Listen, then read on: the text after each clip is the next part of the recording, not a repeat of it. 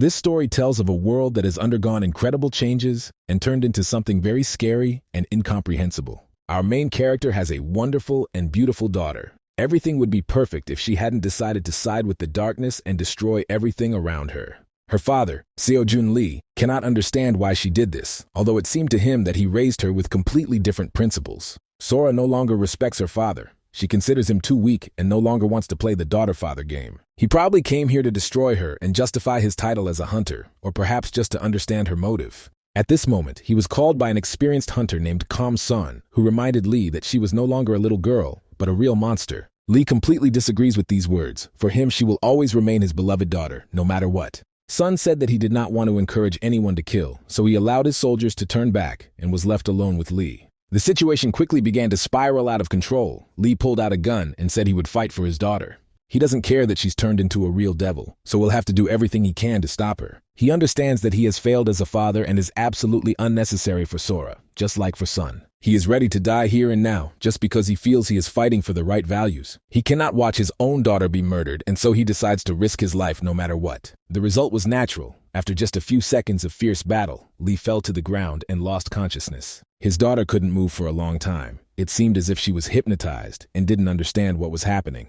Sora hated her father, but now her attitude towards him has changed, and she has decided to act very decisively. Thus, the final boss began the last quest on planet Earth, although at that moment no one understood anything yet. The dying Lee was sad and dreamed of another chance to change everything that had happened and start his journey over.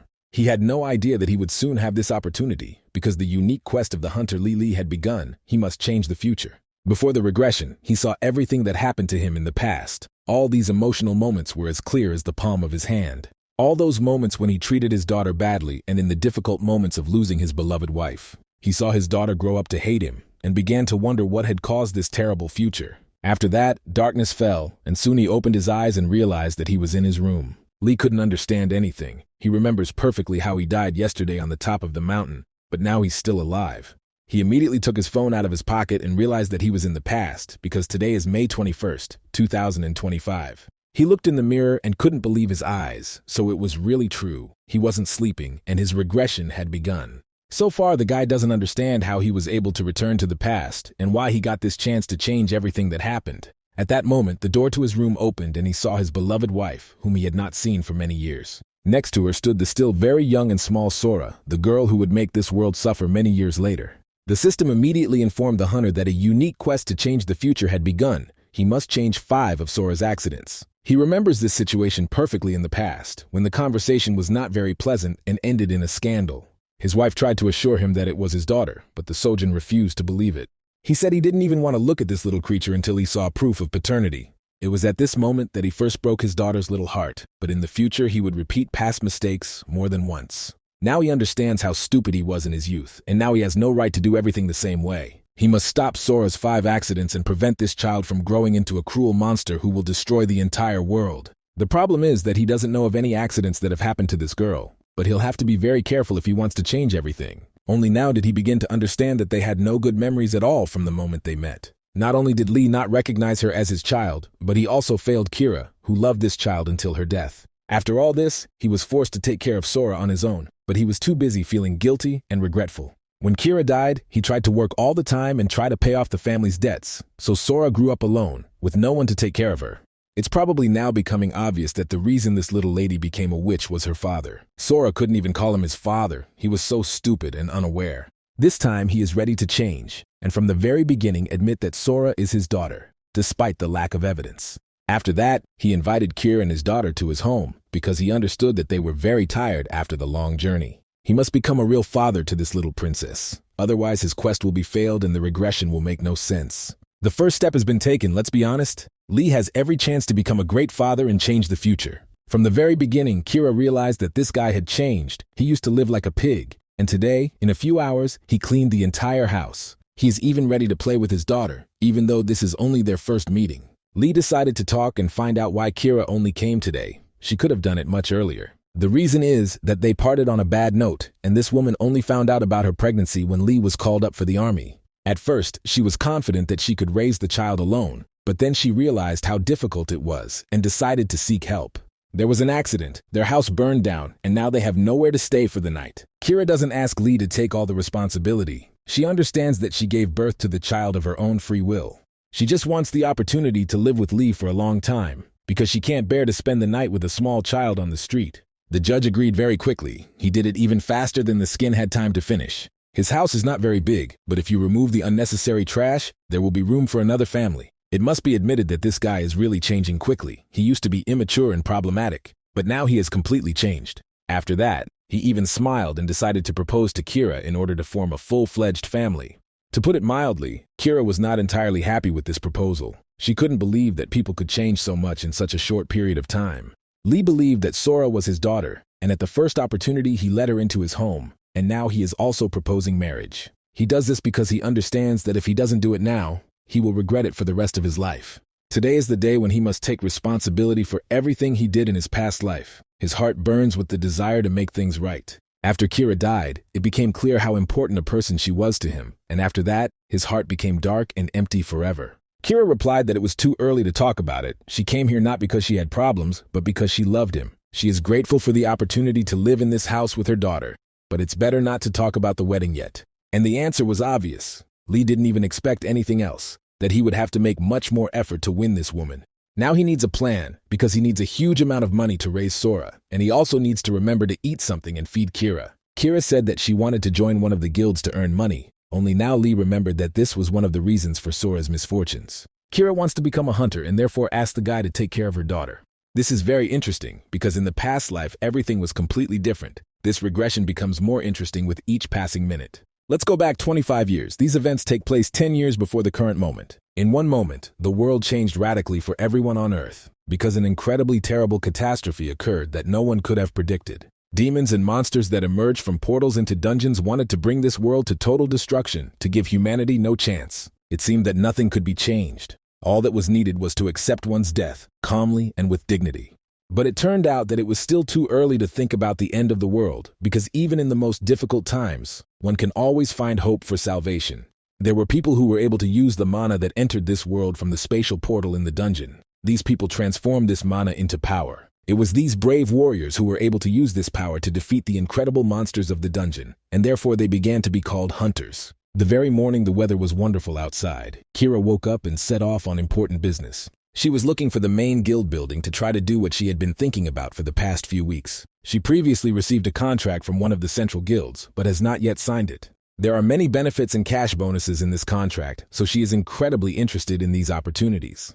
Lee said that hunter contracts are imperfect, with many pitfalls, so guilds are luring young hunters into a trap. They make a lot of money from this, and that's why they do such things, so Lee advises Kira not to take any risks. It's not that simple. If she doesn't sign the contract, she won't be able to pay off her debts and become the master of her own life. He assured her that he was ready to teach her how to hunt monsters on his own, so she could contact him at any time. Now it's obvious that this guy has changed. He's not the same guy she met many years ago.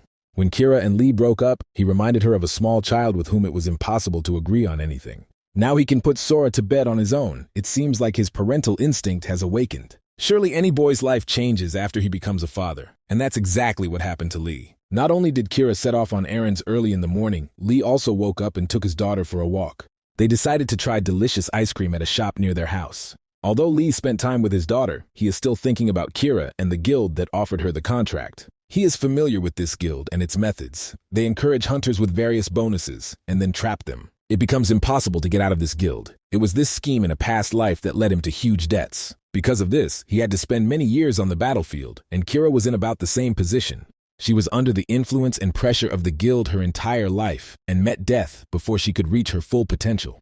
Her death was a heavy blow for his daughter, perhaps one of Sora's 5 misfortunes. Now we need to try to think positively and change our lives for the better, and Lee has been doing this well from the very beginning. His daughter looks happy. In the past, she was hard to spot with a big smile on her face. Sora has also improved her bond with her father. She offers him ice cream and wants him to taste the delicacy as well. The girl had never called him father until today, probably because he was home too little and almost never spoke to her.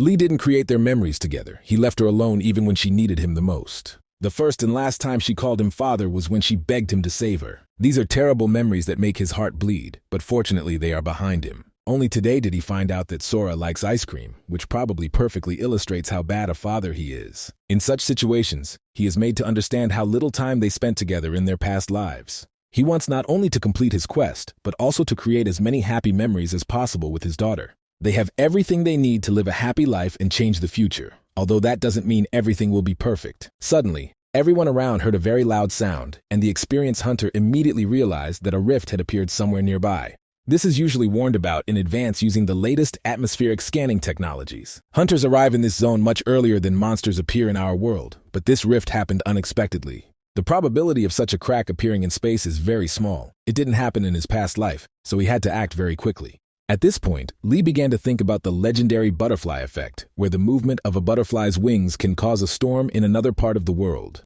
Kira, who had never trusted her daughter with other people, left her with her father, and because of that, everything around her began to change. This happened because of his interference in the timeline. Now the change cannot be avoided. All that remains is to adapt to all this. He tried to take his daughter and escape to a safe place, but it turned out that he had come to a rift. From the gorge into the other world appeared the Cretan bull, a huge titan monster that is difficult to stop. If this monster had come across Lee's path in a past life, it would have destroyed him in a matter of minutes, but now he is an ordinary person. The only thing he is capable of is escaping from the monster, and even that does not guarantee success and saving his child. He realized that he would have to be separated from his daughter for a while and asked her to hide in a safe place and not come out until he gave her permission. Very quickly, the boy began to realize that this monster was only targeting him and didn't care about other people around him. Now he doesn't have any weapons to protect himself, except for the various junk around him. He remembered how Harry Potter could fly on a broomstick and tried to replicate something similar in his situation. The result was not so successful, but if Lee is still alive, then everything is going according to plan.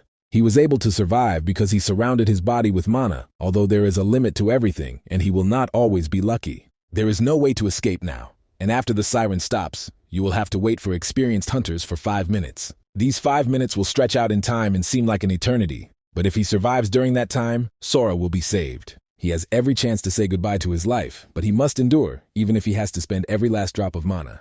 At the beginning of his journey, in a past life, he was too weak to become a full-fledged hunter. Because of this, other fighters left him far behind, and his insecurity grew with each passing day. During these difficult days, he tried to find a way to survive and studied absolutely all the books about monsters. Now Lee knows that the Cretan bull's weak point is its eyes, so he must strike at that area at all costs. He will no longer allow Sora to live a bad life. He must change everything. He has no other choice. With such a weak body, it was impossible to gather enough mana, but his blow still proved powerful and very accurate. Because of the huge bull, everything around began to collapse. He had never met such a devil in his past life. Only a little later did Lee see that Sora was in mortal danger. The house she was standing next to was about to collapse. The little girl began to panic and cry. It seemed to her that nothing could save her, but the father managed to protect his daughter with his body. He appeared before her as a real superhero she had read about in comics, a situation that would forever be etched in her memory. In order to save his daughter, and before that to destroy the Cretan bull, he had to spend too much mana, so Lee was left completely without energy. He understands that he must get up and save his comatose daughter, take her to a safe place, but his body refuses to listen to him. Soon, people in interesting costumes appeared in the problem area.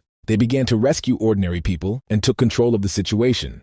Lee knows that these people can be trusted. He saw the mark on their suits and realized that they were experienced hunters. When he opened his eyes and regained consciousness, he realized that he was in the city's central hospital. As soon as Kira heard about what had happened, she immediately left work and went to the hospital. She was terribly worried about her daughter and Lee, and was incredibly happy to see that everyone was alive and well. Sora said that her father saved her life, and at that moment Kira had no chance not to cry. A little later, they calmly went outside to drink coffee. Sora fell asleep, and they had some time to be alone. Kira thanked him for saving her daughter. Lee said that in fact everything was under control, and nothing terrible happened. Although of course he noticed that something strange happened when he was fighting the bull. Someone seemed to use ice magic, and he is sure it was Sora. He told Kira about all this, and saw that the girl was incredibly scared, as if she had been afraid of this conversation her whole life. A little later, Kira said that this couldn't be happening. Sora couldn't even say the word magic, so there couldn't be any witchcraft on her part. Very quickly, Lee realized that Kira was not telling him something. He said that he could be trusted, and there was no point in hiding the truth. After that, it became obvious that Kira now trusts him and is not going to keep the secret. They've been building a relationship with each other lately, so now is the perfect time to take a step forward. Kira admitted that her daughter had indeed learned to use magic, and everything that happened with the bull now made sense. The moment of a difficult conversation came. It turned out that when Kira lost her house, it all happened because of her daughter. Sora completely lost control of her power and destroyed their house. There's nothing to worry about right now, but if others find out about this, their daughter could be taken to a lab for testing. Lee promised that he would replace his daughter at any cost, and Kira could not worry about their future. He never wondered if she was really his daughter. He was sure that she was, and even if it wasn't true, he wasn't going to judge anyone. He trusts Cyrus despite the lack of facts. It's a blind faith he chose, and he will never regret it. In a past life, he would never have said something like that, but instead would have refused any connection with Sora. Now everything has changed, and this has led to Kira treating him completely differently. In her eyes, he had changed. Probably the responsibility had made him a real man. After that, they decided to talk about the guild. Kira learned that there were indeed many slippery points in the contract that could lead to future problems. The girl said that she was not going to willingly fall into the trap, refused the offer, and walked away. Although she looked confident, now no guild wants to make her an offer, and she has no idea what to do next. Lee said he would personally teach her the skills of a hunter, and would also tell her about his hidden techniques. Soon he finished his treatment and, together with Kira and Sora, went to an interesting place. This is where his workshop is located. He wants his family to see this place because it's important to him. Usually workshops are located in shopping malls or guild buildings, but the prices are high there, so his workshop is located in a regular house. Inside you can find a large number of different weapons, all around of the highest quality, and also at affordable prices. They were met by an adult man who, despite his advanced age, remains in excellent physical shape. While Lee was in the hospital, he had enough time to deal with his memories before he was sent back in time. It was at this moment that he remembered this man, the blacksmith, who in a past life had been called the Lord of Iron. His name is Khan. He is a rather strict man, but he is truly a master of his craft, a true professional. All the members bowed to the master and said they wanted to become hunters. In response, Kang immediately started laughing out loud. He realized that these people knew how to properly greet new acquaintances. After that, Kira and Lee began to choose their weapons. To achieve success in hunting, you need to choose a weapon that will always come to the rescue in difficult times. Lee is sure that a bow would be perfect for Kira. She knows how to concentrate and stay calm in critical situations, so she is the perfect archer. She was offered a couple of test shots, but the girl refused and said that she trusted Lee's choice because he knew what he was talking about. When they saw the price for all these weapons, they almost fainted from shock. It's all too expensive, but Lee assured me he could pay because he had money he had been saving for something special. He had already promised Kira to help her become stronger, so now there was no turning back. Sora watched their conversation and decided to intervene to help her parents. She said she was ready to give up eating ice cream so her parents could afford to buy the necessary weapons. Looking at this girl, without noticing some nuances, it seems that she is an ordinary, kind, and attentive child. Only her mother sees how mature this child is for her age. Probably all this happened because they always lived quite poorly. Kira really wants her daughter to have everything, and she didn't deny herself anything. It was for her sake that she decided to become a hunter. It is a risky and dangerous profession, but a profession that pays quite well. Kang really liked this family, especially their beautiful daughter, so he decided to give a discount to new customers. They will only pay for the materials for the weapon. The work of the craftsman himself will be free. Thus, the satisfied family left the store with new weapons. Now they can move forward according to plan. Lee suggested that Kerr train together and then go into the dungeons and act as a real team. Soon they went to the training ground to improve their abilities. Kira watched all the Lord of the Rings movies. She took an example from Legolas, and now she almost always shoots accurately on target. Her progress is really very fast. Sometimes she even manages to destroy trees with her arrows. Lee and Sora watch her training with pleasure. It seems as if the whole family lives with one goal. They were at the store and brought food for their mother. After a hard workout, you need to be able to eat well and rest. This is an ideal place for training. There is almost no one around because it is a space hidden deep in the mountains. He trained here before returning to the past, and now, in just a few weeks, he has taught the mother of his child all the basics of martial arts. They were able to practice before heading into the dungeon, so now they are much better prepared for the new challenges. By the way, he is very surprised that Kira was able to pierce through a tree with ordinary arrows. It seems like she was born with a bow in her hands. In the past, due to guild rules, Kira was forced to fight with a sword, but had no talent in using this weapon. She constantly broke her sword in the middle of battle and failed until she tried using a bow and showed her talents. They talked about using mana. Sora listened carefully to her parents and said that she also knew how to use it and could teach her mother. She kept repeating the word mana. Kira hardly guessed that her daughter could become a creature in the future that would destroy the entire world. Soon Sora demonstrated her talents. Her father noted her talent but asked her to be more careful with her powers. The main thing is to be able to disperse your mana level and not concentrate too much of this energy in your hands. For her own safety, she must be constantly monitored, and someone must be found to look after Sora while her parents are in the dungeon. Lee assured that he has someone who will perfectly handle this role, so Kira need not worry. No matter how much he tried to use knowledge from the past, not everything turned out as well as he would have liked. He came to his father to ask for help, although this man is not inclined to help his son. I had to tell him about Kira and their love, which led to the birth of this beautiful girl. Lee also said that he proposed to Kira. They began planning the wedding, but Kira refused. He would have to tell his father all the details of this matter later, but in any case, Sora was his granddaughter. This man's name is Jae Hwan, and he won't be able to resist that cute face and big eyes. When he heard Sora call him Grandpa, he immediately melted like ice in the sun. Very quickly they agreed to cooperate, and Lee returned to Kur. Now they can calmly go about their business. The dungeon is already waiting for them, but first they need to pick up the bracelets they ordered a week ago. This bracelet contains the stone that Sora found, also called the Light of Mana. While at the workshop, Sora looked at different weapons and tried to choose one she liked. Kan promised to give her one item of her choice, and that's why she chose a blue stone. It seemed like there was only trash around, but then it turned out that she found something very valuable. The Mana Light is a stone that begins to glow when it senses mana near it. It is used to search for artifacts, and it is a rather expensive item. The daughter gave this stone to her father. She saw that he was interested and decided to thank him for saving her during the rift. Now this stone has been added to a bracelet, and Lee will carry it with her, hoping to experience all the beneficial properties of this stone. While talking, Lee and Kira saw a large crowd of people near them. They all look excited because they are watching a real star. This glamorous guy's name is Sehun. This is a fairly famous hunter and TV star. Many people know about him because he is a high-class hunter. He became famous by starting to advertise his guild on television. Some are even sure that in reality Sehun is not a talented hunter at all, but became famous only through his appearance. Lee doesn't want to see this hunter again, because Suho is the master of the Knights Guild, which was engaged in collecting a debt from Cyrus. They bought everything they needed and were about to leave, but at that moment the dungeon began to collapse, right in the shopping center. It seemed like an earthquake, but the people around were already used to the fact that after such sounds, terrible creatures crawl out of the abyss. It has become very dangerous in the middle of the shopping mall, and with the help of his experience, Lee understands that this is just the beginning, so they can't lose concentration.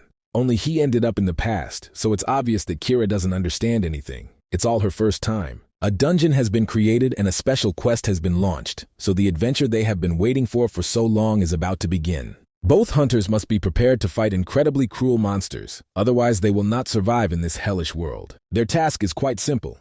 They need to clear the dungeon, that is, clear the destroyed shopping center. People around started to panic, the door was locked, and no one could get out. A huge number of monsters have appeared around, and Kira doesn't quite understand how to clear this dungeon. Lee decided not to explain anything to her and immediately jumped forward towards the danger. He saw that one guy was about to be eaten by these stinking spiders, so he had to intervene and save the poor jewelry seller. Lee is sure that by uniting with the hunters it will be much easier to destroy all these monsters, so he asked Kira to come down to him. Now they must try to save as many people as possible until other hunters arrive. The monsters in the shopping mall were of different sizes. Sometimes you could find a spider bigger than a bear. It soon turned out that the legendary Darren was located in this shopping center. This girl is a hunter who fought monsters until the very end of the world, but she shouldn't be here now. Lee was trying to understand why she was here and completely forgot that Kira was nearby, watching him.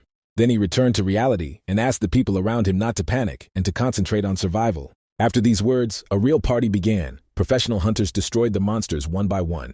A huge amount of blood from these filthy creatures could be seen all around, and the hunters demonstrated why they are considered humanity's last hope. Within a few hours, the shopping mall was completely cleared. People were rescued, and the last monster was killed. For her first battle, Kira showed great potential and did a good job with her task.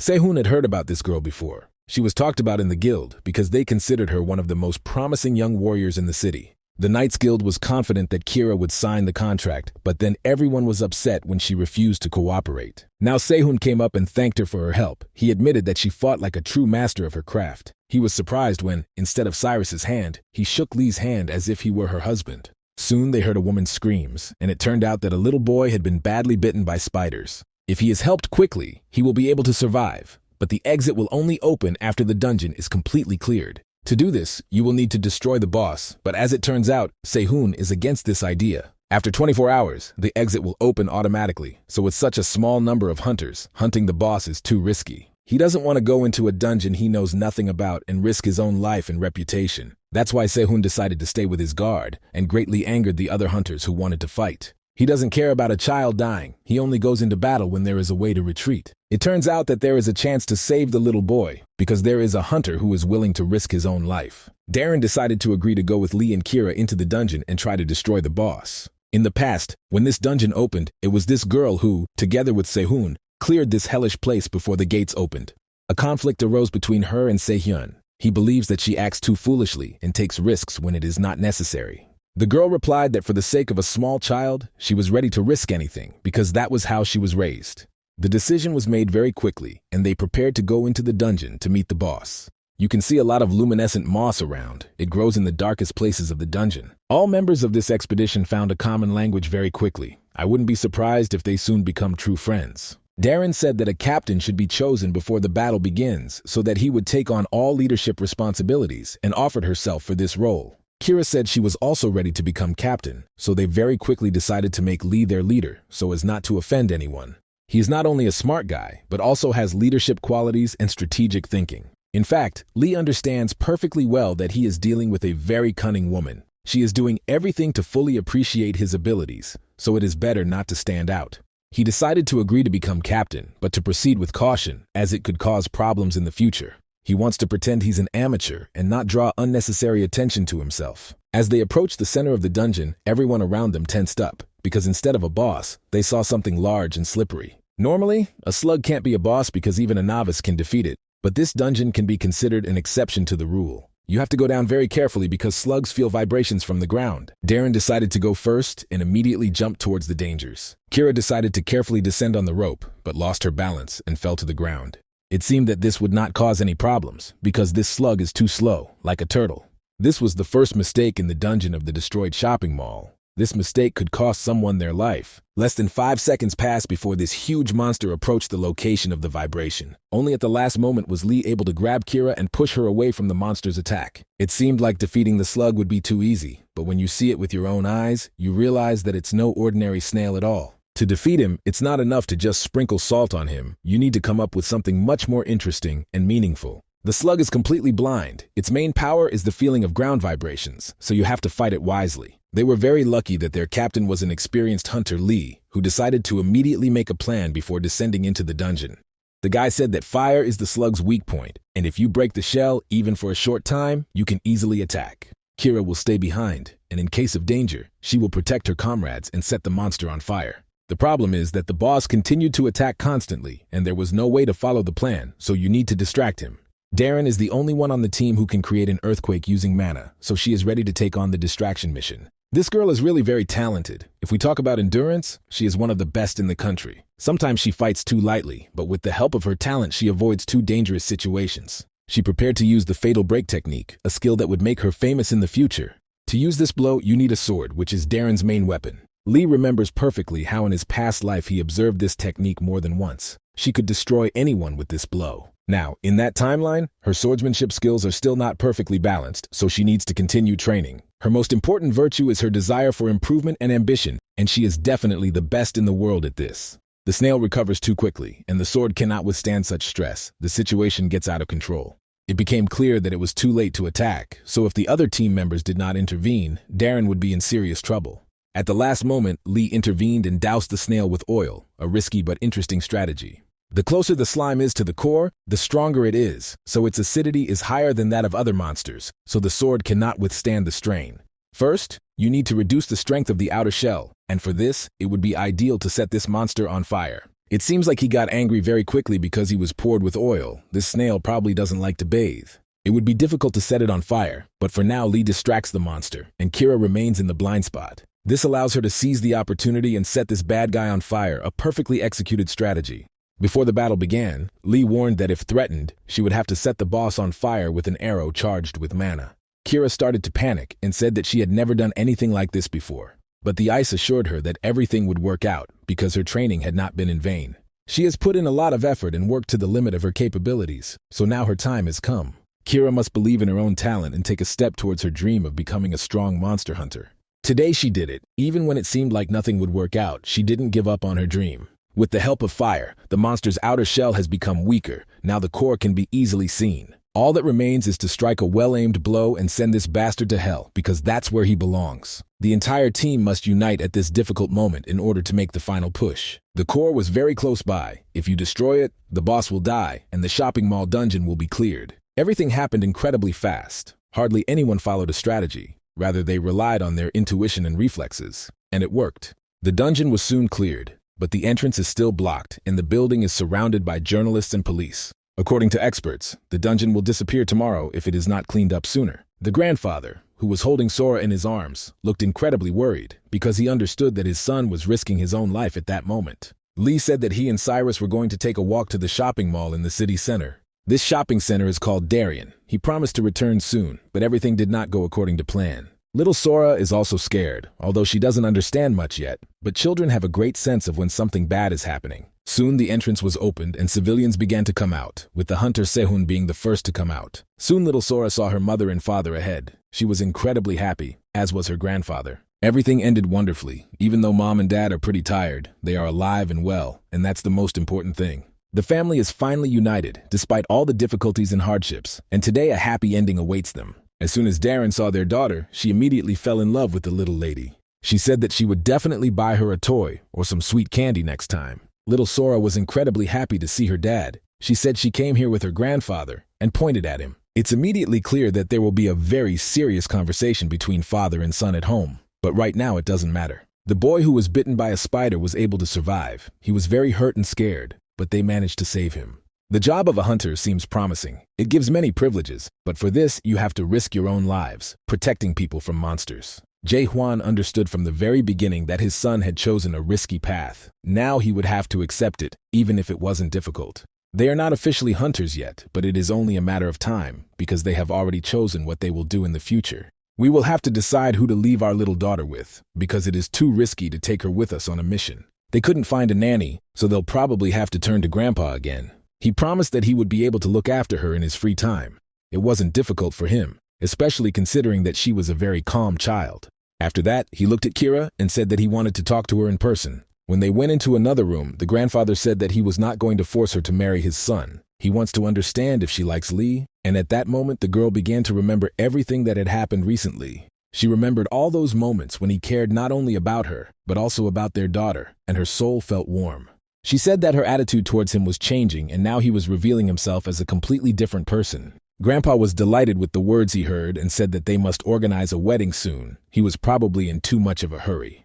Jae Hwan understands perfectly well what this lady has gone through. Even though she has already become a mother, she is still too young. When Sora was just born, no one supported Kira. Her parents died many years ago, and Lee was not there during difficult moments in her life. Sometimes Kira blamed herself for all this. It seemed to her that because of her difficult character, the people around her were abandoning her. They had a bad relationship with Lee, and besides, it was she who initiated the latest conflict. The young mother was confident that she could cope with motherhood and at the same time be a successful businesswoman. She wanted to raise her daughter and also work full-time, but if she had a little experience, she understood that this was impossible. During difficult moments in her life, she thought about Lee a million times, but tried to forget about him and continue her journey alone. There were more and more difficult moments in her life. One day Sora became seriously ill, and Kira thought about writing to Lee again. However, she didn't do it because she hoped that her energy would be enough for the child. Problems became more serious after Sora developed extraordinary abilities, although the little girl had not yet learned to control them.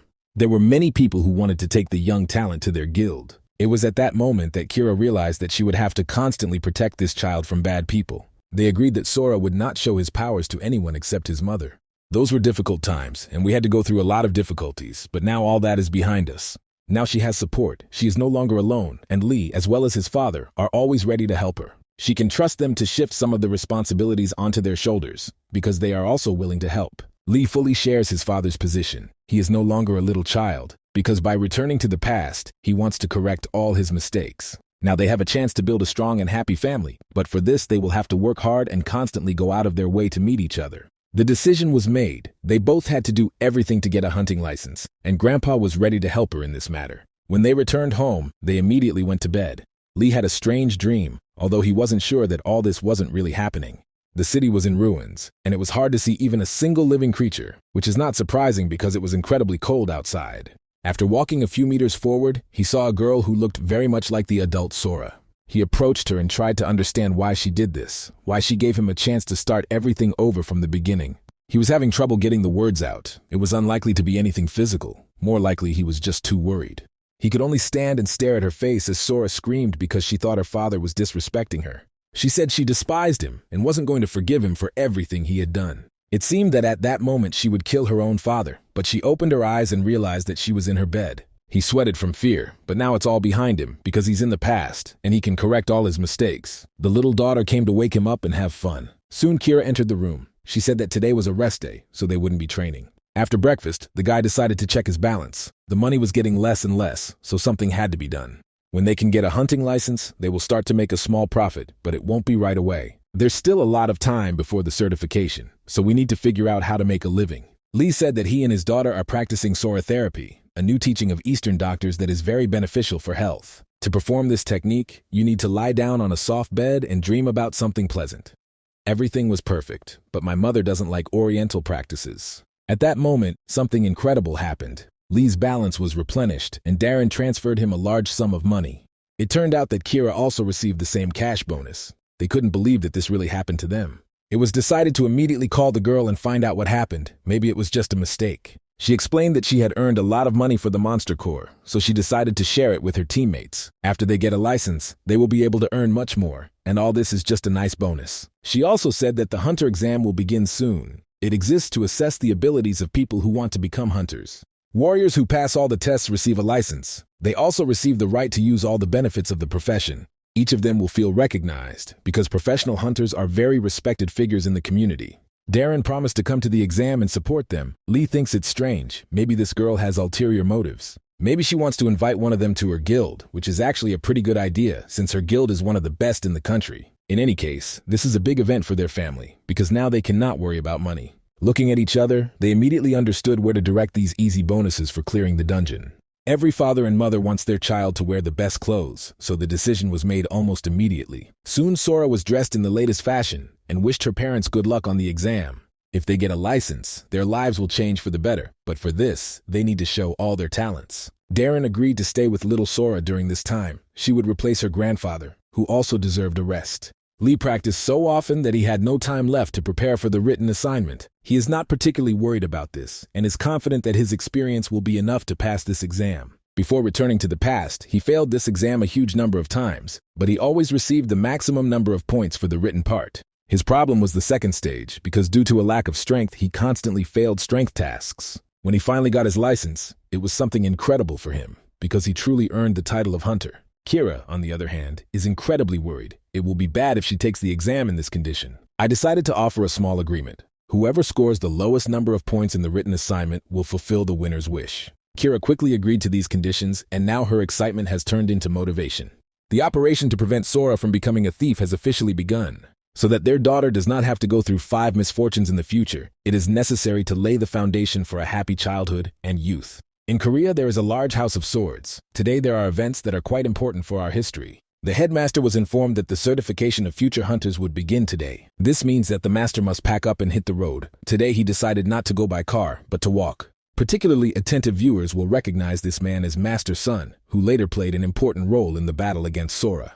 Let's go back to taking the exam to become a professional hunter. Our main characters were able to successfully pass the written test. It turned out to be quite easy. Now they will have to face an artificial monster. They must defeat it in a limited time and not get seriously injured.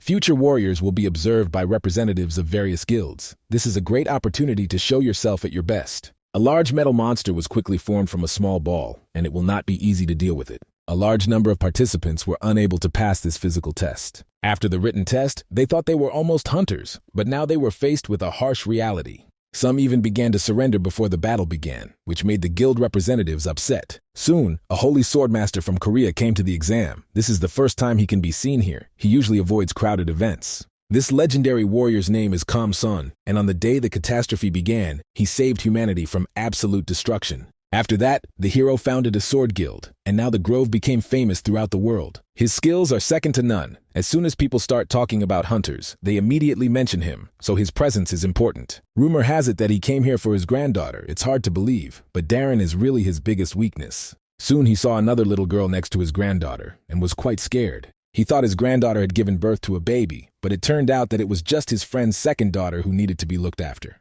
Little Sora called her grandfather Santa Claus. To be honest, he looks quite like him. After that, the conversation about the exam began. The Holy Sword was dissatisfied with this year's representatives. He said that they were too weak. That was until the 28th member of Team D passed the test in 1 minute. Thanks to her hard training, Kira was able to easily cope with this physical task, and Lee immediately congratulated her on her success. After that, it was his turn to face the Iron Monster. Now we will see what he is capable of in real combat. The guy looked determined and wanted to finish the test as quickly as possible, but a shadow of uncertainty crept under his skin. In his past life, he often failed physical tests, so now it is very important to forget about the past and move forward. This is a chance to start over with a clean slate, but for some reason, Lee can't even move. The people around him thought he was scared, and only the Holy Sword understood that this guy was trying to analyze his opponent and the situation around him. At the last moment, when it seemed that the monster would tear his head off, Lee easily dodged and avoided meeting death. Having passed this test countless times in the past, he had learned the monster's weaknesses. There is a huge hole in his armor. All that remains is to use this knowledge and destroy his opponent. Everyone knows that the weak points of training monsters are their joints, but our main character knows something more than everyone else. He acted completely atypically and surprised the esteemed audience with his battle strategy. The guild representatives had almost fallen asleep watching the weak warriors, but now they were all awake and very attentive. No one could take their eyes off what was happening in the training arena because Lee was able to get the monster's core. He officially passed the physical test and destroyed this Terminator with ease. He did it in just 14 seconds, so we can talk about a new competition record. He immediately ran to Cyrus to celebrate their joint success with her. It was probably for the sake of these two hunters that Darren called her grandfather to this exam. Of course, everyone can see the opponent's weak point, but thinking through a strategy from start to finish and getting the core is a completely different level. After they received their hunting licenses, it was time to celebrate the victory. The exam drained all her strength, so Darren invited her friends over for a delicious dinner to restore her energy balance together. She promised to pay for everything because she had recently cleared another dungeon and made a lot of money. The girl is not worried about finances at all. She is sure that in the future, when they start earning, they will be able to thank her. From the very beginning, Lee thought that she would want to invite them to her guild. He must have been too suspicious of her. A good attitude towards him, along with a feeling of gratitude, causes anxiety, the impression that there is some hidden meaning in this. Not only because of how Darren was remembered, but also because the legendary Kamson was her grandfather. After that, the daughter of the legendary warrior decided to ask where her friends bought their new weapons. If he introduces her to his weapons master, then in the future, the blacksmith will definitely be introduced to the Holy Sword. The meeting of the best hunter and the best blacksmith can really have a big impact on the world. The problem is that all this has to happen much later, in the future, so this could again lead to the butterfly effect. A little later, they returned home and began preparing for their careers as hunters. Lee told Kira that he introduced their weapons master to Darren. The girl wants to change her weapons, so she needs a professional blacksmith. Lately, Lee has been thinking too much about the butterfly effect, and his anxiety has increased significantly because of it. When he heard the request to meet the blacksmith, he began to get incredibly worried. Then he felt a little better, because he realized that Darren was actually a good person. She only did good things and brought goodness into the world. This is no longer the same Darren who was drowning in a sea of problems. Now this girl can be trusted. It should also be noted that Kira and Lee have not yet officially become hunters. They are preparing to start their careers, but for this, they need to pass another exam. They hope that everything will go well and they will finally be able to make a living with their talents. Kira felt it was the perfect moment to thank her daughter's father for his help. He put in a huge amount of effort to ensure that she passed her first hunter exam. It was the first time Lee saw her drunk. She must have been celebrating her victory too much. In any case, he's pleased to hear these words. They will still have time for such conversations after receiving their license. He could not even imagine that this conversation could lead to events that did not happen in his past life. But now we are transported to Kunak Mountain. The final stage of becoming a hunter is clearing an entry-level dungeon in a room with random people. The final score stems from the hunter's ability to work as a team, so it is this aspect that will decide whether they receive a license or not.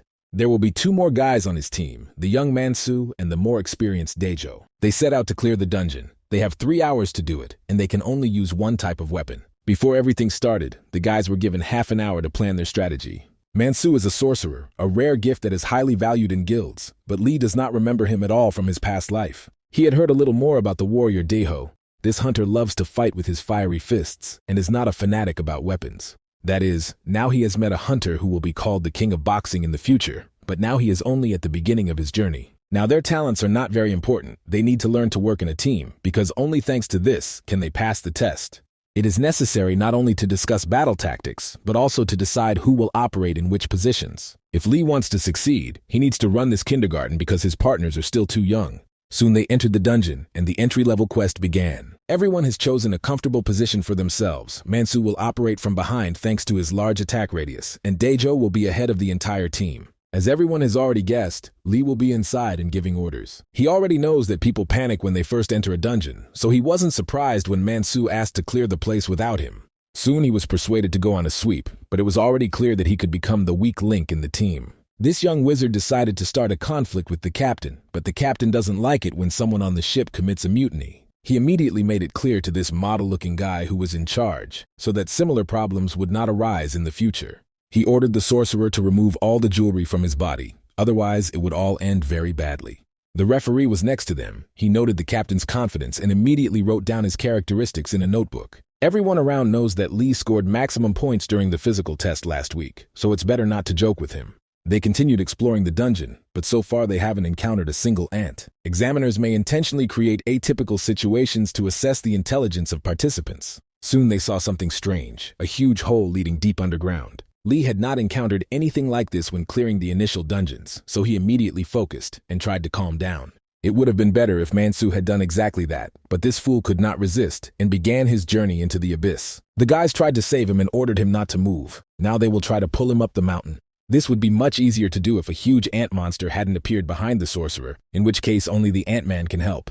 The guys realized that now it would be too difficult to help their friend because the monster was taking him with it into the abyss. I had to jump into this hole and end up outside the exam just to save my friend. They are the first to enter the mysterious dungeon, so a special quest has been started, and now they are required to clear out the antlion's lair. As soon as they realized they were in a mysterious dungeon, they immediately began to look in different directions and explore the area. Rumor has it that unusual situations can occur during exams, but considering the reaction of their judge, everything that happened was not planned. There was no lair in this dungeon before Lee's regression, so the butterfly effect that Lee talks about so much must have worked again.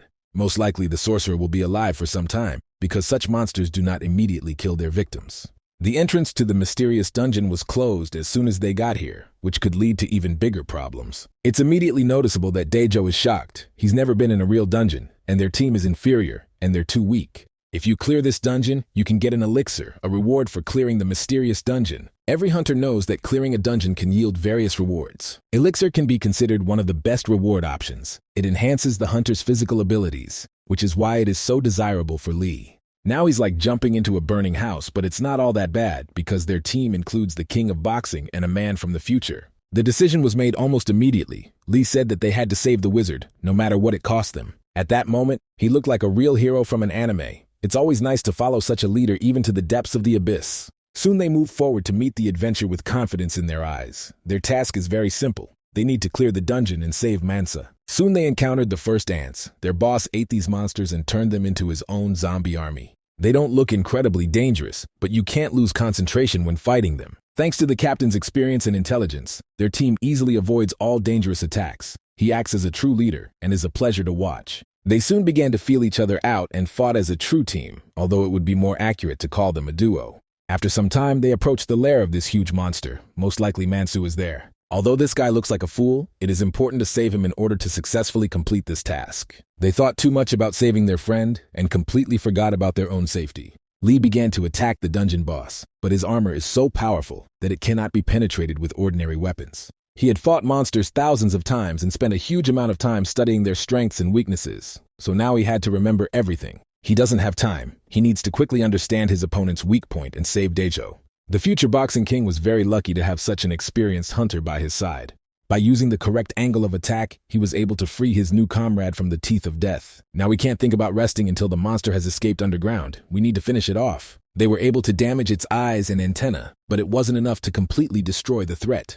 To win, you need to support each other. If Lee acts alone, he won't succeed. Previously, everyone laughed at Daejo. It was believed that only a fool could give up weapons and fight with his fists. He was rejected by various guilds and didn't want to take their teams. You could even say that this guy was a loser. Today I found a person who believes in him and thinks his fighting style is incredible. This person is Lee. He said that Daejo was the strongest hunter of all the insects he had seen, and this made Daejo work at his full potential.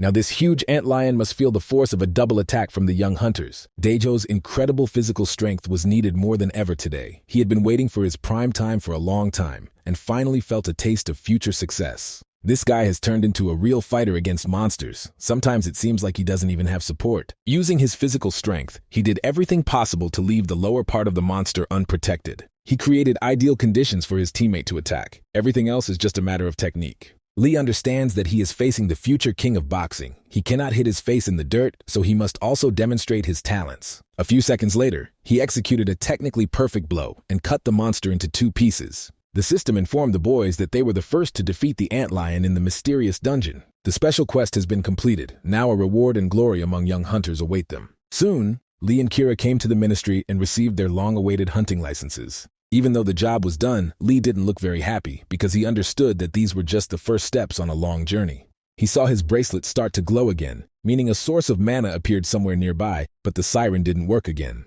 He began to panic. Just like Kira, strange things were happening around them, so trouble awaited them again. Before that, Sora looked upset. It turned out that her mother didn't let her eat the lollipop and thus upset her daughter. It's hard to believe, but now this surge of energy is connected to Sora. It seems she has finally decided to get what she wants. Like the story of a ruined house and the Cretan bull that destroyed it, this girl's magic is getting out of control. Soon they returned home and put their daughter to bed. It was time to talk about what had happened. From the very beginning, they couldn't even imagine that their daughter wasn't that capable. But now they have to decide what to do with Sora's talents. Lee decided to dig deeper and find out what happened when their house was destroyed, which led to this situation. Kira said that she and her daughter had an unpleasant conversation that day because Sora wanted to find her father. Hearing that she would never see him again, she began to cry, and then the house was destroyed.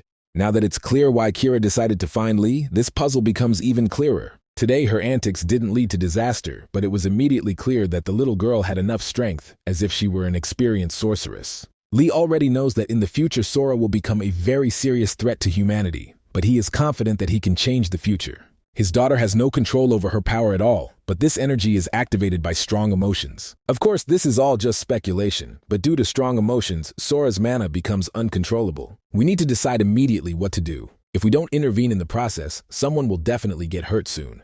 In his past life, Sora's strength grew just as quickly, and his father also didn't know what to do. He was left without a wife and was busy with work, so sometimes he didn't even notice his daughter's growing energy. Honestly, he didn't even suspect that this could go too far, but now he understood something. One of the reasons Sora's magic is strengthened is because it is located where there is too little mana. If you take her to a place where there is enough mana, the situation may improve. There are only 2 such places in the world, a dungeon and a battlefield. It's obvious that Mom is against such excursions. It's incredibly dangerous, and something terrible could happen at any moment. Her father is also afraid to take her to such dangerous places, even knowing what a thief she will be in the future. We must not forget that now this is a small child who wants love and support. It's a strange situation. In order to save her from a terrible future, she must be confronted with danger. There is no guarantee that doing this will change the future, but it is at least an attempt to improve the situation. Kira is ready to believe in Lee's strategy. They can go there with their daughter and protect her from the monsters. The main thing is that she be present in a city that is saturated with mana, and her parents will be responsible for her protection. Children are usually not allowed in such places, so you will have to call friends and ask for help. The next morning, the young family set off for the legendary sword house in Korea. They were immediately met by Darren. This girl always comes to the rescue in difficult situations. The daughter of the Holy Sword is always very happy to see Sora, so she will not refuse to help this young lady. Lee explained that they had come to ask for help, but first they had to go into the house. It turned out that the house is located on a high mountain, and in order to reach the entrance, you need to overcome a long distance. Kira and Lee are in good physical condition, but they barely slept last night, so they are not very prepared for the challenges. As soon as they reached their destination, they put their daughter to bed and fell asleep next to her. The sacred sword area is built in the traditional Korean style, which was invented during the Joseon dynasty. Soon it was time to talk a little, and Darren asked what exactly they wanted to ask her. While little Sora slept peacefully, the adults talked about her problem and tried to find the right solution. Darren couldn't miss the opportunity to take a picture of the sleeping princess and completely forgot about the serious conversation. Let's talk about faults. They come in 3 types, and the first that comes to mind are cracks that release monsters and then disappear. There are also erosions. They charge large buildings and create dungeons. And of course, you can't ignore the constant rifts. They don't disappear and release monsters after a certain amount of time. The battlefield arises in places where a large number of such faults are concentrated. A young family wants to take advantage of such a place. Darren immediately agreed. They introduced her to the best blacksmith in the world, so now she feels obligated to thank her friends. The young family expected it to be a long and difficult negotiation, but it all ended almost immediately. Soon Darren went out to talk to her grandfather. She was away from her friends for a while. At that moment, a young girl entered the room and said that Darren had a guest. Lee couldn't believe his eyes when he saw the young and famous hunter Se-hyun in front of him. They had already met during the dungeon crawl in the shopping mall and understood what kind of person this was. He came even after being humiliated by Darren, and judging by his reaction, it was his first time here. Before leaving, Se-hyun pointed his finger at Lee and said that they needed to talk. It is not known what the conversation will be about, but the mere invitation to dialogue is enough to make Lee start to worry. They went outside to talk, Lee looking upset because he couldn't kick this guy out of someone else's house. It turned out that he came here to collect a reward for clearing out the shopping mall dungeon. This guy has completely lost his mind. He believes he discovered this dungeon, and therefore is entitled to his share of the profits. He wanted to clean up the place after the entrance opened, but he was beaten to it and done so without permission.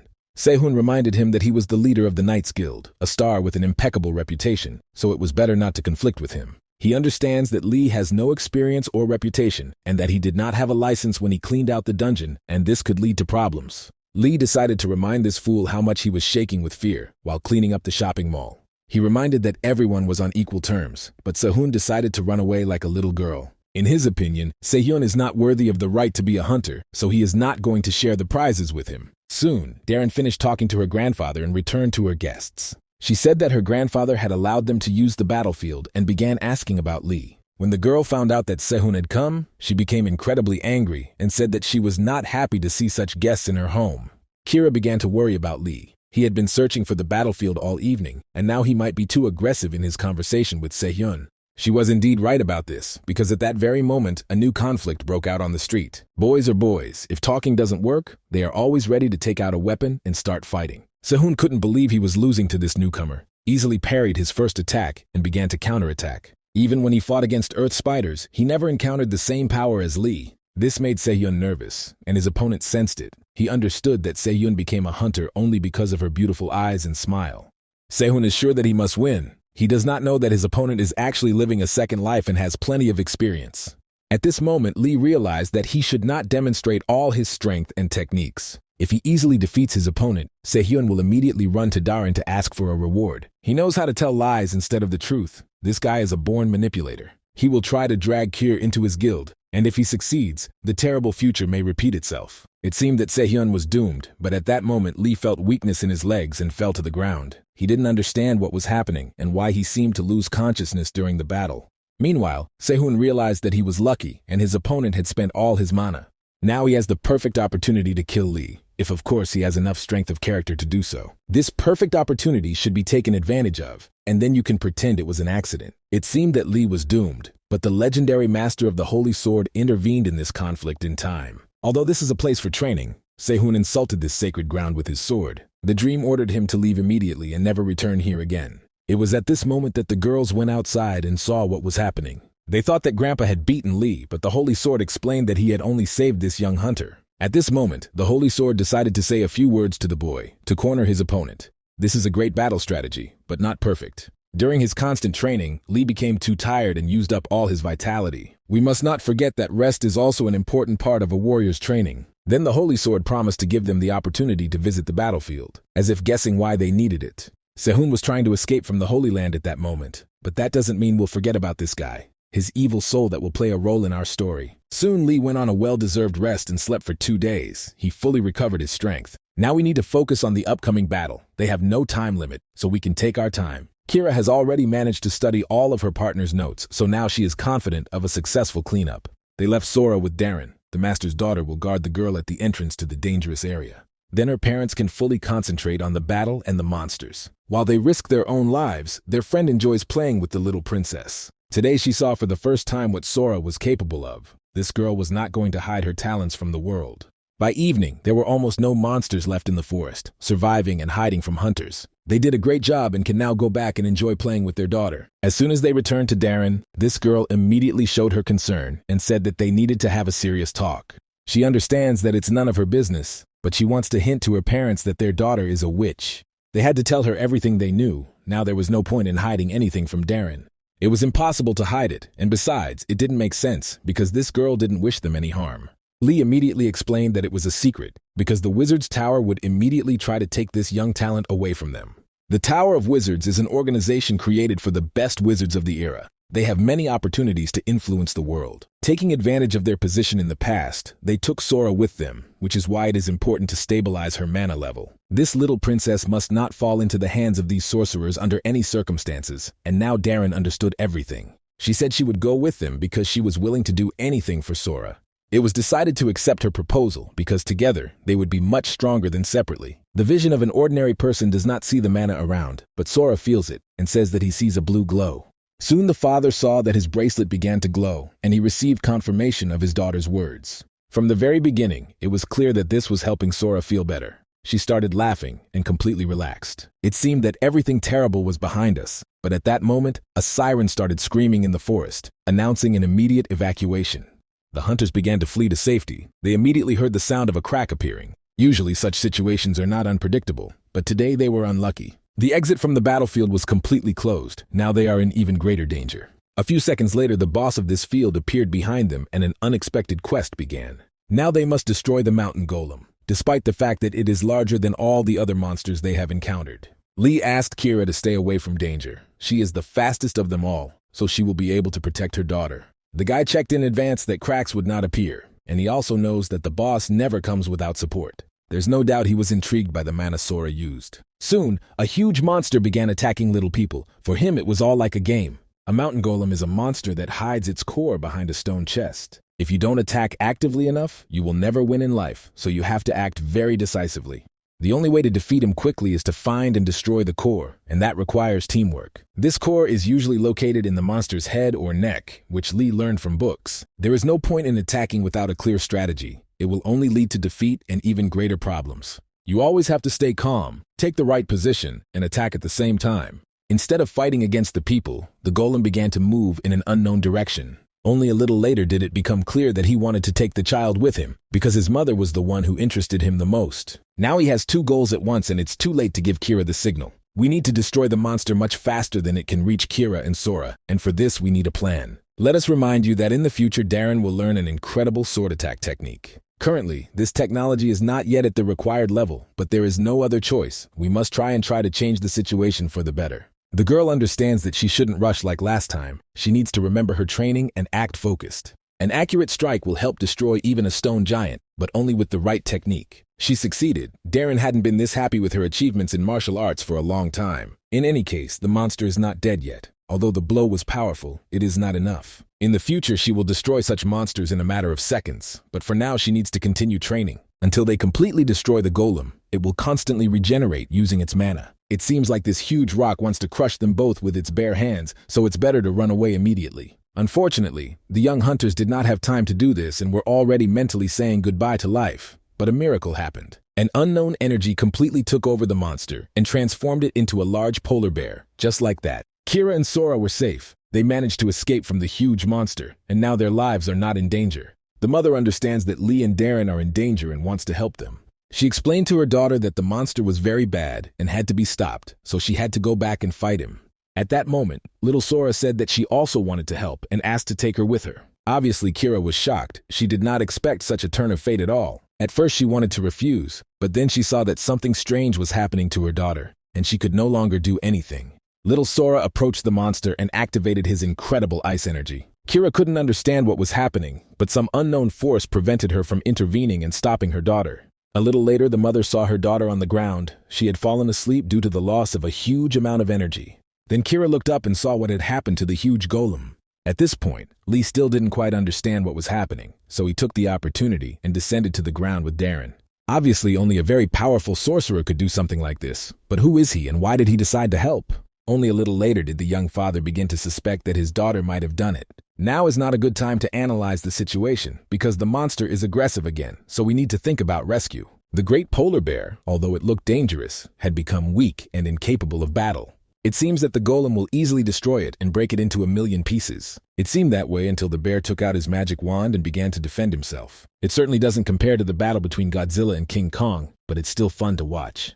As if hypnotized, Lee and Darren watched this battle and couldn't even move. Soon the bear began to win and crushed his stone friend. He was able to extract its inner core and destroy it, and at that moment the system immediately reported victory over the glass golem. The unexpected quest was completed. The battlefield was completely cleared, so the worst was behind us. Soon the young family returned home for a well-deserved rest. They have a lot to talk about today. Darren promised that no one would find out about what happened in the mountains, so her friends could sleep peacefully.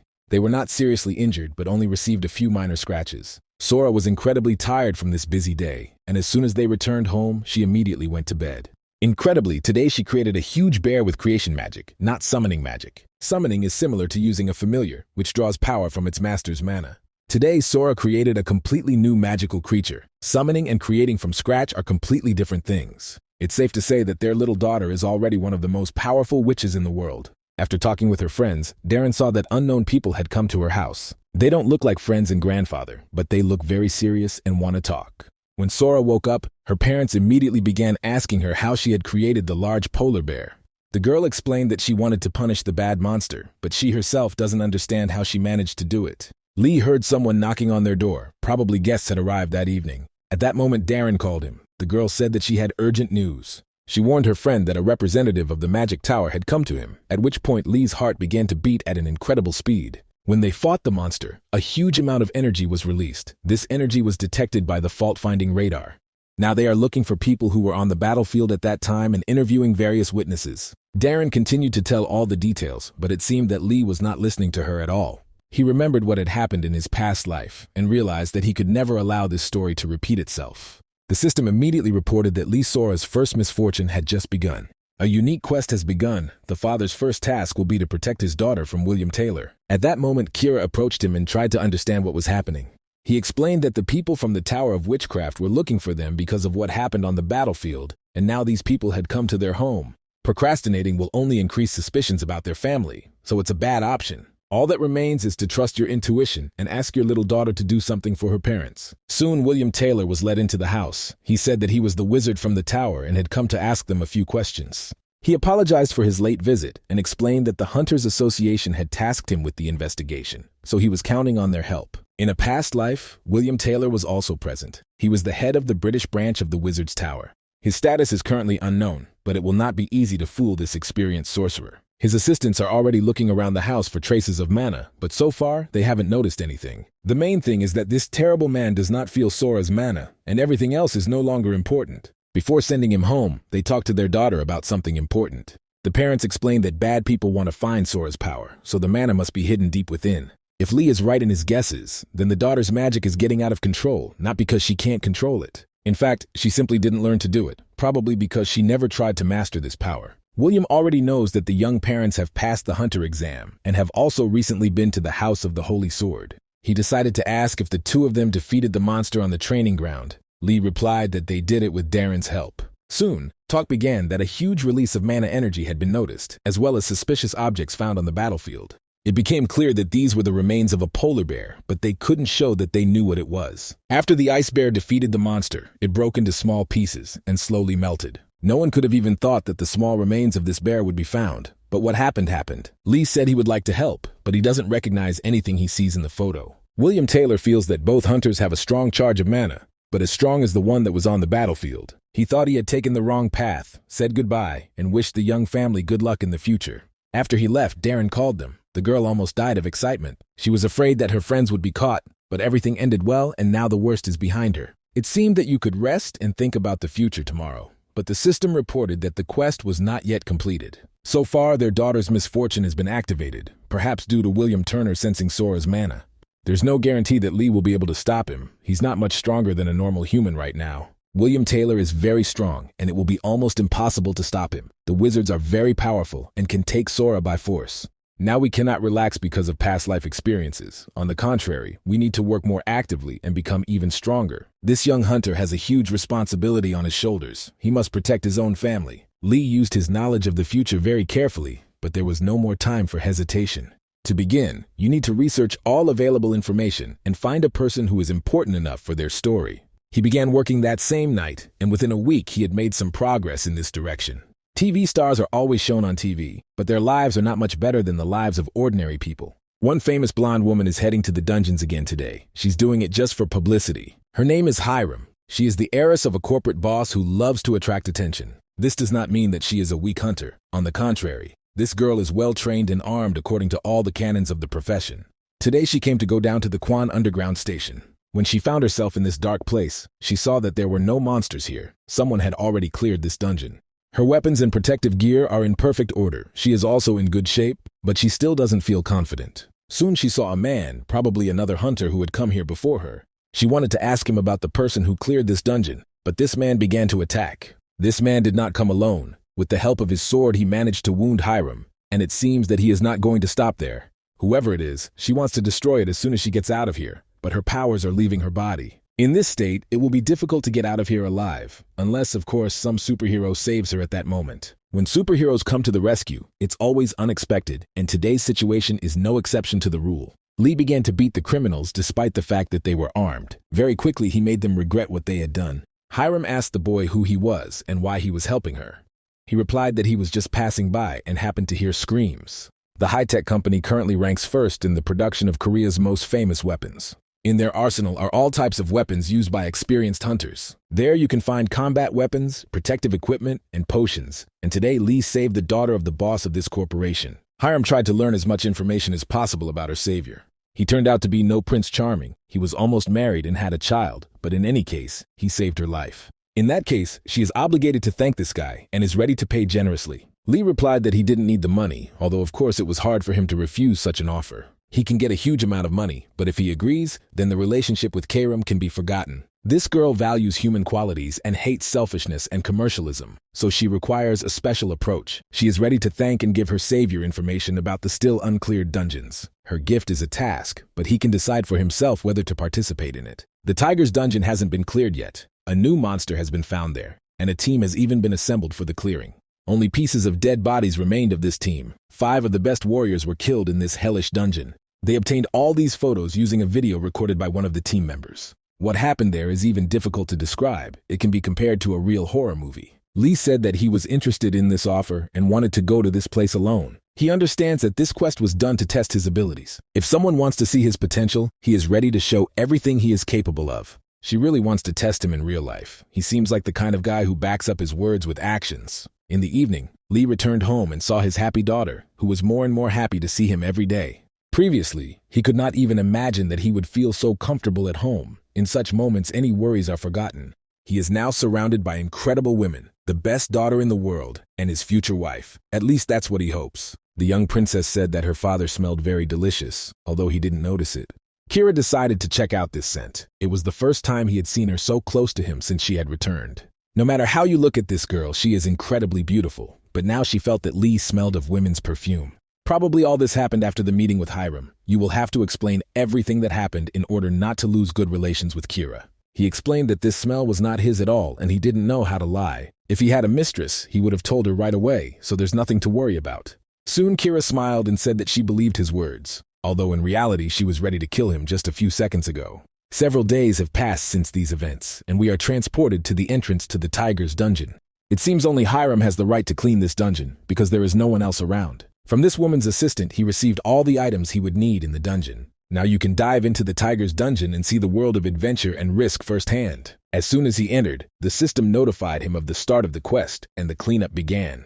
The biggest danger of this place is the incredible darkness. Even a powerful flashlight won't help. Of course, this shouldn't stop our hero, especially if he can use the night snowflake. This elixir, which allows you to see in the dark, he received after defeating a large ant monster. As soon as the elixir was applied, Lee immediately felt the effect and began to see well in the dark. His daughter is waiting for him at home, so he must clean up the place and return to his family. A huge number of monsters have been waiting for fresh blood for a long time, so all parties are happy. These monsters are professional hunter-killers. Their main strength is not technology at all, but numerical superiority. They haven't studied martial arts, so they're easy to defeat alone, but when there are many of them, they become a real problem. At one point, the monsters stopped attacking the boy. He didn't understand what was happening until he turned his head and saw what was behind him.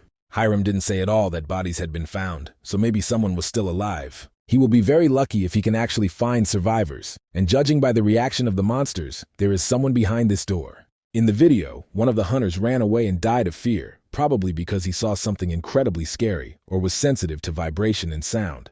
Soon Lee realized what had scared the hunter so much. He met this monster in person and regretted being born. He had never seen anything like it in his life. He had not even read about such monsters in his books in the past.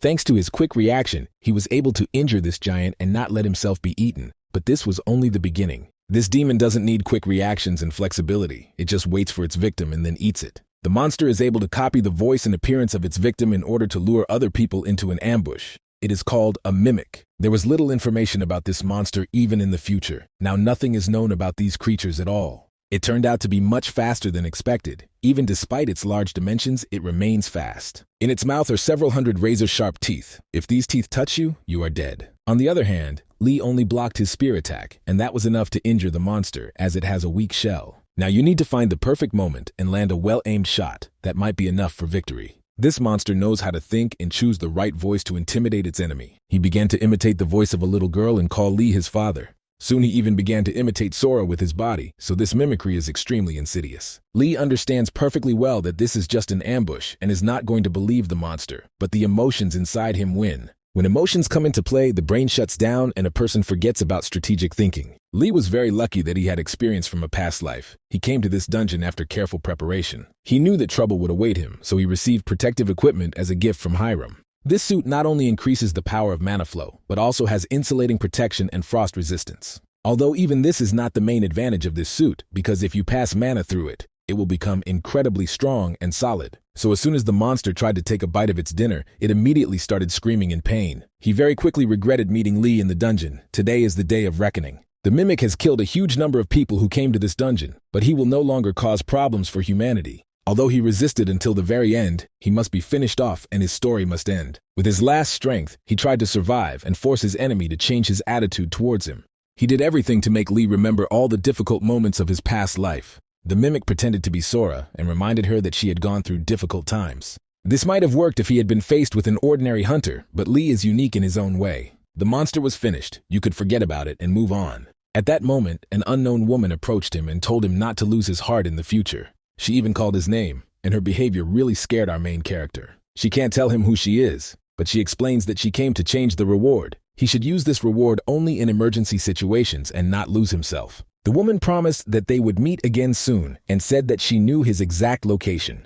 Lee tried to stop her, but she disappeared and the system reported that the dungeon had been cleared. A few hours after these events, he returned to his home. He was met again by his happy daughter. She was smiling and wanted to hug her dad. It wasn't easy for him. He was remembering the events of today and didn't feel very comfortable. Any battle with monsters takes a piece of the hunter's soul. These monsters change a person from the inside, but few people know about it. My daughter had been waiting for him all this time. It seemed like they hadn't seen each other for a very long time.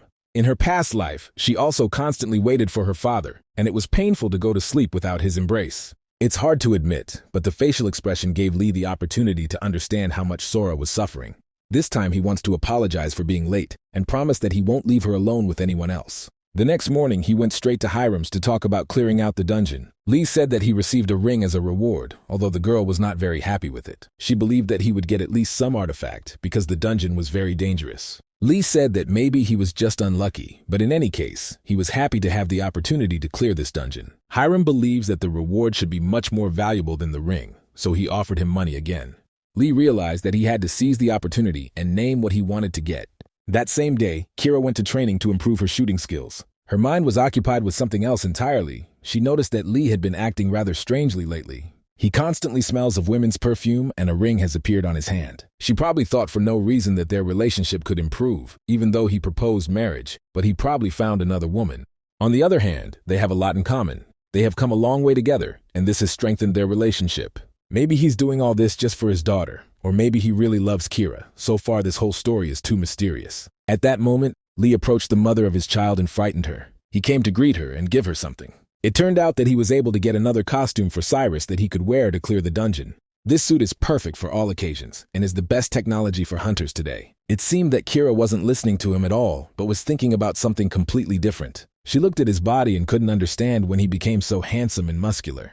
A little later, she remembered the suit again and thanked him for the gift. In exchange for this costume, he received another request to clear a dangerous dungeon. He showed Kira the contract and said that now they had a new mission that they could go on together. The girl agreed and soon they found themselves on the border of Seoul. 5 to 10 people are needed to complete the dungeon, so we had to assemble a team. First of all, They called their friend Darren, who is 22 years old, and a swordsman who has already established herself at the highest level. After that, it was decided to take Daecho with him. He has more experience and also very strong fists. Then Lee suggested taking Hiram to the team. She would add balance to them. Of course, they all don't have the best experience, but in the future they will become outstanding warriors. Lee hopes that doesn't stop these hunters from showing their potential, or maybe he's just being too modest. Now it was time to choose a captain, and all the team members looked at Lee at the same time. They made it clear to him that they considered him the ideal candidate for the role of captain, so this problem was also quickly resolved. Now it's time to go into a dangerous dungeon and face a large number of monsters. This time their team is much larger than usual, and this may lead to unexpected plot twists. Soon a new quest was started. They must clear the dungeons of an ancient tomb of forgotten warriors. Daeho immediately demonstrated his fist-fighting talent and knocked out the first monster. It really looked impressive, but now he would have to repeat this trick with other demons. You can't do it here without the help of your comrades, but that's exactly why they came here together. Very quickly, Lee and company began destroying the Draugr, which in Norse mythology are the dead who came back to life and began to take revenge. Soon, Lee noticed something interesting. His ring began to absorb the souls of monsters. Currently, there is one soul in his ring, but this number may increase in the future. He decided that all this was unnecessary nonsense and did not pay any special attention to this situation, so he continued to destroy the enemies. Hiram wanted to help, but her comrades mixed with monsters, and she might accidentally kill one of her friends.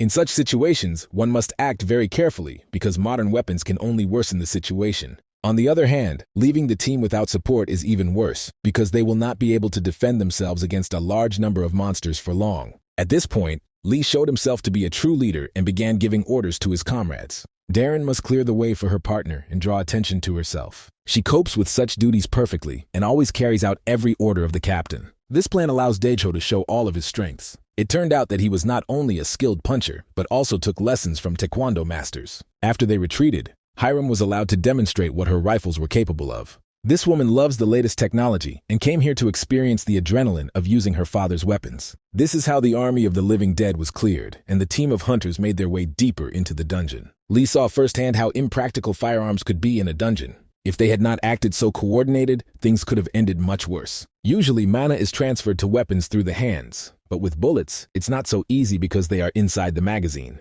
That is why bullets are made from metals found in the dungeon. Such material is especially effective against monsters. These metals are incredibly expensive, and Hiram has just spent a huge amount of money. She has known how to spend money since childhood. The girl grew up in a wealthy family and does not feel the true value of these paper bills. Soon the captain approached another monster and saw how his ring had once again absorbed the soul of the dead man. Now there are 8 souls in his left hand, but it is not yet known how to use this to his advantage. It looks like some kind of artifact. Its mystery must be solved, otherwise it will be of no use. Soon they continued their journey deeper into the dungeon and encountered monsters again. This time they were much better prepared, warned each other of danger, and acted as a true team. Everyone knew their place in the global strategy, supported others, and did not interfere with their comrades. It became noticeable that they really are becoming a better team with each new battle, which is exactly what should be expected from talented warriors. Hiram was concerned that there were so many newcomers around her. She was surprised that they weren't having any problems so far. She looks at the young captain and realizes that without his leadership qualities, they wouldn't have been able to get this far.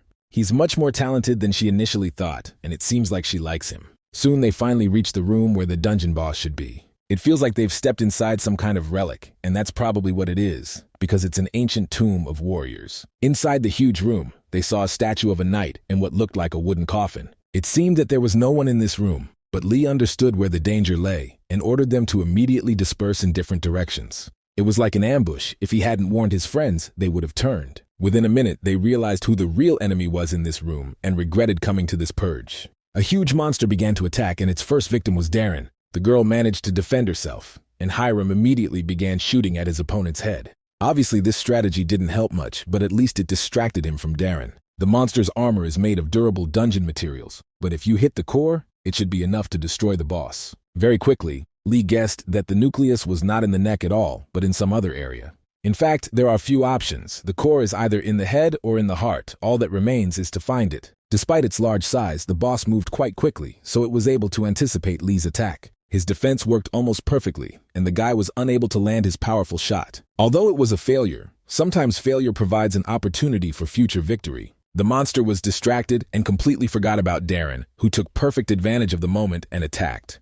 It turned out that even this was not enough, because the core was located elsewhere. They needed to find a safe place and retreat immediately, but Darren couldn't draw her sword. The entire monster has a huge amount of energy and strength. It will be difficult to stop it even despite the numerical superiority. When they came here, they overestimated their chances and forgot that this was their first test together. Such a difficult moment presents a good opportunity to show his heroic qualities, and Daejo took advantage of this opportunity. He attacked the monster and did everything he could to help his friends get out and retreat. It's hard to believe that even a powerful warrior like Daejo can barely hold back the boss. That says a lot. If the core is not in the heart or the neck, then only the head remains. Finding a broken arrow, Lee decided to use it and stick it in the boss's head. He was right. The core was indeed in the head, but the arrow turned out to be too short. He had the perfect chance to send the monster to hell, but now he has to think about his own safety again. When the boss grabbed his hand, intending to tear Lee to shreds, he turned his attention to the ring. At this point, Kira took the opportunity and began attacking this giant in a weak spot. She tried to aim at the core, which is in the head, and end this unpleasant battle. Oddly enough, she took her chance perfectly and sent the boss to hell. The system reported that they were able to defeat the guardian of the forgotten dead. Now the ring has once again absorbed the soul of the dead monster. Now this artifact contains almost 100 dead souls. Surely the stronger the opponent, the more valuable his soul, and this is logical. If this huge monster is indeed a boss, then the dungeon should have ended, but there was no message. The quest is still not completed, although this monster was definitely the boss of the dungeon, or so it seemed. The hunters saw that the coffin was beginning to open. Now it seemed that the huge monster was only the bodyguard of the real boss. Soon they saw something very scary. Lee does not remember seeing anything like it in his past life. This scary monster looked at him and asked where he got this ring. It turned out that only Lee understood it. Everyone else couldn't understand this language. Soon the dead man said that it was too light and put out the fire. Everything around became dark, and it was difficult to see each other. It must be remembered that this team is made up of beginners. They are not ready for such situations. Instead of saving his comrades, Lee will have to fight the boss because he has chosen him as his first target. This ugly monster wants to take the green ring for himself. He believes that ordinary mortals have no right to receive such artifacts. Lee will have to endure hardship. If he wants to save his friends, he must kill this demon without support. Hiram is the most experienced of all the team members. She understood that without light, they were doomed. Very quickly, she figured out a way to light up the room, and now they can see each other again. We need to pull ourselves together and help our captain, even though he's doing well himself so far. It feels like the boss is on a completely different level compared to his bodyguard, but that doesn't mean he can't be defeated. If you increase your mana level and direct it to the enemy's weak spot, it can help you win. The problem is that the mana supply runs out quickly, and without decisive action, everything can end badly. At this difficult moment, Lee even began to think about giving up the ring in order to save his own life. There are no weaknesses in this opponent's defense, and it's so difficult to dodge. If this continues, any minimal mistake will lead to death. Lee mentioned that he had no right to die because if he did, his main mission would be a failure. We must not forget that his beloved daughter is waiting for him at home, and he must save her from the terrible fate of the future. This girl deserves a second chance, deserves to live a happy and peaceful life with her family. She must not turn into a monster again that will force humanity to disappear from planet Earth. At this moment, the system suggested that he use the power of the Ring of Fate. Finally, we will see what this artifact is capable of. He must choose the number of souls he wants to absorb, although he has no idea how it is used. There was no time to think. He selected absolutely all the souls that were in the artifact and ordered them to be used immediately. The ring immediately began to glow brightly green, and a protective barrier of mana formed around it. He felt significant pain, but it was nothing like being struck by lightning. On the contrary, this pain gave him strength. His physical attributes were temporarily enhanced, as was his mana level, so he immediately began to seize the initiative. Now it no longer feels like beating a hunter. On the contrary, this hunter has become stronger than the true Lord of the Dead. He feels an incredible surge of strength, although just a few seconds ago, he felt that he wouldn't be able to hold out for long. After a while, his strength will run out, and even by uniting with his friends, he will not be able to stop the boss. That's why you need to act incredibly quickly, and he had no problem with that. The problem started when the boss got angry and said he was ready to do anything to get this ring into his collection. It was at this point in the fight that Lee saw the boss's inner core, which seems to be another hidden function that was activated with the ring. Now all that remains is to choose the right moment to attack and deliver a well-aimed blow to the heart area. If you destroy the boss's protective barrier, you can easily break through his internal defenses and tear his heart apart. The deed was done. The system notified them that they were able to kill the forgotten hero and be the first to clear the dungeon of forgotten warriors. Now his strength returns to normal, as does his mana level. The ring was able to absorb the soul of the slain monster, and now it has even more energy than it had before the fight began. A little later, the system also reported that the king's ring had absorbed part of humanity, and this was not good news at all. In any case, the ring helped save lives and clear the dungeon, so now it was time to return home. Lee kept trying to understand what it meant to absorb humanity, because he didn't feel any changes in his body. Lee turned his head and saw his wife joking with her daughter. He can't help but smile when he sees these two beautiful girls, but for some reason he doesn't show any emotions right now. He looked at himself in the mirror and couldn't understand why he wasn't laughing. It seemed like he couldn't even do it on his own. The girls also noticed a change in his behavior. It seemed like he came back from the task completely different. It was as if all his emotions had disappeared, which was what the warning about the loss of humanity meant. He was afraid of losing everything that made him human, and that he would never be able to smile again when he looked at his beautiful daughter. He hugged her before going to bed, but his mind was in a completely different place, and he felt an incredible anxiety in his heart. At this moment, a strange change occurred. As soon as he wished Sora good night, the system reported that some of his humanity had been restored. This happened again after he kissed his daughter and called her a little angel, so there is a pattern to this. He realized that everyone who was around Sora felt better. It seemed as if Sora therapy really existed. Now this girl becomes his real good luck charm. He will never be able to give up his love for her. They went to bed and rested well after the difficult events. New adventures await them the next day. A tall man in a hat appeared at the main office of the Knights Guild. Let us recall that this is William Taylor, a representative of the Wizard's Tower. He came to the leader of the Knights Guild, Master Sehen, to talk to him and ask a few questions. He knows that the hunter was recently at the House of the Holy Sword of Korea and wants to know if he noticed anything strange there. In fact, Sehun wanted to forget everything that happened there and remembered it as a bad dream, so he replied that he didn't see anything strange.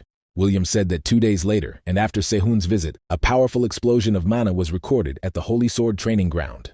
It turned out that this mana charge was even greater than usual when a bow appears from a dungeon.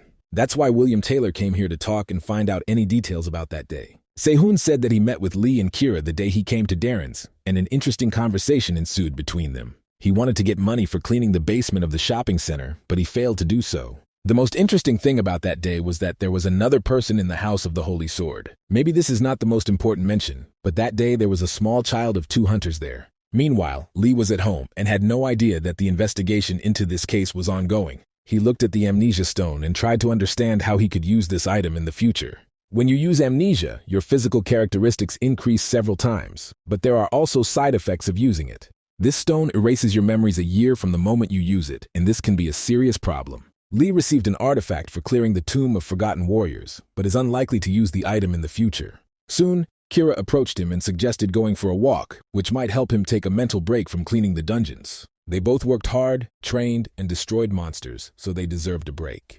Kira has also noticed changes in her daughter's behavior, but she also wants to discuss this with Lee. It seems like the daughter constantly wants more attention from her parents, and is also becoming more and more capricious. Although she doesn't show it, it seems like she's very lonely and needs more communication with her family. Lee tried to do everything he could for his daughter, but he completely forgot to look at it all through her eyes. They agreed to go for a walk with the 3 insects, but the weather ruined all their plans. The mother tried to explain to her daughter that they had planned to go for a walk together, but they couldn't leave the house because of the rain.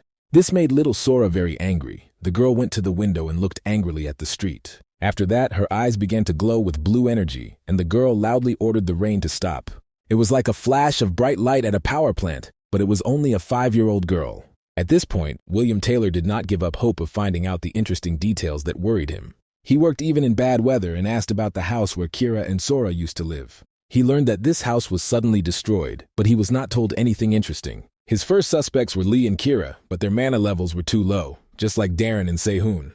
He remembered that their daughter Sora was with them, but this ribbon-clad girl was too small to cause such a release of energy. He looked at the sky and thought that even the weather had decided to be against him today.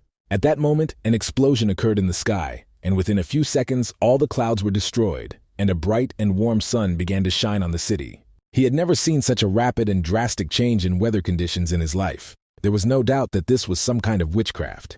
In the young hunter's house, everyone was also shocked by what happened. We didn't know that their daughter was talented, but we didn't realize how talented she was. Now she is sure that they can go for a walk. Apparently she did all this deliberately. Sora looks energetic now, unlike the time she created the ice bear. Although she is their daughter, her incredible strength begins to scare her parents. This explosion of mana was enormous, and if William Taylor was still in the country, he would have certainly felt it. We needed to create an alibi for ourselves on the street very quickly, so the decision was made to immediately go for a walk. Soon they were enjoying the wonderful weather with their family. On days like these, this family feels true happiness. They went to the zoo because Sora had never been there before. Soon, the father asked his daughter to stand next to her mother so he could take a picture of them. It will be very pleasant to look at all these happy photos in 20 or even 30 years, because then they will become especially relevant. Lee can't pass up the chance to take pictures of his favorite girls. He does it to enjoy the photos in the future. He also asked to take some photos with his daughter so he could carry the photo with him in his pocket. When Sora saw that she had grown a horn in the photo, she almost cried, but her father quickly calmed her down. He explained that he was just joking and reminded her that the girl should learn to understand jokes. After that, little Sora asked to be given the phone so she could take a picture of her parents. She acted very confidently and immediately ordered them to stand as close to each other as possible. The father immediately seized the moment and realized that this was his chance to get even closer to Cyrus. They were both a little embarrassed, but in any case, it seemed like they wanted it, even if they didn't consciously show their intentions. Sora was pleased. She is always happy when her parents are happy, because before that didn't happen often. After that, they went to explore the zoo and look at various exotic animals. The parents showed their daughter various colorful birds and giraffes. It was the first time she had seen such strange creatures. It is impossible to imagine a zoo without tigers or lions. These animals always attract the most attention from the public. Kira was happy. She laughed all the time and said that she wanted to grow up and buy herself a zoo. Lee felt strange emotions. He was happy, but at the same time he couldn't believe that today was really the day when they were spending time together so happily. He has made a lot of mistakes in the past, and now all of these mistakes are still deep in his soul. It feels like they are truly a family, and now he can enjoy these moments for the first time. Soon they asked other people to take a family photo and took a photo of the three of them. After a hard and eventful day, they returned home for a well-deserved rest. They had been walking for too long today. Sora was so tired that she fell asleep in her father's arms. They were already approaching the door of their house and suddenly saw a familiar person standing at the door. William Taylor has come to visit them again, and today he wants to talk about their little daughter. Sooner or later, this moment had to come. Because this wizard worked like a real Sherlock Holmes, it was almost impossible to hide the truth from him. They entered the house and put their daughter to bed, then went into the living room to talk. The parents went out to the guest and heard that he was investigating a new case involving abnormal weather changes in this area of the city. He witnessed how the rain clouds dispersed too quickly, and the weather changed in a matter of seconds. Of course, mana can be hidden. A true professional in witchcraft will do it without even thinking. He couldn't find anything because he was only looking with his eyes, but by touching Sora he won't miss his chance and learn the truth. William explained that this case has similar characteristics to past events. A huge explosion of mana was recorded, and once again a young family of hunters was at the epicenter of the event. He hoped that now the inexperienced soldiers would admit that they had something to do with this, but he wouldn't wait for that. Lee replied that all this could be related to cracks. Perhaps the anomalies in cracks are somehow connected. William Taylor immediately objected and said that several months had passed and the consequences did not appear after that amount of time. He immediately felt that he had an interesting character in front of him because despite the whole situation, Lee was not at all worried. He is absolutely calm and does not tremble with fear. It seems that he really has nothing to do with all these events. The sorcerer decided to come in from the other side and talk about the house that was destroyed a few months ago. He knows this story, but only recently learned that little Sora was also there. He sensed his mother's anxiety and said he was worried because all this could lead to serious consequences. Their daughter could have found some lost artifact and used it, so it was best to take this item from Sora immediately. He didn't ask permission and immediately entered the nursery where Sora was sleeping. The man activated some unknown spell and said in a quiet voice that he would check on her now. It was at this moment that the father of the family intervened. He grabbed the sorcerer by the hand and ordered him to stop immediately. William Taylor did not lose his moral balance. He said that this was too aggressive a reaction and asked to let go of his hand. Lee replied that he was the only one in this house asking questions, and he wanted to understand why this man was so interested in his little daughter. I had to explain to the young parents that William suspected that their daughter might be a witch. Of course, they said that this was all nonsense and that a 5-year-old child could not release such a charge of mana. It was even physically impossible. It turned out that such cases had already happened, because the wizard from the tower was also capable of such things in his childhood. An interesting observation, little Sora is now being compared to one of the greatest wizards of all time. Taylor promised to apologize if he was proven wrong, but now asks for the cooperation and assistance of the Wizards Association. I had to remind this impudent man that a small child has nothing to do with the association. She is not obliged to follow the rules. The air in this room was immediately saturated with some unpleasant aura. This conflict could no longer be stopped. Tomorrow, the representative of the Wizard's Tower must return to Britain. He has no time for official procedures. He must act. That's why he imprisoned his parents and asked them to calm down and promised not to do anything bad to them. As soon as he touched little Sora's head with his hand, he immediately felt something absolutely incredible. It was as if he found himself in the center of a city, which was being hit by a huge tsunami from the Pacific Ocean. He immediately pulled his hand back as if it had been burned by something hot. He had never felt anything like it before. At this moment, his containment spell weakened because it took away the necessary energy to test little Sora. He wanted to fully explore her, and thereby gave Lee the opportunity to break free from the energy chains and attack him. William managed to turn around and ordered Lee to immediately stop and calm down. He explained that their daughter was not a little child at all, but a real monster who could destroy the entire world. Nothing like this should exist because one day it could lead to serious problems. Simply put, he believed Sora is a witch. At that moment, Lee remembered everything that had happened in his past life, how much his daughter had influenced that world. Then he also heard many times that she was a witch and that she should be destroyed immediately, but he didn't want to do it. Now history is repeating itself. He said that he would still take care of her and would not let anyone hurt Sora. She is not a monster, but his beloved daughter. He said this with tears in his eyes, and without even suspecting it, he won an Oscar for Best Father. William Taylor again asked him to calm down and asked him to hand him the phone that was lying behind him. He explained that this child could make an incredible contribution to the development of magic and improve the world.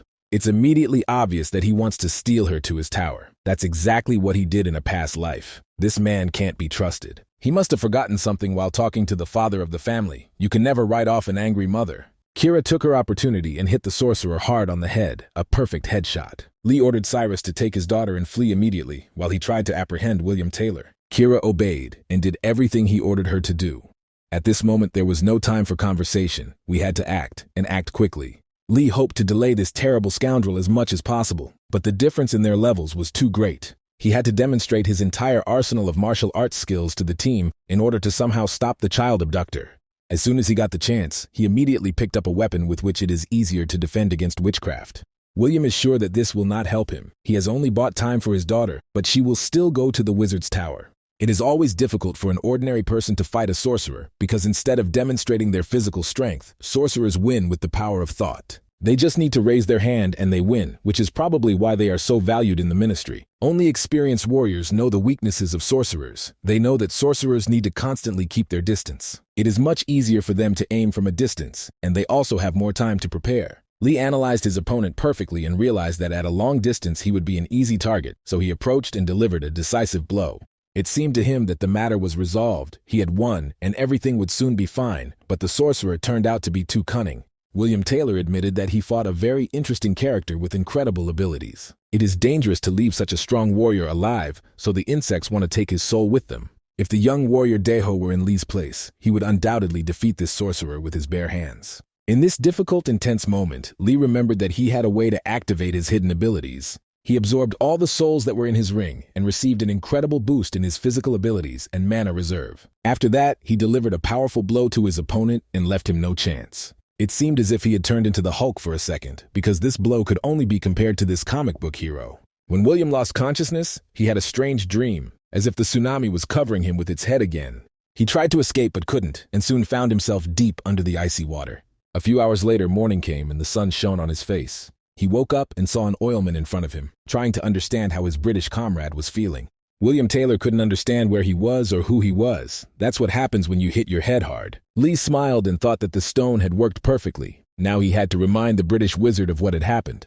10 hours ago, he hit William hard, and because of this the wizard lost consciousness. The power of the ring left the boy, and he returned to his normal state. Now he needed to figure out what to do with this sorcerer, because he was not at all inclined to negotiate. As soon as all this information reaches the wizard's tower, their family will start having serious problems. He can't afford to lose his daughter again. So as soon as he saw William regain consciousness, he decided to kill him.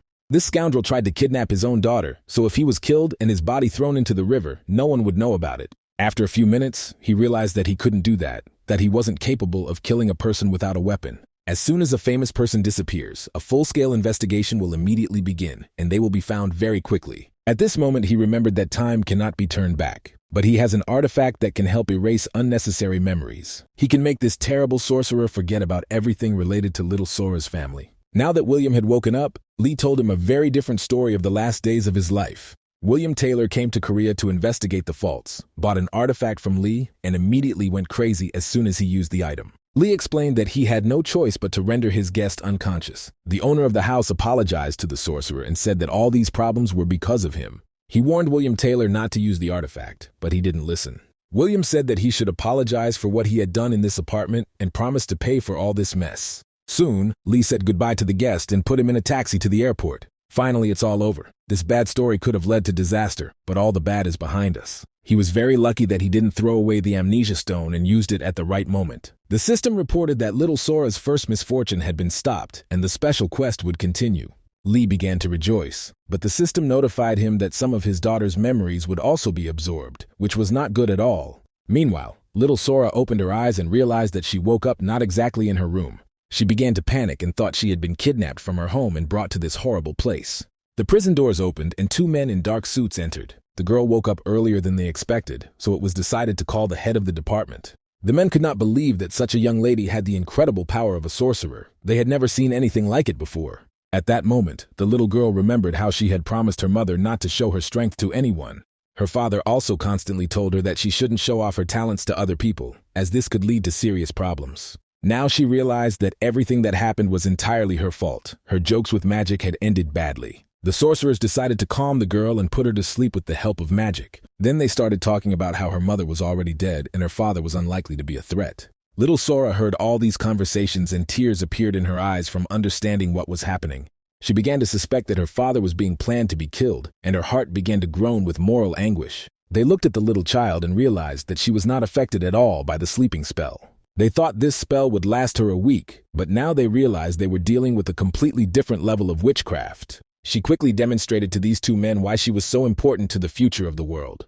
This girl is not going to play games anymore, even despite her age. She wants to know where she is. Another man tried to stop her with a double sleep spell, but it had no effect on her well-being at all. It turned out that she knows how to use not only ice energy, but also has excellent control over the power of fire. If they don't tell her where she is now, this whole building will explode at her will. It doesn't look like she's bluffing at all, so she was told she was in a wizard's tower in Britain. It was at this moment that the doors of this prison opened and William Taylor entered. He did not expect the young lady to wake up so quickly and immediately assured her that they did not wish her any harm. If she wants something, she can ask right away, and he will fulfill her every wish. The girl said she wanted to go back to her dad, so William Taylor pretended to call her father too. He gave her a phone call so she could talk to her father, but it turned out to be another of the sorcerer's insidious plans. The phone exploded with some inexplicable energy and affected the little girl. Within seconds, she lost consciousness and fell to the floor. They were very lucky that she was just a naive child now. This child poses a threat, so he needs to be checked periodically and security doubled. If this creature wakes up, everyone around will be in danger, so it must be kept deep underground behind thick walls. Little Sora only wanted one thing, for her father to come and save her from these people. It turned out that these were just memories that were absorbed due to the successful completion of the task. All of this could have happened in the future, but through her father's efforts, that future was changed. The system accelerated the course of events to future important situations. Lee looked agitated. He didn't quite understand what had happened and what to do next. He's concerned that he not only looked at Sora's memories, but also absorbed them. It is unclear what this could mean. Then the system reported an acceleration. The fact that he returned to the past is already considered incredible. Now he feels that even stranger things are happening, although the most important thing is that he was able to stop his daughter's first misfortune. There are 4 more calamities left, but it is unknown what they are. We can only guess that the future calamity is connected with the death of Cyrus. If he can't do anything, this woman's life will be cut short again. In order to stop all these misfortunes, you need to become stronger at any cost. Soon he met with Hiram. The girl said she wanted to discuss some work processes. She suggested that he create his own guild, and even said that she was ready to support him in this endeavor and give him the first capital. She can also give him control of some dungeons so that he knows what to do. It seemed like Lee had hit the jackpot, as he would be able to receive a reward for clearing his own dungeons. This offer is too generous. He feels that something is wrong here. Maybe she wants to take advantage of him for her own benefit. The girl replied that she would become a member of this guild. At the moment, she could not be a full-fledged hunter, and she was starting to have problems with her father. Her father forbids her from working after that injury while clearing the dungeon, so she needs a cover guild. She will join this guild and become an official hunter and will be able to go to dungeons despite her father's prohibition. She doesn't really want to ruin her relationship with him and is even more sure that Lee shouldn't worry about it. If something goes wrong, he can disband the guild and receive compensation from it. There must be at least 5 people in a guild, including the leader. So with Lee and Hiram, there are still 3 free spots left. It was decided to give it a try, especially considering that they had ideal candidates to form a team. They've already fought together when clearing the Forgotten Warriors dungeon, so it would be ideal to form a team with all of these participants. A week passed after this conversation. The Ghost Guild was formed, and Lee became its leader. All the papers are ready, and now the guild is officially registered. There were no problems with the documents. As soon as the guy left the Hunters Association building, an unknown car immediately drove up to him. In this car sat Kasu, who is Hiram's famous father and also the boss of a high-tech corporation. He had already heard that Lee had decided to form a guild and decided to meet him for a little chat. He came to ask the guy to remove Hiram from the list of members of the Ghost Guild, but Lee is not going to do that. Kasu explained that this was an unusual request, and he was willing to offer to sponsor the guild. A high-tech conglomerate plans to sponsor the guild and is ready to invest generously in the development of young hunters. Kasu understands that this guy saved his daughter in the past, so he wants to establish a positive connection with him.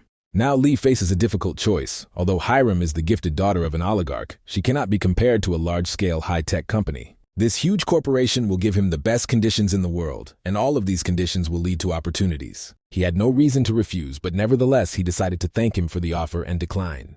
It's hard to find logic in this. Kasu also didn't understand anything and tried to understand the reason for this refusal.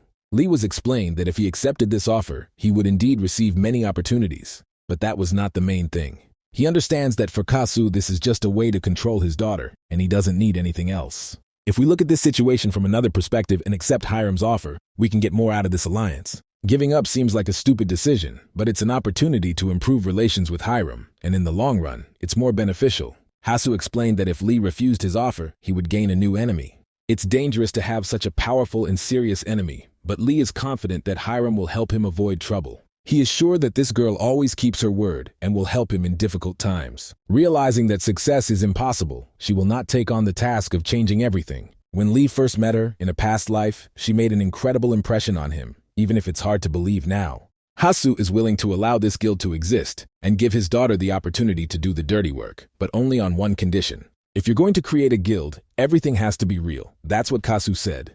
And now Hiram knows about it. She can be a hunter as long as she is a member of this guild, but the girl did not expect that the guild should be real. This means that there will be a lot of work to do to clear a huge number of dungeons, but surprisingly, Lee is up for it. Let's move to Athens, Greece. At this very moment, a new rift arose there.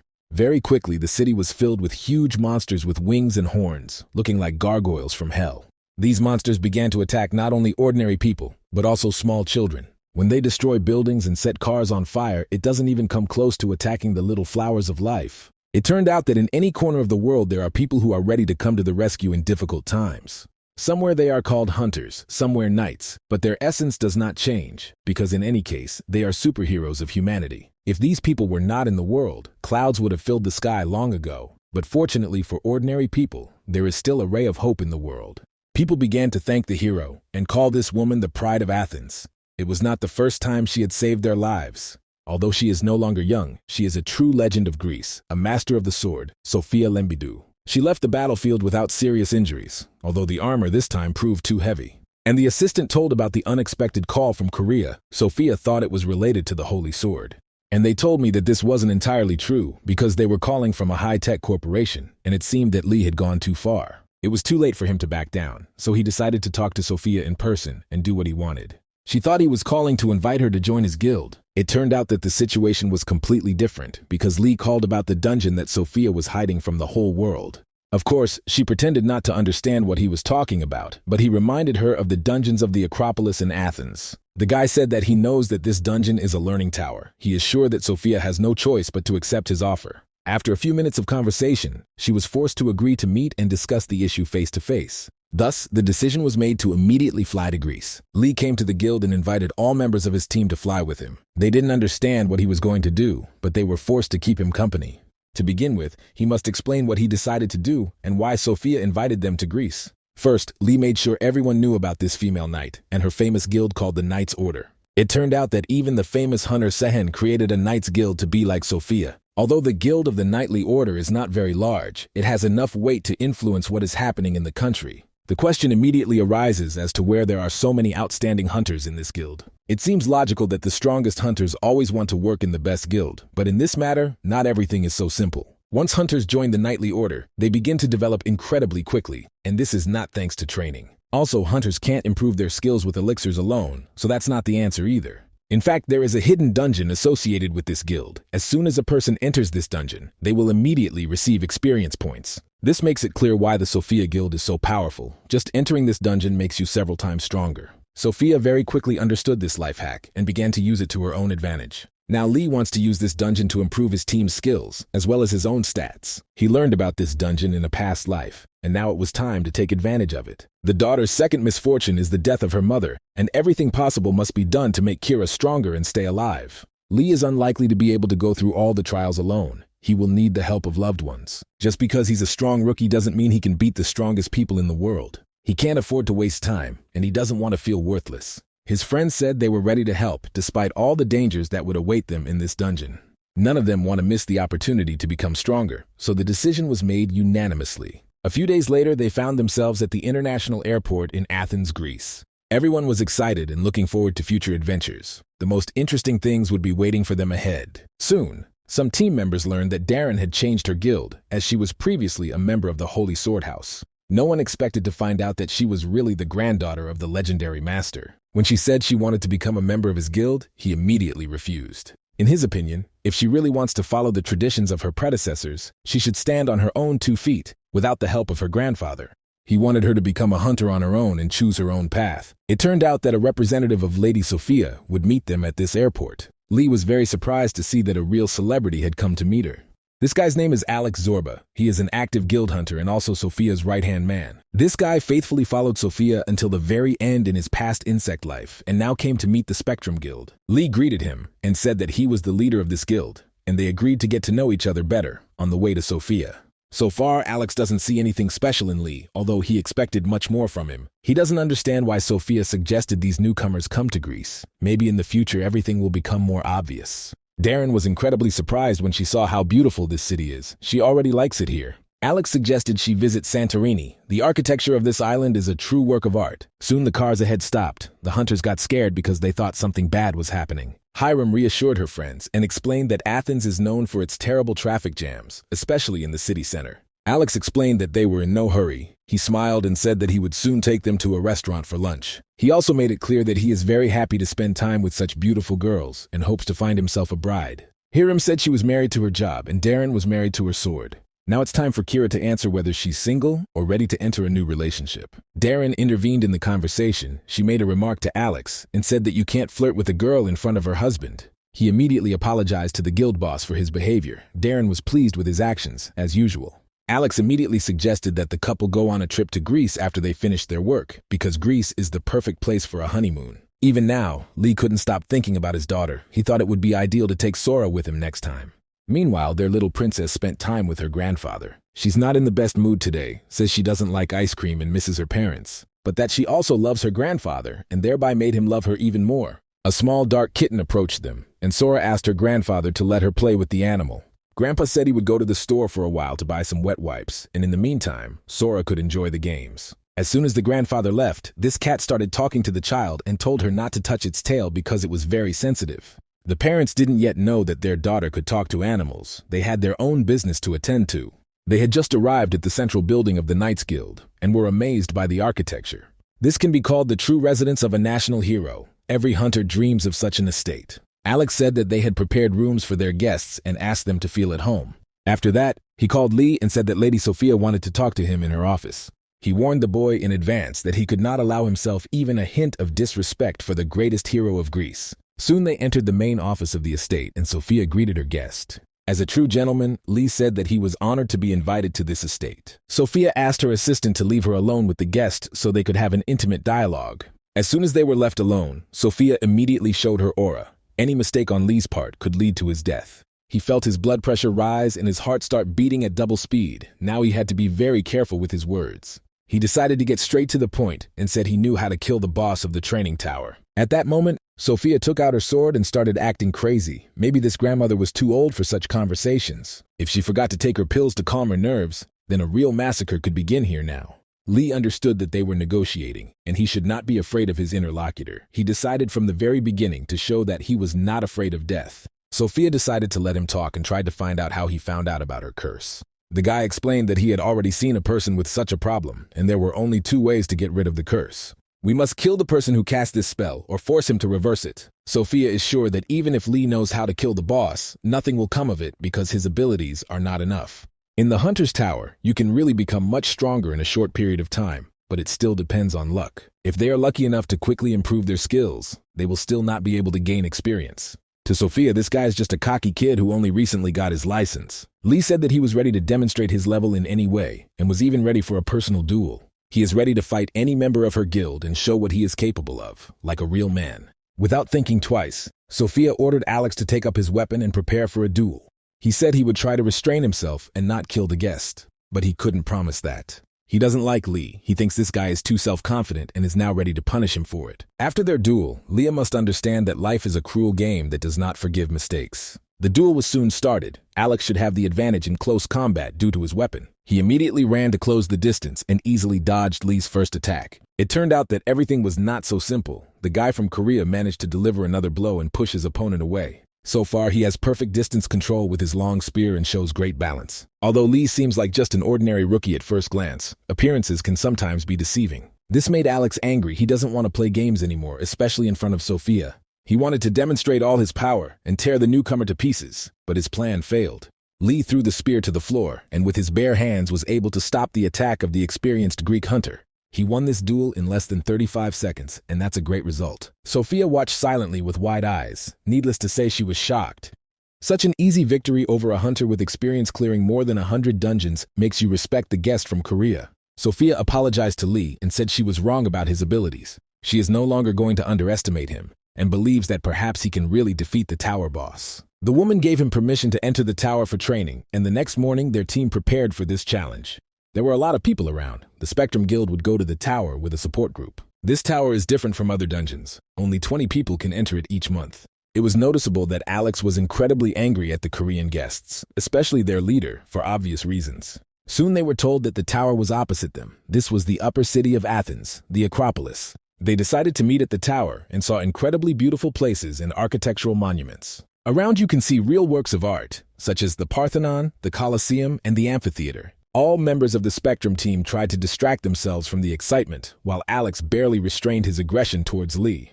Their duel angered Sophia's right hand so much that he will remember this fight for a long time. Soon they reached a staircase leading deep underground. It's strange that the tower is underground. Usually when you hear that name, you expect a trip up the mountain. The entrance to the dungeon is behind a wall. Only a person who has been here before will be able to get inside. The entrance to the dungeon opens once a month at a specific time.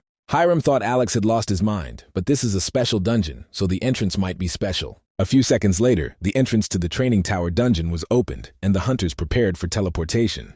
Alex warned that there might be some discomfort, but it wouldn't last long. Before the end of the world, the monsters that emerged from the rifts became more and more numerous, multiplying and gaining strength. Hunters, on the other hand, became fewer and fewer every day. They were constantly being exterminated like livestock on a farm. Only when there were no more people who could hold back the onslaught of monsters did a voice come from the sky. Its source turned out to be a personal system, and thanks to it, everything in the world changed. The personal system assigned classes and gave monster hunters the right skills.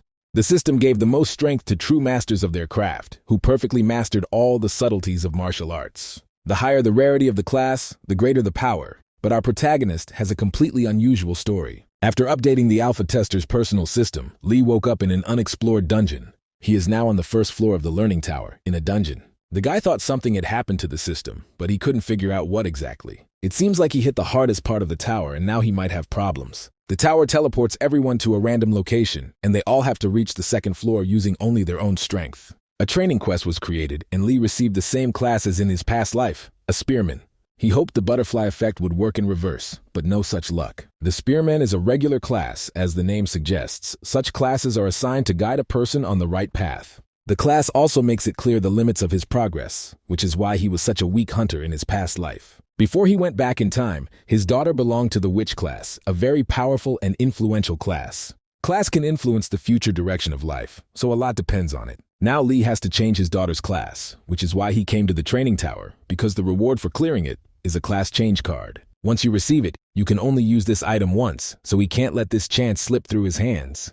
The father really wants his daughter to grow up to be a normal girl, not a witch. His first quest will be to try to escape this dungeon. The door at the end of the corridor is locked, so in order to escape, you will have to find the key. It seems that there is no one in these suits of armor. They do not move and do not show any signs of life. The guards usually always have keys with them, and as soon as Lee tried to take these keys, he realized that in fact he was not alone in this room at all. You will have to take up arms again and start fighting, otherwise you will not get out of the dungeon. He understood that adventures would soon await him, and was not surprised that he met strong monsters from the very beginning. There are quite a few guys in armor. You will have to spend a lot of effort to defeat them all. They are all well armed and prepared for any battle, so this task is not for beginners. He told the guards that he wanted a second chance, but as mentioned earlier, life is a game that does not forgive mistakes. He had to demonstrate all his talents to defeat this small army, for which Lee received 150 experience points. Also, his king's ring absorbed the souls of monsters, and now he can safely leave the dungeon. When the door opened, he saw a huge monster in front of him, probably the boss of this place. Unlike other guards, his weak points are hidden by armor, and he even has a shield for protection. Our hero also immediately noticed a strange pouch on the boss's belt, giving the impression that something very important was lying there. There is no time to think and analyze the situation because the attack is first, so you have to act quickly and uncompromisingly. Like all huge dungeon monsters, this boss turned out to be quite fast, although it doesn't seem very logical. He has no chance in an open-style battle, so it's better to keep a long distance and think about your strategy. Because he kept repeating that all criminals should be in prison, he seemed like a crazy moral righteous man. You have to constantly change your trajectory in order to behave unpredictably. That's the only way to survive in a battle with this boar. Now Lee is fighting with a big fan of punishing criminals. It will be very difficult to come to an agreement here without the use of physical force. Soon the guy found the perfect moment to attack and tried to somehow harm the boss. He hit a weak spot and forced the monster to fall to the ground, so all of this boss's power is in its legs. Now he will not be as fast as before, but he can still use his shield as a boomerang. Lee thought that he could use the attraction skill. This technique helps increase the power of the spear at the expense of its owner. It's certainly a technique just like his class, but right now he has no choice but to hope it works. He did his best to attack the monster with his weapon. The result was much better than expected. The system reported that he had defeated the dungeon boss and earned a large amount of experience points. The king's ring had absorbed the soul of the defeated warrior and now absorbed even more energy. Let's forget about the dungeons of the Learning Tower for a while and return to the city of Seoul, Korea. Sora really wants to keep this little kitty, but she'll have to ask her parents for permission to do so. 2 hours ago, she spoke to animals for the first time. It was a truly amazing experience. She thought animals shouldn't talk, but the cat said she was special. She asked Sora to help her and hide her in a safe place for a while. There are bad people nearby who want to take her, so she needs help. The cat said that she was also special, just like Sora, and they could be true friends. The little cat knows that the girl can also see Mana, despite the fact that it is Sora's secret. They agreed not to tell anyone their secrets and to hide their friendship. It was a vow between a little girl and a cat, in other words, the beginning of a strong friendship. As soon as Grandpa left the room, the friends' conversation immediately continued. The cat promised to teach her friends something useful. They will be able to communicate using thoughts. It's called telepathy. It's not as difficult as it seems. You just need to try to say something in your mind and try to convey this information to your friend. Soon they succeeded and began to train and improve their skills. The cat said that she could teach Sora a lot because the girl was special and deserved to learn special techniques. There are different levels of skill mastery, and all of these skills are divided into 6 levels, their strength depending on the level. At first glance, the lunge skill may seem quite simple without any particular advantages, but you can improve the level of this technique. To do this, you need to train constantly and with focus, and then your results will improve. At first, the technique will be at a lower level, but if you continue training, the level will rise. Once a hunter learns to apply the skill in practice, he will reach a completely new level of training. After several years of active training, the technique can be improved to a good level. When a hunter accumulates more knowledge about this technique and learns to apply it in different situations, he will rise to an excellent level. Finally, when he defeats his opponent with just this technique, his skill will reach the level of a master.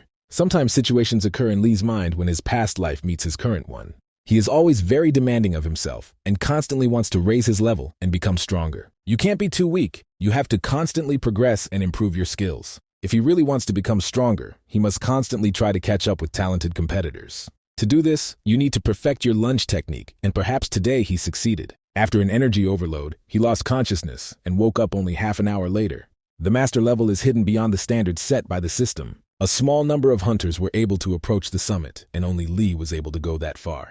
After returning to the past, his physical abilities returned to their original form, and therefore he did not expect to make much progress. But every day he becomes stronger, and his new life never ceases to amaze him. He saw a door that was not locked and decided to take a confident step forward into the unknown. The system informed him that the training quest was over. Now he moved to the second floor of the tower, to the garden.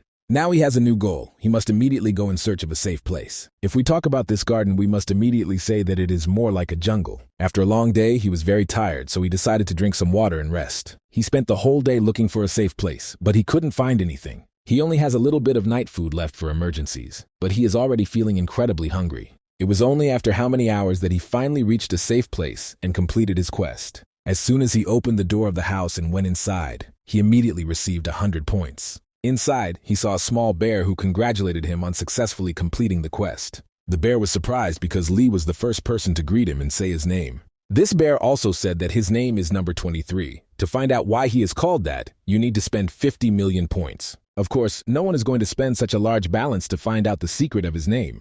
The bear said that in this house you can buy everything you need to survive. The prices here are incredibly high. The bear understands that there are no other stores nearby, so he takes advantage of this and inflates the prices.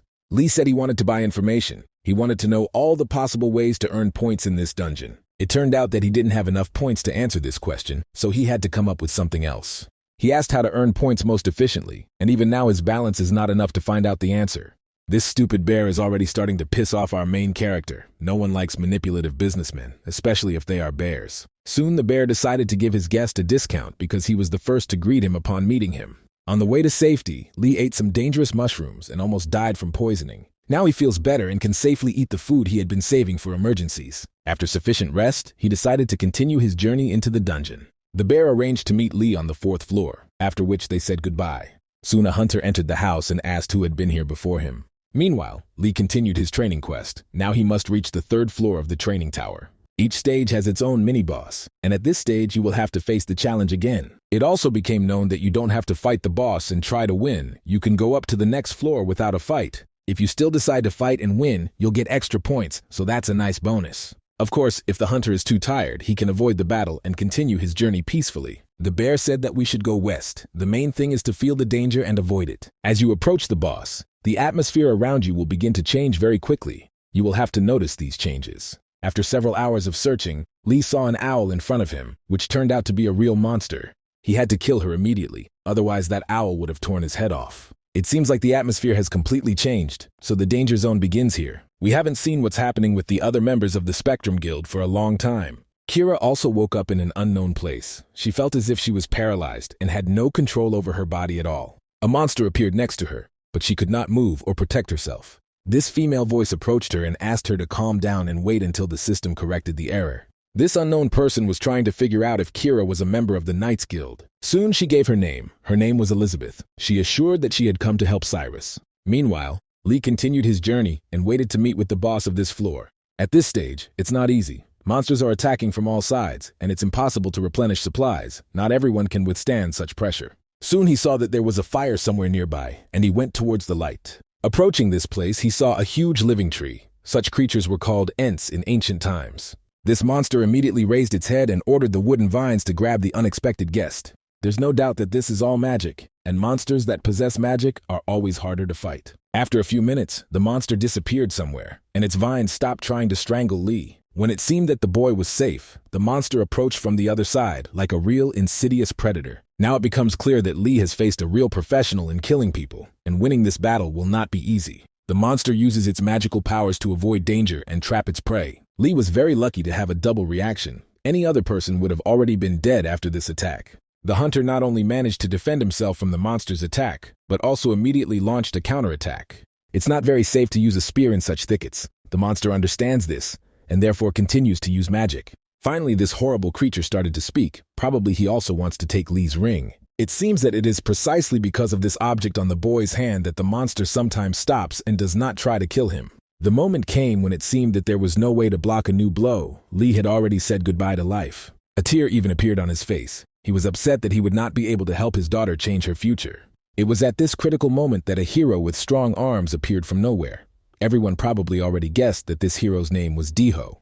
With his incredible strength, he was able to hit the monster and make it forget about attacking his friend. That's probably why this hunter was taken into the Spectrum Guild. You always need to have someone with big muscles on the team. Let's go back to Cyrus. At this moment, she is talking to a woman named Elizabeth. She said that she could not influence Cyrus's physical condition, but that her paralysis would soon be lifted. She touched Cyrus's head and then said that she had to return immediately. The system error has been fixed, the personal data update has been completed, and now Kira can use her body. This was very good news, but her mood immediately deteriorated because she saw a huge number of monsters around her. The system reported that the training quest had begun, and now she would have to go through all the tests on her own. Lee was a little luckier. He has already met a partner and now feels friendly support. Daeho paid the rabbit in the vault for the information, and that's how he got here. The guys decided to team up and destroy the boss together, like in the good old days. They understand his strengths and weaknesses, and now his vines won't be such a big problem anymore. The main thing is to clearly distribute roles, attack from different sides, and constantly support each other. If you hit your opponent in one spot, his defense won't withstand the pressure, especially if it's the punches of the Boxing King. The class that the system has chosen for this warrior is called a fighter. His class skills are quite simple, but this is enough to punch through a piece of metal with one hand. Once Daeho activates all his abilities, it's best to avoid his punches, because as soon as his fist touches your chin, you will immediately fall asleep for a very long time. The boss was destroyed, the guys received experience points, and were satisfied with their work. If we talk about Daeho's skills, it must be said that his technique takes too much strength, and after that he recovers for a long time. He hadn't used his powers to their fullest potential before, but today he was forced to do so. His friend probably created the perfect conditions for this. They need to fight side by side more often. Lee was also surprised by his partner's skills. He knew that Daeho was strong, but he didn't expect his strength to be comparable to King Kong. It soon became clear that after expending a large amount of energy, one must eat, otherwise one's strength will not be restored. They were able to find fruits and vegetables in the jungle and replenish their energy balance. Mushrooms don't have any pronounced flavor, but they are enough to fill the stomach and restore strength. On another floor, they can meet their friends, if they're lucky, of course. There must be a system in this tower, and after one of them passes the first floor, the hall changes. On the first floor, Daeho had to fight in the sewers. He spent a lot of time killing a giant rat boss, and he started to worry about his friends. He wanted everything to be okay with them, and no one to get hurt. He is sure that everything should be fine with the girls, but he is still worried about Kira because she has the least experience. Soon they reach the outer wall. There must be an entrance somewhere here, through which they could get to the next floor. Daeho began to rejoice and rush to find this entrance, but Lee assured him that he had to wait a little longer. If they come in right now, they will be in for an unpleasant surprise. Perhaps this surprise is related to Darren. This girl destroyed a huge number of monsters with her sword. If her grandfather saw this, he would be proud of his granddaughter. She was upset. If she had known what awaited her on this floor, she would not have rushed up. She believed she could stop any monster, but when the third wave of attacks began, she realized she had overestimated her own strength. A huge number of monsters were waiting for her on the third floor. It was impossible to prepare for this. If she had the opportunity to start all over again, she would have taken an extra break on the second floor. Darren hasn't eaten for days. Her mana and stamina are low, and she's starting to lose faith in herself. On the other hand, she has no choice. Either she will destroy these monsters, or she will also turn into a zombie and become part of them. All this time it seemed to her that her main skills were blocked, but now the situation has changed. She began to demonstrate her talents, which would later make her one of the strongest swordsmen in the world. The problem is that these zombies are constantly reborn. They are not getting smaller. Suddenly she began to lose consciousness and almost completely fell to the floor. At that moment, the door to this estate opened and she saw a familiar face. Tears appeared in her eyes, because she felt my support at the most difficult moment in her life. Hiram stood opposite her and showed with her whole appearance that they would now correct this situation for the better. In reality, things weren't so perfect because for some reason Hiram lost all her weapons. She asked her friend not to worry about it and said that she would now take revenge for the fact that someone had offended her friend. Let's go back to the second floor garden. Alex has already been to a safe place and realized that there is no one there. According to the guild's instructions, hunters who have reached the hideout can form teams and act together. A hunter also joined him, but it seems like he's some kind of ghost. Perhaps this is related to the third floor quest, and this woman will turn out to be the boss of the next stage. Alex doesn't understand who she is and why she went with him, and now it's time to figure it out. Elizabeth gave her name and said that she was not a hunter at all. Now it's her turn to ask questions, whether she's looking for someone and wants Alex to help her. He realized that she was not human at all and decided to kill her in order not to risk his life. He didn't want to tell her about his friends, so murder seemed like the perfect solution to the problem. This was done incredibly quickly and easily, but the system did not report the accrual of experience points. After Alex killed Elizabeth, he saw a happy Kira running towards him. She is the same hunter he will have to work with, and he is pleased that they found each other. He explained that starting from the second floor they would meet their friends, so now everything would be more fun. When they left, it turned out that Elizabeth wasn't dead at all. She doesn't really like swords. She has bad memories of them. Alex turned out to be too hostile towards her, but now this woman is thinking about a completely different hunter named Lee. Meanwhile, this hunter she constantly thinks about has successfully completed another dungeon quest. The monsters on the third floor turned out to be much more difficult than expected, but everything ended successfully. If Lee hadn't guessed to rest before starting, it would have been much harder for them, so thanks to him, they managed to complete this quest. In such large dungeons, speed is always important. Sometimes clearing takes a long time, so a break is needed. Soon the boys met up with the girls. They had long since finished cleaning this dungeon and were now resting. They have united into an even bigger team and will now act together. Only Kira is missing. Hiram can't understand why Lee keeps wanting to fight the boss instead of avoiding him and going to the upper floor. Only now did the guy explain that by defeating the boss, you can get important artifacts and also earn points. These points can be spent in the store, where they sell various elixirs and legendary weapons, even replicas. If you have enough points, you can buy some amazing items, so it's better not to miss the chance to fight the boss. In battles with strong monsters, the risks are always great, but the rewards are also very valuable and tempting. When they entered this room, they saw a large bed on which a woman was lying. The hunters were surprised because they expected to see some big and scary monster, not a girl with a beautiful face. Looking closer, they couldn't even tell if she was a hunter or an ordinary model from a fashion show in Paris. The most interesting thing started to happen next. This girl called Lee her king and ran to hug him. The reaction of the other team members was quite expected. Everyone was shocked and didn't understand what was happening. Meanwhile, thousands of kilometers away, in Korea, a little girl was introduced to television series. Grandpa fell asleep, so Sora took the opportunity to watch TV, something she was rarely allowed to do before. This is a great example of how television series have a negative impact on the minds of young children. The main character said she would destroy whoever offended her. She was aggressive and preparing to do something terrible. Sora saw it all. She looked at her teddy bear and said that if he misbehaved, she would destroy him too. Back in the dungeon of the tower in Greece, Lee looked at his friends and said that this was all some kind of mistake, and he didn't know this woman.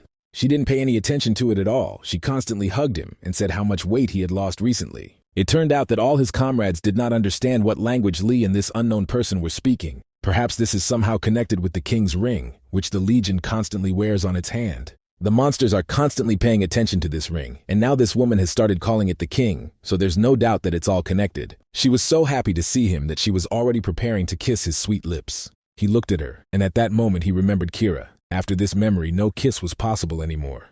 He pushed the woman away from him and said that she was confusing him with someone else, and he was not going to kiss her, at least not yet. He explained that the ring on his hand did not belong to him. He had only recently received it and was not the real king. It must have been a big mistake because as soon as he said it, very serious changes began to happen to this girl. Now it's time to prepare for a meeting with the boss of this floor, even though she's a half-beautiful lady. When she turned into a large monster, she immediately began attacking the hunters. Hiram was the fastest to react to the danger, took out her weapon, and began to defend herself. She is an accurate shooter, and today this skill is more necessary than ever, because the survival of the Spectrum team will depend on it. It turned out that the boss of this floor could not be killed with ordinary bullets. On the contrary, this woman became even more aggressive and cruel. She called her assistants and said that they must kill the boy who stole the king's ring. It is still unclear how to defeat the boss, and in such cases it is always better to find a safe place and develop a strategy without risking your life. This woman can call upon additional demons to help, and she is also quite intelligent and able to analyze the situation. Such an opponent will be difficult to attack and even more difficult to defeat, but if we act as a real team, any problems will be solved. Lee ordered Hiram to take responsibility for the boss's assistants. She must detain them and ideally destroy them. In any case, the boss doesn't feel very confident in close combat, and her subordinates, on the contrary, are weak in long-range attacks. While the boss is in this position, you cannot constantly attack him mindlessly. You need to come up with another way to achieve victory. Her body is extremely large, which is also another problem because it will be harder to reach the core. Deho said he wanted to try using his skills, but he needed help. He needs time to prepare to use his technique, and he asks Darren to buy him some time. This girl also has some interesting tricks and aces up her sleeve, and she is always happy to take advantage of opportunities and help her friends. Meanwhile, Hiram must fully focus on the boss's shadows. They must be reduced immediately. All this time, the boss and his shadows attacked Lee because he is the main target of the monsters. That is why the entire team must protect him and become a human shield for their captain. Hiram is a gun collector, a profession as well as her skills related to preservation. All of these skills allow her to release weapons from a controlled space at will, like an inventory on the internet. This skill is usually used to collect or carry a large number of weapons, but Hiram breaks the stereotypes. Among all the collectors in the world, she is the only one who uses this technique during a real battle, which is what makes her special. As soon as the bullets in her gun run out, she immediately changes weapons and starts over, which is how she reached her high level. She cannot be intimidated by ordinary shadow monsters, because a rain of iron balls always comes to her aid. At such moments, you won't envy the monsters, because if Hiram attacks you, you'll be waiting for a huge number of holes in your own body anyway. Meanwhile, Darren had already managed to get her sword out and prepared to cut the boss like a sausage. To do this, she needs to constantly maneuver and dodge dangerous attacks. You should also not forget that the girl needs to buy time, not kill the boss, although knowing Darren, she can forget about this. She dodges any attacks from this monster and easily closes the distance despite the difference in size. As soon as the girl reaches the necessary distance for a strike, any opponent should prepare for pain. When she struck, she felt sad. It seemed that attacking a human body would be easier than attacking a monster's shell. At a moment like this, it would be great if Daeho finally activated all his power and helped her in this battle. Although this guy has to prepare before the fight, when he's ready, that's when the real fireworks begin. Soon Lee heard loud screams, turned back and ran to help his friends. It turned out that they wanted to destroy the boss with one blow, but failed, and now they have angered this woman even more. Telling her that the king's ring didn't belong to Lee was a big mistake. He should have his tongue cut out for such actions. Now not only the leader of the spectrum, but all the other hunters must suffer because of his mistakes. Hiram had already forgotten about the boss's shadow and switched her attention to the main goal of this floor. Although these iron balls cannot kill the boss, they at least distract the monster from attacking other team members. You can't defeat such a serious opponent with ordinary attacks. In such cases, you have to strain your brain and come up with something more interesting. Lee again asked his friends to help him. He needed to distract the monster and give him the opportunity to prepare a new blow. Each of them willingly responded to his request and immediately began to restrain this demon with all their might. Lee must hurry. Now every second is worth its weight in gold. You can't risk your friends' lives. The team leader perfectly took advantage of the opponent's lost attention, approached the boss, and prepared to deliver the decisive blow. He had practiced the lunge technique for thousands of hours in a row, and now his attack was like the quintessence of all his suffering.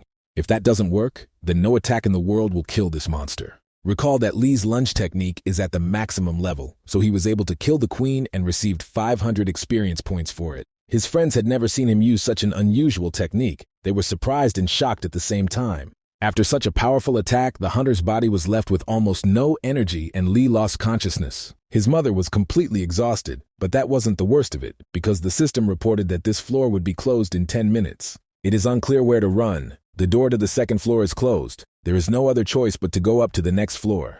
Daecho grabbed his captain and carried him on his back. It's always nice to see such strong male friendship. Hiram couldn't understand why Lee lost consciousness at that exact moment, because immediately after that, everything around him turned into chaos. He is currently the most talented hunter on the team, and they are too dependent on his help. In the future, they should make progress and become more independent. Perhaps this will happen on the 4th floor of the learning tower. Lee woke up in a soft bed. At first he enjoyed the rest and wanted to sleep all day, and then he remembered that he was in a dungeon. He began to look around and try to figure out which floor he was on and where his friends were. Next to him was a bear they had already met. This bear had promised to meet Lee on the 4th floor, and he did not break his promise. He said that it was like the guest room they give every alpha tester. This bear would accompany Lee on this floor. The 4th floor is a fairly safe place, as is the house on the 2nd floor, and here you can again use your points to buy goods in the store.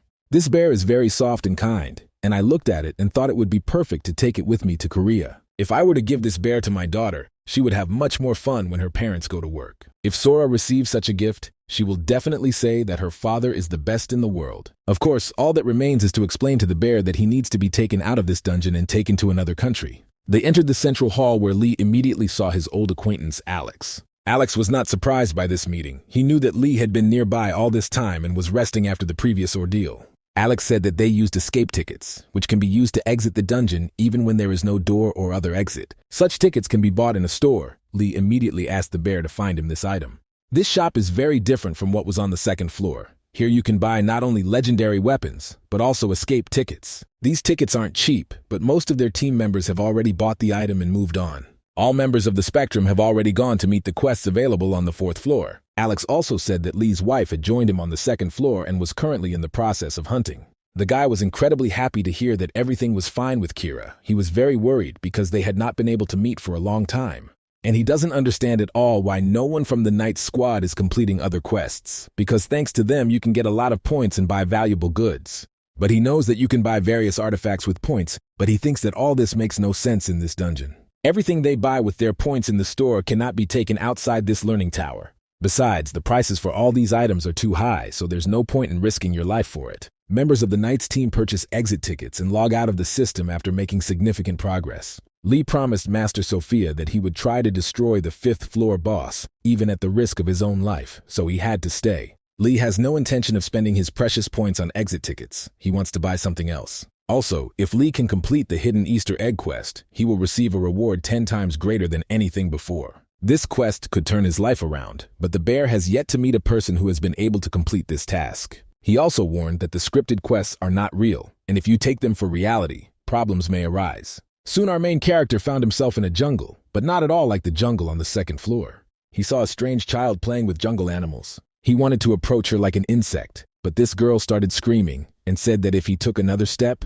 she would kill him. He noticed that this girl could talk to the lizard and even called the animal Albert. They both didn't want to say anything about themselves. It seemed like each of them was hiding something. She asked him to get out of here and not to interfere with her playing, but Lee managed to see that she was injured and decided to help. Lee assured that he was not going to do anything wrong, put down his weapon and said that he wanted to do a good deed.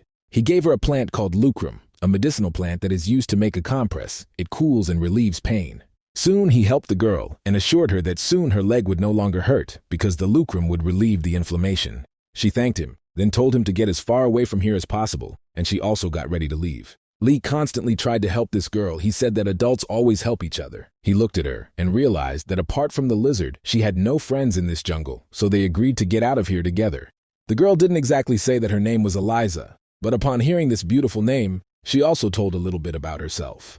Then he found out that she could talk to animals and that she had no other friends besides them.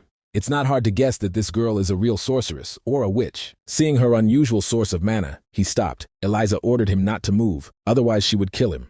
She thought he wanted to do something bad to her and Albert and had no idea that they were being watched all this time. At the last moment, Lee dodged and the arrow that was fired at his head flew past. As soon as Eliza realized that they had fallen into a trap, she immediately became angry and began to use her magic. She grabbed the guy who tried to kill them and made him suffer. Seeing this, Lee was shocked. This little girl is not inferior in strength even to William Taylor, so you have to be more careful with her. Soon, a large black dog attacked them, and at that moment Albert realized he had to intervene and protect his friend. This little lizard only seemed cute and friendly at first glance, but when it senses danger, it is ready to transform into an ancient knight. Eliza believed that all this happened because of her new acquaintance, so Lee began to assure her that he had nothing to do with it.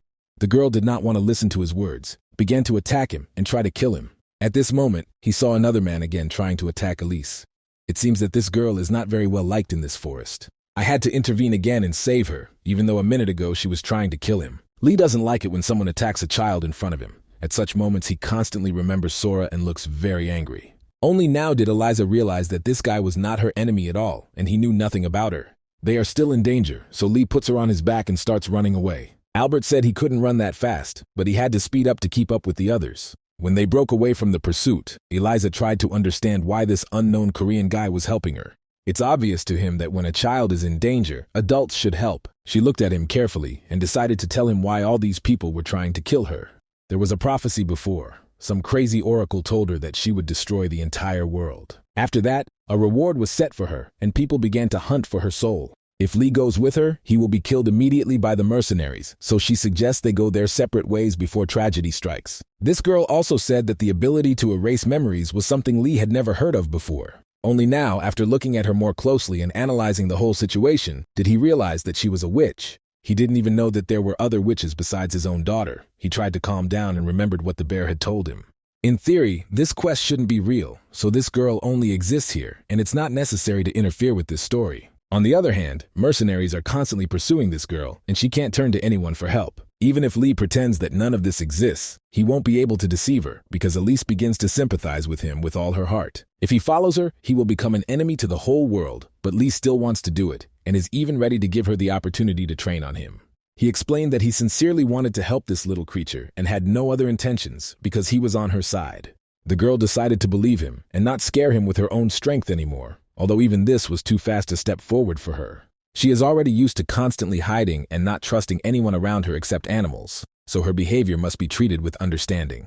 Soon they set off again. First they had to get out of this forest because everyone around knew about their presence. Albert went on a reconnaissance mission, a good opportunity to rest a bit and wait for new information. A little later, the girl told me that her name was not Eliza because her real name was Elizabeth. The scenario quest was activated. The system informed the player that he must help Elizabeth get out of this forest. Up until this point, no system messages had appeared, so finding out the girl's name was probably a prerequisite for starting the quest. Soon she told them that they were in the middle of the Midtime Forest, which was outside the Kingdom of the Estuaries. Then she started talking about mercenaries and bounty hunters, also called paladins. Soon, Lee asked her to take a short break, which would soon be the perfect place to stop. At that moment, Albert returned. The girl started talking to him and asking about the information he had learned during the reconnaissance. There is a village a little further away, but the witch cannot go there because she will be burned at the stake immediately. Lee tried to assure the girl that he could hide her, but she had already taken a similar risk once before and almost said goodbye to life. Lee said that Albert could be dressed up and pretended to be brother and sister. Elizabeth had never heard anything worse. The guy tried to explain that they needed to eat, and at that moment, the girl told him that there were many mushrooms here that could help restore energy. A little later, the sun set over the horizon and new visitors appeared in the village near this forest. This guy and his child have never been seen in this area, but it doesn't bother him at all. Lee said that he was a doctor who wanted to find a place to rest. In order to come to this village, he had to persuade Elizabeth for a long and tedious time and tell her his whole plan. His strategy was quite simple. He said he would be her father and tell everyone around that they had gone to Lee to pick flowers. After that, they were attacked by an unknown monster that immediately wounded Elizabeth and almost ate them. By some miracle, they were able to escape from this monster and soon found a village where they decided to stay for the night. He immediately told this story to the man he met in this village. Elizabeth tried to constantly pretend that she was very sick and needed rest. Soon they arrived at a central hotel and were given a wonderful apartment. Elizabeth had completely forgotten what a regular bed looked like. Soon they would be brought food, and she would be able to fully experience the taste of civilization.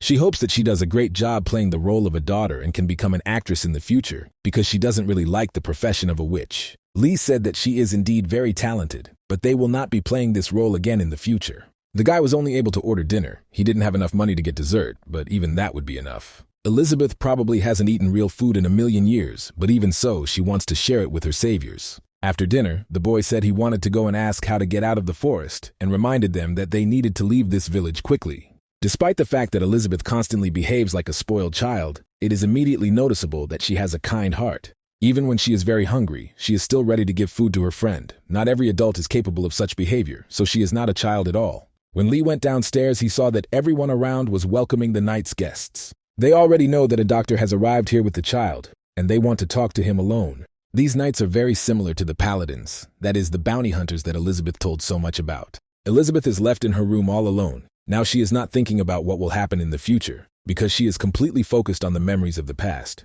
For as long as she can remember, she has always had problems. Mercenaries were constantly hunting her and trying to kill her. Some even tried to cut out her tongue so that she couldn't cast any spells. These people had probably never heard of humanism. She has repeatedly experienced betrayal from her own experience, when it seemed that a person could be trusted, but it turned out that this was not the case at all.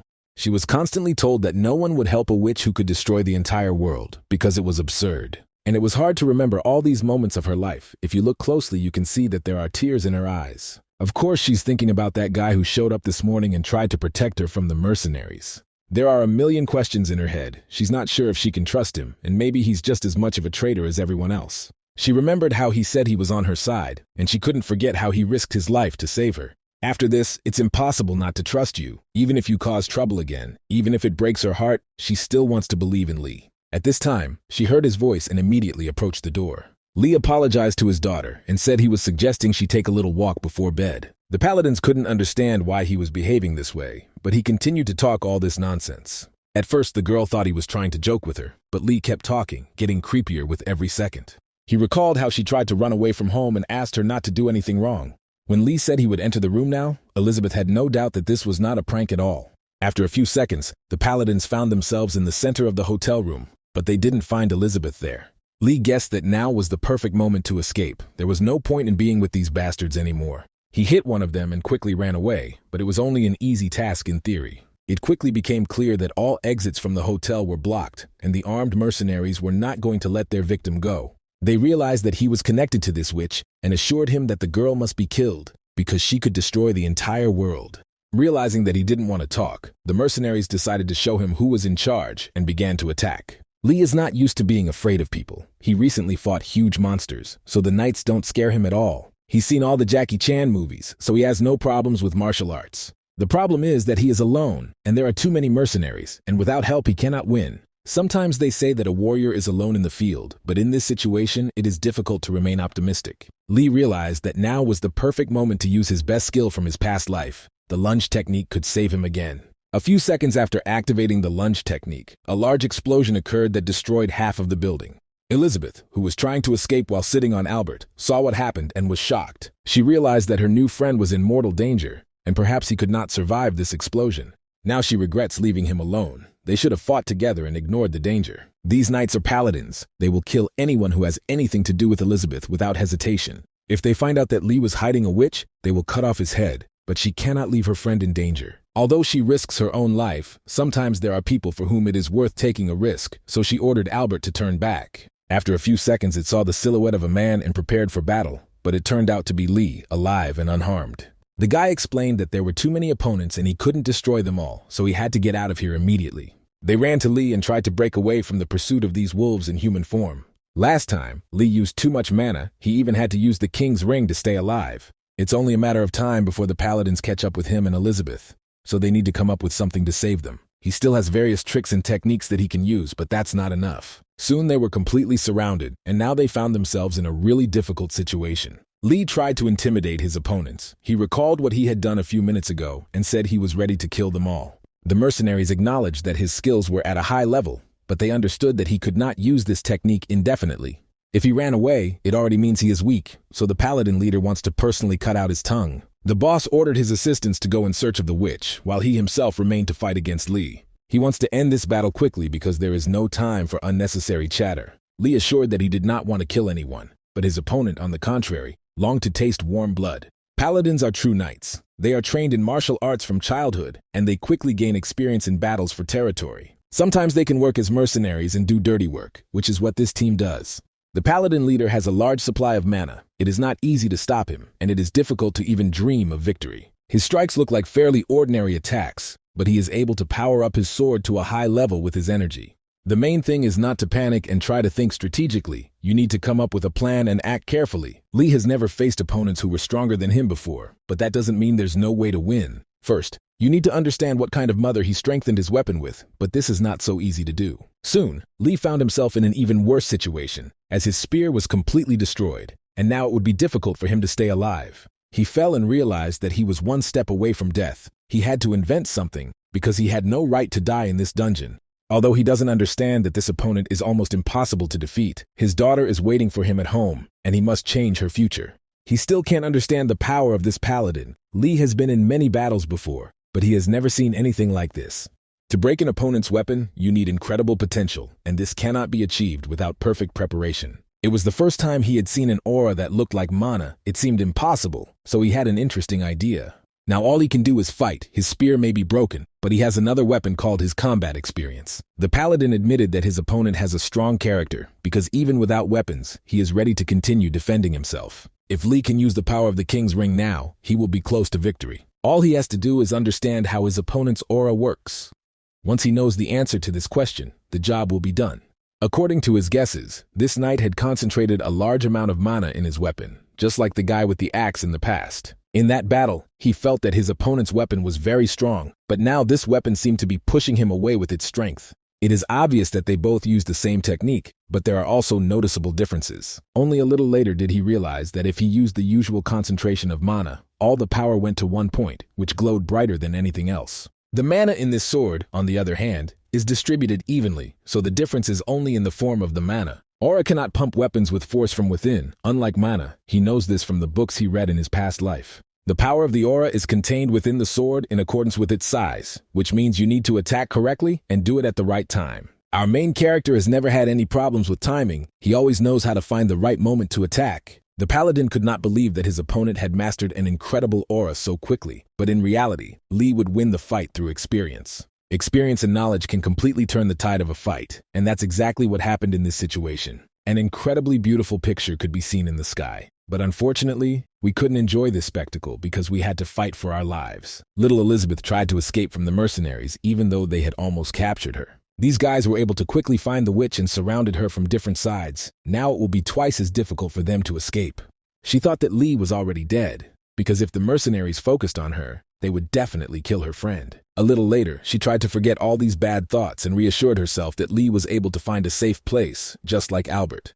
These guys are real escape professionals, so you need to worry about them. Her leg wound has almost healed, but because of this escape, the inflammation has started again, and now it is difficult for her to even step on her foot. When she saw the horse of the commander of the mercenary detachment, she realized that she could say goodbye to life. If the paladin boss is already here, then there is no chance of rescue. Lee risked his own life to give her a chance to escape, but she didn't take advantage of the opportunity, and now finds herself trapped. It turned out that it was Lee who was riding the horse of the paladin squad commander. He had come to save little Elizabeth. Tears appeared in the girl's eyes again, this time tears of joy and happiness. He tried to stop the horse, but he couldn't do it. He hadn't yet mastered this technique. Elizabeth had to intervene to avoid being trampled by this large creature. Lee said that he was able to defeat the paladin general, and now they have the opportunity to escape to a safer place. Elizabeth was very surprised that this guy was able to defeat the leader of the bounty hunters. No one had ever managed to do that before. They shouldn't relax too much, because the paladins are still numerous, and they are ready to avenge the general. Lee put the girl on a horse and told her to get out of here immediately, while he went to negotiate with his rivals. He took the paladin general in his arms and ordered the other warriors to stop immediately if they did not want their boss to be beheaded. As soon as they saw their general held hostage, they immediately got scared. These guys weren't ready for such a plot twist. Lee said that if they let him and the girl go, he would let the general live. At first they agreed, but he doesn't want to trust the bounty hunters because he's sure their words mean nothing. Only real bad guys would threaten a little girl with a sharp sword, so there is no trust in them. On the other hand, if he doesn't trust them, they won't be able to come to an agreement, and soon the paladins will need reinforcements. He decided to change his plan a little and said that all they had to do was let Elizabeth go. He would stay here until she reached safety, and only then would he release their general. He immediately assured the paladins that they had no right to follow the girl, but this only angered these cruel knights even more. Lee ordered Elizabeth to leave immediately and find a safe place to hide. He assured her that everything would be fine, because he was stronger than all these mercenaries and would definitely protect her from danger. A few seconds later, the girl set off at full speed to look for a new place to spend the night. It was hard for her to say goodbye to her savior, especially considering that he would certainly be in danger after handing over the general to the paladins. It was at this moment that the system reported that the quest according to the scenario was completed. The task was successfully completed. Let's move to another part of the dungeon. There's a meeting going on there right now because no one has been able to find the captain in 3 days. All his friends, as well as Alex, gathered to share all available information and try to find Lee. Now is the perfect time to go searching because they are starting to worry that something bad might have happened. Darren thinks there's no point in worrying. She knows this guy and similar situations always happen to him. They had almost fully formed a search strategy, and it was at this point that Lee entered the room and asked how they were doing. He probably doesn't even suspect that these young hunters are now trying to find a way to find their captain. He asked why they had gathered here, and in response he heard only silence. After that, they started yelling at him. At first he silently disappears, and now he comes back to them in the same way. This is terrible behavior. 10 minutes ago, the system reported that the quest was completed, and the player would now receive a reward. Lee opened his eyes and saw a familiar bear in front of him, so now he was safe and could not worry. He is back in the tower guest room, which means Elizabeth has been saved and his mission has been successfully completed. The bear said that apart from experience points, Lee would not receive anything else for this task, no separate rewards. He only received a plain white piece of paper and had no idea how to use it. Maybe it was some kind of mistake. The broken spear also looks pretty strange. If this whole quest was unreal, then why is the weapon still broken? Maybe all of this really happened in reality, but the reward is somehow terrible. That is, everything seems too confusing. A little later, Lee ordered the bear to open the store and show him the precious items. He wanted to buy himself something valuable. Now it is very important for him to prepare for the boss battle, because that was his primary goal in going into this dungeon. He wants to find many useful elixirs. They should help in difficult moments of battle. A little later, he became interested in other weapons. He realized that it was better to buy himself a new spear than to spend points on an elixir. His spear was broken, so there's no point in fighting the 5th floor boss without a weapon, but now the problem is solved. This spear is called a darog, a legendary weapon from Scandinavian myths, and I had to spend almost all my points on this thing. Kira couldn't understand why the plane acted recklessly. He wouldn't be able to take this weapon with him anyway, so this purchase seemed pointless. He also hasn't heard any information about this boss yet, but he's already sure that a spear will be the perfect weapon to fight him. He was upset that his friends did not support his choice. They believe it is wrong to spend a large number of points on a temporary weapon.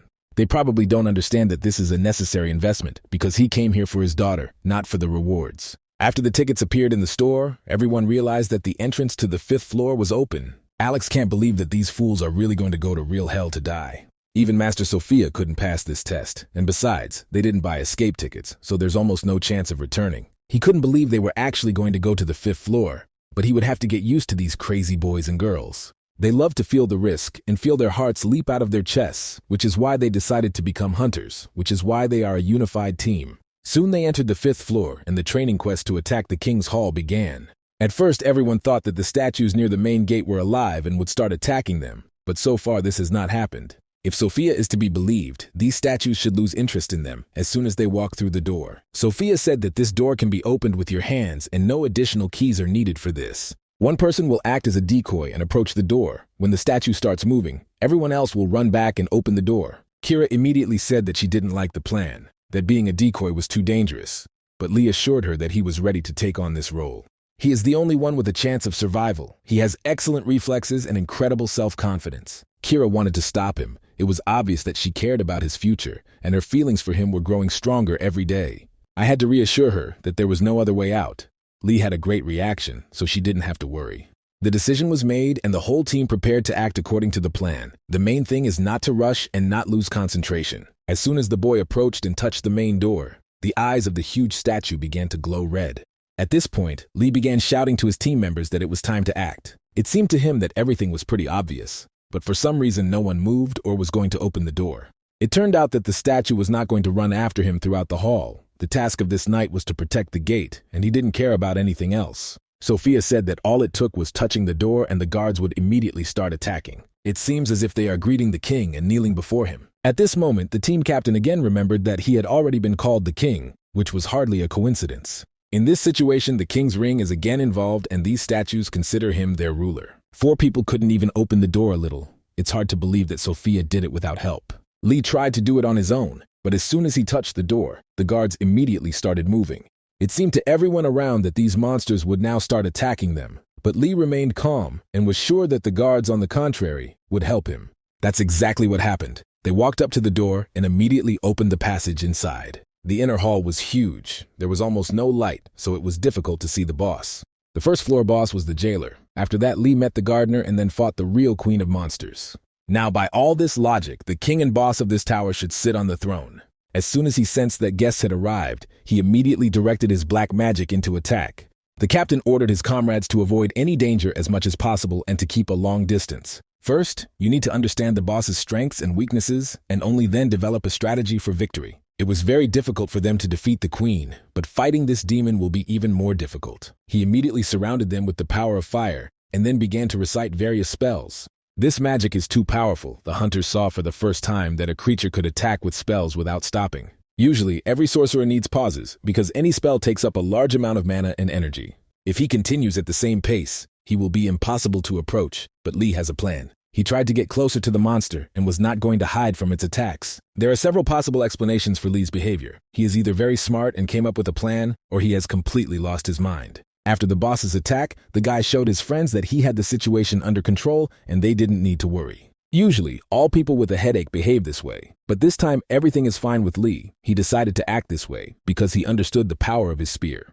Mentions of this weapon can be heard in Celtic legends and Scandinavian myths. This spear was owned by the knight Dermid, the hero and savior of Piana, and it was this spear that he received from his father, the druid Angus. The red color of the tip means that this spear can neutralize any magic. At one point, Lee even thought his plan wouldn't work, but the boss's magic turned out to be not as dangerous as it seemed. This monster is not very scary. Its main strength is energy, which it can constantly spend and attack without rest. This list is really worthwhile, and now no one doubts that Lee made the right choice. He confidently told his friends that he would now clear the way to the top, and it would not be difficult to follow such leaders even to the ends of the world. You could see different magic around. It was the power of fire, the energy of lightning, and also the power of the earth. Even next to this fire, it's incredibly hot, but Lee somehow makes his way to the epicenter of these events. Kira looked at him and realized that she could not stay away and not help her daughter's father.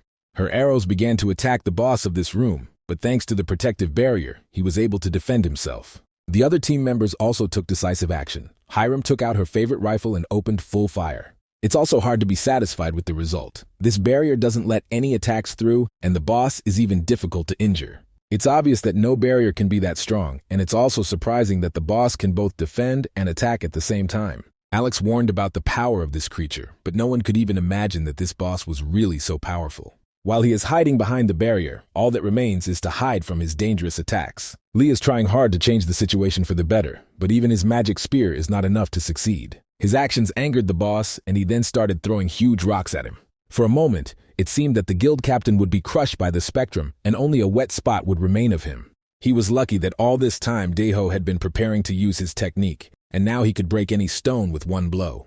The boss stopped for a while, as if he was gathering strength to deliver an even more powerful blow and show the guests who was in charge. Within a few minutes, everything around was frozen. This magic is incredibly strong. The captain's legs, as well as his spear, were frozen, but he was not seriously injured. For a moment it even seemed to him that he was seeing his own adult daughter, but it was just a vision.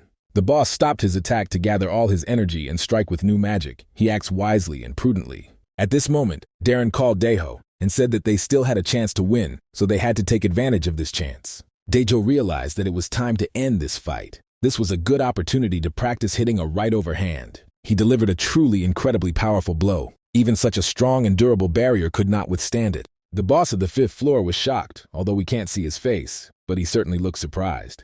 Because he relaxed, the hunters had the opportunity to break through his defenses and win this battle.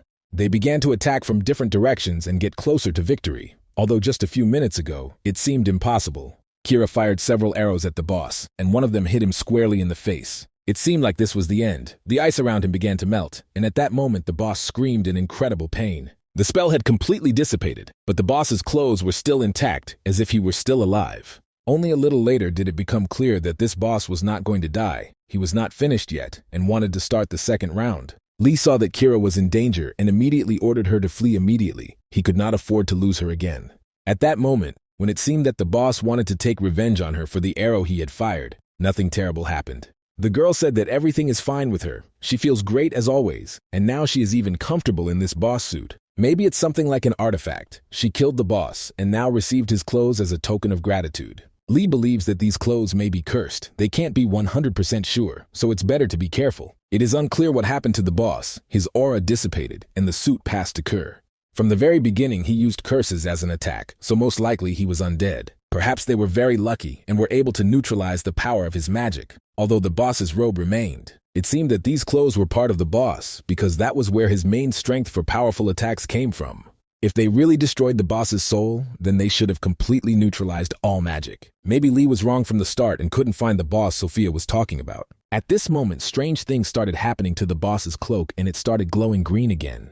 It started moving on its own, and then the hunters felt as if an earthquake was starting. Lightning could be seen from different directions. Then the floor began to collapse, and another guest came to visit them. Probably only now will they meet the real boss of this floor, because everything before him was just a warm-up. This huge creature looks like a bird, or even a dragon. Its eyes glow red, and its teeth are ready to tear apart any prey. When the Spectrum team finally realized who they would have to fight in this hall, a deathly silence reigned around them. Even the fearless warrior, who in the future would be called the King of Boxing, showed with all his appearance that he did not want to fight for this creature. Even Sophia could not defeat this monster, although she is a true legend of the Greek knightly order. Given her experience, it's hard to even imagine how Team Spectrum is supposed to defeat this opponent. It seems impossible. They began to attack him with various weapons. Kira began to shoot arrows, and Hiram attacked with iron bullets. Of course, all this did not harm the monster in any way. On the contrary, it became angry and prepared its tail to attack. A few seconds later, all team members were in mortal danger. They were not ready, did not prepare a strategy, and acted separately from each other. You cannot win with such an approach. Hiram was seriously injured. The blow was very close to her body, and she did not have time to defend herself. Daeho said that he would try to attack the monster and distract it for a while. He wanted his friends to use this opportunity to escape. Lee didn't come here to run away, but judging by his opponent, maybe that's not the worst option at all. Sophia and Alex's words were correct. They warned and warned about the danger, but the Spectrum team did not listen to them. Meanwhile, strange things began to happen to the monster. It was surrounded by a strange aura of red flame. Lee was the first to guess what was happening. He told his comrades that the monster was cursed, and anyone who touched it would die immediately. It is this curse that kills Sophia. It is difficult to understand anything from these words, but in the future, everything will fall into place. Right now, Lee can only use the magic of his spear, but that's not enough to stop a curse. The problem is that they can't even get close to the monster, so they don't know how to attack it. This creature foresaw any danger and was created not to know what defeat was. Their situation is really bad. The captain is trying to come up with a plan of action, but in such a situation it is difficult to even think. They saw that there was another pit ahead, and soon another unknown creature began to crawl out of it. It seemed to them that it would be impossible to defeat the two monsters, but they jumped to conclusions too quickly. If there were two monsters, it would be incredible luck because in reality, there are many more of these creatures. All this seems like an impossible mission because they are fighting not only an invincible monster, but also its formidable army. Not only are there too many of them, but each one can also place a curse on their opponent that will lead to death. There is also nowhere to run, so the only thing left to do is move forward and accept your death with dignity. Darren said that she would attack first and try to stop the monsters. She began to tear these monsters apart with her sword, at which point she imagined herself as the chef of a respectable restaurant. Monsters surrounded her from all sides, but Darren paid no attention to it at all. It seemed as if she had completely fallen into some kind of trance. And it seemed like all of this would be much harder, but in reality, these attacks didn't take much strength from her. If she can continue at the same pace, then we can even dream of victory, although it's still too early to talk about it. The captain could not abandon his team member. He also intervened in the battle and began to help. Now that Hiram and Deho can't attack, the situation is getting more complicated, and it's getting harder for Darren to keep his distance from the monsters. There are too many of them and only 2 hunters, and now this numerical advantage is starting to be seriously felt. Kira tried to help and shoot them with her magic arrows, but found that the monsters did not want to come near her. It seemed as if all their attention was focused on a completely different victim.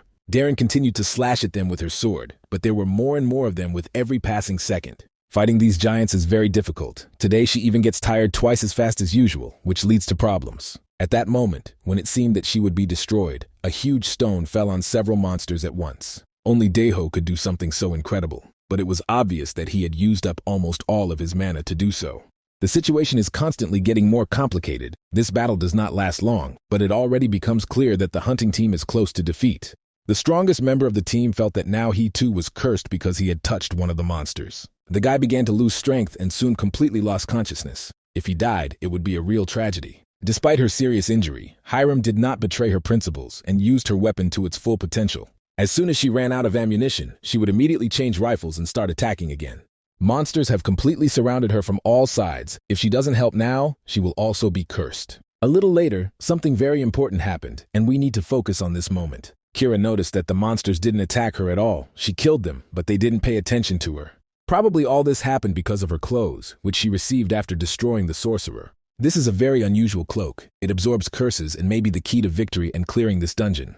After this secret was revealed, Lee immediately realized that this way they could approach the main boss. He asked Kira to trust him and share this cloak, and if they were lucky, they would be able to get out of here alive. The main thing is that this cloak does not lose its magical properties and helps him get close to the monster. Oddly enough, this clothing is the only chance for salvation. If it protects Lee, then the Spectrum team will be saved. The boy tried to get closer to the monster, but at that moment the dragon began to attack. The captain understood that he could not waste a single minute, because during this time his friends could die. Now they have to constantly defend themselves from monsters and support each other. But this cannot last forever. Today, Darren has reached a new level of sword mastery. If her grandfather were watching her, he would be proud of his granddaughter.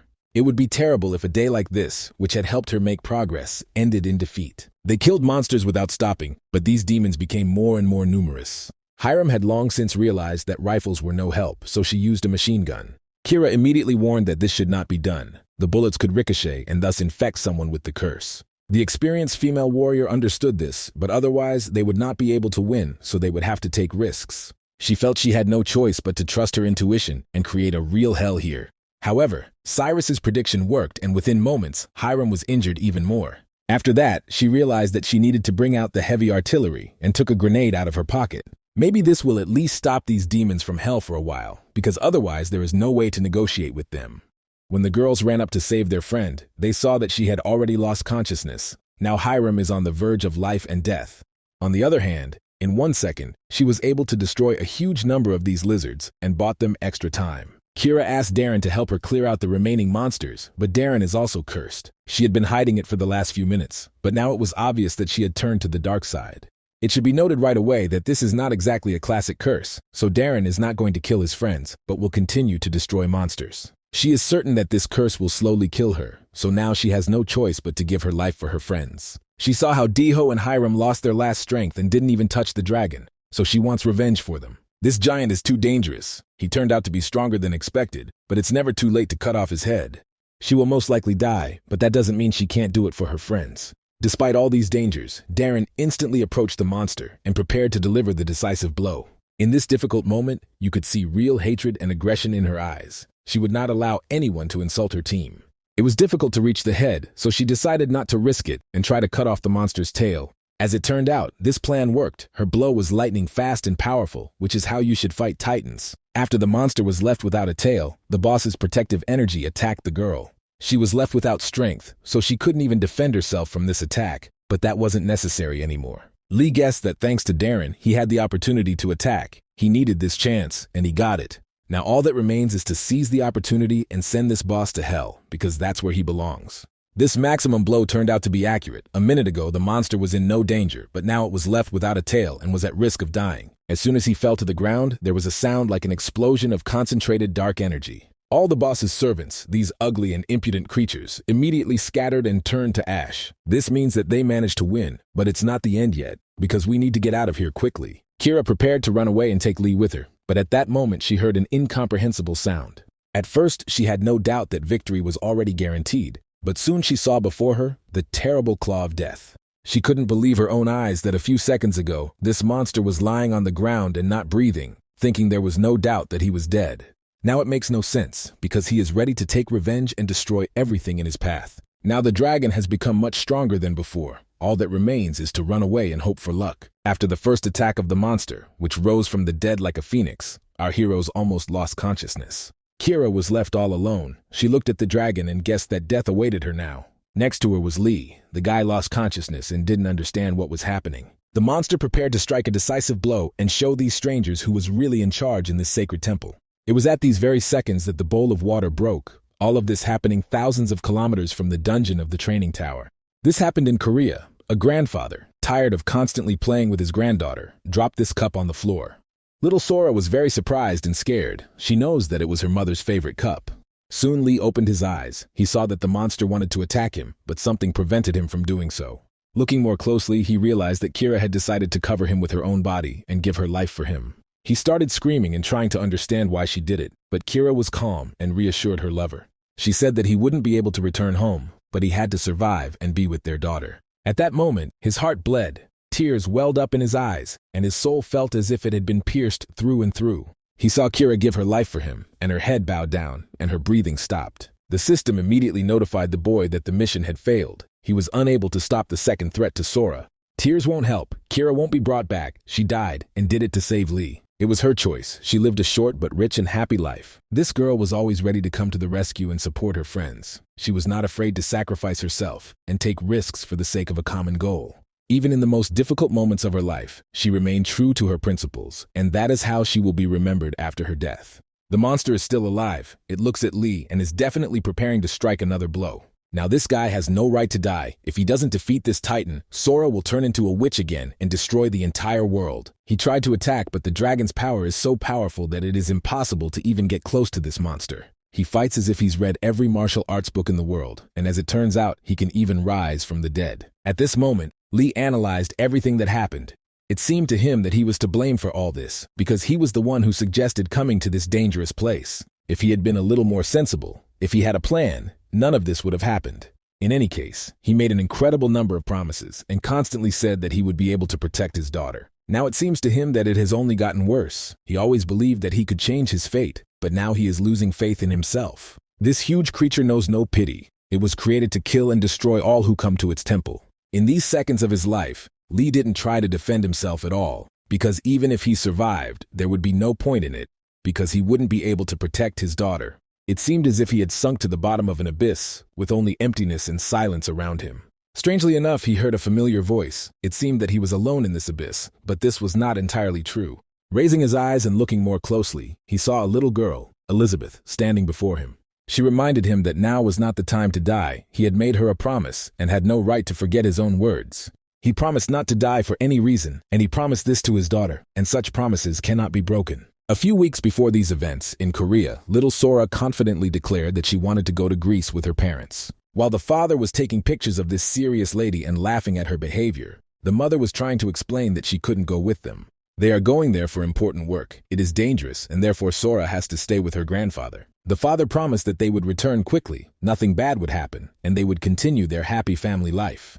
While in critical condition, he remembered his promise, and strangely enough, this moment was clearly etched in his memory. He remembers what he promised Elizabeth and Sora. He told both girls that he would survive despite all these hardships. We cannot allow Sora to become an orphan at such a young age. It will change her soul, and she will turn into the Dark Queen again. This cannot be allowed. Lee suffered in a past life and is not ready to let his daughter go through all this.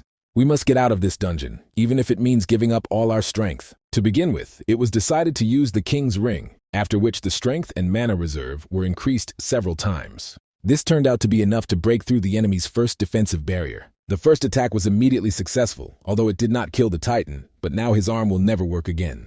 Thanks to Elizabeth's memories, Lee also remembered the attack the Paladin used. This boss may be incredibly strong, but that doesn't mean he can repel all possible attacks. His spear has changed color and now mana is strengthening this weapon. The King's Ring will soon expire, so we must hurry. The monster, as well as Lee, attacked each other at the same time, but only one would remain alive after that. In such cases, strength and speed play a decisive role. You need to deliver your powerful blow faster than your opponent, and then the fight will be won. Looking more closely at the monster, Lee saw something very interesting and important. He couldn't believe it, but it was obvious that on this dragon was a small scarf that belonged to Albert. It's unclear how this is connected, but then the guy forgot about it, because there was an impressive explosion of pure energy. After this, the monster had no chance. The training tower was attacked, and the system reported that the quest was officially completed.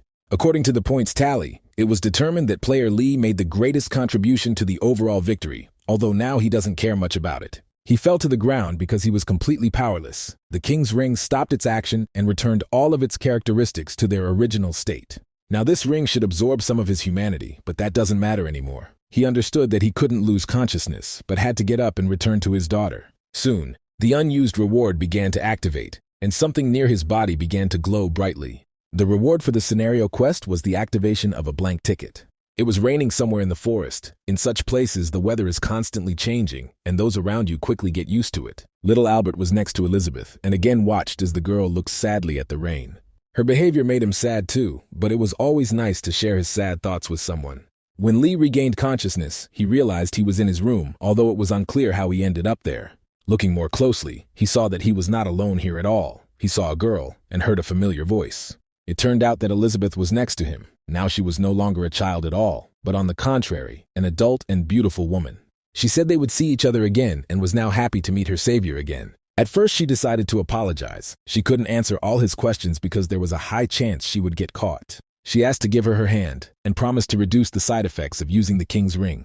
He looked at this strange girl and tried to understand who she really was. The bear said that the quest in the script was not real, which is why he considered Elizabeth a fictional character. Also, her situation is incredibly similar to Sora's, but at the time it seemed like just a coincidence. He doesn't understand whether she's real or not, but Elizabeth is going to explain it. She said that her cloak didn't fit Lee. It turned out that she had given this cloak to someone she wanted to protect. She doesn't know much about his daughter, only that Sora is a witch just like her.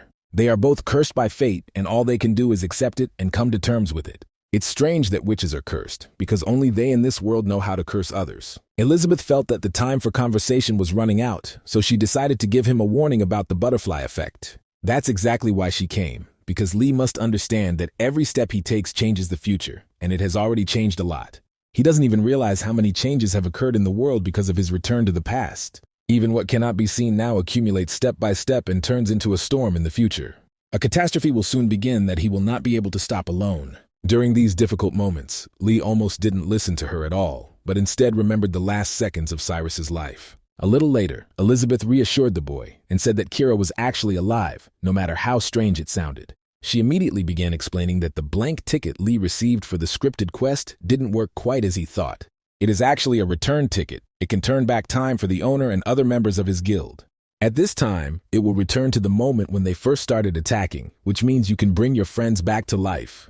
Elizabeth reminded her not to lose concentration. Kira would only be able to come back to life because she died within the ticket's range. You don't need to constantly count on this ticket, but it's better to throw it away. Lee always has a backup plan, but he doesn't know the future, so it's important to be prepared for the butterfly effect. After that, Elizabeth said goodbye and said that it was time for her to go back because she could always be caught.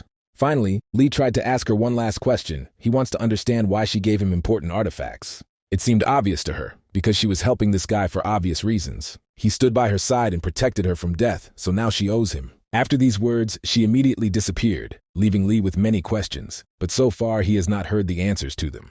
The system has notified that global changes are beginning. To continue, you need to log into your personal account. When Lee entered the tower, he wanted to change his specialization, and now he has that opportunity. It turned out that on the contrary, he didn't want to change his specialization at all, but a completely different person.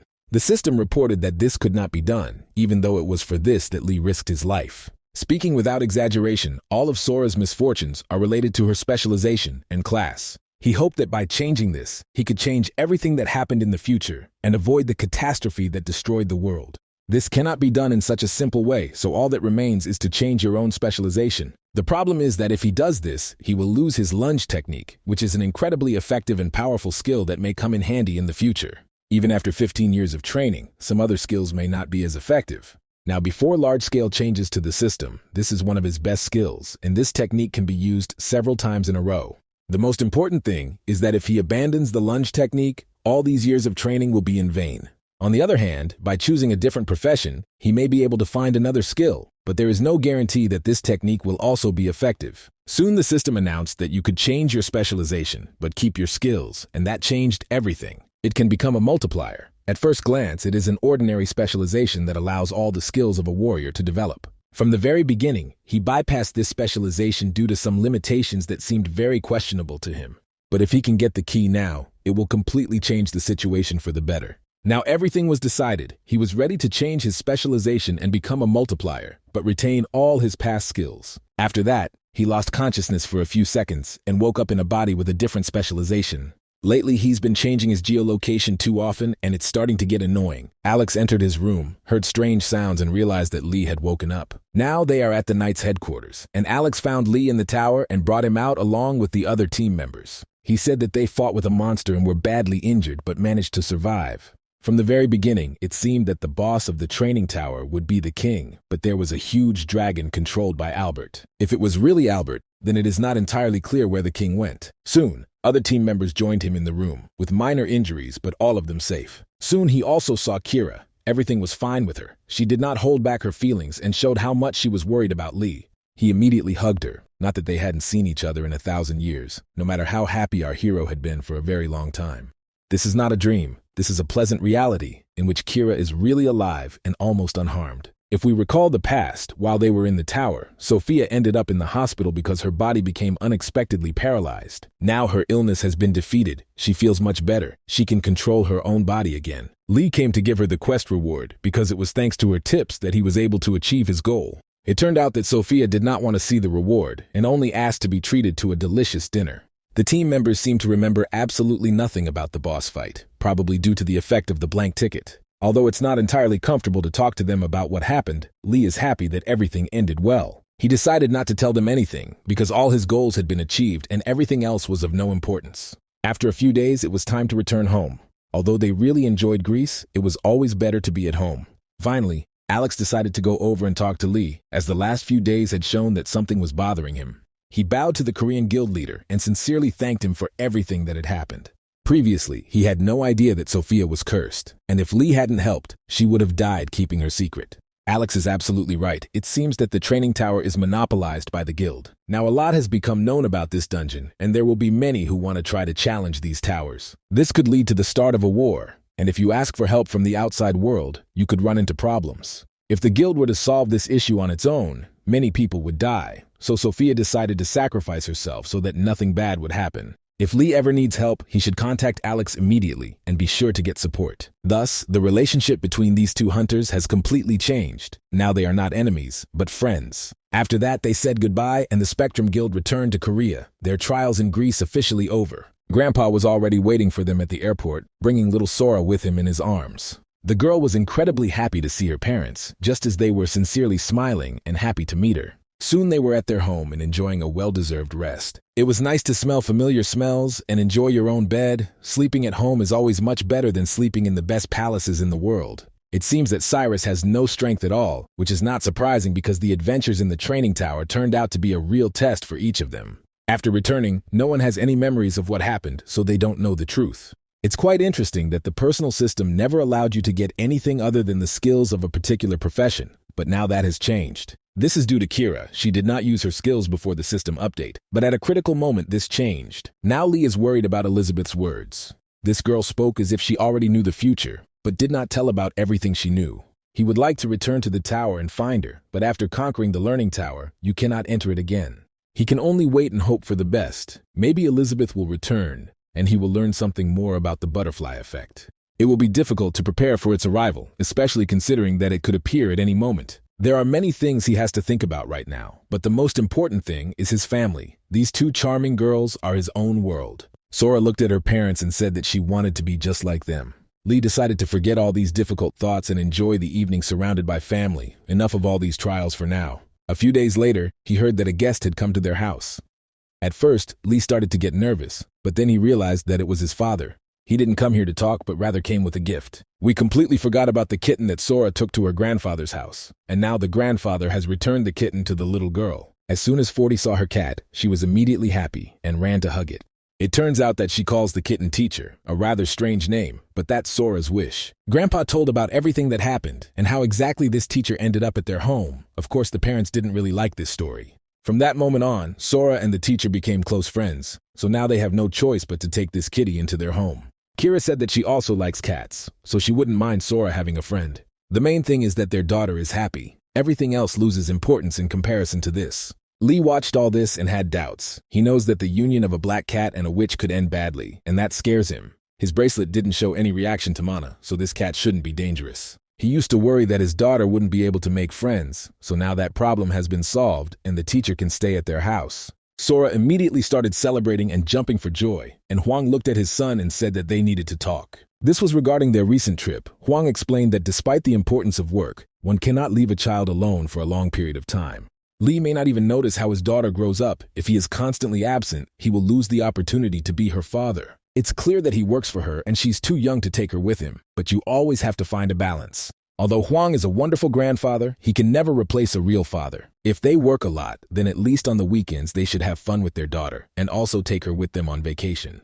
After that, the grandfather said goodbye to his family and returned to his home, and night fell. Lee found out that his daughter was talking to a cat and thought about it before going to bed. Usually children talk to imaginary friends, but knowing who Sora is, there's no doubt that she can really talk to animals. If she was able to create a golem and can change the weather, then talking to animals is a piece of cake for her. At that moment, Kira approached the guy. He thought she was sleeping and therefore was very scared. All this time he tried to talk to the kitten. Kira watched him and started laughing. Through all this hellish learning, he had to talk to a cloak and a little bear, so it's no wonder he talks to a kitten. Finally, before going to bed, he suggested that Kira make the most of his weekend and enjoy a family vacation. It was quickly decided to go for a walk together the next day and take Sora with them. They arrived at a place where you can rent clothes. Sora looked happy. She started choosing different costumes and told her father that she wanted to pick something special for him. It was decided to change their wardrobes together. Lee said he would help the girls make new hairstyles because he had many talents besides hunting monsters. Soon, everyone on the street was shocked to see how beautiful the members of one family were. Kira and her daughter wore traditional Korean women's costumes, and it was nice to look at them. The father also kept up with the girls and dressed in a traditional men's suit and took a beautiful hat. It turned out really quite well, and now they are even called models on the streets of the city. A little later, they saw a cow. Sora had never seen this animal in real life before, so it caught her attention. She tried to copy the cow and stuck her tongue out at it. This little girl needs to work on her manners. After that, the father approached his daughter and offered her something sweet to eat. When he bought her sugar cookies, Sora called him the best father in the world because she had never tasted anything like it. She started begging for another sugar cookie and reminded me of Puss in Boots from the cartoon Shrek. At first, their mother insisted that they should have lunch and only then eat sweets. That would be right. But once Sora turned on her magic, refusing her was almost pointless. Her father didn't stand a chance, so within minutes he brought her a large quantity of sugar cookies. Kira had to intervene to stop this sugar feast. Children should not abuse sweets. It turned out that you can't argue with your mother. Even small children know this. They decided to continue their walk and visit places they had not been to before.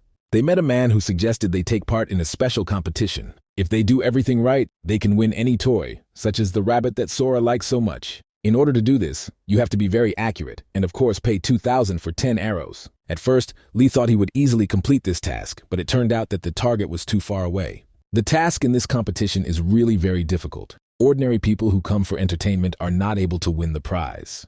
The owner of this contest thought it was easy money for him, but it turned out that Lee knew how to shoot accurately. Only a professional archer or a high-ranking hunter can hit the center of the target on the first attempt. It turned out that instead of Lee, Kira decided to shoot and showed her archery talents 100%. Soon, little Sora got the toy she wanted so badly. This is how little children's dreams come true. Sora also wanted to try to pass this competition, but to do so, she would have to return here when she was 7 years old. She said she would shoot as accurately as her mother and would also be able to win many awards. These two girls are truly incredibly similar to each other, although Sora's personality is more like her father's.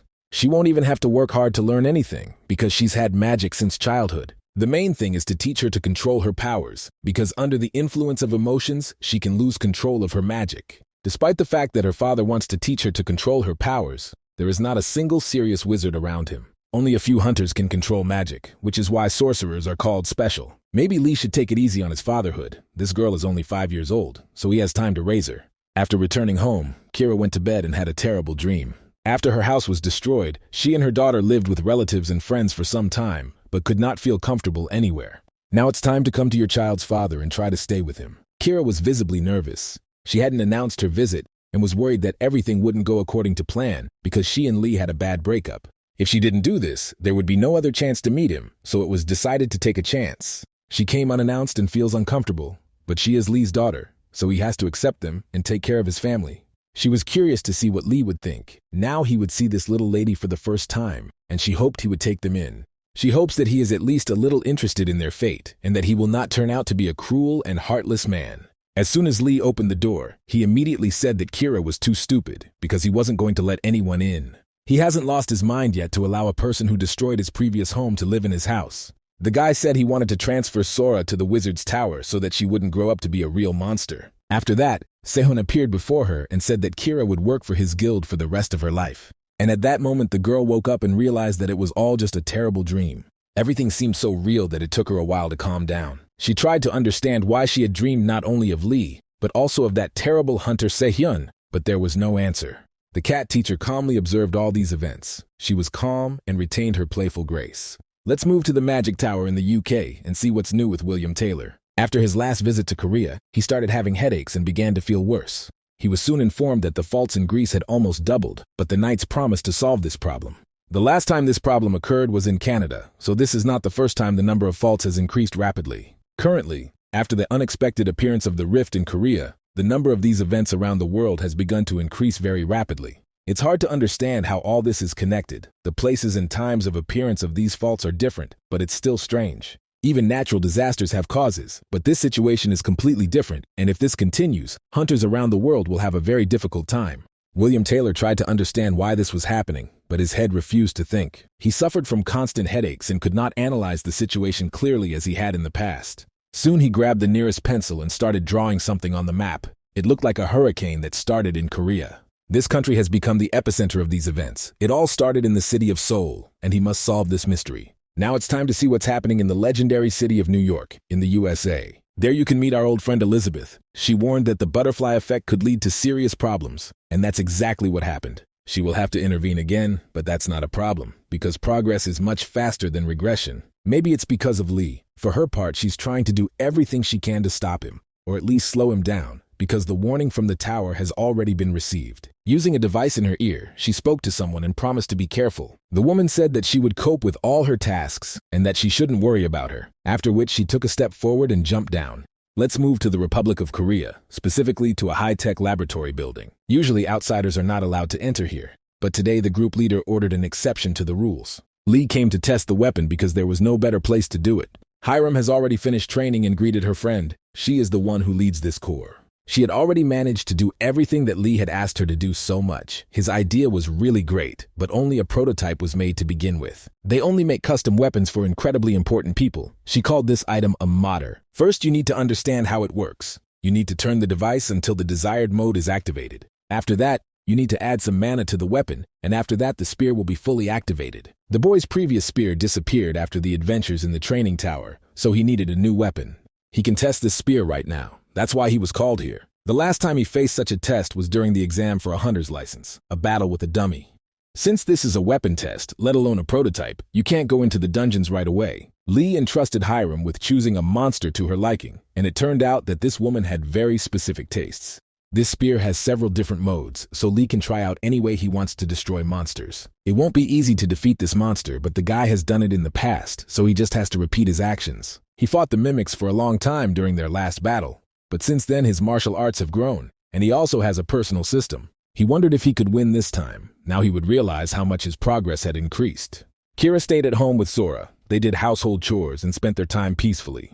It turned out that Lee still hadn't unpacked his things from his trip to Greece. Sometimes he behaves like a real pig. A teacher approached Sora and started talking to the girl. The teacher was interested in something in Lee's suitcase. This object shines like some kind of crystal. They decided to open the suitcase and see what was inside and saw a magic cloak. Sora had never seen anything so interesting and shiny, but it's better not to play with adult toys. Meanwhile, the mimic was destroyed. It didn't take much time, so Lee had indeed made significant progress. He thanked Hiram for his help, but immediately said that the spear had been broken during the battle. Since it was a transformer weapon, she intentionally used a flexible material, but she didn't expect the spear to be too weak. This happened because Lee changed his mana flow to aura. If he uses his skills at the same time, the weapon cannot withstand the load. The spear needs to be strengthened. Hiram reminded her that this wasn't exactly her idea of a weapon, and if Lee didn't mind, she was willing to buy the idea. Lee replied that he didn't need the money at all, and he was willing to give away the rights to the spear for free.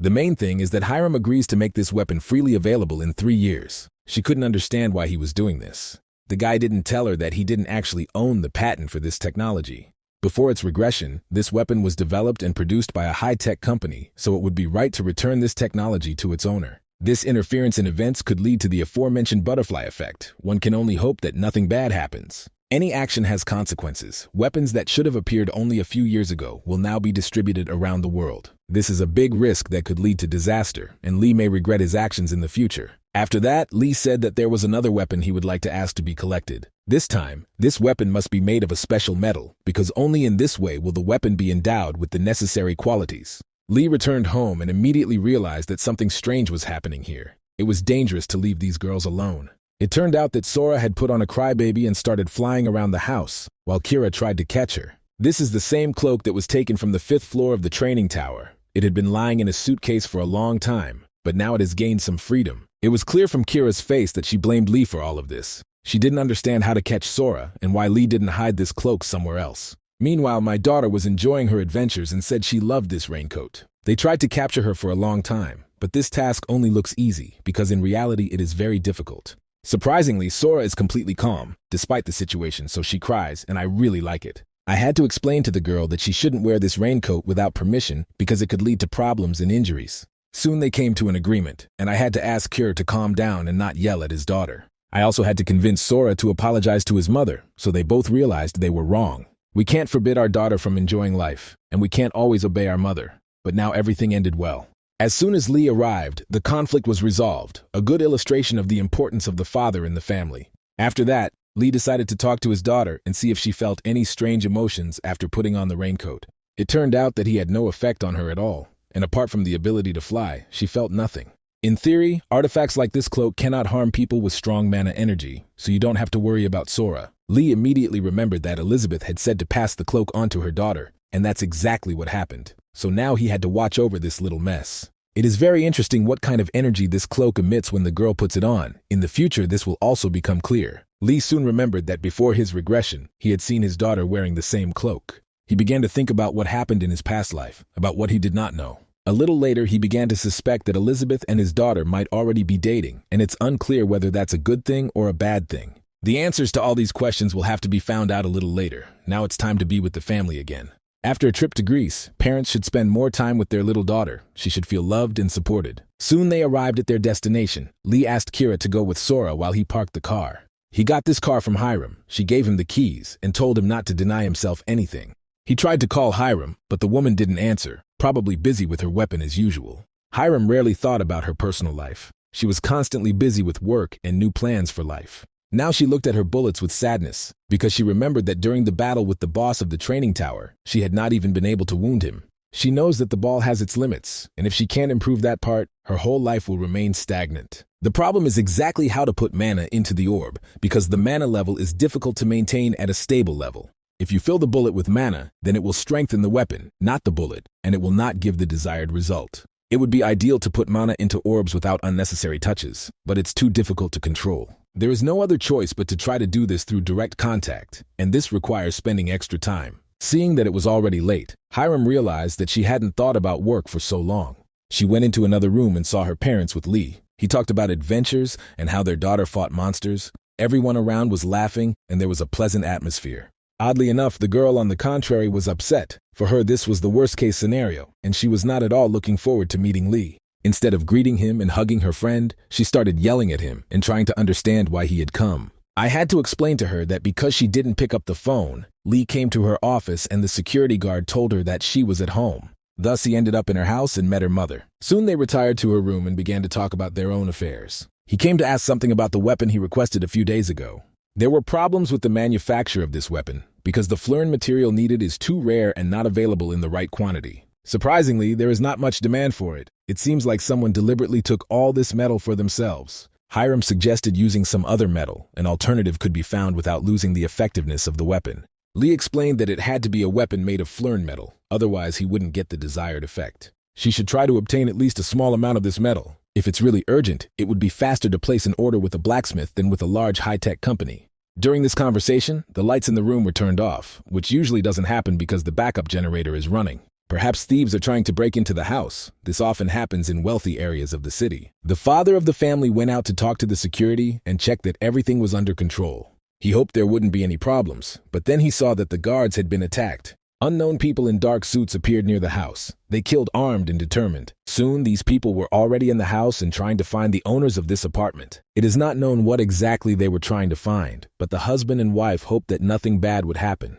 All exits and entrances to the house are blocked. The phone is not working, so the situation is truly dangerous. Somehow, they were able to reach the second floor, but now it will be difficult to contact security. The bandits realized that the room was locked and began to break down the door. Soon they would go inside. It seemed that a battle between the owner of the house and the bandits was inevitable. But at that moment, someone threw an unknown device into the room. It turned out to be a light grenade, and soon it exploded and blinded everyone around. Hiram and Lee weren't going to sit in a safe place. They went out to save their parents and stop the bandits. Professional training always helps in difficult situations. Within a few minutes, the bandits were eliminated. The parents were not injured. Everything is fine with them, apart from a slight shock. It seemed that the worst was behind us, but Lee heard strange sounds below and said that we had to stay focused. The bandits probably came with reinforcements. The enemy is determined and will have to fight. Lee asked his girlfriend to stay with her parents while he went downstairs to meet the guests. He can see in the dark, so he doesn't need anything other than a weapon to fight. The bandits continued to search for valuables and money. No one even noticed that their comrades had disappeared. Soon one of the bandits found the safe. He had no doubt that there was a large sum of money there. In fact, they were mercenaries and had clear instructions, so in addition to money, they had to find the right item. They are not professionals at all, but ordinary amateurs who do not have enough experience. Taking the safe with them won't be easy, but if they had extra time, they could try to open it. Now this is impossible because the owners of the house could call additional security or call for help from a professional hunter. When the bandits saw an unfamiliar face in the room, they immediately began to panic. Lee moved like a shadow, skillfully avoiding the gaze of his opponents and finding perfect opportunities to attack. Some of the attackers even tried to attack him with knives, but even that didn't scare our hero. He repelled the attack with mana and then skillfully seized the initiative. There were only a few minutes left before the security guards arrived, so some of the bandits immediately started running away. Everything looked like it was an ordinary hostage-taking. No one should guess the real reason for this situation. The bandits are sure that they will soon have a new chance, which is why they so easily forgot about these missions. Soon, security guards and a large number of police arrived at the house, and some of the bandits were detained. Among the attackers was one hunter. The problem was that he was wearing a mask, so Lee could not recognize him. All the others were ordinary people. They didn't even have enough experience with weapons. They were amateurs. It was a strange robbery. Ordinary people with guns. Everything around was planned. It seemed as if Lee had seen something like this before. He remembered the attack on Hiram in the dungeon, the same day he had saved her and they had met. If you compare what happened then, there were many more attackers now, but there was also this hunter in the dungeon. He was unaware of all these events, so before his regression, they were not talked about. This attack never even happened. Lee remembered Elizabeth's words and realized that much had already changed because of his actions. The butterfly effect had been haunting him from the very beginning. Perhaps after he saved Hiram, the future changed, even though he didn't try to influence events much. When you interfere with the events of the past, there should be no doubt that the future will also undergo changes. After it was all over, the grateful homeowner asked his security to take Lee home. Several more days passed after these events, and Lee continued to train and try to become stronger. Before his regression, he was weak and could only rely on other people. This time, by raising his level of specialization, he will be able to become stronger. In order to do this, he called on his friends for help and explained that many hunters use other people as rivals. Now they will fight each other. But this is just sparring, a mock fight, not a real fight. This type of training is often used by Darren's family members. If something goes wrong, she is ready to intervene and stop the sparring. They should not suffer serious injuries because they will be using a wooden spear and boxing gloves. This is how friendly sparring is conducted in order to avoid injuries and increase the chances of progress. Previously, Daejo tried to become a professional boxer, but left this profession because he could not fulfill his potential. He left the sport when he decided to become a hunter, but over the years of training, he became accustomed to sparring with people. As soon as Darren gave permission to start sparring, Daejo immediately demonstrated that he was ready to show his full potential. He instantly approached and immediately struck a powerful blow. Lee managed to defend himself with a wooden spear. He had previously watched his friend when they fought on the same side, but only now did he feel how strong Daeho was. Lee didn't come here to constantly defend. He also wants to attack and demonstrate his strength. He hit him in the lung area, but it felt like his stick hit a reinforced concrete wall. It seemed like the guys were going to knock all of each other's teeth out, but Darren intervened in time and stopped the sparring. She said that Lee won this battle, and that was enough for today. Daejo couldn't understand why he wasn't considered the winner because it seemed like the initiative was on his side. He had to explain that if it had been a real spear, there would already be a deep hole in his chest. Lee was happy. He was fighting the future king of boxing, so for him progress was only in exchanging blows with him, not immediately getting knocked out. Although Darren awarded him the victory, his feelings indicate something completely different. A little later, Darren looked confidently at the guild leader and said that she wanted to ask him something. Meanwhile, Kira and Sora were walking through the forest, Sora asking many questions and her mother trying to answer them honestly. Sora is very curious about whether her father will compliment her in the future. Sora also said that father should compliment mother more often. He should tell her that she is beautiful and that he loves her. She heard about all this in the program Family Relationship Clinic, similar to children not being allowed to watch TV and adult programs. For ordinary parents, this behavior is normal, but Kira and Lee have a completely different relationship, and their daughter needs to understand this. Soon they saw Lee fighting against Darren. Even though it was a practice sparring match, it looked real. Sora immediately began to panic and was scared. She couldn't understand why her father was fighting with Aunt Darren. She immediately activated her magic and began shouting for this battle to stop immediately. Within seconds, she used her power to create an ice barrier and stop the training. It looked incredible. After that, the girl immediately ran to her father and said that they shouldn't fight because Aunt Darren is very kind and good. It was the first time Darren had seen such an ice wall. There was only one sorcerer who could create something like that so quickly with 2 hands. She's not just talking about Korea. There's only one sorcerer in the world who can do this. Meanwhile, Sora told her father that she and her mother had made delicious sandwiches for him to eat. He immediately thanked his daughter for her support and said that he greatly appreciated her love. Darren and Kira watched this calmly and couldn't hide their emotions. It was all too cute. Meanwhile, Daeho saw the ice wall and asked to be immediately explained what had happened.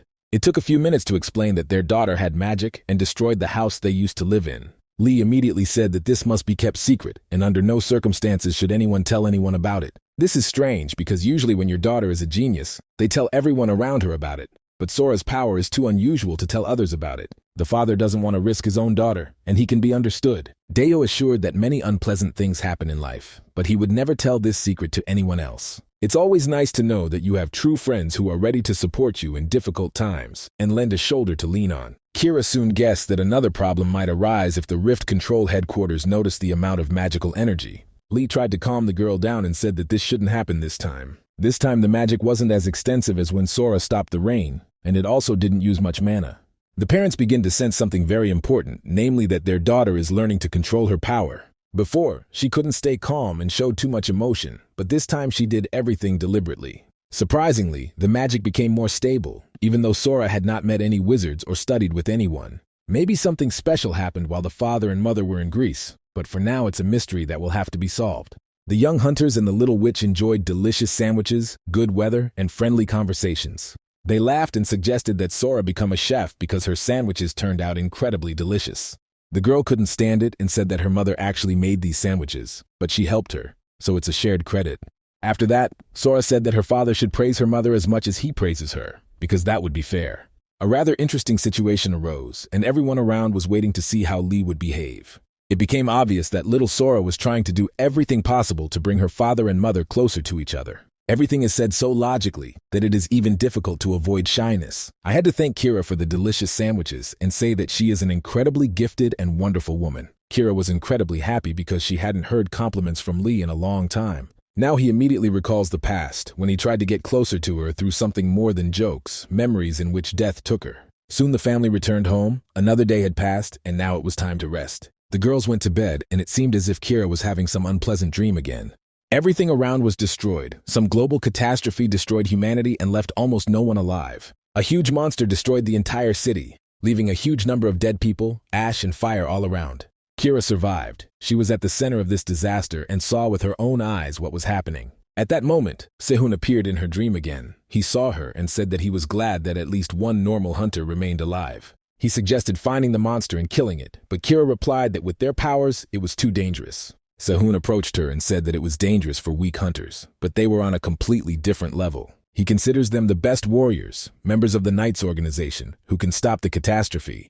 But Kira replied that she did not understand what he was talking about. She said that she had a child waiting for her at home, and she was not going to risk her own life to destroy the monster. Sehun got angry and said that the whole problem was this child, and ordered her to leave with him for the last time. He wants to kill the monster, and she's trying to hide the fact that her daughter is a witch, so the two will have to come to an understanding. If Kira refuses his offer, there is no doubt that he will immediately sell information about her daughter to the Sorcerer's Tower. That is why she was forced to agree to these conditions and risk her entire life to save her daughter. At this moment, Kira woke up again and realized that it was another terrible dream related to Sehun. We will soon learn the secret of all these nightmares, but for now, we will have to wait. The training and testing of the weapon Hiram made was successful. Lee is incredibly pleased. This spear has become much more comfortable and also stronger. Now there was no doubt that this weapon could withstand the lunge skill, and he had Hiram to thank. After that, Lee decided to talk about what happened after the attack on Hiram's parents' house. The investigation is still ongoing, but it is still impossible to understand who was the organizer of this attack. Those who were caught say they are with a pacifist anti-gun organization, but it's obvious that these guys are no friends with logic. It's impossible to call yourself a pacifist and attack people, but in any case, their attack changed the plans of the high-tech corporation. This will also affect the Spectrum Guild. Now you need to deal with group attacks instead of dungeons. To do this, you will have to clear the field, but this is the least of the problems. Hunters are periodically sent to some forgotten field so that they can clear the location. This is called a group attack. A field left unattended for a long time can become home to many monsters, and not only the Spectrum Guild will go to such a field. 3 small and 1 medium-sized organization will be joining them, so it's time to act, especially considering that Lee has a new weapon. A few days later, everyone prepared for a group attack and went to a park with a lake. Soon, a group of Farso hunters appeared there. The man in front was Chan, their boss and true leader, a fairly well-known figure in the world of hunters. He was greeted as a true hero, even though he is not actually as well-known a character as Sehun. The Loba Guild, as well as the Kachisan Guild, are already in place. They all look quite active and ready for decisive action. Chan learned that he would have to wait for another guild called Spectrum. He doesn't like it when anyone is late. He's never heard of this guild, and already hates them as if they were enemies. The small guilds are supposed to arrive an hour before he arrives, so these scoundrels will have to be punished. While we're at it, let's talk about one feature of group attacks. Small and medium guilds mix and divide up responsibilities. The main task of the association is to help small guilds, but in reality, medium-sized guilds abuse their position too much. Clearing a large area without their help is almost impossible, so they know this and take advantage of their position. To avoid unnecessary problems, the small guild tries to do everything they are told. Soon the Spectrum Guild arrived at the meeting place. Diho had only recently become a driver, so he was driving too slowly. They've hardly ever been late or had an accident, so they don't feel like anything went wrong. Lee immediately took a step forward and greeted the guild boss Farso. He was very pleased to meet the guild boss. Lee looked cheerful and immediately said that he was pleased to meet Chan. He gave his name and told about the Spectrum Guild. Despite his sincere feelings, it was immediately apparent that Chan was not at all happy to see this brazen newcomer. The situation worsened when it turned out that Lee had no idea who Chan was, or that those around him were shocked by such ignorance. Chan tried to punch the guy in the face, but Lee grabbed his hand and started smiling like everything was fine. He explained that he was a novice and wanted the experienced hunter not to get angry with him. It turned out that this was not enough to calm the guild leader, because Time ordered his assistant to bring his weapon. Soon he held in his hands his list, thanks to which he destroyed a huge number of monsters and won a large number of victories. With incredible force, he thrust the stone in and asked why the Spectrum Guild was late in meeting him. According to the rules of etiquette, during a group attack, a small guild should arrive at the gathering place before the leaders. Chan explained that on the battlefield, one should not disrespect more experienced and stronger warriors. After that, it seemed that the conflict was over, but everyone around felt that this situation could affect the future. Soon, one of the members of another small guild approached Lee and said they needed to talk. He explained that little dignitaries can suffer from spectrum behavior because you have to think first and then speak. Because Chan is unhappy, the small guild may suffer, so if you are late, you should get used to apologizing for it. Lee explained that they arrived half an hour earlier than the deadline specified in the association, and he really doesn't know who Chan is, and hasn't even heard of him. The other hunters are scared because if Farso refuses to help them clear the field, the mission may fail. They don't understand that Lee is willing to work without Farso's help. He and his men are confident in their own abilities and don't need support. Another guy intervened in their conversation and supported Lee. He understands that the newcomer did nothing wrong, so he is not to blame.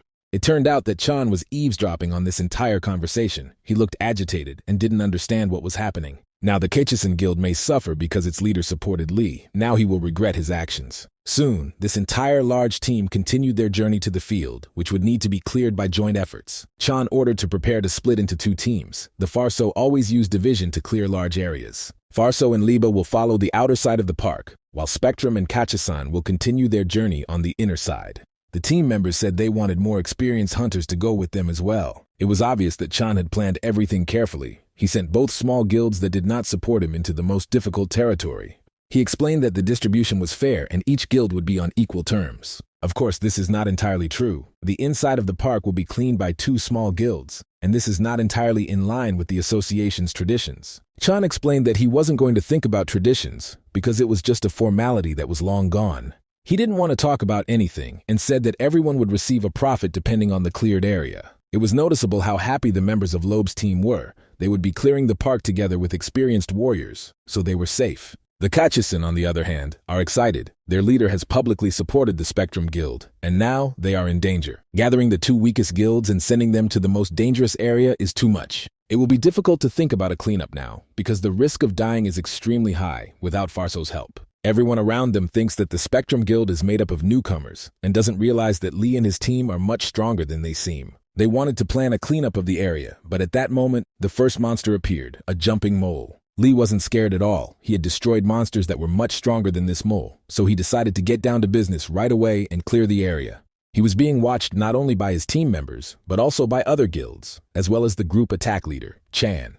They had never seen anyone kill a huge jumping mole with one blow. That was truly remarkable. Usually this requires several blows and a powerful weapon, but he did it with his bare hands. There is no doubt that these techniques were taught to him by the future king of boxing, and this is the result of special training and sparring. Lee has long wanted to ask how Daeho can defeat monsters with his bare hands. He is the only hunter who can do it. The comrade explained what is done with the help of his muscles. Instead of spending mana on weapons, he stimulates his hands. You need to imagine that mana is water, and muscles are a glass.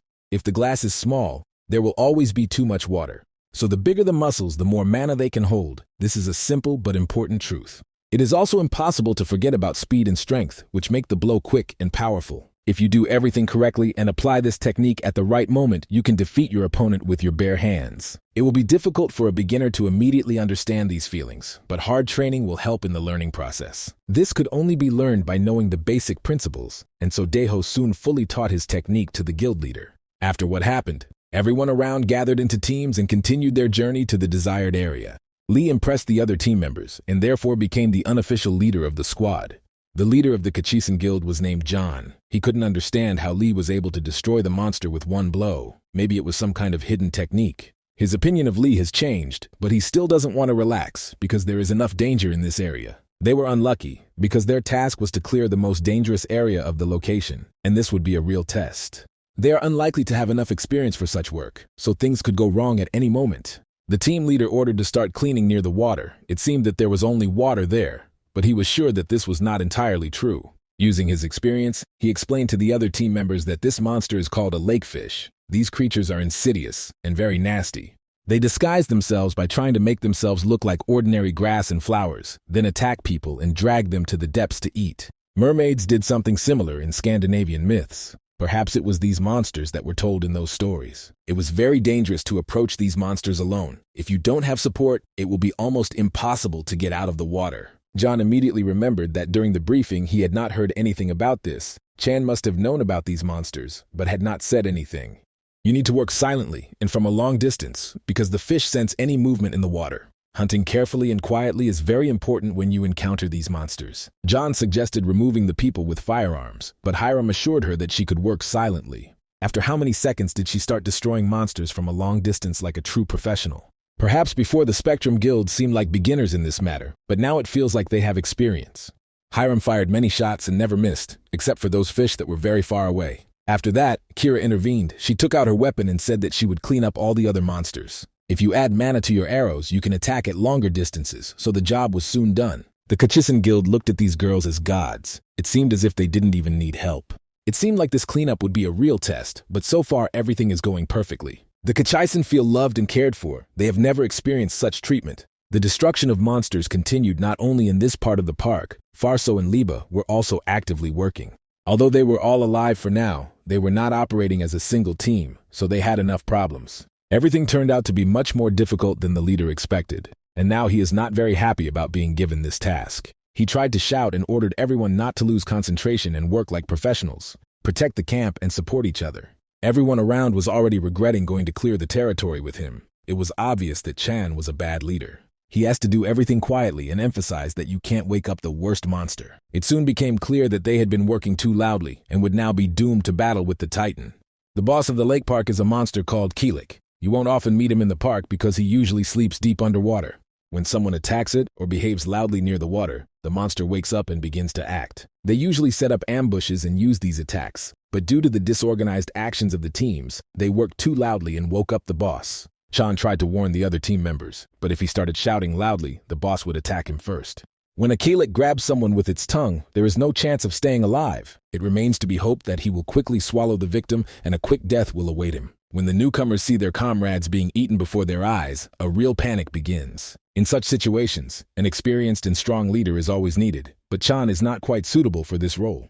While the monster is busy eating, it is not distracted by other people, and this is a good opportunity to attack it with mana. Although Chan is not considered the best leader in the world, his spear can deliver a powerful blow that is enough to win. He hit the target exactly, and soon the little boat fell down and showed no signs of life. Everyone around started screaming with joy and rejoicing in the victory. It seemed like everything was over. Chan used too much mana, but now he could become even more popular, unless of course the boss wakes up. That's exactly what happened soon after. This huge creature withstood a powerful blow and now prepared for the second round. Keelik approached the team leader and showed with his whole appearance that he now wanted to continue his lunch. Chan's spear didn't even penetrate halfway into the monster's body, so his attack wasn't enough to succeed. It seemed that the now quite famous guild leader Farso would turn into a tasty snack for the monster, but someone intervened. It is unknown where the help came from. The monster was pierced by extraordinary energy. Now he will definitely be dead. Everyone around was shocked. They were already ready to say goodbye to the captain, and now they didn't understand what was happening. Even the person who was eaten by the Keelik a little earlier was able to survive this attack. The skull is completely destroyed. It's not just a hole in the head. It feels like a monster exploded from the inside. Looking across the river, the hunters realized who had done it. It was the same guy who had openly shown disrespect to Chan. A few hours ago, they were arguing and conflicting, and now Lee saved the life of that fool from the Farso Guild. It was not clear why these hunters had come here. They must be in the most difficult area of the park and clearing their territory. Chan was trying to understand what exactly happened, and at that moment he slipped and fell. He's not having the best day today, but this is just the beginning, and all the most exciting adventures are yet to come. Now even the members of the Farso Guild are making fun of him. Now everyone knows that there is nothing special in the guild. Previously, Chan tried to be as famous as Sehun, but now it's clear that he's on a completely different level. Meanwhile, another team responsible for the interior of the park rewarded each other with a successful sweep. John thanked Lee for his help and said that it was their first time participating in a team effort and they were very grateful for the help and support. They cleared the field incredibly quickly and confidently, worked as a real team, and now it's time to talk about profit sharing. At this point, a financial analyst from a high-tech company approached John and said that the distribution of profits should be discussed with him. John had never seen such influential companies involved in clearing fields in his life. He was shocked and excited. Now, it's hard to understand why the Spectrum Guild wasn't so well known to other people until now, although it's obvious that they are really very talented. Lee said goodbye to his new friend and said he had to go home. The deed is done, and now he can think about his daughter who is waiting for him at home. Moving on to the UK, we haven't been outside Korea for a long time, and now it's time to do it. Our old friend, the witch Elizabeth, has already finished her business in New York, and now she has arrived on another continent. She looked a little scared and didn't expect to be caught off guard by wizards in Britain. She saw strange signs in their squares and guessed that they were members of the magical tower she had heard so much about. Because of this, she forgot about the restrictions and used too much mana, and now it will be difficult for her to move around on her own for a while. She would like to solve all her problems without support and tried not to involve anyone in it, but nothing worked. All that's left to do is ask Lee for help and start the connection process right now. It has long been clear that a cat named Teacher is not an ordinary pet. Maybe now her mystery will finally be revealed, and we will understand that the teacher is connected to Elizabeth. Meanwhile, the father returned home, and the daughter constantly tried to spend as much time with him as possible. He promised that as soon as he finished his paperwork, he would immediately give her enough attention. Due to the fact that the Spectrum Guild has been active in the last month, it has reached last place in the national ranking. Considering that not much time has passed since the guild's inception, it is developing quite quickly. Lee also couldn't help but notice that for a month the system hadn't said anything about his daughter's misfortune. It's unlikely that this is due to the lack of a butterfly effect, but perhaps this impact was not as great as Elizabeth said. If you forget about the additional tasks that the guild leader must perform, then there are no special problems for Lee. Today is a wonderful sunny day. It's warm and cozy outside, but sometimes on such calm days you feel the greatest anxiety. It feels like this whole perfect situation is about to turn into a real storm. The cat approached her friend and asked Sora to talk to her mother because she wanted to talk to Lee. Sora always listens to her new friend, so she immediately carried out her assignment. She asked her mother to hide from her father for a while and to give him ice cream soon to support and entertain him. Kira was happy that she had such a perfect daughter growing up. They immediately got together and went to the store. This is how Sora fulfilled her cat's orders and distracted her mother from household duties. This girl is only 5 years old and she can already do such tricks. It's a talent. Lee was left all alone and soon a black cat climbed onto his desk. He wanted to pick her up and put her on the sofa, but at that moment the cat started talking and said that they needed to talk. It is not known what was going on in Lee's head at that moment. Perhaps he thought he was going crazy, or perhaps he was sure that it was all just a dream. Soon the guy realized that he was talking to Elizabeth. He had suspicions, but still he didn't understand anything. The girl explained that she had connected her consciousness with this animal, and the cat teacher was her creature on call. You probably wouldn't think Elizabeth would enjoy life eating cat food all the time, but in theory it's possible. After that, the conversation continued, and Elizabeth said that she wanted him to help her. He had to return the core fragments for her. When she talks about core fragments, she means parts of the monster's heart that was destroyed. She explained that she couldn't tell him too much and explain it all, but she still needed his help. Meanwhile, Sora and Kira were enjoying the nice weather and eating ice cream. At this moment, Elizabeth said that her request was related to Sora's second misfortune. Soon evening will come. We will move to the house of the boss of a high-tech company. His story is also important to the overall plot. Hasu was enjoying the evening in the company of his wife. After dinner, he decided to open his safe. He said that he had been thinking about getting rid of an important artifact for a long time, and now was the perfect time to do so. When Lee learned that Elizabeth's request was related to his daughter's second misfortune, he began to worry. Elizabeth explained that there are people who collect special fragments. They operate under a large number of names, so their identity is not fully known. The main thing is to understand that these people have one single goal: to collect all the fragments together and, with the help of a special ritual, resurrect the monster. Because of this, Elizabeth, a month ago, tried to destroy the core fragments and prevent the monster from coming back to life. She explained that this monster is connected to Sora's second misfortune, which is why it is important to stop it. If the theory is correct, then Sora's second misfortune is related to the death of her mother. If everything is the same as in the past life, then after the monster's resurrection, Kira must die. This will happen during the world quest. Lee remembers all these nuances perfectly and is even afraid to think about it. Elizabeth assured that it is better not to talk about what will happen in the future, but she does not understand that this will happen soon, and it is necessary to act. The witch explained that because of the butterfly effect, the future changes completely. There is no need to think about it constantly. From the very beginning, the second misfortune happened 5 years later, but this time it happened almost immediately, a month later. Events develop much faster than Lee expected, and this becomes a serious problem for him. World Quest, although it's called a quest, is actually a big and complete disaster. Before the regression, during the World Quest, an entire city in China was destroyed. The number of victims was horrific. In addition, then the abilities of hunters were higher and more balanced. There was a greater chance of survival for humanity. There has not been an update to the personal system up to this point, and if this quest starts, the threat will be extremely great. This must be stopped, and to do this, we must first find the core fragments and destroy them. One of the fragments is in Korea. Tonight it will be put up for auction by hunters in Seoul. This auction will be Lee's main goal. If he collects the right amount of money, he can buy back the core fragments. Elizabeth explained that buying the core would be a mistake, because then they would become a target for bad people, so it would be better to steal the fragments. Obviously, her proposal sounds strange, but sometimes Lee loves strange proposals. Soon the auction began, and many people gathered there to try to buy the valuable artifacts. Our old acquaintance, a famous hunter named Sehen, is also participating in this auction. Soon, broker Mumian approached him to get acquainted. This was their first meeting, and the broker was very happy to meet the star. Sehun said that he came to look at useful artifacts. He always takes VIP seats so as not to sit next to small people. The broker offered sponsorship and the opportunity to obtain artifacts at the lowest prices. The hunter immediately refused. He was curious about who Mumian was, but now he realized that he was just an ordinary merchant without a brain. Only then did he realize that the broker, about whom he knew nothing, was sitting in the VIP seats. And this was very strange. Usually the best people sit there, so this Mumian may turn out to be a fairly respectable and wealthy person.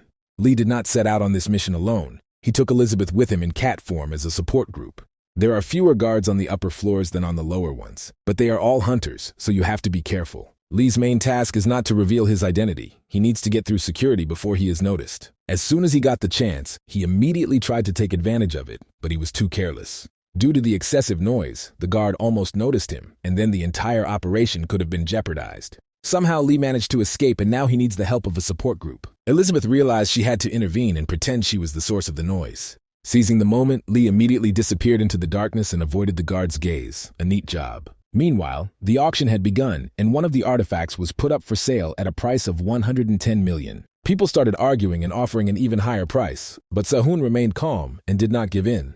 Soon he saw the broker sitting next to him offer his amount. He was talking on the phone, and he was participating in the auction instead of another person. Only VIPs can use a broker as a replacement, so his boss is a very specific person. There is no doubt about that. The broker bought the desired artifact, and now it's time to sell another item that everyone has been waiting for so long. The time has come to sell a stone of incredible beauty, a fragment of a core that was found more than 10 years ago. The audience was shocked and excited. They had heard about such artifacts before, but had never seen it with their own eyes. Scene very quickly guessed that this stone was found in the first fault that appeared on planet Earth. The core still holds a large amount of mana, so it is a very precious treasure. The bidding will be like a real war, as everyone wants to get their hands on this precious treasure. People offered large sums, but everyone fell silent when broker Mumian offered 8 billion. No one even expected such a proposal. It was something beyond comprehension. No matter how valuable this core fragment was, paying such a large sum seems absurd. It is not known how many people this person has, but it seems that he has completely lost his mind and does not understand what he is doing.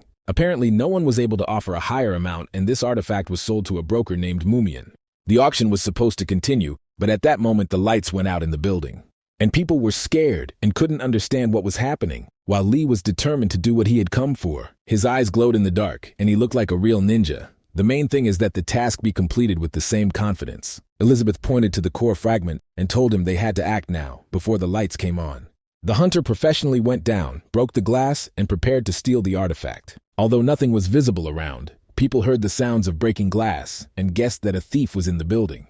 They began to scream and call for help from the guards. But by then, Lee had already grabbed the core and started running away. Now he needs to climb the mountain and escape quickly. The guards will gather on the first floor, so there will be few people on the mountain. With the help of the cloak, you can easily escape from the guards. But a new problem has arisen, the hunter Sehyun. He took out his weapon and began to attack the unknown thief. Such was the impression that the fearless knight awakened in him. Hunter Sehyun is a strange person. We saw how he was scared in the dungeon and afraid to clear the territory without support, but now he forgot about fear. It seems that when he feels a benefit for himself, he is not afraid of anyone, and now is the perfect situation for him. If he can pick up the core fragment, he will become even more famous and famous. For him, this is the most important thing. Their battle lasted for several minutes. Lee could not understand how his location had been discovered, but now he had to think about his defense. Not only does Suhei know where he is, but he can also predict his movements, which means he has also taken an elixir to improve his vision in the dark. It seemed that Sehun understood who he was fighting, but Elizabeth said that with the help of the cloak's magic, Lee's identity was still unknown to outside eyes. Lee is not going to activate his weapon yet, although it will help him win this battle easily. The problem is that his weapon is unique, and if he shows his spear, it will immediately make it clear who he really is. Lee tried to avoid the battle and escape, but at that moment he saw a broker next to him. This man bought a core fragment and is now ready to fight the thief to get his artifact. After a few seconds, he managed to pick up the fragment for himself, looking like a satisfied fat boar. Now we have to get back to the dirty work and return the artifact to our hands. Elizabeth said she was ready to pursue the broker, and Lee had to defeat Sehyun in the meantime. They both see perfectly in the dark, so neither has a particular advantage. Lee remembers that he has too little time. Security will come here soon, and there will be even more problems. He didn't want to use his weapon, but now the situation has changed, and he can't waste a single second. At this moment, Sehun remembered that he had already seen a similar fighting style. He had seen these movements and attacks before, in the Star Sword House. Now there is no doubt that he is fighting against Lee, and this makes him fight even more fiercely. As soon as Lee realized that his identity had been established, he began to act even more defiantly and aggressively. He delivered a powerful blow and showed Sehun the difference in their levels. This was enough for an instant knockout. If Daejo was watching this fight, he would be happy. Meanwhile, Elizabeth tried to keep up with the broker, who had taken the core fragment with him. He soon realized that he had an unusual cat in front of him, and that he had to get rid of it. Elizabeth was not going to rest and was not afraid to take on the dirty work. Even in this body, she remains dangerous. She soon realized that she was not an ordinary person. This man looked very much like a monster. He activated the black energy and began attacking her with the claw of death, something Elizabeth was not prepared for. It seemed that she had no chance in this battle, and now she would not prevent the broker from escaping. His wounds healed immediately, and he now feels much better than before. Realizing how dangerous her opponent was, Elizabeth activated a protective barrier and prepared for the second round.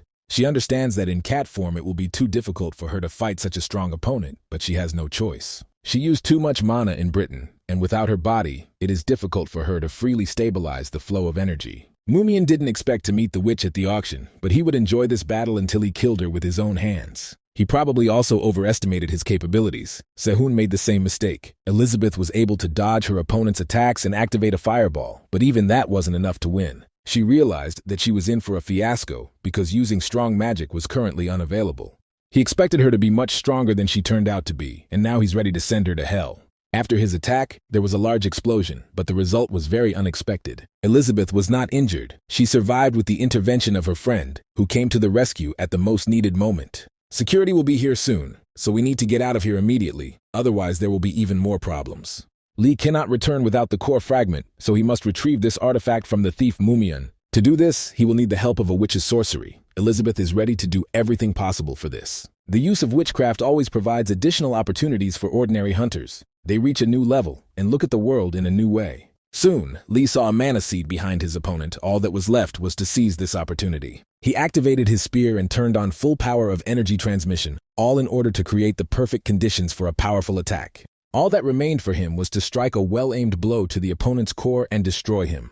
There was no doubt that he was faced with an ordinary monster. This ugly creature began to scream and suffer in the last seconds of its life. Soon, security arrived at the scene of this battle, trying to find the lost artifact and rushing to apprehend the thieves. At the scene of the battle, they found only a pile of foul slime, but they did not notice either the thief or the artifact. Lee, along with Elizabeth, managed to escape in time and took the necessary item with them. Although it was difficult, they successfully completed their task. It was really dangerous, but now they are far from the guard and can breathe easy. It's time to talk. Lee tries to understand how exactly Elizabeth helped him see the monster's core. It turns out that with the help of magic, she can share her special vision with others. This is how she sees this world. This becomes possible when a witch concentrates her energy in her eyes. After that, she destroyed the core fragments and announced that everything was over. The deed was done. Sora was saved. Lee was sure that now the monster could not be brought back to life, but it turned out that this was not entirely true. They only destroyed 1 nitrogen out of a large amount of debris, so it's just a drop in the ocean.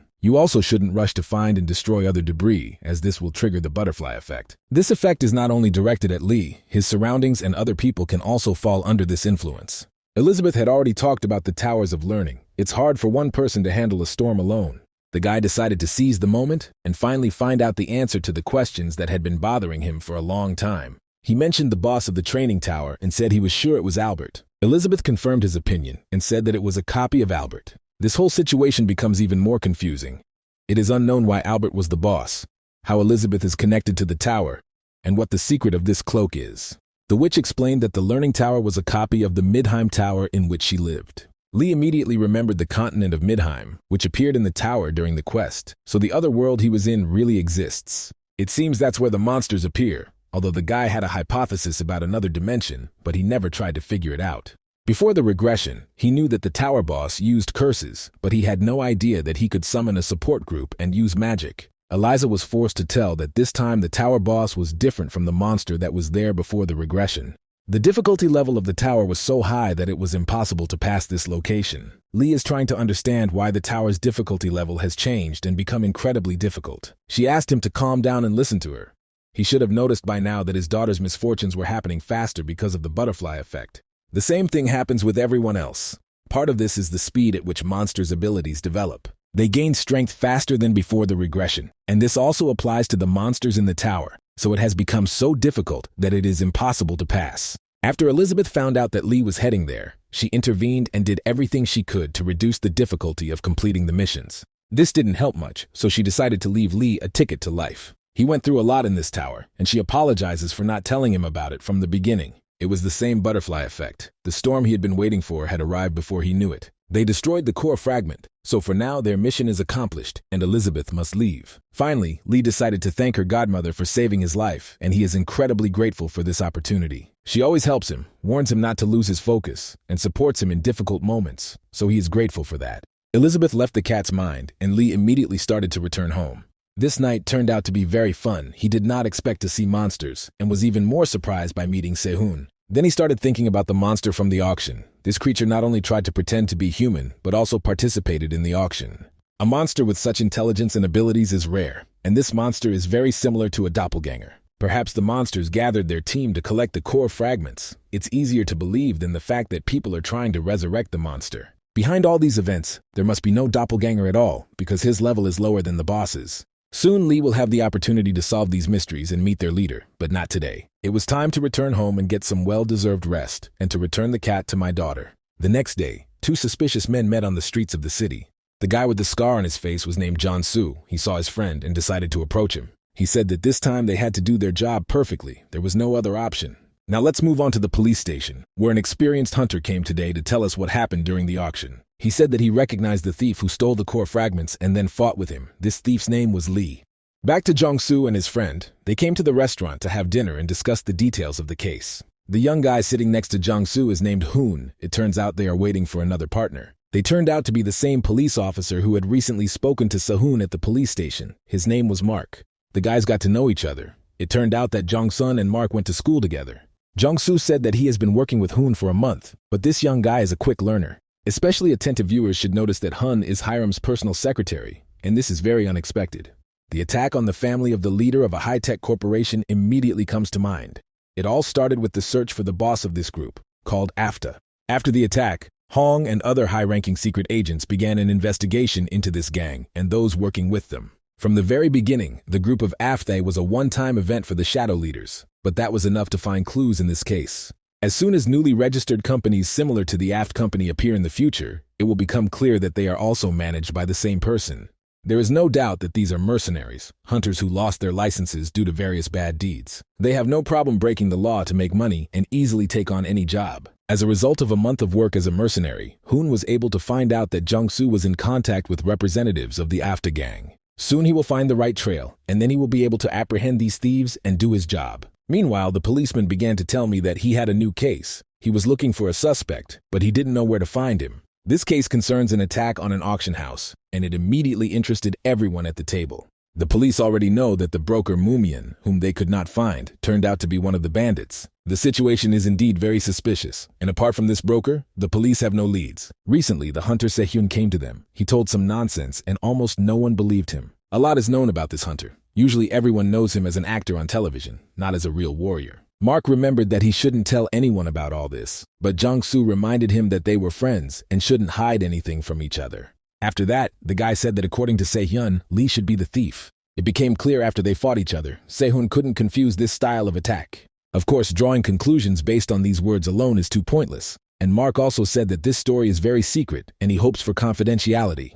Jong-soo tried to pretend like he wasn't interested in this information, although it seems like he wants to find and kill Hunter Lee. Meanwhile, little Sora was taking his first steps in using magic. She tried to turn the water in the bottle into ice, and at first, she succeeded. Her results are much better than during previous lessons, when she froze the entire room, even the windows.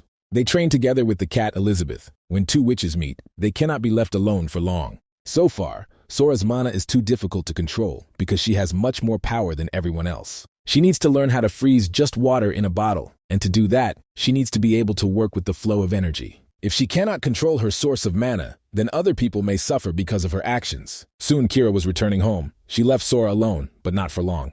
When she approached her door, she saw a man with a scar on his face. The girl thought it was her new neighbor. They soon got to know each other and talked a little about the house and the environment. As soon as Kira entered her apartment, she was immediately greeted by her daughter, and the neighbor also greeted the little girl. Soon they said goodbye, the girls never realizing that this man could be a serious threat to their lives. He entered his apartment, At that moment, a tied man was there. Probably he was the real owner of this room. Jung-soo reminded him that he had to be very quiet or a hole would appear in his head. After that, he took out his diary and asked that his target lived with a woman and a small child. Now all he has to do is come up with a plan and figure out who he will use as a hostage. Soon, Hong came to his room. He said he wanted to talk about Hunter Lee. Rumor has it that even the police aren't sure this guy was the thief, so he suggests not attacking this hunter prematurely. His partner didn't like these words. He believes that the broker has disappeared and has nothing to do with this case, so Lee is the main suspect. It's better to start with someone they've already seen, so their plan is too simple. When Young Hong realized that Hunter Lee's family would become bait, he immediately broke out in a sweat and began to feel incredibly anxious. Meanwhile, Jong-soo tries to choose who to use as bait, his wife, his daughter, or his father. For a seasoned mercenary and a bad guy, the choice is obvious. They must choose the daughter. As soon as Jong-soo left the room, Hoon immediately took out his phone and started calling someone. He must warn Hunter Lee about the danger, otherwise this whole story could end very badly. We cannot allow mercenaries to steal a child. If she gets hurt, it will be a disaster. Lee didn't pick up the phone. He was busy with something and didn't even hear his phone ring. At this moment, Jong-soo entered the room. He was smiling and remained quite calm. The guy with the scar on his face approached the captured man and opened his mouth so he could tell what had happened. This man said that Hong had just called Hunter Lee and wanted to tell him about the whole plan. Hong understood everything immediately. The situation was completely out of his control, so he had to act and act quickly. He understands that he shouldn't have expressed himself too soon, but after Jong-soo started threatening the little child, he had no choice. It turned out that this thief with the scar was much stronger than he seemed. He found himself in a winning position and got a taser. It's not hard to guess what happened next. Within a few seconds, Hong showed no signs of aggression and lost consciousness. The imprisoned man hoped that he would now be released. He made a mistake when he decided to trust the bandit. In the neighboring apartment, Kira was about to go outside to throw out the trash. She asked her daughter to sit quietly and not open the door to strangers, and not to eat the ice cream hidden in the refrigerator. Last time she ate everything she found and said her cat did it. Sora is small, but she already knows how to lie. She's been eating too much ice cream lately, so she'd better go on a diet. As soon as her mother left, someone knocked on the apartment door. The girl guessed that it could be her neighbor and went to the door.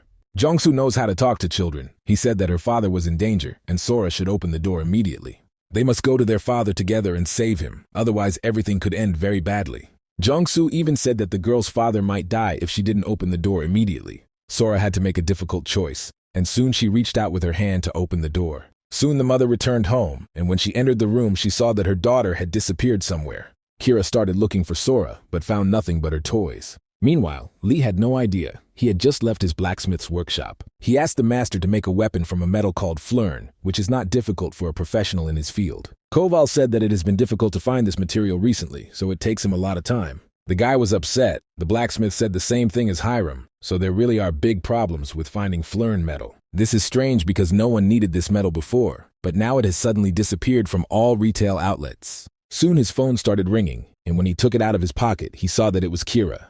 The woman was incredibly scared and trembling with fear. She immediately said that Sora had disappeared. Lee was completely shocked. He didn't know what to do, and even more so, he didn't know how to respond. Soon they met. He ran towards Kira at top speed. Now every second matters. The girl said that Kira still hadn't been found. She had looked for her in a children's store and even at the market, but she was nowhere to be found. Lee tried to calm Cyrus down. They still hadn't searched the playground, so they needed to check that place out.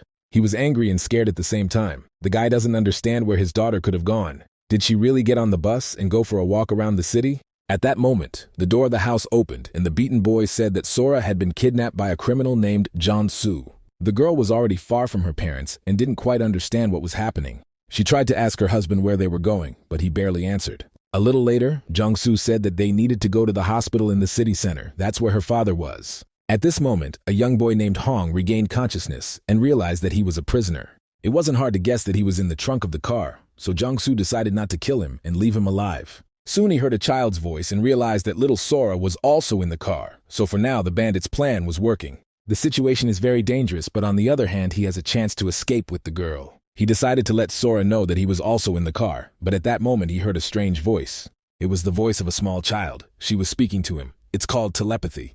The girl tried to understand who he was and why he was imprisoned. Despite her young age, she is already very talented. The little girl has already realized that the man behind the wheel looks quite strange. He is tense and constantly looks at her in the mirror. Sora heard strange sounds, and with the help of magic realized that there was another man behind her. Using telepathy, she tried to start talking to him. He had to knock the required number of times if he heard her. So soon they really started talking to each other, and Sora started to guess that the man behind the wheel was very bad. Elizabeth taught her to use magic in such a case. You could call it a lie detector.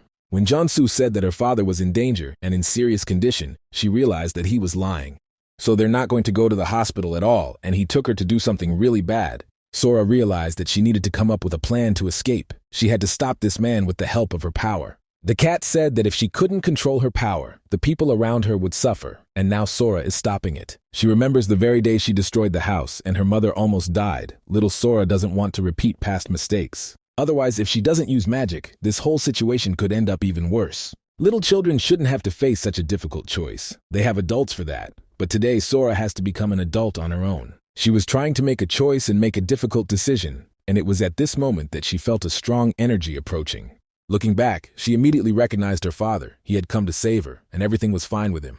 Lee didn't come alone. He was riding in the car with Hong. Now they are very determined. Soon, Jung-soo also saw that he was being followed. He planned to contact the Baths a little later, but now everything did not go according to his plan. The situation has become complicated, so now we need to speed up. A classic fight between BMW and Audi. If he couldn't break away from the pursuit now, his plan would fail. Jung-soo began to get seriously nervous. We've seen many interesting battles between hunters and monsters, but today it's time to take a look at Fast and Furious. They were so close to each other that they started talking to each other. Jung-soo said that he was ready to kill Sora at any moment. As soon as Lee heard these words, he immediately became incredibly angry. And right now he was ready to tear this scoundrel out of his heart and chest.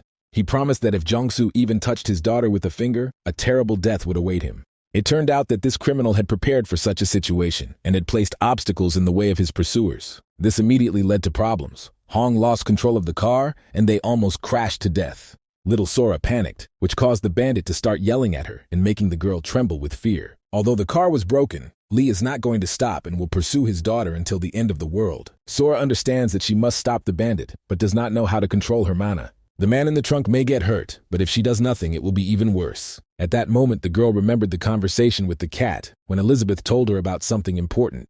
Sometimes her advice can limit Sora. The girl's magical abilities are incredibly great, so she needs to learn to control them. If Sora isn't attacking anyone or using dangerous magic, she can do anything she wants. It's not hard to remember. Now the girl remembered that conversation and realized that she could use her magic to benefit herself and her father. In addition, she realized that it was not necessary to attack the bandit. The main thing was to thwart his plans. Elizabeth said that sometimes bad people can attack and also try to take Sora away from his parents. In such situations, you need to use your magic, even despite the danger. Lee saw his daughter helping him catch up with the bandit. She created an ice slide as if it were an amusement park. Now he will be able to catch up with Jung-soo very quickly and get his daughter back. Seeing this, the bandit began to get nervous. It seemed to him that he had broken away from the pursuit, but now the situation had worsened even more. He tried to speed up, but ice had taken over the road and the car refused to move forward. Even the fool didn't realize that behind him sat the future best witch in the world, and it was she who created all this ice. The girl trusted her father and jumped into his arms. If she hadn't done this, she would have fallen into the abyss with the car. It was a necessary but nevertheless brave decision that saved her life. Today, Sora showed that she not only knows how to control her power, but also how to make important decisions and trust her father. As soon as they landed on the ground, Lee immediately tried to make sure his daughter was okay. She looked a little scared, but there were no serious injuries on her body, so this mission can be considered accomplished. The father began to pray and thank God for saving his daughter, at which point tears appeared in her eyes. She soon burst into tears. It was too sentimental a situation to hold back tears, so she was understandable. Meanwhile, it turned out that Jung-soo was still alive. His head withstood the blow with the help of an airbag. He tried, but at that moment Hun approached him, pulled out a weapon, and said they needed to talk. Soon Jung-soo was tied up and told everything he knew about the aftergang. He tried to pretend like he was innocent and that he was forced to do all these bad things, but it was obvious that he was lying. The mercenary is afraid to tell the truth, but if you shoot him in the knee, maybe he will become more talkative. As soon as he realized what was happening, he immediately started screaming like a madman. Hong made it clear that if he didn't hear all the necessary information, his next shot would be right in the head. Now it's Jong-soo's turn to feel like a victim. He used to be a real sadist, but now everything has changed. Perhaps this is the irony of fate. Now he is tied up and suffering, but this scoundrel deserved such a fate. Soon, strange things began to happen to his body. It was as if a demon had taken possession of him. Within a few seconds, he turned into a horrible monster and said he wouldn't say anything more. Hong immediately prepared his weapon and started shooting, but bullets were unlikely to stop the dead man. In such a situation, you need to wait for the help of a hunter who knows how to use the power of mana. As soon as Lee appeared, the situation immediately became controlled. They were no longer in danger. His spear silenced Jong-soo forever. He had no choice but to kill this creature. A little later, Lee started a conversation with Hong. He wanted to understand how the guy found out about the kidnapping and why he didn't report it earlier. A long conversation ensued between them, and Lee learned that Hong was working undercover to find answers to a large number of questions. First of all, he wanted to understand who decided to attack the house of the boss of the high-tech corporation, as well as the thief who attacked the auction. It turned out that the item that was stolen during the auction also belonged to the president of a high-tech corporation. Now the situation is finally explained. On the day the Kasu family was attacked, the main target was not people at all. The real goal was to steal a nuclear fragment. The bandits knew that it belonged to the president of a high-tech corporation and was in his home. So far, Lee has not said that he was the one who stole this core fragment, and that it was because of him that Sora was kidnapped. Hong also said that from all the information he knows, the boss of the bandits may be San. This man is also known as the Korean representative in the Volcano Blacksmiths Union, a very dangerous person. As soon as Jong-soo said this man's name, his body immediately changed and he turned into a monster. Talking about turning into monsters, Lee immediately remembered the broker Mumian. He was also an ordinary person, but then everything changed. Despite all this information, the story has become even more confusing, and we will have to look for answers to all these questions. The next morning, a large man with strong muscles could be seen in the city center. He spoke on the phone with his son and arranged to meet him in the city center. It was the blacksmith Khan. Soon he found himself on the top floor of a tall building and finally met his son. His son turned out to be the same San who was mentioned a little earlier. He said that he was fine and decided to talk a little about his father's business processes. He knows that his father is looking for the necessary materials for weapons, but so far he can't find anything. These materials are not regulated by the state or association. Even if there is a list of sales and purchases, you still won't find this material on the market. As soon as his son heard that this material was the precious metal flint, he was very surprised. He told his father that there was a metal that could be used to replace flint, and it wasn't difficult. The experienced blacksmith replied that this would not help. The customer asked to make the weapon specifically from flint, otherwise he would not need this weapon. San tried to find out the customer's name, but the blacksmith did not answer. He came here because he understands where large volumes of flint are widely used, right here, in the volcano. He looked closely at his son and asked him if he really knew nothing about this precious metal. The son replied that this was the first time he had heard of it, that no one had needed flint before, so he had no reason to collect this metal.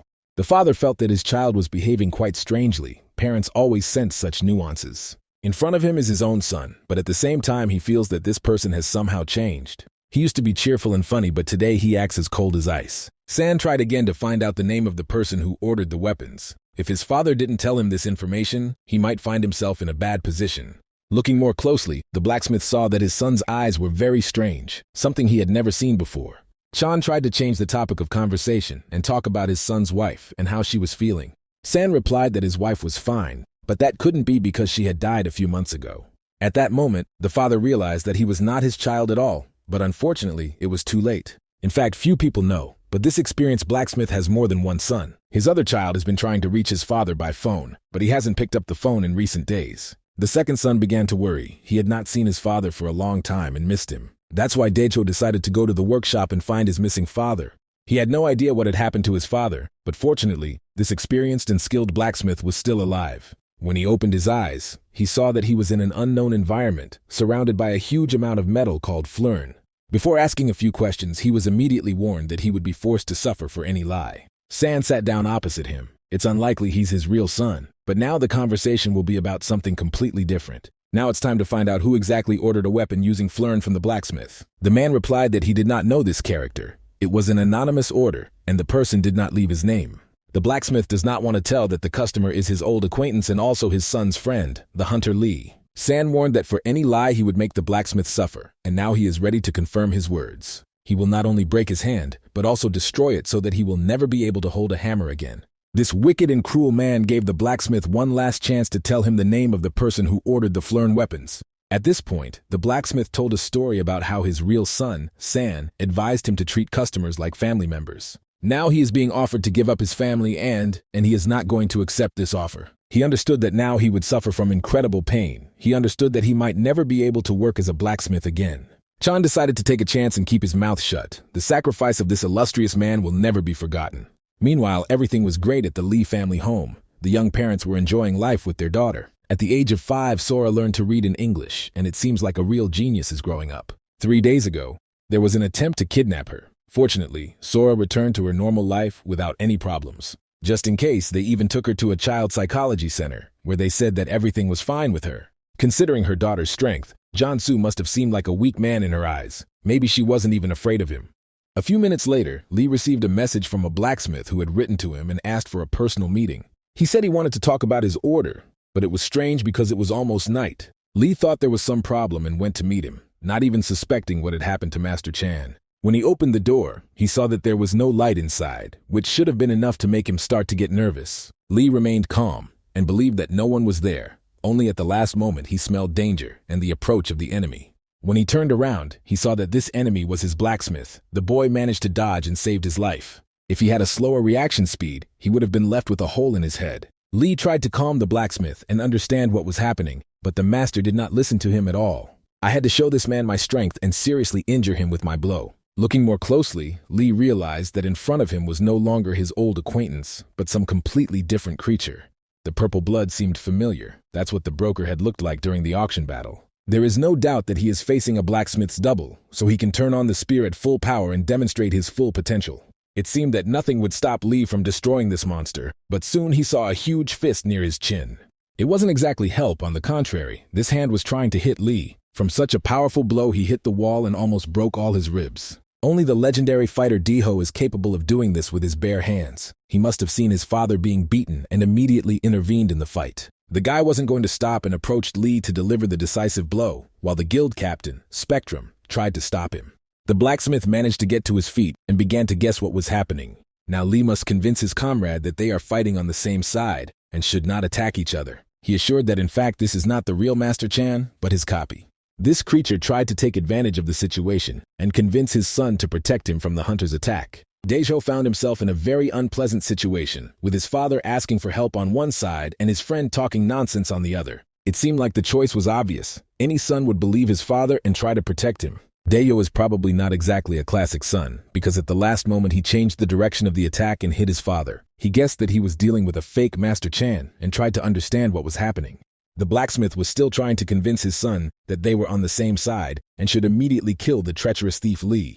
In fact, Daejo is not a fool at all. His father would never hide behind others in such situations. On the contrary, he would ask his son to step aside in order to be able to defeat the enemy himself. At that moment, this filthy creature realized that there was no point in hiding its true face anymore. The guys reunited and prepared to fight together. Their duo had already proven themselves from the best side before.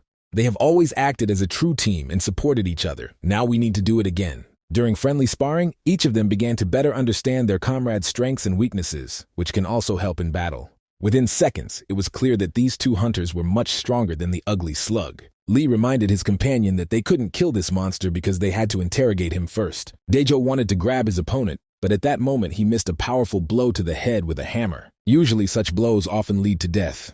If you get hit in the back of the head, there is almost no chance of survival. It turned out that even this was not enough to knock out the future boxing legend. He will make this man suffer for the harm he has done to his family. Sometimes they say that you can't kill a person without a weapon, but that certainly doesn't apply to a guy like Diho. His punches are on a whole other level. Even Thanos wouldn't be able to withstand such a load. This guy is incredibly angry and wants to know what happened to his father. He will stop at nothing to hear the truth. The monster regenerates quickly, so it's not the best opponent for it. You need to change your approach and find out the truth. Now the blacksmith has turned into slime, just like the broker during the auction battle. Then strange things happened. Instead of continuing the fight, the monster stuck its hand in his chest. He found his inner core and destroyed it with his own hands, something the boys had never seen before. This monster destroyed itself before my very eyes. Suicide among demons had never happened before. For some time they stood there trying to understand what had happened. No one even suspected the cause of this situation. Lee said that the master had ordered him to come to the workshop to talk about weapons, so someone was controlling this double. There was also a double during the auction, so there's a chance they have the same boss. Daeho said that the last time he spoke to his father was 3 days ago, when he told him that he was going to the Blacksmiths' Union for negotiations. As soon as Lee heard about the Vulcan Blacksmiths' Union, he immediately said that they should go to their office in the morning. There's no doubt they'll find clues there, but for now they need to rest. When Lee returned home, he saw that his little daughter was still awake, so this thug was breaking the rules again.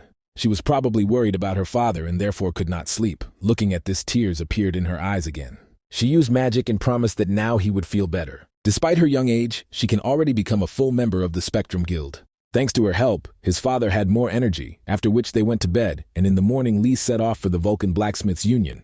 It turned out that San had access to the auction's surveillance cameras. He saw the thief who stole the monster's core fragment, although his face was hidden. The search for the core would have to continue, that's what he told his boss. With the help of a magic ball, San spoke to an unknown being, but judging by his nails, this guy needs to get a manicure. He himself said that he had entrusted this matter to mercenaries, but had not received any results, so all that remained was to hold the ceremony.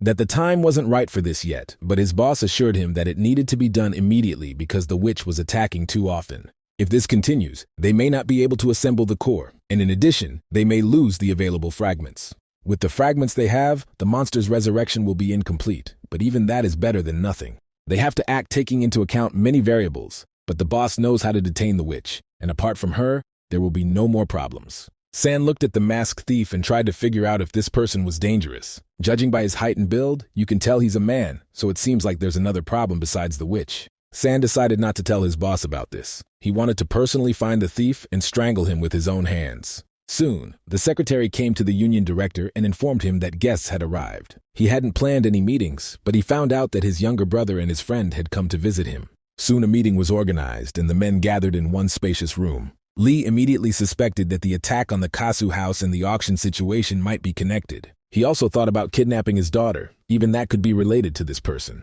San may turn out to be a key figure in this mystery. It is highly likely that he is a member of the organization that Elizabeth was talking about.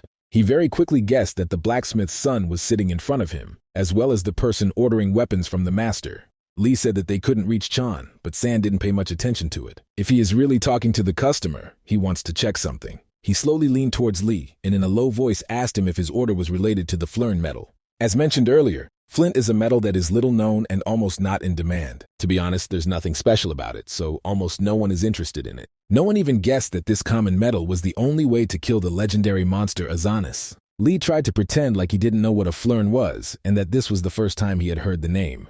Based on what has happened up to this point, it is highly likely that San belongs to the organization that is about to launch a world quest. Professional blacksmith Kang used Flern because of Lee's orders, so now the young hunter understands that the blacksmith was kidnapped because of him. When he was unable to reveal the identity of the customer, the bandits decided to use a double to find answers to all their questions. If the ice now makes a mistake, then the fact that he is the same customer will be revealed and everything will become obvious. His weapon was confiscated from the beginning due to safety regulations, so he can't act recklessly now. He hopes that he has learned to lie well enough that he himself will not understand anything. Acting is not Lee's best side, but it is this aspect that is to be relied upon. He informed his friend that there was a monster sitting opposite them. Diho should be ready for anything. This man is probably involved in everything that happened recently, but he doesn't feel the sense of danger that he would feel when meeting a doppelganger. Realizing that the young men knew what was happening, San ordered his assistants to act immediately.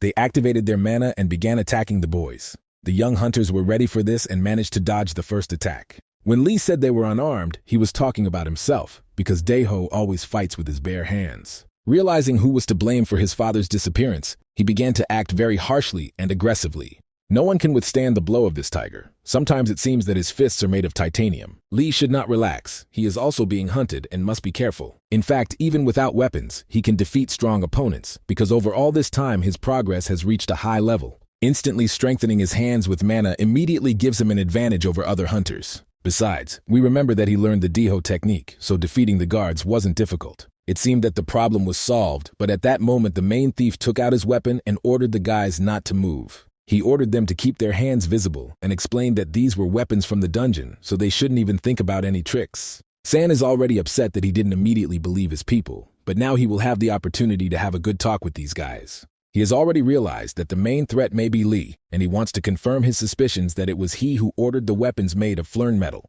San wants to hear the truth, why the young hunter has such a weapon, and whether it is really connected to the witch. He started to panic, and at that moment the phone in his back pocket started ringing. Sun let him pick up the phone, and he heard the now familiar voice of a girl named Hiram. She said she understood what was happening and would send him reinforcements soon. Professional soldiers had already surrounded the building and were ready to enter the room to arrest the bandits. A few seconds later they received the order and began to act. Everything happened incredibly quickly. Almost immediately, San was surrounded, ordered to drop his weapons and not interfere so that no one would get hurt. Seeing everything that was happening, he immediately raised the gun to his head and pulled the trigger. There was no need to call a doctor to understand that this man was dead. Daeho turned to the soldiers and told them not to jump to conclusions, because this creature might not be human at all. That's exactly what happened, because it once seemed to me that the dead man himself raised his hand and the black aura moved into another body. A black aura took over the consciousness of the soldier standing nearby, and now he was no longer an ordinary person. He was controlled by dark forces. He raised his rifle and prepared to shoot the entire team of soldiers. It was noticeable that his eyes had changed color. This man was now under the influence of something extraordinary. The soldiers were very lucky that Hunter Lee is a very observant guy. He saw what was happening and immediately intervened in the situation. He knows that monsters can learn mind control, so he expected any trouble after San's death. This monster immediately understood that he had to blend in with the crowd and become invisible. Realizing what was happening, Lee closed the exit from the room and said that they could not let the monster escape. One of them is now completely controlled by the forces of darkness, and they must find him. There is almost no doubt that this is a phantom, the highest level of a double, a monster that takes control of a person's mind when it touches them. Blacksmith Chan was under the control of this monster, and now this creature can force soldiers to fight each other. First, you need to calm down. There is a hunter who can recognize this monster, and that is Daeho. His level of intuition has increased significantly recently, and he has learned to sense evil, so now he has a chance to prove his skills. He chose one of the soldiers and confidently pointed his finger at him, at which moment Daeho felt like a superstar. Lee assured that they were not going to kill anyone. A phantom is a spirit, so it cannot create a body.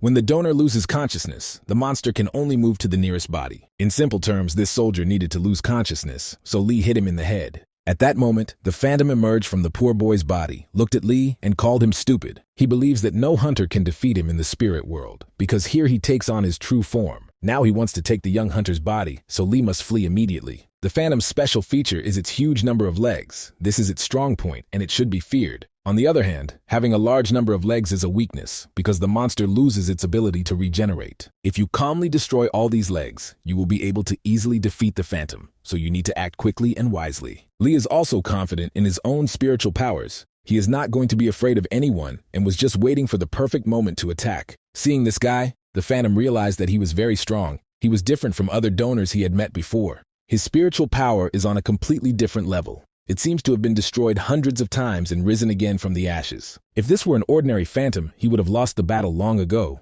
But this monster turned out to be special. Lee seemed to be winning. He cut off the monster's leg and constantly attacked, but it turned out that this was not enough. Before him is a completely unusual phantom. He is the king's messenger and has learned to regenerate like Wolverine and Deadpool. This mistake could cost Hunter Lee dearly, as he could now be completely under the control of the monster. Daeho tried to help his friend but could do nothing. The phantom slowly, methodically, but very confidently took control of this person's body. Suddenly he saw some kind of light inside Lee's soul, and if you look closely you can see that it is little Sora. She tried to destroy the darkness and bring light to her father's soul. The girl was not afraid of anything at all and looked very confident. The phantom was surprised that there were other beings in the spirit world besides the king. It was a shock to him. He looked at this small source of mana and tried to understand who she was and what she was doing here. Sora is not afraid of dark monsters. She approached the phantom, told him not to touch her father, and punched him in the face. Her mother was extremely strong, so this blow from her small hand was enough to completely illuminate her father's soul.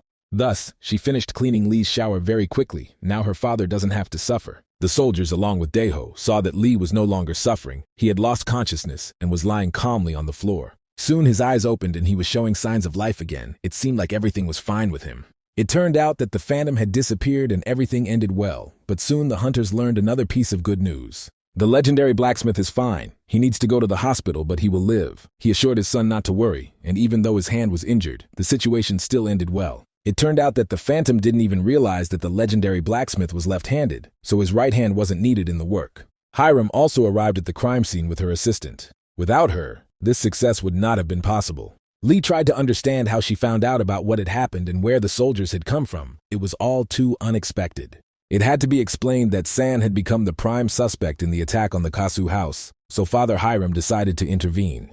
Their family believes that if someone hits them in the face, they should shoot them in the head in return. Then she found out that Lee was fine, and after the phantom attack, oddly enough, he felt even better.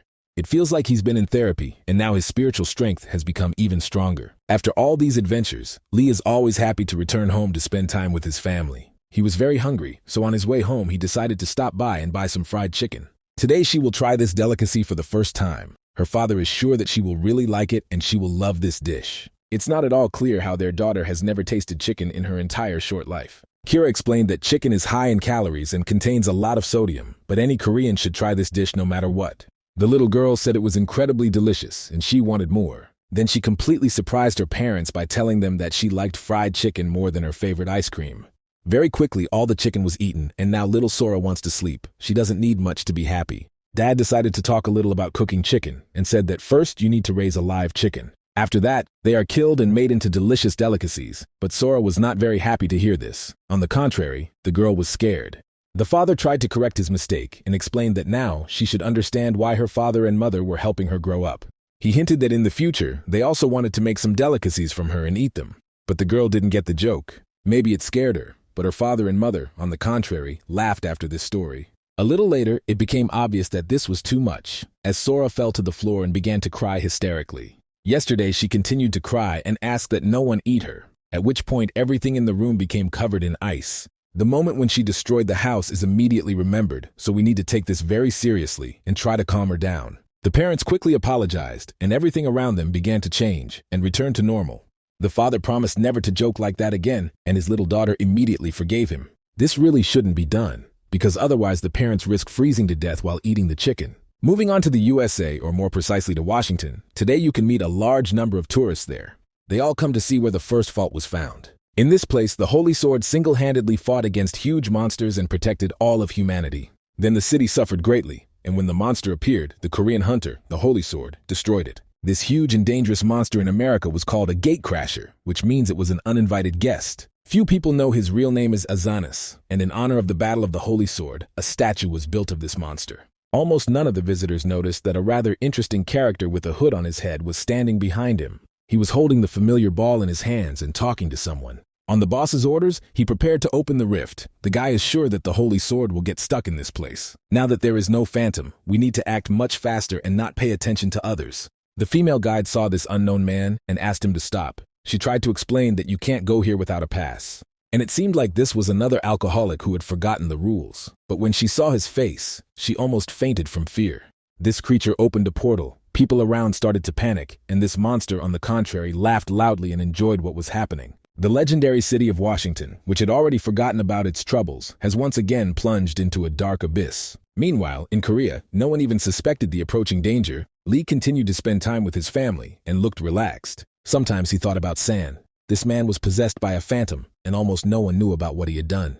The state and hunters associations hid this information because it could cause a wide resonance. After the blacksmith was taken to the hospital, the doctor said that after rehabilitation, he would have no problems in everyday life. He suffered because he didn't tell about Lee, and now he still wants to continue working with Flern metal. The little daughter distracted her father from the difficult memories of recent problems. She opened her eyes even with soap on her face and believes that this is enough to be called an adult. Her father said that it wasn't enough to make her grow up, but it was enough to make her eyes hurt all day.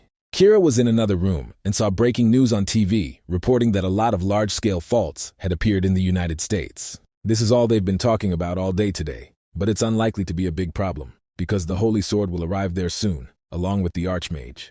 You probably mean the boss of the Wizard Tower, Luke Sinclair. All the most powerful people in the world are now going to Washington. Everyone understands that the monster's uprising must be immediately stopped and sent back to the abyss. It's like a natural disaster, and when Lee saw the news with his own eyes, he was too surprised. He immediately remembered the catastrophe in the United States. Before his regression, hundreds of different faults opened there. The problem is that this was the beginning of a world quest that soon appeared in Shanghai, so this is very bad news. Meanwhile, let's move to China, to the city of Shanghai, where a dark force is now gaining more and more strength. It seems these bad guys found a huge fragment of the demon core, and now they want to bring back the legendary monster. They prepared to begin the ceremony, but were forced to stop because an uninvited guest appeared. They quickly spotted the witch Elizabeth, who smiled and greeted her old acquaintance named Charlatan. They guessed that she was going to hinder them until the last moment. This witch always creates unnecessary problems. Today is no exception. She has come to stop evil, and she is ready to take risks for it. Elizabeth smiled, radiating extreme confidence, and ordered the core to be given to her so that she could destroy it. A few hours later, the sun rose in this area, and the consequences of the meeting between the witch and her enemies could be seen more clearly. It turns out that Elizabeth is just as strong as ever, her power only growing with experience. Elizabeth doesn't like it when someone talks too much. She came here for the core and isn't going to stop until she destroys it. The charlatan said that she was late because the ritual was over and the kernel would not fall into her hands. He activated the movement magic and said that no matter how strong it would be impossible to find the core. The last magic that ignites life is more powerful than anything else. It was Elizabeth who told the charlatan about it in the past, and he memorized this technique. The girl did not have time to take the core with her. Her rival disappeared, and in his place, an unknown knight appeared. She immediately recognized the guy who liked to act like a paladin. His name was Sullivan. Meanwhile, in Korea, Lee was constantly thinking about what was happening in the world. All these problems completely clouded his mind. The sky in America is completely covered in faults, which is what worries him the most, because it could lead to a world quest. Before his return, during this incident, the best hunters from around the world were called to the United States to stop the disaster. No one knew that almost simultaneously, a world quest would begin in China, and the hunters who had gathered in America would be too far from the epicenter of events. Because of all this, the world quest caused too much damage. The strongest were not around, and no one was able to stop the disaster.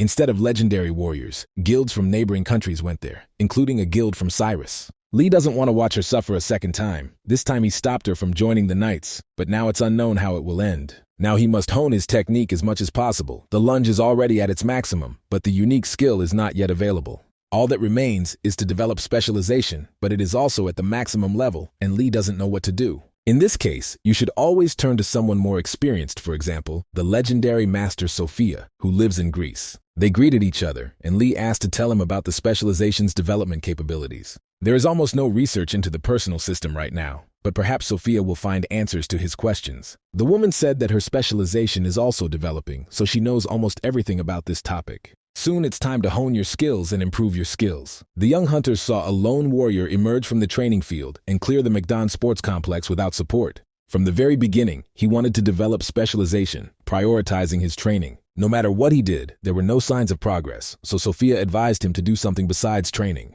She explained that in order to grow and become a true master, you need to prioritize practical experience and forget about theory a little. It involves clearing dungeons and both with monsters, because a personal system is also a system. A reward is given for clearing a field or dungeon, and it's the same with specialization. To put it simply, during the battle with monsters, the hunter will gain different experience and become better. Therefore, if Lee wanted to develop specialization, he would need to go on raids and destroy strong enemies. Videos of fields cleared after this hunter spread very quickly across the internet. He has already been called the best rookie in history. Some didn't even believe that he was able to clean up the McDonough Sports Complex without support. It was even unclear who the real monster was, but it didn't matter now, because something more interesting was happening in the Vulcan Blacksmiths Union. After the recent incident, the union was almost inactive while the investigation continued. A new room was found in the basement warehouse. After all the clutter was removed, a secret room was found in the floor. This room looks like a hiding place for a monster, so we had to conduct research together with the hunters. They asked the association to send a few people to accompany them, but it may turn out that these few people will be too few. When they went down, they realized that it was very dark and damp there, and at first they couldn't see anything. Only a few minutes later, a huge creature announced itself by opening its eyes, giving the impression that these eyes belonged to a dragon. The young girl immediately ordered her assistants to immediately climb the mountain and not stop. Only a little later did they realize that beneath their feet was a huge rift that no one knew about. Many hunters gathered in the Vulcan Blacksmiths Union, some of whom we had seen before. Hunter Can looks upset. He's not very interested here and wants more action. Even if the rift is large, it seems wrong to place soldiers and hunters here in such numbers. Monsters don't come out of the rift, so there's no danger. But until you have a holy sword nearby, you need to play it safe. The association believes this is the best solution. The work is peaceful, and all hunters will receive a reward for doing almost nothing. We completely forgot about the witch Elizabeth. She was attacked by a man named Sullivan, and they started fighting each other. It seems like this guy is a worthy opponent, because even with the help of magic, he is too difficult to defeat. Even though they completed the core, due to Elizabeth breaking the fragments, the monster will not be able to come back to life immediately. Azanis will be recovering inside the rift, so there is still some time left. Sullivan does not stop trying to kill the witch. He should have done it many years ago, and now he wants to finish the case. He is ready to go to hell to cut off her head, but it was better to do it while she was young, because now her powers have grown. If it weren't for her friend Lee, she would have died long ago, because Sullivan was supposed to kill her that very day. He is incredibly upset, but Elizabeth feels confident and fights without any signs of fear. She wants to kill him as much as he does, so this hatred is mutual. The hunting family is getting ready to go on a trip. Today Lee wants to go to the kangaroo field. Last time someone filmed him and posted it online, so now he has to change his training location because he gets recognized too often. You need to find a place where you can train peacefully and not be distracted by others. The girl's parents promised her that for now she would spend some time with her grandfather, and she seemed to like the idea. Every day, Lee tried to practice to improve his skills, following Sophia's advice. He wanted progress, he cleared the fields, but there were no signs of increasing specialization. He developed quite quickly due to the experience he gained in his past life, although Lee personally cannot be considered an outstanding warrior. Meanwhile, the witch continued to fight the paladin, and now it turned out that his face had changed slightly. He believes that she has become weaker lately and has almost completely used up her mana supply. Sullivan is happy that he can tear her to pieces with his own hands. Now he looks like an unstoppable devil. It's strange because even at such a critical moment, Elizabeth continued to smile. Lately, she's always been in a great mood. She asked him about the past, and at that moment his hand began to tremble. The sword slipped out and fell to the ground. It seems he never understood that the witch's true power is not in magic at all, because a curse is much more dangerous than any magical tricks. Before his death, Sullivan managed to say something. He said that he regretted nothing because he had waited long enough. These words had an impact on Elizabeth. She began to suspect that the great and powerful monster Azanis might already be gaining strength. She must find the core and stop the catastrophe, and to do this she needs Lee's help, but her energy is completely depleted. Meanwhile, many hunters have gathered in the Vulcan Blacksmiths Association to stop the monsters from the rift. It seemed to them that there was no danger, but soon the large creature woke up and everything went wrong. I want this in quite experienced hunters, but they can't be called legendary, and they are unlikely to be able to stop something so large-scale. Soon everyone around felt that the concentration of mana had gone beyond any standard limits. The building began to collapse, and it seemed like something very bad and large-scale was about to happen. Something terrible began to appear from the dungeon. There was no doubt that it was a monster, but its size was far too large. The system notified the hunters that a world boss had appeared in Seoul, and absolutely everyone found out about it. Darren trained and improved her sword skills while Daeho spent time being a father. Hiram, meanwhile, was having conversations with her assistant. In any case, they were all shocked by such a message. The world quest had begun. It was almost impossible to prepare for such a large-scale catastrophe, so everyone was surprised and even scared. Lee knew that a test would soon await him, but when the world quest began, he also felt the effects of fear. This power makes even the best hunters feel hypnotized. A special quest has been updated. You need to save Sora from a second misfortune. And the drift woke up and no one was ready to meet him. The Holy Sword and the Archmage are very far away. There is no point in waiting for them. Kira immediately started calling her grandfather to find out if Sora was in a safe place. It turned out that the girl was still sleeping, and Kira immediately ordered them not to go outside. During training, Lee broke his phone and is now unresponsive, but there is no doubt that he will immediately go to rescue Sora.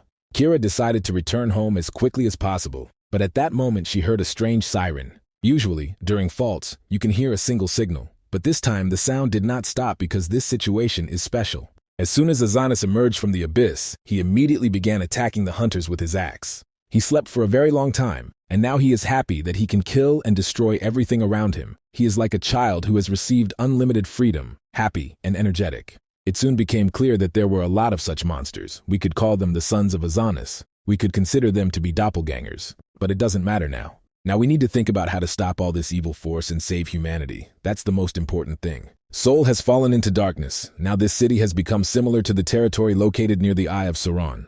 Darren was already on the street trying to help ordinary people. She wasn't expecting any world quests at all, so she was also scared. Some hunters began evacuating people. The second part gathered to hunt monsters, but without the Holy Sword it will be too difficult to stop these monsters. Soon the real Azanis appeared. All that had existed before were small copies of it. This creature is much larger than all the other monsters the hunters have encountered up to this point. It's no wonder that Grandpa Darren began to be called a saint, because only a saint could defeat such a titan. With the help of a taxi, Lee was able to get to the city center, but he had to pay double the fare, otherwise no one would have brought him here. The guy immediately saw what was happening and realized that the Azanis demons had already begun to destroy everything around. In this case, you should immediately activate your weapon to maximum power and start clearing the city. Our main character has trained a lot. He has enough experience so he can easily kill the sons of the main monster. In such cruel moments, he sometimes turns into a real cruel killer, but he acts for the sake of good. In the moments when he was killing monsters around him, the guy constantly thought and hoped that everything would be fine with his daughter. Meanwhile, in Grandpa's house, everything was still quiet and peaceful. No one even suspected any disaster. Little Sora loves to sleep. Today, she does not betray her traditions and sleeps despite the lunch hour. Grandpa was nearby and calm. That was until he heard some loud noises. Some large and scary creature approached the house and broke inside. It soon became clear that this was a monster that had come to taste young meat. As soon as the monster saw that there were people inside, it immediately punched a hole in the wall and got inside. He could smell blood and fear. Now all that was left was to find the prey and taste it. It is almost impossible to hide from such monsters from the abyss. They work like the best detectives in the world and can even find a needle in a haystack. The grandfather was scared. He grabbed his granddaughter and began to pray because only a miracle could save him from death. He doesn't know that his little granddaughter is capable of using magic. Today this secret will be revealed to him. Sensing danger, Sora immediately demonstrated why she is called one of the most talented wizards in the world. Almost instantly, the monster was completely stopped. By the time Lee hit the house, there was no danger there. The father was scared and rushed to save his daughter, but when he saw the ice statue of a demon, he immediately guessed what had happened.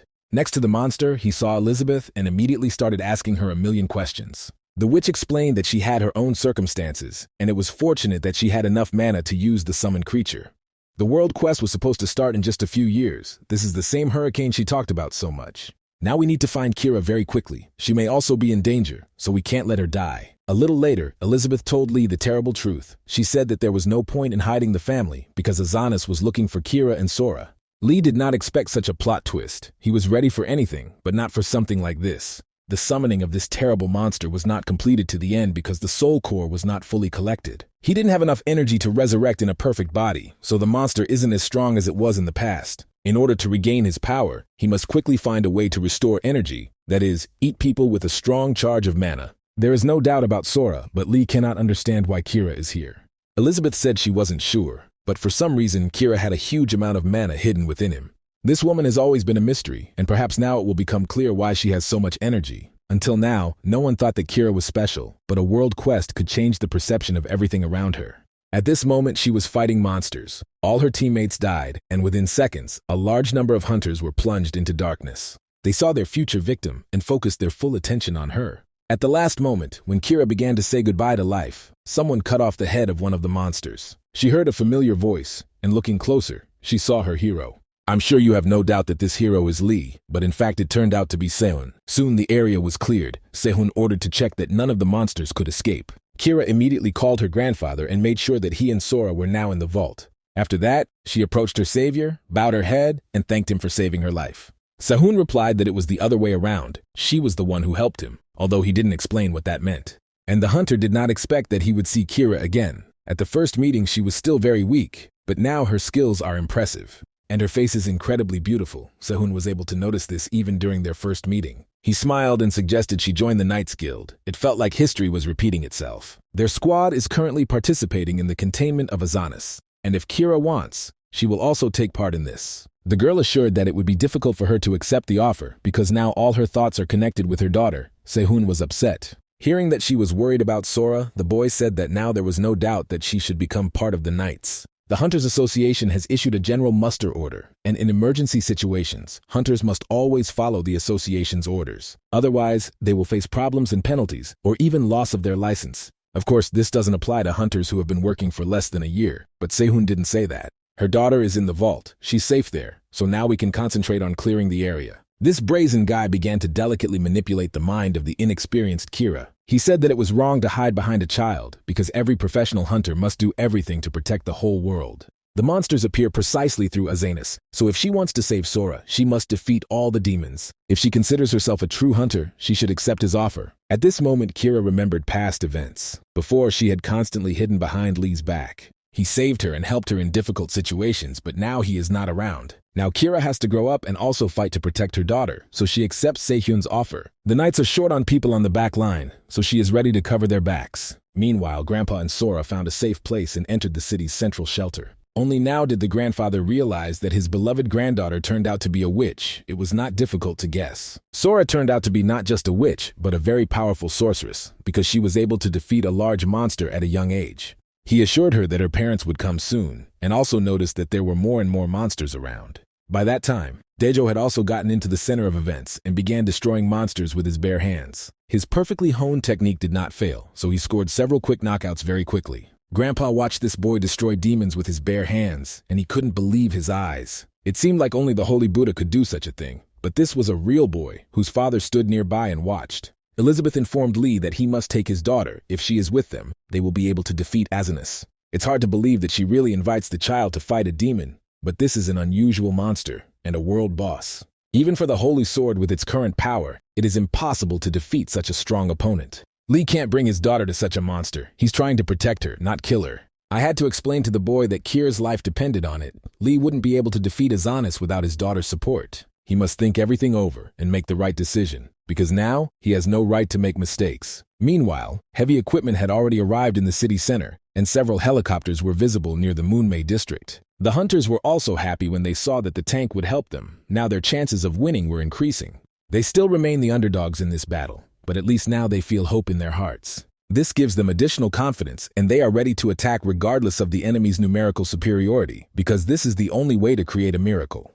Now the times have returned when a large number of lives must be sacrificed in order to save humanity. Demons are not going to spare anyone. They have come to destroy everything that moves, so cruelty must be met with cruelty. The monsters are becoming more and more numerous. They continue to cut out of the rift and protect their boss. It will be difficult to get close to them, but if talented hunters unite, anything can happen. A guild of knights has come to the aid of ordinary warriors. They are ready to unite and fight side by side. The Knights Guild has been replenished. Now the young and very talented archer Kira is fighting on their side. With the help of her arrows, which were fully charged, she began to destroy the monsters. It should be said right away that working from a long distance works best. It perfectly covers other guild members.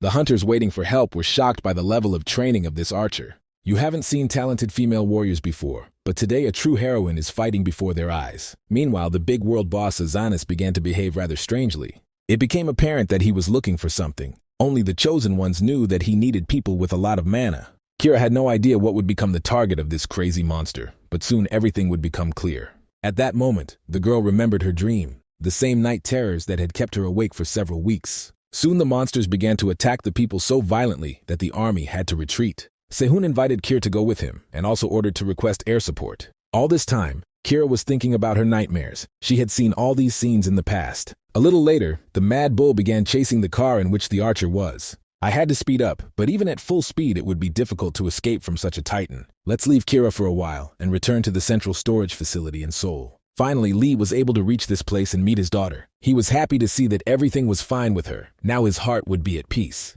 He tried to ask his grandfather where Kira was, but he replied that she hadn't arrived yet.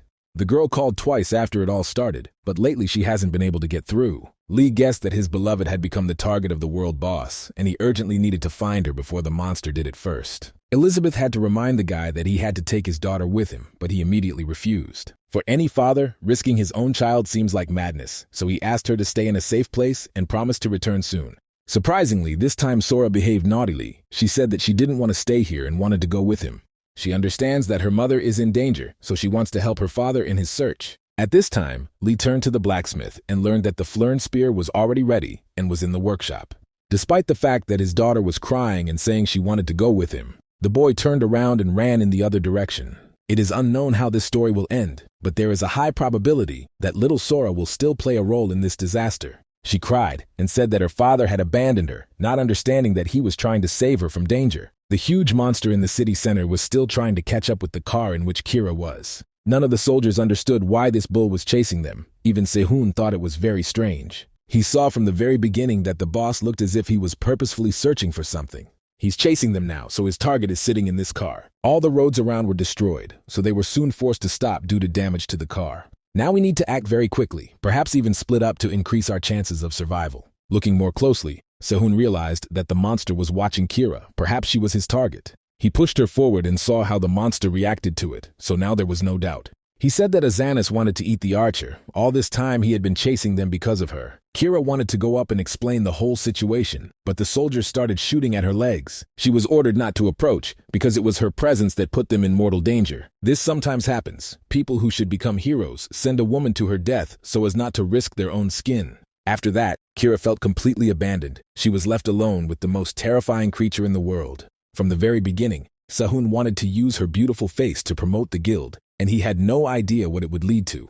He was unlucky, but for this guy the main thing is to leave, even if it means sacrificing someone. The huge monster attacked. It found its victim and did not hesitate for a second. At this moment, in the central storage facility of Seoul, a little girl named Sora threw a real tantrum. No one knew how to calm the girl down. There were various suggestions, starting with ice cream and ending with fried chicken. The black cat decided to intervene and calm her friend down. She understood that her parents might not return, but even that didn't mean the end of the world. The witch's mana always starts to boil over due to strong emotions. If Sora is not calmed down, the vault will become dangerous. Lee didn't want to take his daughter with him, but when he left her here alone, he put other people in danger. Elizabeth asked the little witch to breathe deeply and control her mana. If she calmed down, she would soon meet her father. Blacksmith Can brought ice cream. He was sure that this would be enough to calm the girl down. When he tried to give her the gift, it turned out that she was no longer there. She had disappeared, as if she had fallen underground. Meanwhile, Sehun observed truly impressive events, which even in the future he would talk about with a surprised face. A huge monster, the boss of the World Quest Azanus, attacked the little archer, but somehow she stopped his attack with her hand. The hunters had never seen anything like it in their lives. It seemed that even the monster was surprised. She hit him with her mana, so her internal energy level was truly impressive. The most interesting thing in this situation is that Kira still doesn't know her specialization. The internal system doesn't show this. At this moment, she immediately remembered the training test in the Knowledge Tower when she first opened her personal system. She began to tremble with fear because she saw ghosts before something like this could only be dreamed of. At first, Kira didn't know what to do. Then she received a hint that she needed to open her personal system and use the skill. It turned out that she has no specialization, but she knows how to convey a unique skill. Realizing that the situation was critical, she tensed up and tried to do something. It was then that her hunting journey began. It was on that day that she learned to control her mana level. Her icy gaze scared Sehun. The look was similar to Sora's eyes when she loses control of her emotions. It seems like Kira has turned into a completely different person. The boss tried to attack, but she wasn't afraid at all. Just a few months ago, she was shaking with fear after meeting ghosts. Now she is challenging the world boss. Such a transformation is sometimes called a miracle. Kira doesn't like to exaggerate her skills, so she calls it a modest word: talent. No one could believe that she really decided to fight the boss without support. It seemed like she wasn't human at all. It was at these moments that Lee tried to find Kira. He already had the necessary weapon in his hand and was ready to fight the boss. In the city center, he saw Hiram and her assistant, and it seemed like they were waiting for him. Hiram asked for help and received a helicopter. She will be able to help Lee get to his destination. At that moment, a portal opened in the helicopter, and soon Sora and Elizabeth appeared there. The girl was crying and wanted to see her mother, but Hun and Hiram couldn't understand anything. Elizabeth said that Sora almost destroyed the vault, so they had to take her out of there. Her father can be understood, but if the World Quest boss is not stopped now, there will be no point in protecting Sora. If this is not done, Kira will die, and Sora's second misfortune will still happen. Elizabeth asked to give the little girl a chance to save her mother. The most important thing is that Sora herself wants it. The father couldn't help himself. He let the girl go with him and asked her for help. Meanwhile, the system informed Kira that her mana level was too low, and the transmission technique was automatically stopped. The girl immediately fell from heaven to earth and found herself in a not-so-good situation. At first, she didn't understand what had happened, but she immediately felt it. Not exactly an ideal moment for relaxation, because there is a huge bull standing opposite, eager for her death. She fell to her knees and realized that death awaited her. Hades was ready to open the gates to the world of the dead. At that moment, a helicopter was flying near the monster. It belonged to a high-tech company. Soon a boy could be seen from this helicopter, jumping down with confidence in his own invincibility. Before these events, Lee had a conversation with Elizabeth. He told her that he had finally received the spear from Fleurn. After that, the guy asked his daughter to charge this weapon to maximum power. This could help in the battle. Elizabeth is confident that he will have a chance to kill Azanus, but the fight should not drag on for long. He must put all his strength into the first attacks and remember all the available ways to achieve victory. His weapon has every chance of stopping the legendary monster. All that remains is to direct it in the right direction. Elizabeth quickly made a plan. Lee would use his strongest technique. Meanwhile, Sora would use mana to explode. The little girl was scared, but her father assured her that everything would be fine. The main thing was to trust each other. When it's all over, they'll go home with their mom and spend the whole weekend together. Now, when the time came to act, no one had any doubts and everyone knew their role in this regard. Kira silently watched these events and hoped that everything would end well. Like any mother, she was primarily worried about her daughter because she saw that Sora was also taking part in this. With her witch mana, she supported her father and created opportunities for him to make the perfect attack. He received an instant boost. His hands felt cold from this magic, but it didn't matter right now.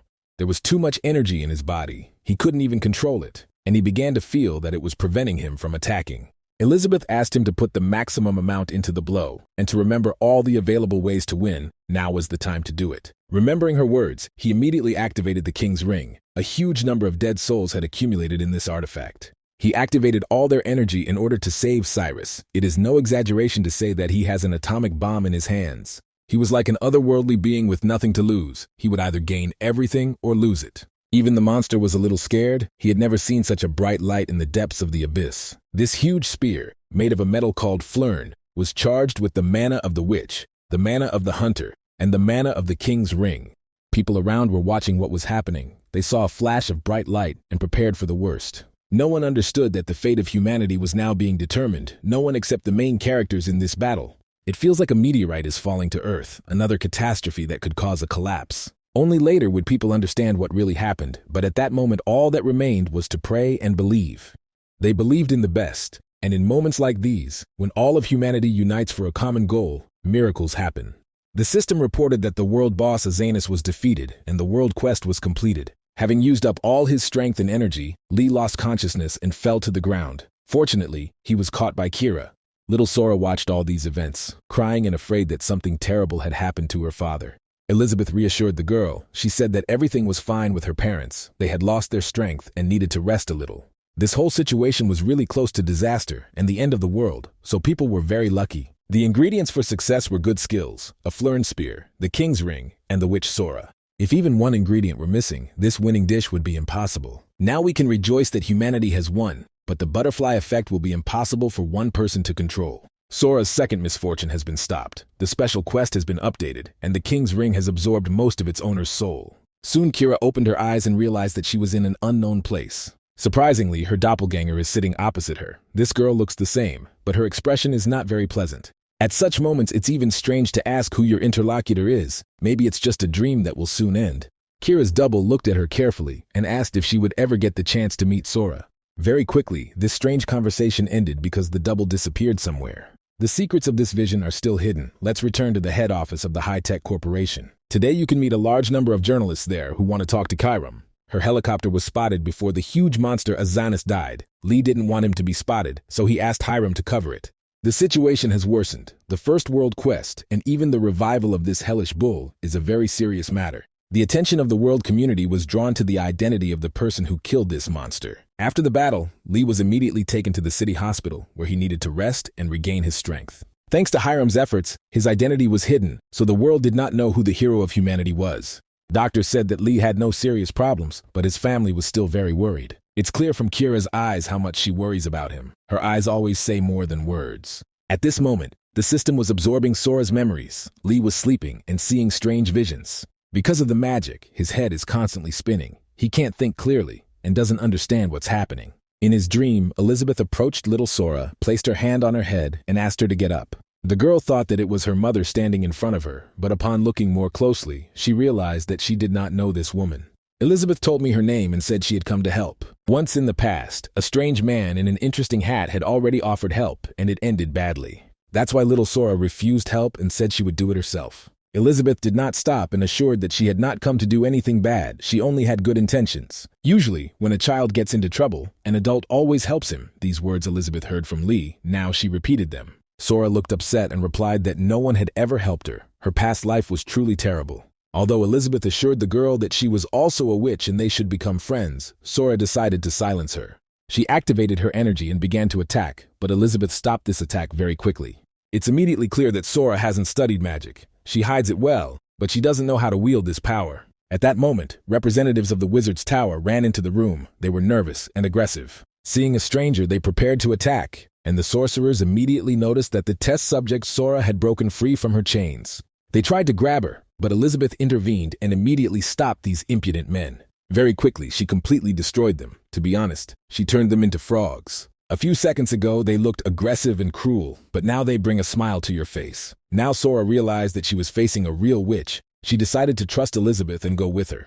Memories from Sora's past life were absorbed, after which Lee regained consciousness and opened his eyes. He saw before him happy girls who had long been waiting for his return. Surprisingly, he didn't return their smile. Probably the king's ring sucked too much joy and emotion out of him. He replied that he was fine and didn't feel any pain, after which Sora ran into the room. She was happy because she had been waiting to meet her dad for a long time, but when she saw his sad expression, she was scared. It wasn't the cheerful Lee who was looking at her, but a dry and hard man with the face of her father. She was even unsure that she was seeing her loved one. His eyes made a terrible impression on her. The girl immediately lost all her wonderful mood and hid behind Aunt Darren. Mother explained that father looked strange today. He was too tired and he would feel better after a while. They decided to leave him alone so that he could regain his vital energy. Soon the doctor allowed him to return home. No serious injuries were found, so he could continue his rest at home. Kira was excited. Lee looked too sad even after returning to the family home. Sora is still afraid of his father. He's never been like this before. The daughter drew a picture, hoping that it would cheer up her father and make him smile again. Lee usually reacts brightly to such drawings, but today he showed no emotion. Kira looked at him and couldn't understand what was happening. It seemed as if he had been replaced.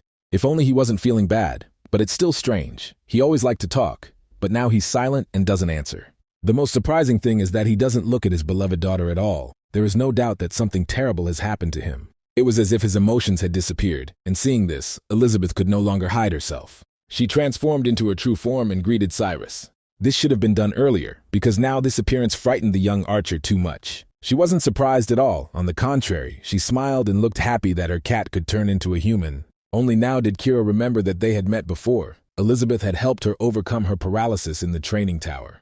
Today she came for a completely different reason. We need to talk about Lee and his future. Soon Kira learned about everything that had happened. The King's Ring is an artifact that, when used, leaves the warrior with humanity. To defeat the world boss Aizen, it took too much power from this ring. Now Lee has lost most of his humanity, not only emotions, but also will, meaning there is only a shell of Lee sitting before them. Kira must understand that Lee was forced to go this far because otherwise death would have awaited her. Lee confirmed that he gave up part of his humanity to save her. She was shocked and immediately started crying. Sora rushed to calm her mother.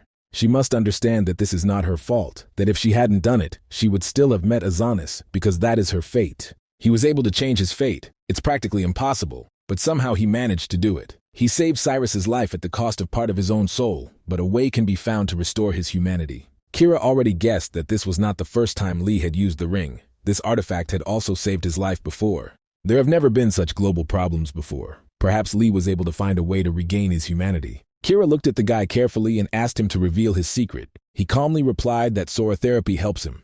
The girl sat on his lap, but so far no results were visible. She started crying and saying that her dad was very scary. It seemed like it wasn't him at all. Kira began to panic and couldn't figure out what to do. Elizabeth assured her that she had an idea. She guessed that the method was related to the invocation of positive emotions, which is why it was effective and helped restore humanity.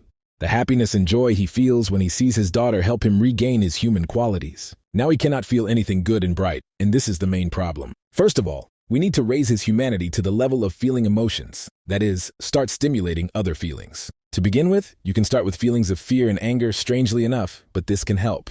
Elizabeth came here today because she felt that Kira was finally free. When people, held back by their fate, see her, it affects them in different ways, but thanks to Lee, Kira was able to break free. Now she must fully concentrate on restoring her husband's humanity, and Elizabeth can look after Sora for now. In any case, she'd been wanting to teach the girl magic lately, so this was the perfect opportunity to do so. So Kira and Lee went to the haunted house. Negative emotions can help. A house of horrors is unlikely to scare an experienced hunter, but he should at least feel something. From the very beginning, Kira was scared and suggested that she go first, and without any emotion, he agreed to it.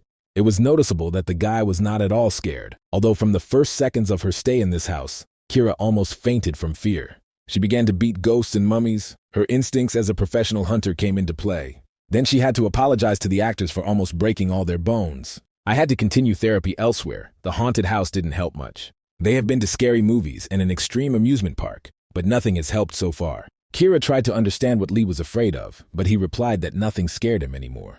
A little later, he said that he was only afraid of Kira, or rather not of her appearance, but of the fact that she might die. Meanwhile, little Sora was taking his first steps in learning to master magic. They had trained together with Elizabeth before, but this time the girl's level had increased significantly. It should have only frozen the water inside the bottle, but even this result can be considered positive. After updating your personal system, your control capabilities will grow, so this is just the beginning. Sora is having a hard time concentrating right now. She's thinking that if she gets too strong, she might hurt her parents. I had to explain that she was already powerful, and if she didn't learn how to use her mana properly, her parents could really suffer. Control training is a basic level. A little later, they will move on to the next step of evolution. Kira and Lee were returning home by taxi. Their result today was not very satisfactory. The girl constantly thought about Lee's last words. She didn't expect that he was so afraid of her death. She began to feel like she was falling in love with him, but then she tried to think about the problem, not her feelings. Lee had always hidden a lot from her, although now, no matter what she asked, he would answer honestly. She doesn't want to ask stupid questions. He probably always had reasons to hide something, and she needs to be able to accept that.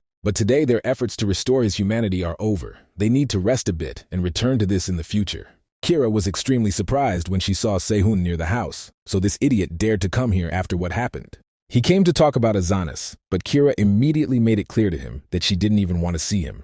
The guy recalled that it was the girl who brought the monster to Seoul, and now he is thinking about telling reporters about it. Although she didn't summon a monster, people might think something completely different. After his murder, the city suffered incredible damage, so now it will be easy for people to explain what happened. This bull caused a real Armageddon in the city, leaving a huge number of dead and many people suffering. These people want to blame someone for their curse, and Sehun can help them find the cause of the disaster. Azanis chased her. It was caught on video and can now be posted online. If she accepts 2 of his suggestions, then maybe he will abandon his idea. To begin with, he wants her to admit that Lee was to blame for the attack on Seoul and also give him the reward for killing the monster. At this point, the girl began to scream and accuse him of lacking humanity. Sehun saw how Lee was and wants to use it to his advantage. This guy probably has no conscience. While they were arguing, no one even noticed how much Lee was starting to get angry. It seemed like this situation had an effect on him. There is no doubt that he is angry, although it is difficult to notice, but the closest family members will immediately notice the change in his eyes.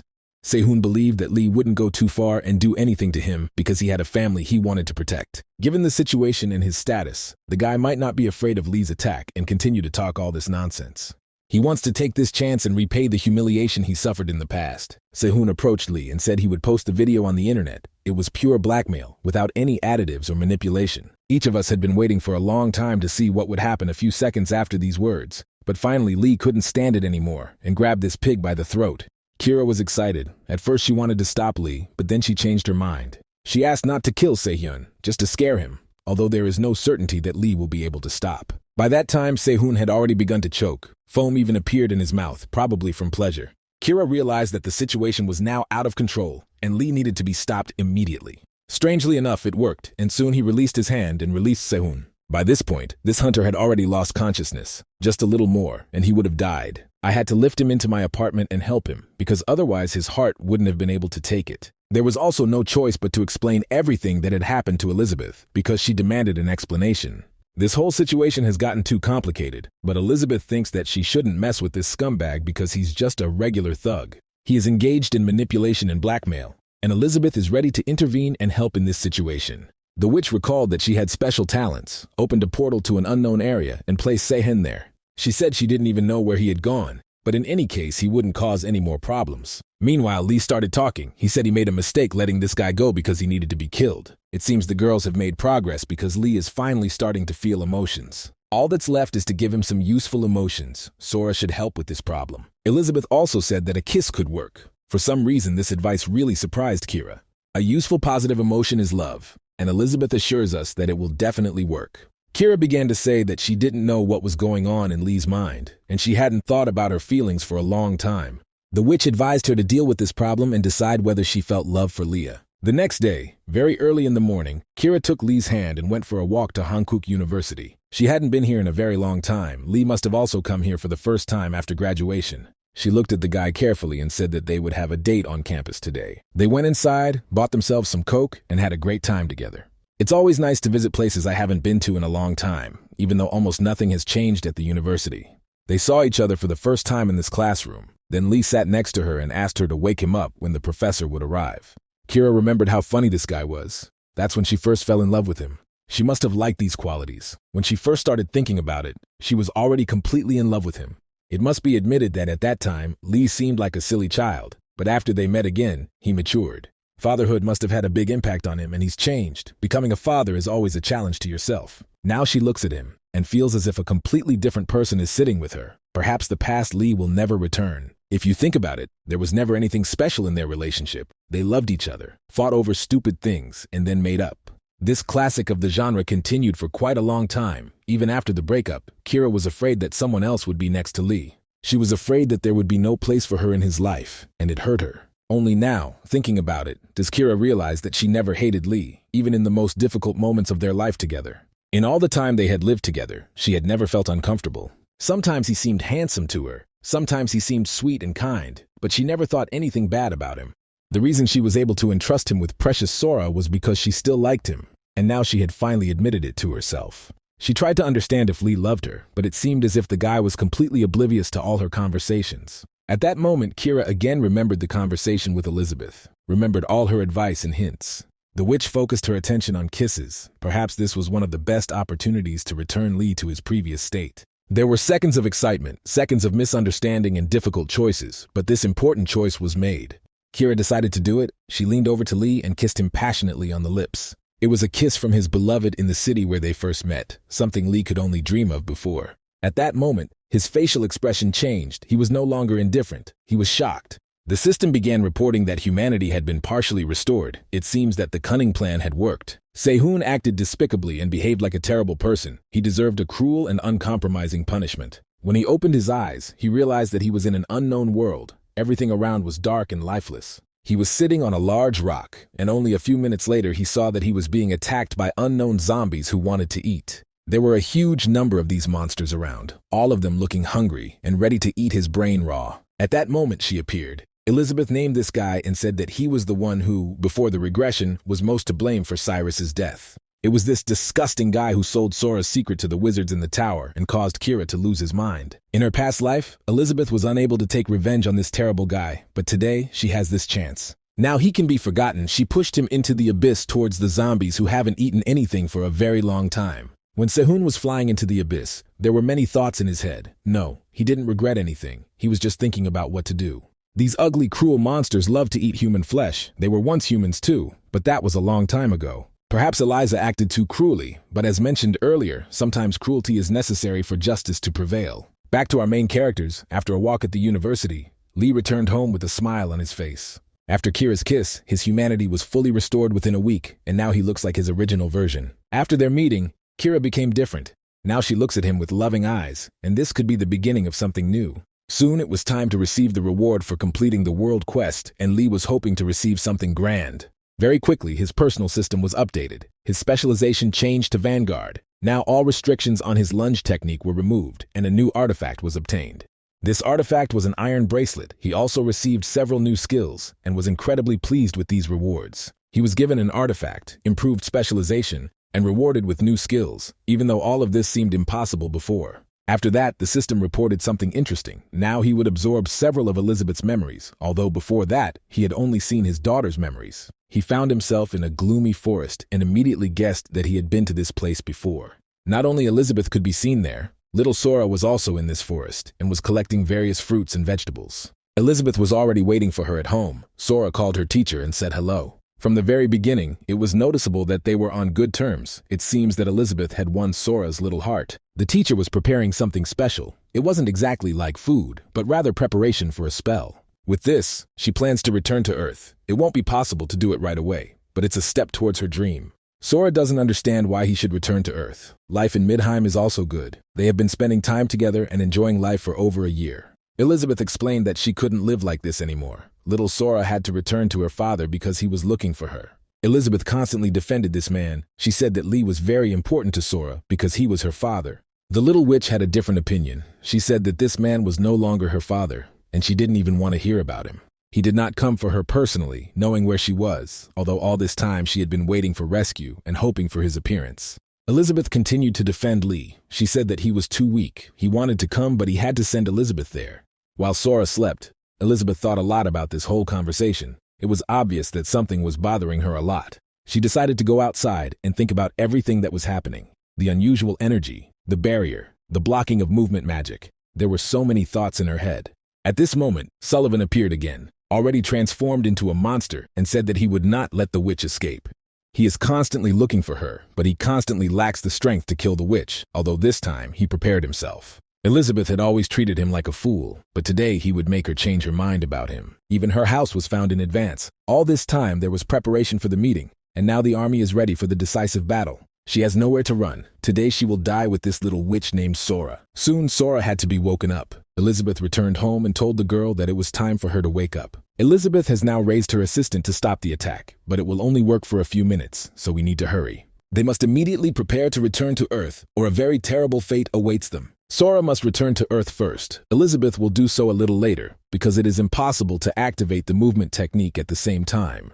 Convince your teacher that they must go together, or something terrible might happen. It was as if she sensed danger approaching, and her intuition turned out to be correct, because at that moment, Paladin Sullivan burst into the room. We had to call Albert to save the women, although this little lizard doesn't look dangerous. We've seen more than once what he's capable of. Elizabeth said that they should flee immediately, and also asked Sora to listen carefully to what she had to say. From the very beginning, the human body is not prepared to pass through spatial cracks. They are very lucky that they have the core, because it will destroy and stabilize the spatial rift, so the person will be able to pass through the portal. Sora should go and be careful, not waste any extra mana and stay calm. Elizabeth can escape later, and then they will see each other again. Even in her past life, Sora was a very naughty girl. She said she didn't want to abandon her teacher and would stay here to fight together. It is unknown whether Sora would have been able to defeat all these monsters at the beginning, but now she has lost too much strength in the magic tower. In her current state, it is too dangerous to engage in battle. She must disappear in order to stay alive. Finally, Elizabeth hugged her student. With these actions, she showed that she loved the girl and was very worried about her future. After that, she activated the core destruction and opened a spatial portal. The spell could no longer be stopped, and Elizabeth ordered the girl to return to Earth and immediately find her father. It was a difficult decision. It affected not only Elizabeth, but her and Sora. It was a heavy blow for the little witch. She was abandoned again, rejected again, and tears appeared in her eyes again. A few seconds later, the girl disappeared, although Elizabeth told her that she would also return to Earth. But if she ran away from the monsters, these creatures would start hunting Sora. There are few enemies, but there are demons there who can pass through the gorge. And if there is a sorcerer among the attackers, he will be able to find Sora by following the magical trail. Elizabeth cannot leave the little girl unprotected. An adult should always help a child who is in a difficult situation. This is what Lee taught her, and she remembered this truth for the rest of her life, so now she lives by these rules. When she went out to the monsters, she wasn't worried at all. The witch is always confident in her own abilities and isn't going to show fear.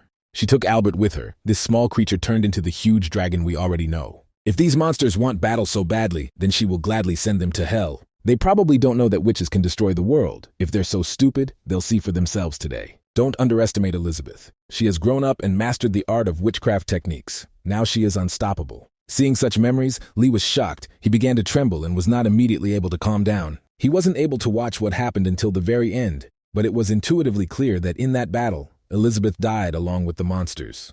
There's no doubt that this affected Sora and became one of her misfortunes. She loved her teacher and couldn't bear the separation.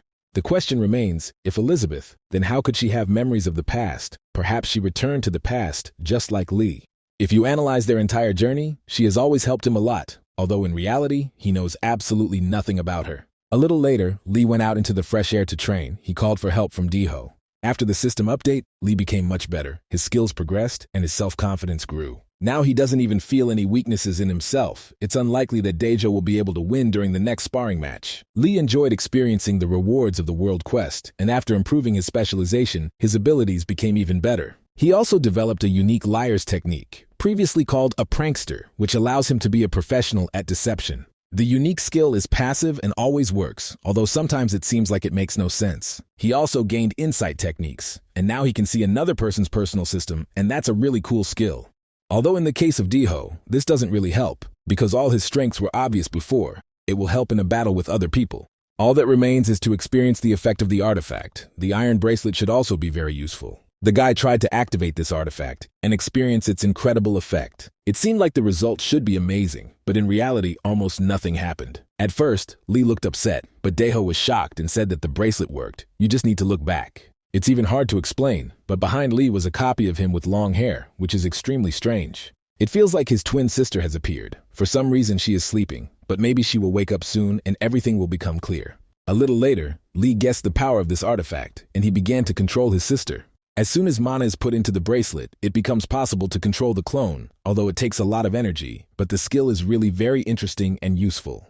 It will be difficult to use this bracelet during battle, because it takes up too much energy, and it is not very economically beneficial. Lee began to offer his friend to buy the bracelet at a cheap price, but Deho immediately refused. After training, Lee returned home and immediately went to the head office of the high-tech company. He hadn't seen Hiram in a long time, and it turned out he hadn't arrived very early because she was too busy working on documents. It turned out that these papers were related to the world quest. The email was blocked due to the comet, and it was also photographed by journalists. At first, Lee doesn't understand what Hiram is talking about, but the girl explains that now they call him a comet. Now all the world's attention is focused on him. He is called the first hunter to single-handedly defeat the world boss. His strongest attack was like a meteorite falling, and his anonymity aroused even more interest. Everyone is trying to figure out who he is. Some even start copying his fighting style, and Hiram has to deal with all of this. At that moment, a copy appeared behind him. Hiram thought it was Lee's new girlfriend and said that it was ugly to cheat on your wife. Then she heard that it was just a double, but instead of calming down, she started screaming. It had to be explained that this was the effect of the artifact he received after destroying Azanis. Now Lee is able to create a female copy of himself. The girl can be controlled with mana. He believes she is not needed and wants to get rid of this artifact. This double can fight, but the problem is that it cannot be done at the same time as Lee. You may need to continue researching the artifact. You can make this double a comet, distracting the attention of journalists and the public from the real hero. It's clear that Lee doesn't want to reveal his identity through his daughter, which is why another way must be found. If attention is directed at him, it will lead to problems with the family. Just like everyone knows about the granddaughter of the Holy Sword, sometimes it creates problems. Even without her father's popularity, Sora is becoming quite famous. If she gets noticed, it will only be a matter of time before the secret is revealed. If you give people someone else, they will quickly be eliminated due to lack of skills, so this is also a bad option. But if you show people a hero who is almost indistinguishable from the original, then it can really work. Hiram can make a fake ID for this clone. This girl will be called Sister Lee. He would lose nothing from this idea, but on the contrary, he would be able to sleep peacefully. So without thinking twice, Lee decided to make his double a comet. After that, he returned home. The day had been quite long and hard, and he was tired. The guy didn't expect Elizabeth to meet him at the house at all. Kira let her stay, and in the meantime, went to the store with her daughter. Lee said he wanted to talk to Elizabeth, and she immediately guessed that the conversation would be about her death. She doesn't think it's strange. If Lee remembers his death from a past life, then she's in the same situation. She also guesses that little Sora's next misfortune will be her death, so this conversation is very important. Lee wants to hear answers to a large number of questions, including why these monsters attacked her, who they are, and why they wanted to kill Sora. Elizabeth explained that the monsters only came for her. They had a serious reason for this that she cannot tell. This is her personal matter, and she wants Lee to understand that some secrets should not be revealed. In any case, Lee thanked the girl for her help. She had saved his life more than once recently, so he should be grateful. There is no need to worry about the news of happiness. Elizabeth knows how and why it will die. She is not going to give up, but she is still preparing for death. In the training park today, you could meet a very gifted wizard. Little is known about him, except that he is incredibly talented. This guy went into the dungeon without outside support, although usually at least 5 people go there at a time.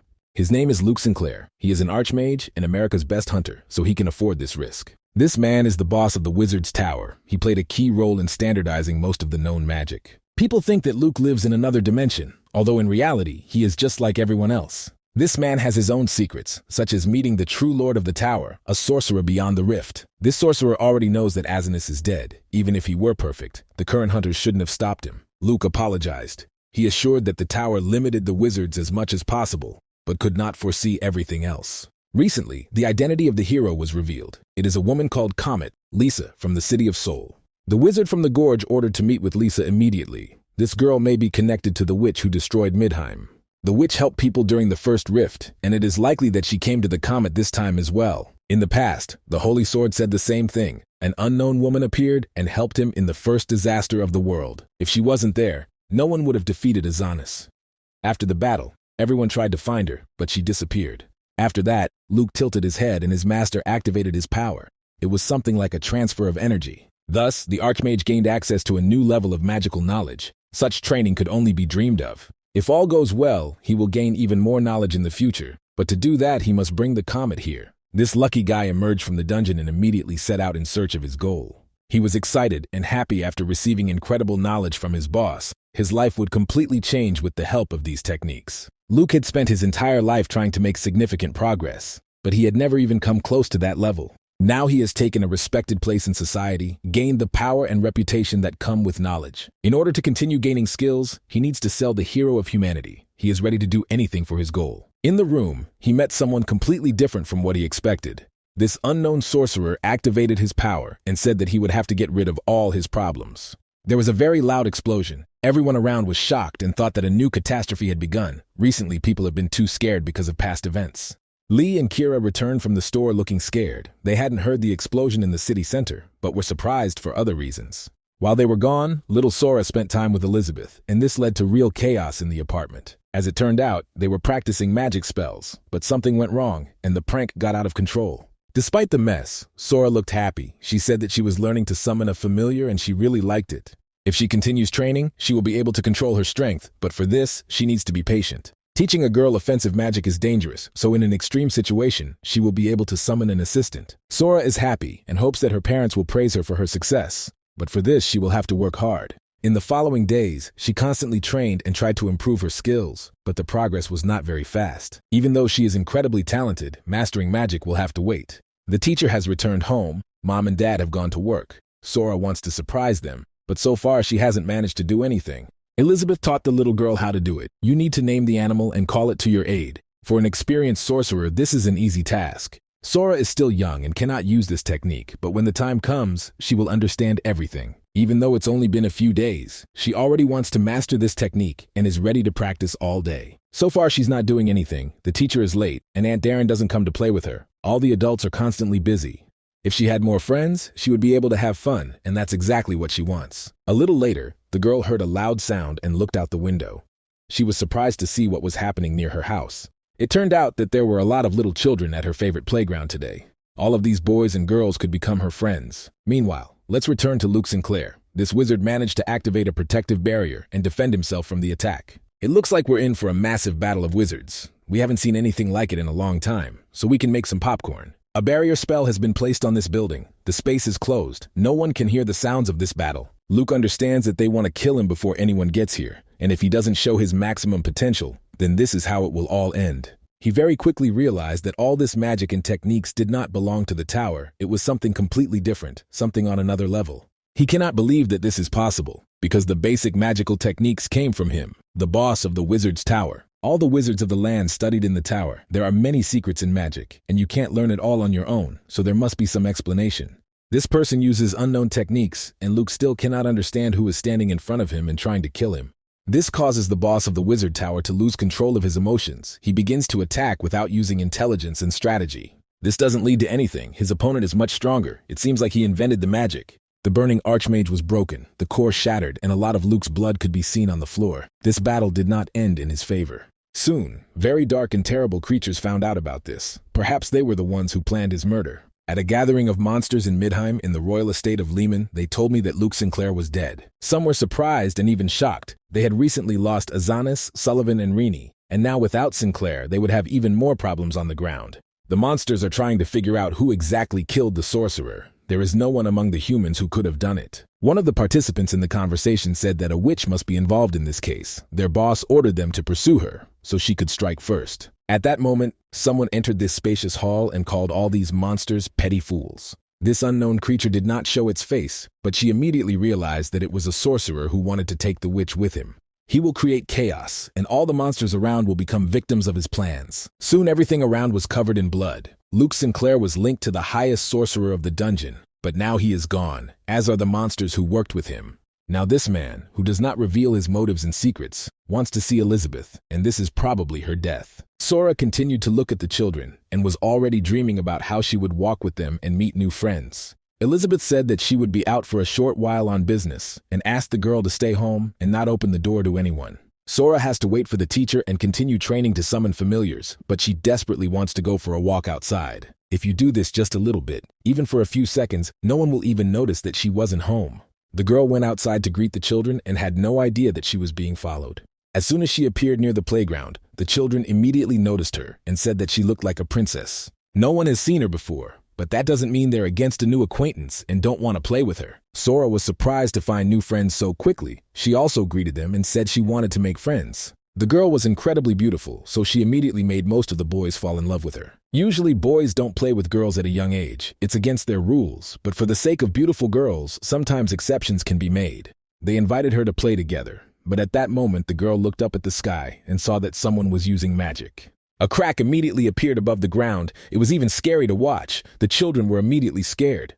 To be honest, they didn't quite understand what was happening. It was like they were on the set of some kind of movie. Only a little later did they begin to suspect that something very bad was happening. Sora realized that someone had used magic to cause the rift. She felt it as soon as she left the house. Someone did it on purpose, and this person is standing on the roof of the house. This is a young guy. His face is completely unfamiliar. He shows no emotions, and it seems as if he is mentally in another world. Meanwhile, the children around them began to really panic and call their parents for help, but even their parents were unlikely to be able to stop such a monster. This huge bull is ready to kill and destroy everything around him. He has no conscience, and he doesn't care if it's a child or an adult. Oddly enough, despite the huge and scary monster, Sora is not going to give it the opportunity to hurt the other children. This girl is very small, but already extremely brave, which can lead to even bigger problems because it's better not to joke with such monsters. Sora remembered what Elizabeth had told her, the words that it was better not to use magic because then her parents could be in danger. She understood what she was taking a risk with, but she couldn't let the monster kill children because it was wrong.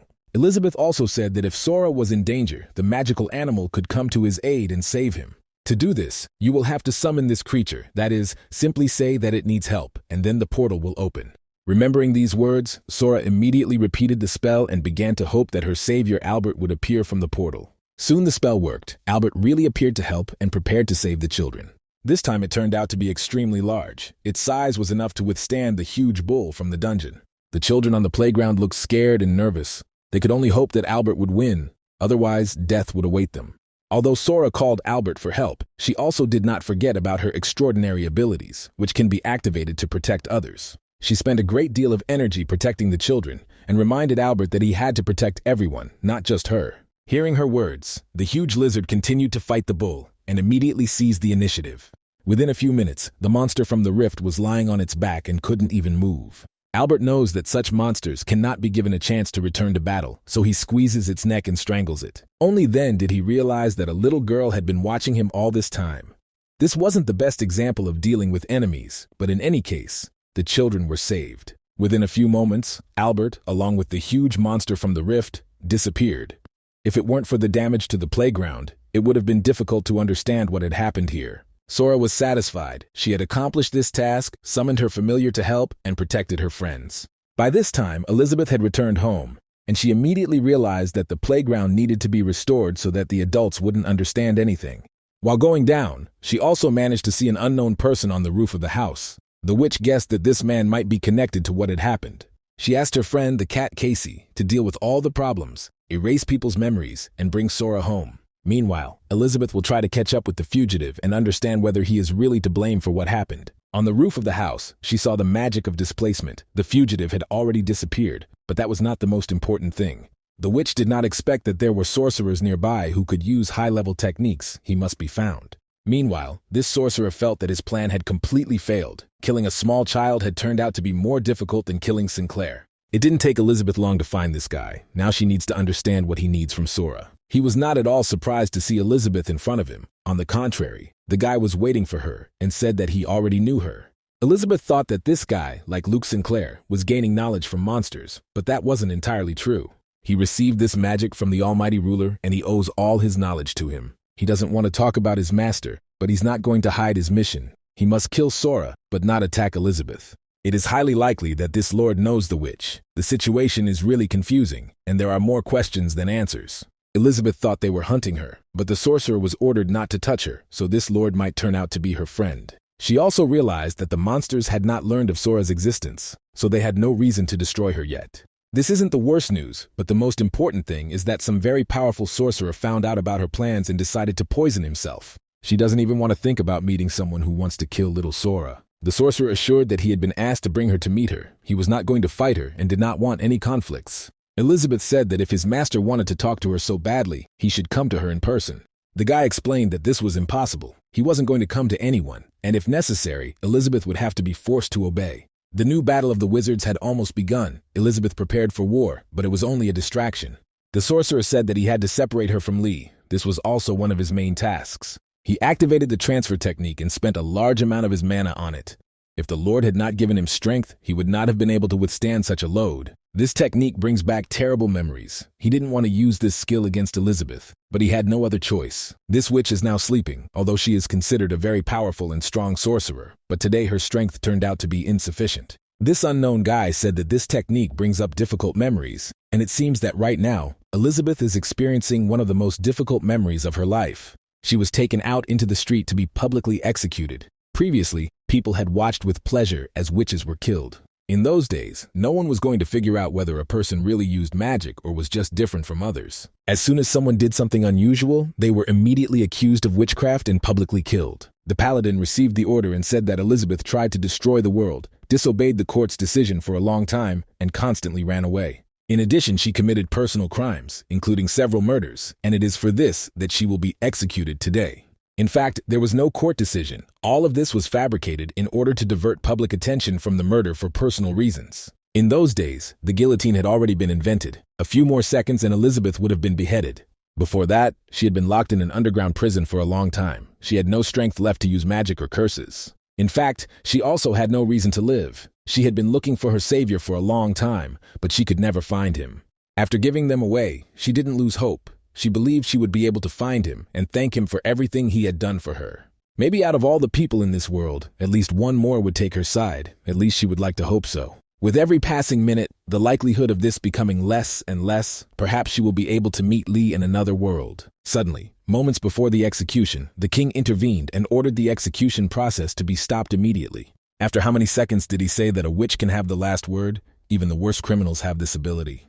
At this moment, Elizabeth looked in different directions. She saw how ordinary people rejoiced and enjoyed this event. It seems as if they don't understand that the woman's life will end now. She will be beheaded and she will die. She had long hoped that at least before her death, there would be someone who would feel at least a little sorry for her. She decided to have the last word, proudly raised her head and called all these people around her monsters. After that, the court's sentence was carried out. Pools of blood appeared around, and the witch lost her head. The people were pleased. They praised the king and said that witches had no place in society. Finally, it was all over for her. 20 years of constant suffering and fear of the destruction of the world. Finally, her story was complete. The king is a little upset. He can no longer tell the citizens that all their misfortunes are connected with witches. He turned his head back and saw that one of the members of the royal family was starting to croak like a frog. Soon this man turned into a huge monster, which we had already seen during the team clearing of the field. Then Lee destroyed the monster very quickly, but now there is no hunter around to save the people. On the contrary, all the people around began to strangely change their appearance and turn into terrible, vile creatures. A few minutes ago, the king was enjoying life and smiling as he watched the witch die. Now he was overcome by panic and fear of death. He looked at all this and could not understand what was happening. It was as if he had fallen into some terrible dream. Only now did he begin to think that all this time, the witch Elizabeth had been stopping the monster's attacks and protecting them, but now she was gone. He was injured and also began to turn into a monster, so the prophecy could not be avoided. Manuel always prayed to God. He believed that as soon as he killed the witch, the time of chaos would end and an era of peace would come. In response, the Lord severely punished him. Manuel thought for a long time about the reasons for this punishment, but could never find an answer. From that day on, all the people in Midheim turned into terrible and ugly monsters. Most of them lost their minds and began to kill each other. Even the king has lost the ability to speak, so if he hears the voice of the god now, he won't be able to ask him all these questions. Having such a terrible body, he cannot receive salvation because it is impossible in such a vile shell. Soon Archbishop Manuel heard human words. Someone addressed him and said that he had been waiting for him for a long time.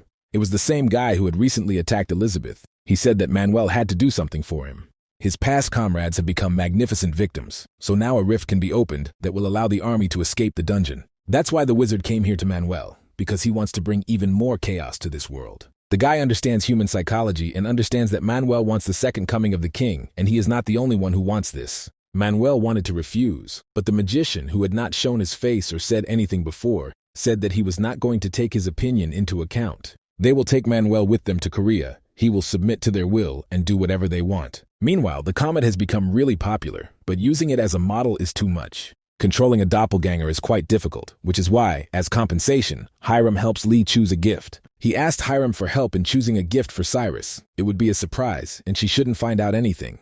Lee doesn't know what Kira likes, so he completely trusts Hiram because girls know about such things. He came here without a single idea in mind, but if you start with familiar brands, ideas can emerge. The system informed me that the special quest had been updated. Sora's third misfortune had begun, so now was not the best time to choose gifts. Lee must immediately save Elizabeth. If he doesn't, Sora will suffer, and that can't be allowed. Lee immediately remembered what Elizabeth had told him during their last meeting, that she was afraid that Sora's next happiness would be connected to her death. He told Hiram that he had to go home very urgently and that he apologized for all the inconvenience. At that moment, the connection disappeared. The guy was unable to call anyone and felt the approach of dark energy. They quickly realized that they needed to get their weapons and get ready for the worst, because it felt like they were in a dungeon. The system reported that they had entered an unfamiliar location. There was no time to think now. They needed to finish this task as quickly as possible. The world quest begins, but this is not like a regular dungeon at all. It is something completely different. They didn't fall into a gorge or a rift. On the contrary, the dungeon invaded Korea, and this is a completely different level of danger. A huge ravine has released dark energy into Seoul. Soon monsters will appear there and war will begin. People are already used to such disasters and know how to behave during emergencies. Understanding the rules of behavior is important, but when you see huge monsters with your own eyes, you forget about any rules. You will have to stop the monsters, distract their attention from ordinary people so that everyone has the opportunity to hide. It's hard to believe that the dungeons were turned not into a building, or even into a district, but into a whole. This is a new reality that you need to get used to. It had seemed impossible before, but Lee had expected something like this, because before his return, starting with Korea, many countries around the world had turned into dungeons.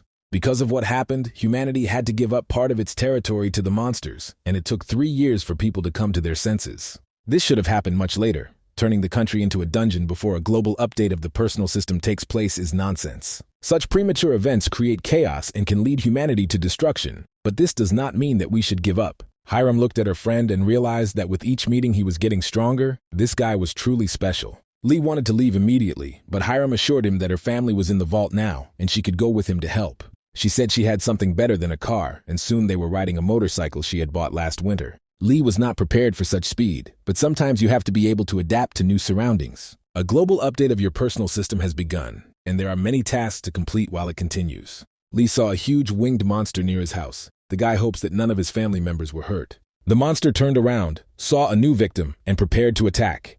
Lee immediately realized that now he would have to fight. At that moment, unknown hands appeared from the window. This person called Lee and Hiram weaklings and activated magic skills. Within a few seconds, the huge winged monster turned into an ice statue and no longer threatened anyone. Hiram thought that only Lee's daughter could do such a thing, but so far there is no confirmation of this. Even Luke Sinclair isn't that incapable. Maybe it's because of the message they received on the way here. Only now did Lee learn that his personal system had been updated. He didn't expect it to happen so quickly. The guy immediately ran to the house without even calling Hiram with him. A global update took place, but it seems that this is a problem. If all the hunters, including Sora, received a personal system, then the girl would receive a specialization, and this would begin the process of her misfortune. If Sora becomes the same as before the regression, her entire life path will repeat itself, and a global catastrophe will begin. Up to this point, Lee hasn't had any misfortune. Maybe this will affect Sora's specialization, and everything will change. Because he acted completely differently, he is now following a different path of development. Perhaps all of this happened because of the global butterfly effect, and new events have already begun to affect Sora. As soon as he saw that Kira and Sora were doing well, he immediately activated the insight skill to analyze her system indicators. He was very upset when he saw the result. Her specialization is the same as in her past life. She is a witch. He couldn't believe his eyes. It seemed like everything he had done in the last months of his new life had been in vain. He fell to his knees and looked incredibly sad, wondering if he would be unable to change his daughter's life. He cannot allow everything that happened in his past life to happen again. Humanity must get a new chance. His daughter must get a new chance. He thought that by going back in time, he could change something, but maybe Sora's path would always be this way, regardless of his actions. The girl saw her father and ran to greet him. Looking at his despair, she also became sad and could not understand what was happening. Soon she hugged him and said that she and her mother were fine and safe, so her father could smile. Lee promised himself that nothing was over yet. Even if her specialization hadn't changed, the situation was still different from the past. He can still do something. He must continue to act according to the plan and stop all the misfortunes of his daughter. He decided to immediately find the nearest evacuation point because it was dangerous to be in the house. He ordered Cyrus to take Sora in his arms, find Hiram below, and be the first to go to safety. Now he must complete his quest, find and save Elizabeth's life, because Sora's future depends on it. So Elizabeth is in danger. It could be related to the monsters he saw in his memories. They must have been constantly chasing the witch. He needs to save Elizabeth, not protect her from death. There is a very big difference between these goals. Perhaps it is related to the disaster or the kidnapping. At the beginning, we need to understand where Elizabeth is. She hasn't appeared or been in touch for several days. The guy hoped to find some clues at home, but he couldn't do it. He doesn't know where it is, so it's almost impossible to find it.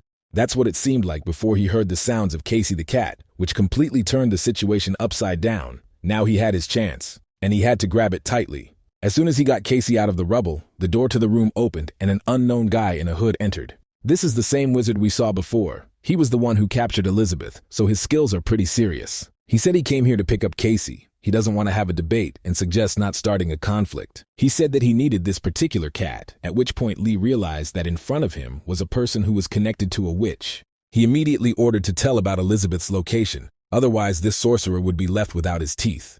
The hooded guy was sure that with the help of his magic tricks he would easily stop the hunter and take the cat with him.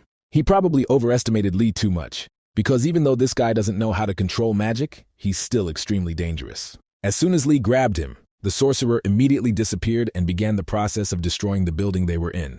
I had to immediately jump out the window to save myself and Casey. There was no other available exit from the house. This sorcerer was not a monster from memories. He was an ordinary person, and there is no doubt about that, in which case it is not at all clear who kidnapped Elizabeth. Meanwhile, our beloved witch came to her senses and tried to understand where she was and what to expect next. The last thing she remembered was an unknown boy attacking her and activating some unknown spell.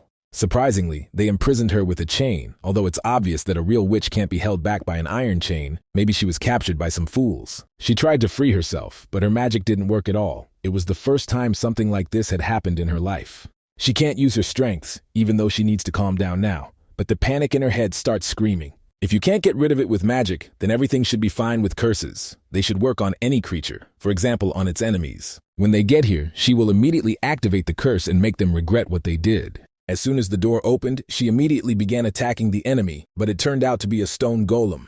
He brought her food, but after she attacked him, it crumbled into small pieces. The golem is an ordinary stone, so all this makes no sense. It is unclear why all this happened right after she remembered the past. In this environment, she feels the same as in the underground tower before the execution, experiencing terrible flashbacks. After that, she saw what kind of dish this stone warrior had brought her. It was a really delicious dinner. It seems like she's a princess locked in a tower waiting for a prince. But the problem is that she's not a princess at all, but a witch. Moving on to the evacuation point, Kira got here with her daughter without any problems, and they are now safe. 4 days had passed since they had met Lee, and Elizabeth had not appeared once in all that time. Lee said that they used to talk to the witch through the cat, and now Kira feels less calm every day. She wanted to help and be useful, and it was at this moment that her system notified her of an invitation to a conversation. This voice seemed familiar, and within a few seconds, she saw herself again in an unknown space opposite her copy. So they met again just like last time. Her double is not very happy about this meeting. She was called in for a conversation because the double has an interesting offer. She knows where Elizabeth is, and she is ready to tell her about it. The witch is now locked in an unknown tower and has lost almost all of her powers. She has not been physically attacked, but she still has problems. Elizabeth is currently experiencing symptoms of post-traumatic stress disorder, and she is feeling pretty bad, to say the least. The double has a proposal. If she tells where Elizabeth is, then Kira must not use the teleportation skill for a while. Such information cannot be easily transmitted from the very beginning. For this, the double will take control of Cyrus's body and play the role of an assistant. There will be appropriate punishment for passing on information, but that shouldn't deter Cyrus, because Elizabeth has always done only the best for them. The girl is fed everything to save Elizabeth. This witch is very important to her, so the decision is made. Then the double started talking about Cyrus's memories. For this, you need to go back in time and look at something. These events are related to the day she first came to her university. Also, these events are related to school, childhood, and the day she became a mother. The problem is that Kira can't remember all these memories. It feels like someone pulled them out of her head. She can't remember anything at all, although she always thought she had a pretty good memory. At the hospital, she was told that the amnesia occurred for unknown reasons, and all that was known was that her parents died during the financial market crash. The double said that Kira must find Elizabeth. If she succeeds, she will be able to find the answers to all these questions. As soon as Kira opened her eyes, she immediately intuitively understood where the witch was, and first she decided to talk to Lee about it. Elizabeth is currently in the city of Busan. This city has suffered more than others. It has the largest number of monsters due to the large number of faults.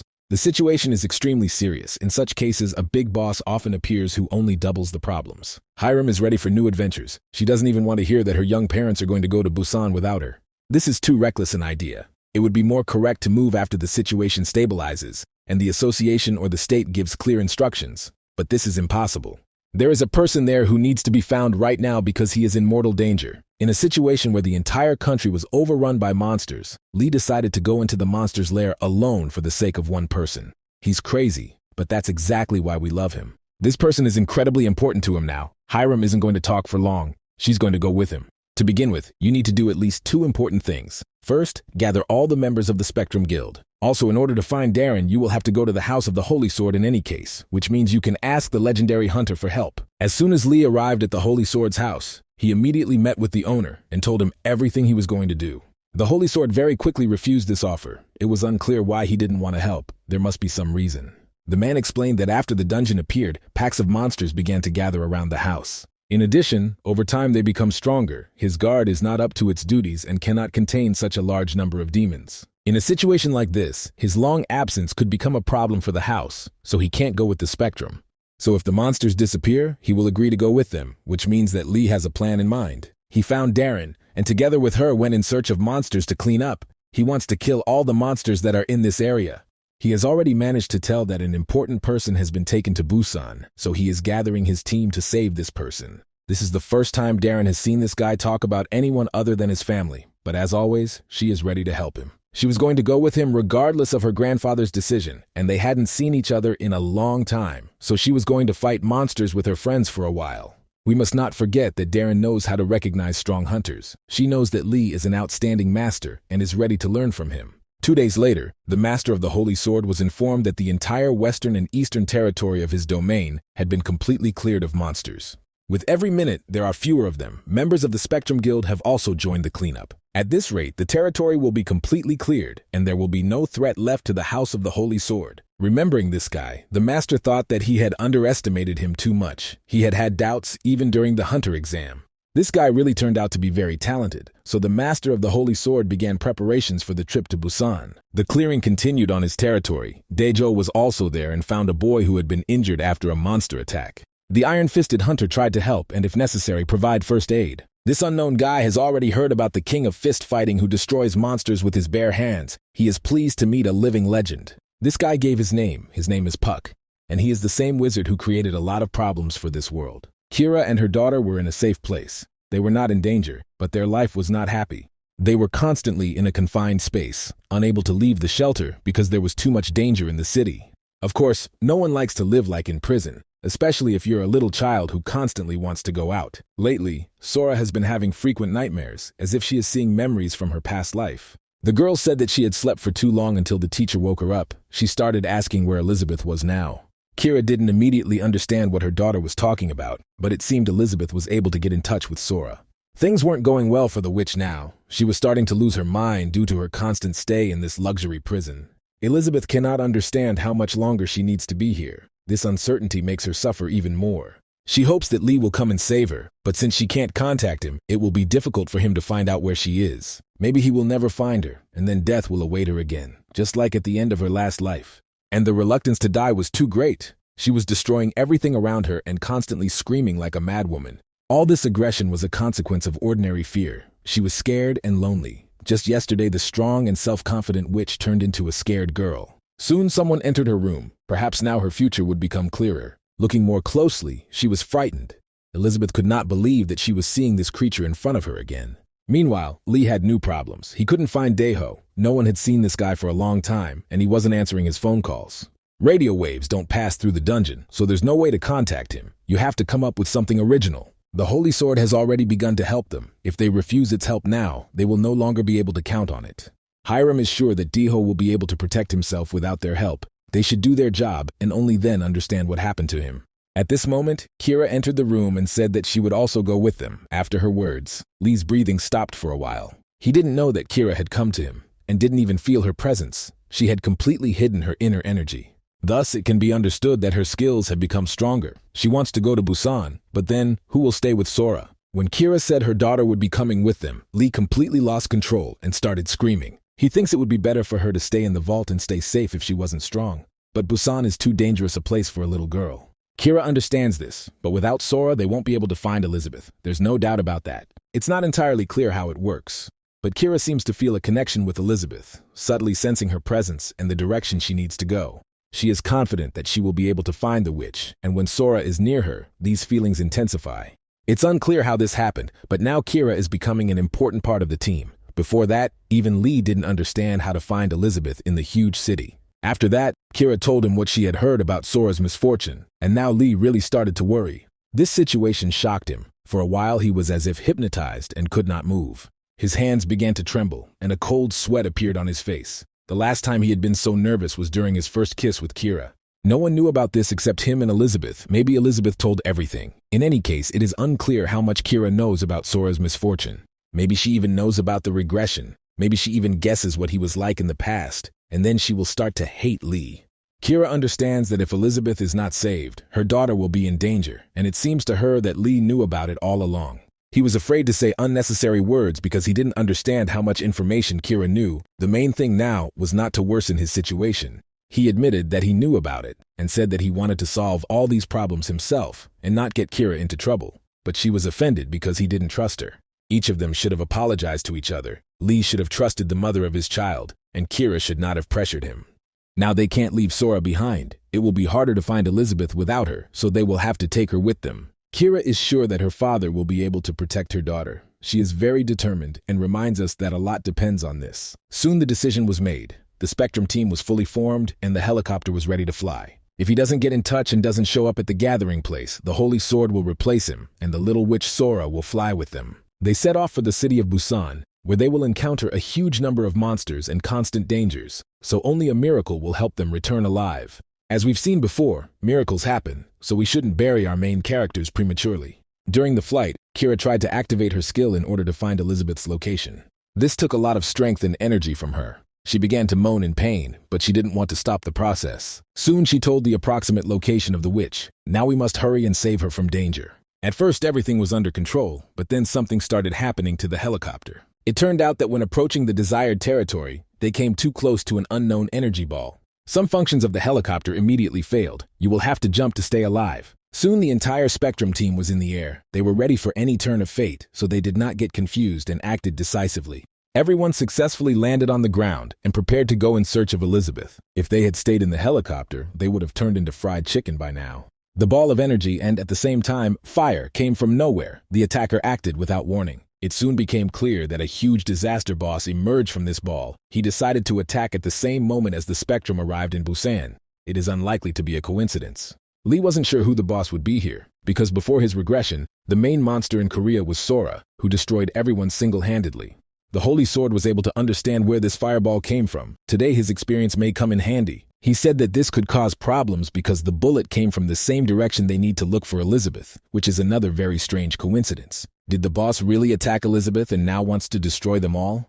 If this really happened, then Sora's misfortune is now unavoidable. The monsters heard loud explosions and immediately arrived at this area. There are too many of them, but there is no point in retreating. First, they need to clear the way to Elizabeth. It is unknown if they will be able to do this, but there is no choice. In order to break through an army of monsters, you will have to use the lunge technique or trust someone else. It was this opportunity that the Holy Sword had been waiting for.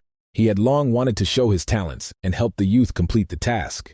He was called the Holy Sword after his sword technique reached the heavens. He defeated Azanis and became a living legend.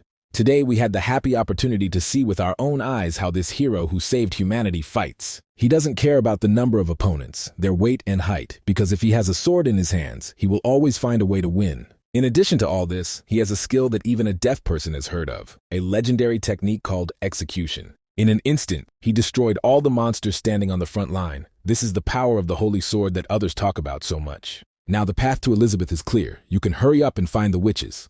The wreckage of the helicopter blocked the road. This delays the monsters for a while and will give you the opportunity to break away from them. When they arrived at the desired area, they saw that there were almost no demons around. Probably the boss had destroyed everyone nearby. The small creatures ran away from him. This sometimes happens, so you could say they were lucky today.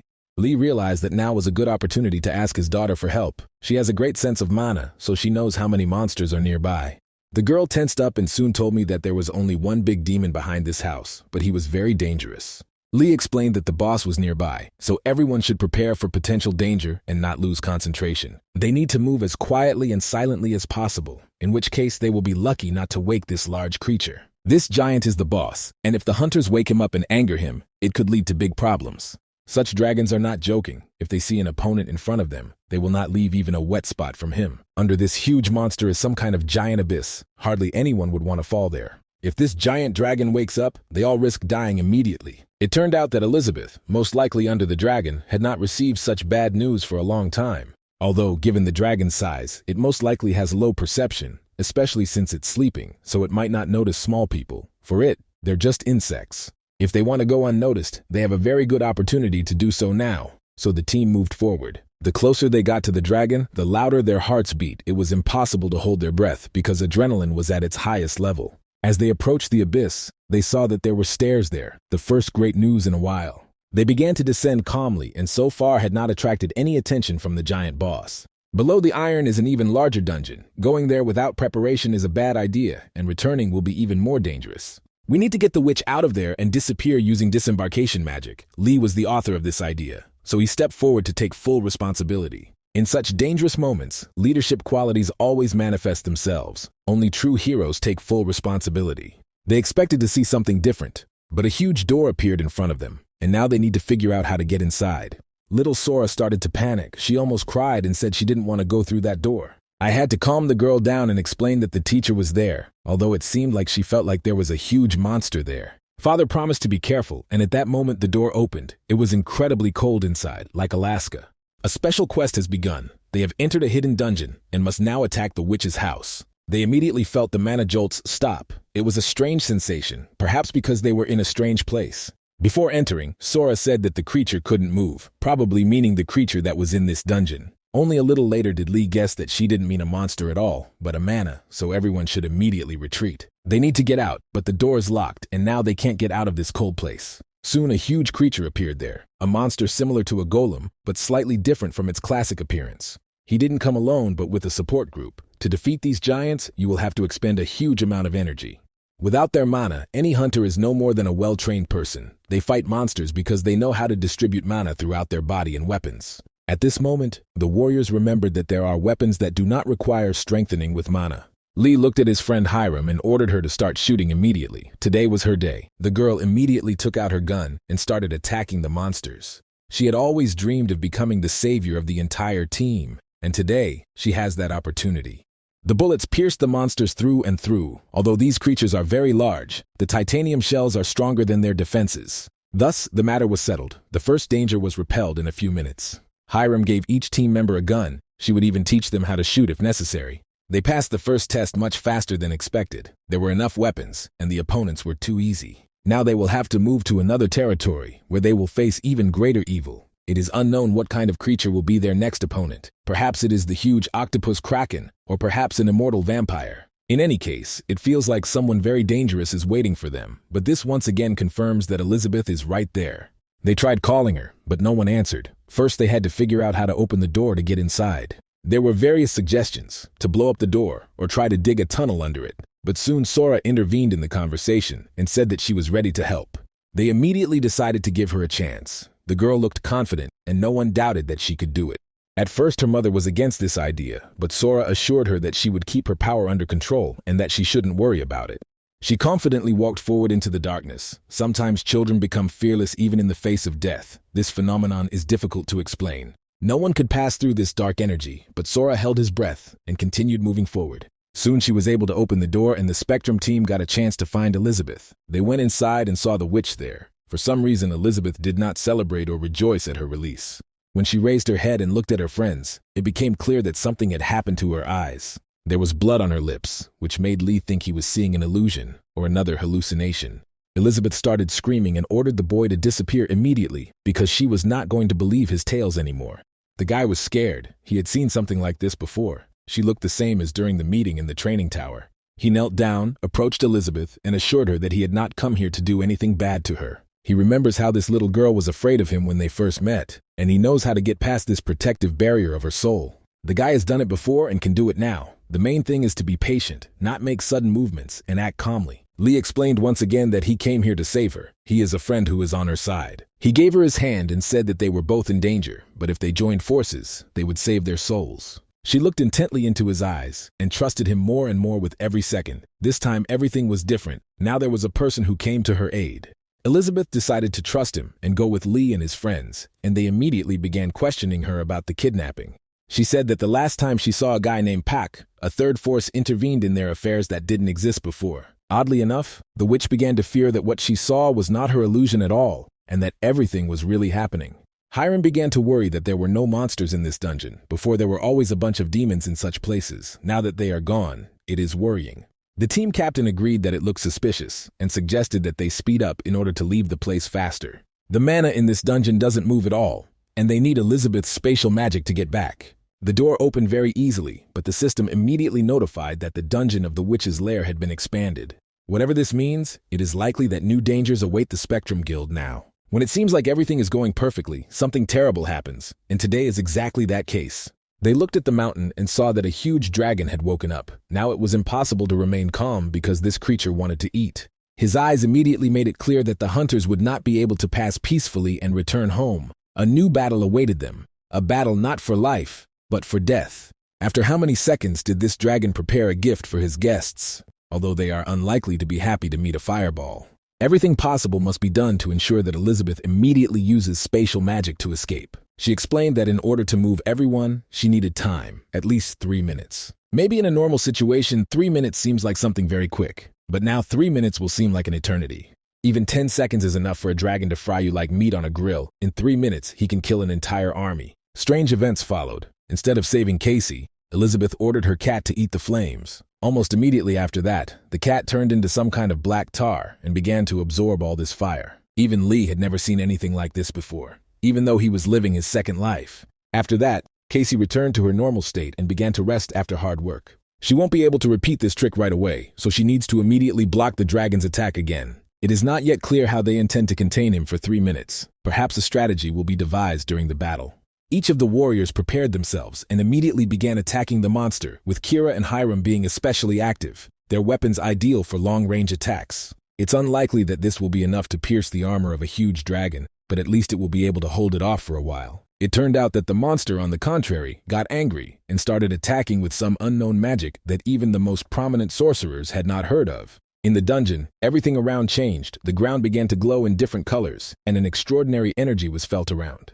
The scale of this magic is extraordinary. It has spread all around, and if it is activated, everyone inside the dungeon will die. In such cases, there is nowhere to run. You just have to try to reduce the magical power by attacking, which is what Lee is doing. He wanted to get close to the monster and use a lunge strike. He knows how to activate a protective barrier. Sora was downstairs watching her father. She saw the dragon using protective magic and began to think about how she could help her family. The flow of mana moves like dust in the air. But in this dungeon, everything is different because all the mana particles are frozen. They cannot be attracted to you or repelled, so you will have to come up with another way. After a moment of thought, Sora touched the magic beneath her feet and tried to do something. It is not known where she learned these tricks, but from the very beginning it did not work. Now Elizabeth and Casey can't help. Sora is the only one who can use magic, and she has to do everything herself, despite her young age. Meanwhile, the Holy Sword was helping Lee. He also tried to break through the protective barrier and hit the dragon. He had to use his legendary execution technique. It was enough to break through the barrier, which is probably why this man is a legend.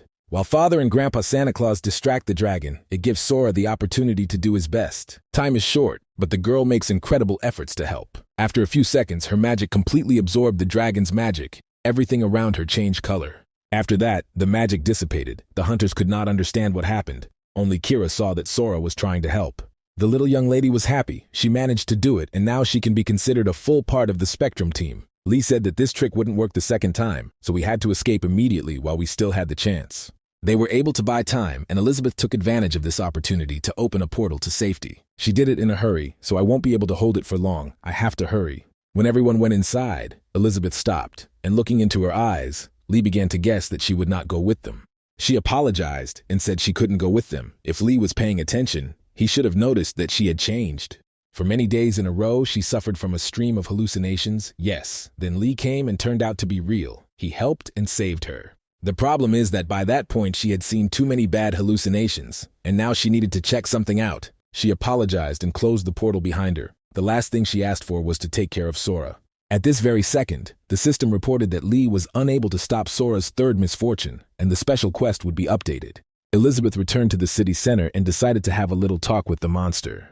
The dragon was surprised that she didn't run away, and began to suspect that she had some cunning plan. Now he is sure that she will regret her choice, because he is not going to leave her alive and wants to kill her. At this moment, the monster was stopped. Some unknown creature broke through its defenses everywhere. It was only done with the help of magic. Such a large and powerful boss was destroyed. Oddly enough, he was killed using ice crystals, something we've seen before. Soon she appeared, Sora in her adult form, so Elizabeth was right, and it turned out to be an illusion. Meanwhile, the Spectrum team was trying to understand why Elizabeth refused to go with them. She must have really lost her mind. The witch said that she needed to check whether what she saw was a hallucination or if it was really happening. The system reported that the special quest was completed. Their help in capturing the dungeon was insignificant, so the reward would also be small. It seems that that dragon was not the boss of the dungeon at all, or the hidden dungeon itself. Then they were very wrong. The hunters tried to figure out who exactly killed the dragon, but in the meantime it lost its strength and fell to the ground. He retained all his memories of his life before the regression. He tried to enter the magic tower to save his daughter, but he was captured and expelled from there. After that, the Dungeon of Korea was opened. He worked in the lower ranks of the Legion, a guild that belonged to Hiram. By chance, he was noticed by a holy sword and began to teach. He trained until he was completely exhausted and mastered the skill of lunging like a pro. When he decided to return to the Legion, the whole world was already calling his daughter a monster. It was hard to watch. The reason for this was the murder of Sehun and the destruction of the magic tower. One day Sora appeared and did all this in one day. Most likely she did it out of a personal grudge, but that's another problem. Sehun and the guild members who protected him, as well as the hunters worthy of the holy sword and the guardians of the magic tower, all died at the hands of Sora. This led to his daughter being persecuted for many years, becoming persona non grata throughout the world. It was believed that she had reasons to do so, and Lee even tried to meet his daughter several times. The girl was hiding from everyone. It was practically impossible to find her, so the last option remained. He had to join the search party, which is how Lee ended up on the witch hunting team. Meanwhile, Sora continued to grow up and hide from the world. One evening she saw Albert next to her. The girl had not been happy to see anyone for a long time. She smiled upon meeting her old friend, something that rarely happened because the hunters constantly caused her problems and injured her body. The girl remembered her mother and cried. She was left all alone. It was incredibly difficult for her.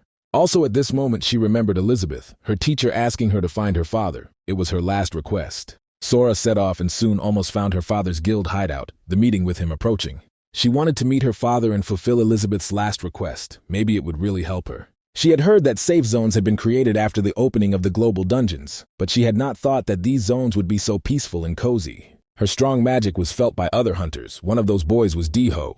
She recognized the king of fist fighting and was scared because he was a member of the witch hunter team. The girl wanted to run away while she still had the chance, until she suddenly saw something that scared her. Her father bowed before Darren and spoke to her about something important. Overhearing the conversation, Sora guessed that her father was training with the Holy Sword, but he was accepted into this team because he was Sora's father. His daughter killed Darren's parents during the battle in the Wizard's Tower, so Darren hates Lee with all his heart. Sora listened to all this and tried to understand what it could mean for her. She was afraid to intervene because there were too many dangers around. Elizabeth always reminded him that no matter what happened, the hunter would always remain the closest person to Sora. It turns out that her father really has been looking for her all this time, but whether he can stand by her side is the question. The father assured Darren that he had no personal feelings for his daughter, and he still wanted to find her. Sora thought he didn't love her anymore, but in reality, Hunter Lee was using a unique lying skill that was inherent in his system. He said he wanted to kill his daughter and clear his name. It was a lie, but Sora didn't know that. She couldn't understand why everyone around her wanted her dead so badly. It felt like it was some kind of nightmare that would never end. The people around her don't even want to listen to her. They don't want to know what the bastards from the Sorcerer's Tower did to her. She couldn't understand why she had to die, and that made her even angrier, and she completely lost control of herself. If this world wants her dead as much as the person she trusted, then she won't leave anything alive in this world. At this moment, Lee opened his eyes and we understand that he is in a safe place. While he was sleeping, the system showed him all these memories of his daughter again. Remembering everything he saw, it becomes clear why his Sora has changed so much and why she decided to destroy the world. The emotions from the memories are clear. Sora's feelings of sadness and loneliness are incredibly strong. He can't stand it. At that moment, Kira approached him. She had been waiting for him to wake up for a long time. The girl explained that he had lost consciousness, and they returned to the vault. Darren and her grandfather returned to their own. Lee firmly stated that Kira should call Hiram and Sora here and prepare to leave for the Seongbok area. There they will set up a hunter's den, although he can barely stand on his feet. But there is no time, because the third quest has been failed. The only positive is that Elizabeth didn't die, but Sora's next misfortune will soon begin. Up until this point, new memories had become harbingers of misfortune, so the daughter's fourth misfortune was related to the witch hunt. We need to finish our preparations before everything starts. We will have to give it our all. Meanwhile, let's return to Elizabeth and watch her conversation with the older version of Sora. This is the exact same girl she knew, the exact same girl she taught magic to and was friends with. It turned out that the same guy in the hood was her assistant, and all of this was done for her. She apologized for being rude to her teacher and explained that she was trying to protect Elizabeth because there was no other option. Even though Elizabeth assured her not to worry about it, she felt strange. She could see that not everything was well with Sora's mana, but in such a situation, it was surprising that the body didn't fall apart. Maybe she spent too much energy going through another dimension because she did it alone. She did this to correct the mistakes of the past, although it is not entirely clear what that means. Sora said that she knows about her father's regression, and her return is related to it. In that world, all the people she loved died, her parents, Elizabeth. But in this world, her family seems incredibly happy. For her, seeing something like this is too horrible. It makes her suffer, and she wants to stop it. Elizabeth tried to explain that her father realized his mistakes and sincerely wanted to correct the future. Sora isn't going to believe this whole sentence. The stupid hypocrite lives happily as if nothing happened. It doesn't look like remorse. Sora understands that Elizabeth has always protected him, but this time she wants to personally understand whose side the teacher is on.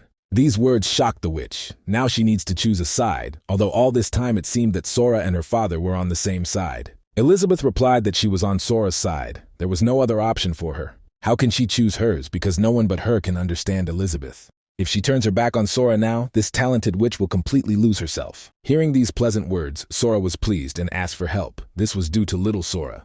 This young lady lives a happy life and is completely unaware of the problems Sora faced in her past life. She believes that this shouldn't be the case. She shouldn't have received all this, and therefore the situation needs to be corrected.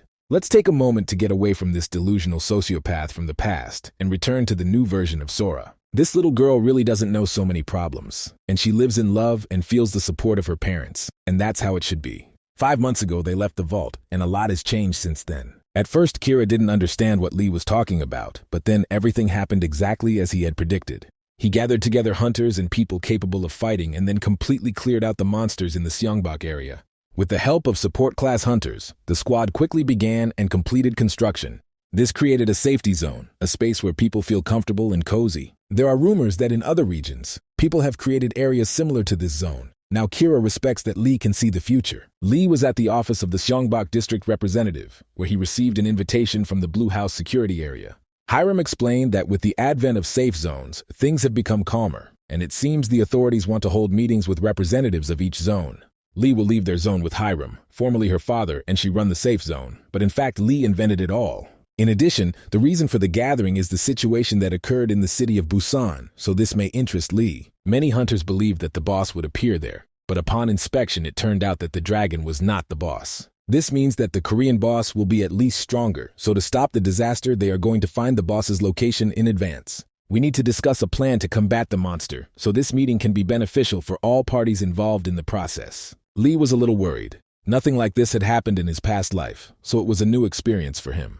Maybe he'll see familiar faces there, and this will lead to unexpected plot twists. Soon, a person was found in the Seongbok safe zone, and this person turned out to be the long-missing Daiho. He immediately fell to his knees and said that he needed Lee. He had an urgent message for him and all the Spectrum participants. He also said that the area of Suso Station was too strange. Perhaps a war would break out between the safe zones. In parallel with these events, a gathering began in the Blue House. The organizer of the gathering thanked all the participants of the gathering for taking the time to come here to talk. They all gathered here to figure out who would be the boss of Korea and discuss capturing his dungeon. The people around have remained inactive since the dungeon opened, but it's time to change that. When their help was needed, they hid, and now they have started gathering, and it looks strange. 5 months ago, the Spectrum team, along with the Holy Sword, went to Busan to fight a huge dragon. It turned out that the dragon was the boss of a completely different dungeon, although it seemed that this was not the case. Based on this information, we can conclude that the Korean boy is located in a different location. He said that this conclusion was too hasty. They didn't check several places, and no one sent other investigation teams to Busan. The organizer of the meeting said that there was a person sitting here who could confirm all the guesses. It turns out that this is the boss of the Suso zone, a guy named Park, who is also the assistant of the adult Sora. Before starting his story, he would like to show one interesting video. He demonstrated how a little girl attacks a monster with magic and destroys it in a matter of seconds. The video clearly showed that it was little Sora, so Park was trying to demonstrate that she was a witch. He said that this girl is the daughter of the hunter Lee, and her level of magic is at a very high level. He believes that she is the boss of Korea and that she is the main threat to the country. As soon as Lee heard these words, he immediately ran towards Park to cut off his head. The guard immediately drew his weapon and prepared to kill Lee at the first opportunity. We will have to accept the rules of this game and calm down, otherwise it will all be over. Lee can't believe that his child is considered the boss of Korea and compared to the monster Azanis. He needs to calm down. If he continues to act crazy now, the situation will only get worse. It will be quite difficult to logically explain Sora's strength, but you will have to protect the girl despite the words of this scumbag. The pact has not yet produced any children who can use magic, but if the evidence is not enough, the pact can demonstrate something else. He is ready to demonstrate his skills as a prophet and show a part of the human future. The people in the room immediately saw Sora grow and transform into a terrifying monster that destroyed a huge number of people. They were shocked and could not believe that such a future really awaited them. We already know that Lee can see the system of other players. He saw that Park really can't see the future, but is only trying to deceive people. He's cursed, but there's no additional information about it. Later he said that this is not the future at all, but memories of the past. Now all history can repeat itself if Sora is not killed. The people in the room suddenly felt sick. They all saw Sora kill them in the future, and now they don't even know what to think. Although they understand that this may not be true, everything looks so realistic that it becomes difficult to assess the situation.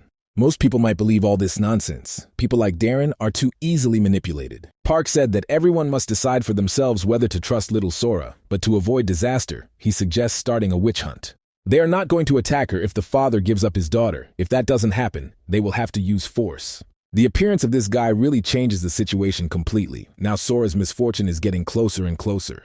Lee looks incredibly angry and completely loses control. He will not give his daughter to anyone and will soon make Park suffer.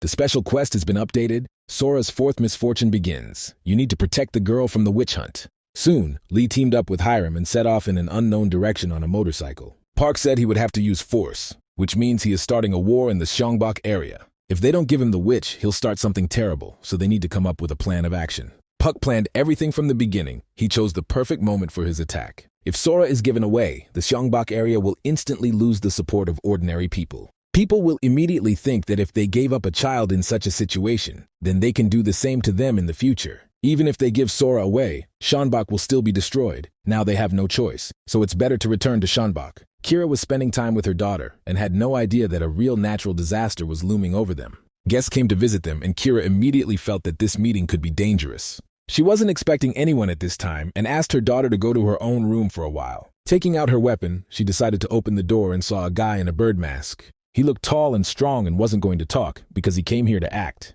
Realizing that the situation required action, Kira immediately began beating the man. It seems to her that he didn't come alone, but at such moments it becomes unimportant. The main thing is to get a weapon and defend your home. While she was distracted by this guy, another masked intruder entered the room. There really were two of them. Now Kira can't do anything. She's been captured and her daughter is in danger. The mother tried to scream and did everything she could to free herself, at which point all her instincts were strained to the limit. A strange effect occurred. After she started screaming, the attacker felt an incredible pain in the heart area. He lost consciousness and fell to the floor. Even Kira didn't understand how she managed to do it.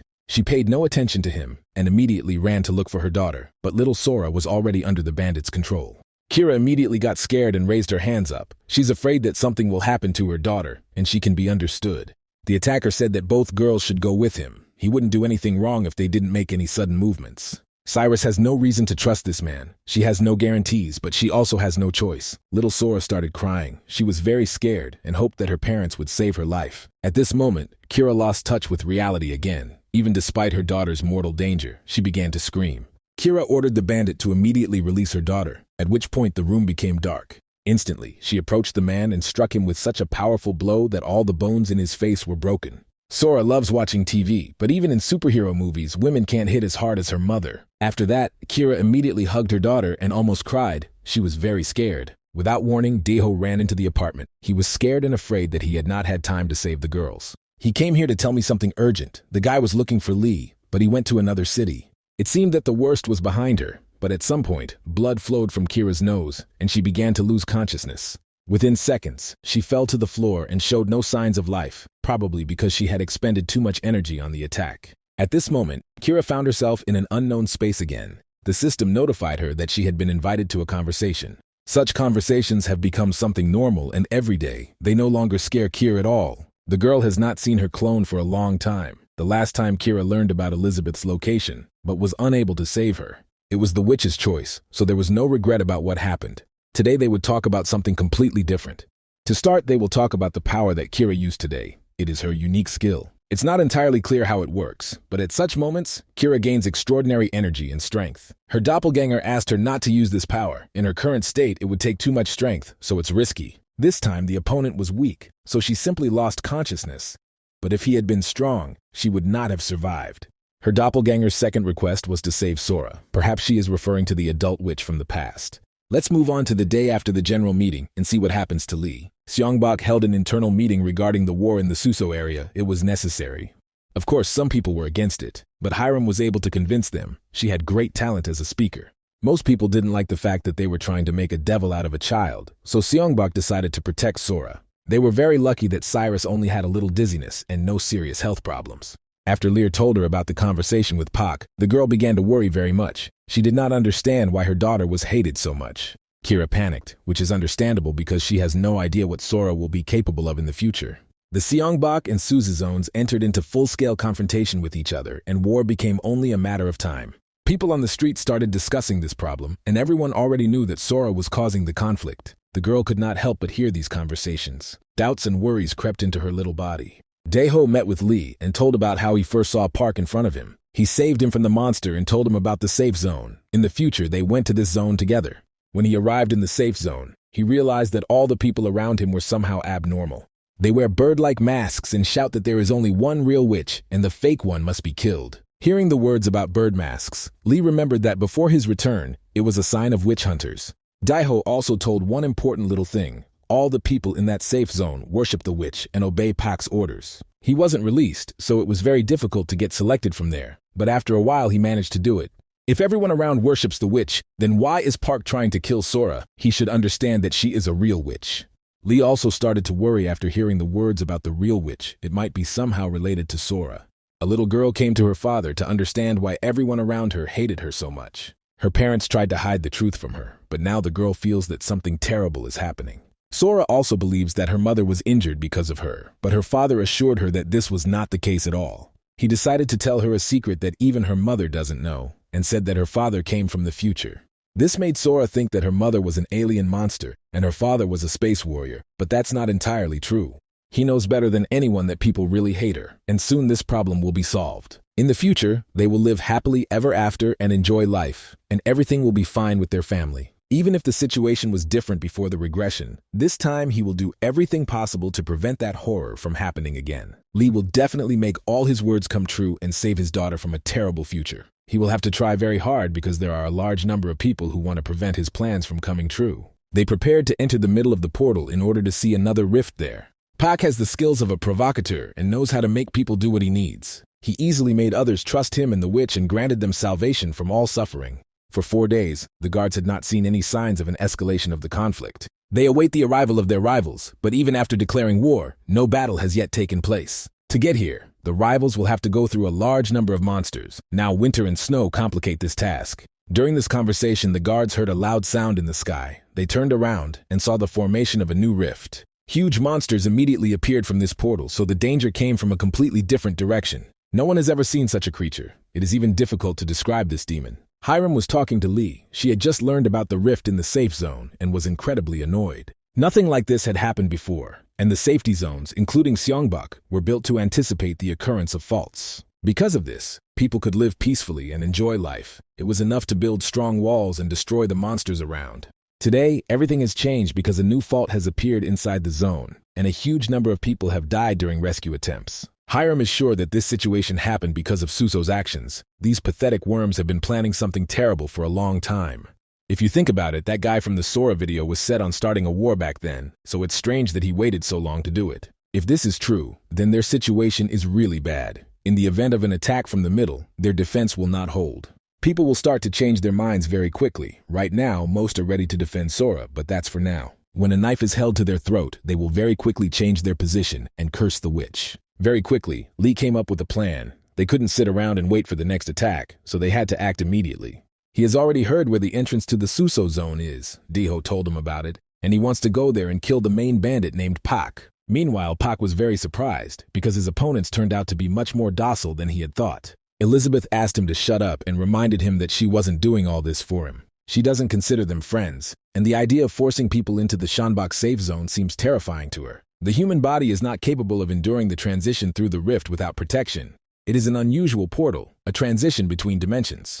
When a person enters there, a curse immediately begins to affect them. Anyone who enters this portal immediately becomes a monster. Pak pretended not to know about it and said he wanted to make the attack as effective as possible. He has already been cursed this way, and Elizabeth knows he is not human at all. People who are pulled into the rift will not be able to emerge from it as comatose as they were before. Although Puck says he is only following the witch's orders, Elizabeth is sure that Sora did not give such orders. In reality, the adult Sora wants her little copy dead, and even Elizabeth couldn't change her mind. There were a lot of guards in this area, but you can barely see anything in the dark because of those stupid masks. If you act carefully and don't make unnecessary noises, you can approach the guard unnoticed. This is exactly the plan Lee chose. He took the guard's mask and now wants to go inside. In this form, no one should stop him, so our hero will easily get acquainted with this safe zone. All this time, he thought that Pak was just an assistant to the real boss, although in reality it seemed that he was the one in charge of the process. If an important person like him disappears, then Suzo will immediately plunge into chaos, or his real boss will emerge from the darkness. There were a huge number of prepared people wearing masks around, which is hardly a good sign. Lee didn't understand where they were going and decided to follow these people. Thus he saw Pak, this guy promising them salvation if they completed the most important mission in human history. They must do this for the witch, go through the portal, and fulfill her instructions. Through this gorge they must enter the Seongbok safe zone, so now all of Park's plans have become known. Lee couldn't understand what would happen to these people. Would they become dinner for monsters, or would they turn into monsters themselves? He needs this guy named Pa. Everything else doesn't matter right now, so he needs to get close. As soon as it was Lee's turn to enter the portal, he immediately took out his knife and prepared to attack. He did so and hit the carotid artery. The blow was strong and sufficient to kill his opponent.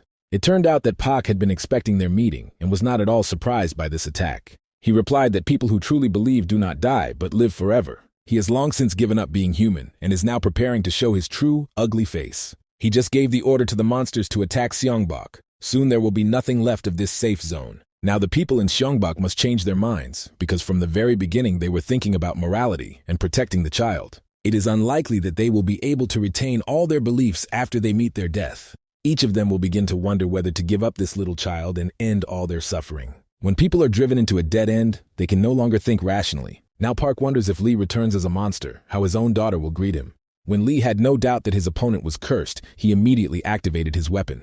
Park surrounded himself with curses, but there's nothing special about him. If you attack from a long distance, you can easily defeat him. The main thing is not to get too close, but it turned out that even from a long distance, it would be difficult to kill this creature. Pak learned to open the portal at will, so soon Lee's spear disappeared in an unknown direction. Now he only has one weapon left, but killing such a strong opponent with a dagger will not be easy. Now it seems that Lee is playing this guy's game. He succumbed to his provocation and found himself at a disadvantage. You will have to engage in close combat with the dagger, then it will be cursed, but you cannot retreat. He must save not only Elizabeth, but also his own daughter, so he cannot even think about defeat. As long as this terrible creature is alive, Sora will always be in danger. There is no doubt about that now. All these thoughts made Lee even more angry. He decided to kill Pak while there was still a chance, even if he became a cursed monster.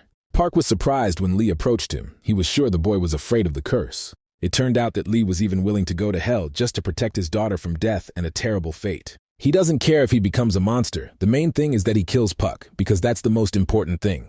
Apart from cursing, Pak is incapable of anything. All his tricks seem cheap. He can only scare children with them. If he's a monster, then he must have a core. Lee has already hit the neck, heart, and leg. There's only one area left that he hasn't attacked. At this moment, Pak covered his face and began to scream loudly. Strangely enough, he was asking for rescue. He said that it was too early for him to die, and he had not yet finished his mission as a righteous man. He must lead all these people to the true God. At such moments, Lee never lost his concentration. He replied that there was no God and delivered the decisive blow. It was the end for the guy who had so actively tried to make life difficult for others. Justice had prevailed. Lee is sure that if God really existed, he would not have treated his daughter so cruelly. Elizabeth heard loud noises and decided to go outside. She felt that something important was happening. After Pak did his thing, the city became empty. There was almost no one on the streets. She wanted to find this guy and kill him, but instead she saw Lee, who was cursed. She approached him and tried to understand how he ended up in this safe zone, but saw that now he couldn't hear anything. She tolerated all of Park's actions because of Sora's request, but it can't go on like this anymore. Sora hasn't been seen for several days, and it's unclear what Park has done in the Seongbok safe zone. You can no longer sit idly in your room. You must act and protect good from evil. Park must have forgotten that Suso has a witch teacher who can change the course of history. Elizabeth decided to help Lee and go with him to the city of Xiangbak, which is where Kira is now. She looked out the window and saw an unknown woman, and upon closer inspection, she thought it was Sora. It's strange because her child is now nearby, and she is much smaller than the woman on the street. At that moment, a portal in this house was opened, and Elizabeth and Lee appeared from it. Only now did Lee learn that there was a curse on him, but now Elizabeth has cured him of the dark energy. Remembering what had happened during the recent events, Lee regained full control of his mind. Now they need to prepare, because Susa will soon begin his attack. This time they will send all their forces here. If everyone he saw there comes to this safe zone, then Xiangbak will have no chance and will turn into ruins. In order to reduce the threat, Lee will have to ask for his daughter's help. Today he needs her again. At first the city was quiet and peaceful. It seemed that another night would pass without incident, but it turned out that this was not entirely true. Very quickly, cracks appeared in the sky around this city, and a huge number of monsters were ready to attack the helpless people. As soon as the city's residents learned about this, the evacuation of people immediately began. Hiram led the process. She ordered all the soldiers to prepare for battle. It seemed that the next attack would not be similar to the first battle, but this time, there is no doubt that the opponents are set for a full-scale offensive. A little later, when the army was ready for battle, everyone noticed an interesting fact. All the monsters were moving in the same direction. Looking closer, you could see that they were trying to catch up with a young father with a little girl on his back. These horrible creatures are trying to kill Sora. They came here precisely for her, and she is their main target. While Lee was under the curse, he had only one goal in mind, to kill Sora, just like the other monsters. Now he needs to go with his daughter and lure the monsters out of the safe zone, thus saving a huge number of people. He ordered the guards to open the gate immediately. If they didn't do it in time, he would be trapped. At first, it was unclear whether Lee was able to get outside the city, but in any case, the monsters failed. Hiram continued to give orders, her first order being to attack the monsters that remained in the middle of the city. Most of these demons are leaving the city, so those who remain must die their own deaths and never bother humanity again. After that, Hiram wants to go to help his friend. The main thing is that it's not too late. Lee tried to stay calm and think rationally. He understood that there were a large number of enemies behind him, but this was no reason to panic. With his strategy, he divided the monsters, and now the people in the safe zone will be able to stop this attack. The curse was lifted very recently, and now his body is weaker than usual. He feels tired and loses strength too quickly. At this difficult moment, Sora offered help. She said that if her father was having a hard time, she could destroy the monsters. Let's return for a while to the church where Park, who caused too many problems for Lee, died not so long ago. It seemed that we would never hear from him again, but a monster appeared next to him and decided to use his body as a vessel. Meanwhile, Lee learned that Kira is not afraid of anything at all, because together with her father, they are a great duo. He couldn't even imagine that they would be pursued by a pack of monsters, but the main thing was that everything was fine with Sora. She felt her own strength and significance long before her father did, although she is still very young, but she is already quite smart. Up until this point, Lee had tried not to use his daughter. He wanted her to grow up in peace and believed that she would always need his protection. This idea was hardly possible. One day, children leave their parents' house and become independent, and this also applies to his special daughter. He won't be able to be there and protect her all the time. Sooner or later, he'll have to give Sora the opportunity to show his talents. And I'm sure it's too dangerous to use attacking magic, but Sora can still defend himself from bad demons. He wants to make her understand that if she is careful with her powers, there is nothing wrong with using magic. We must learn to use our power correctly, and then Sora will be able to become the savior of humanity. He gave Sora the opportunity to show her talent and completely trusted her. Very quickly, the girl showed why she was considered a true genius. With the help of her ice magic, she stopped a large group of monsters. Now you can feel a little calmer. This young lady could organize ice sculpture exhibitions every day and become very wealthy because of it. Her parents should think about it. Soon, Levi heard the presence of another person.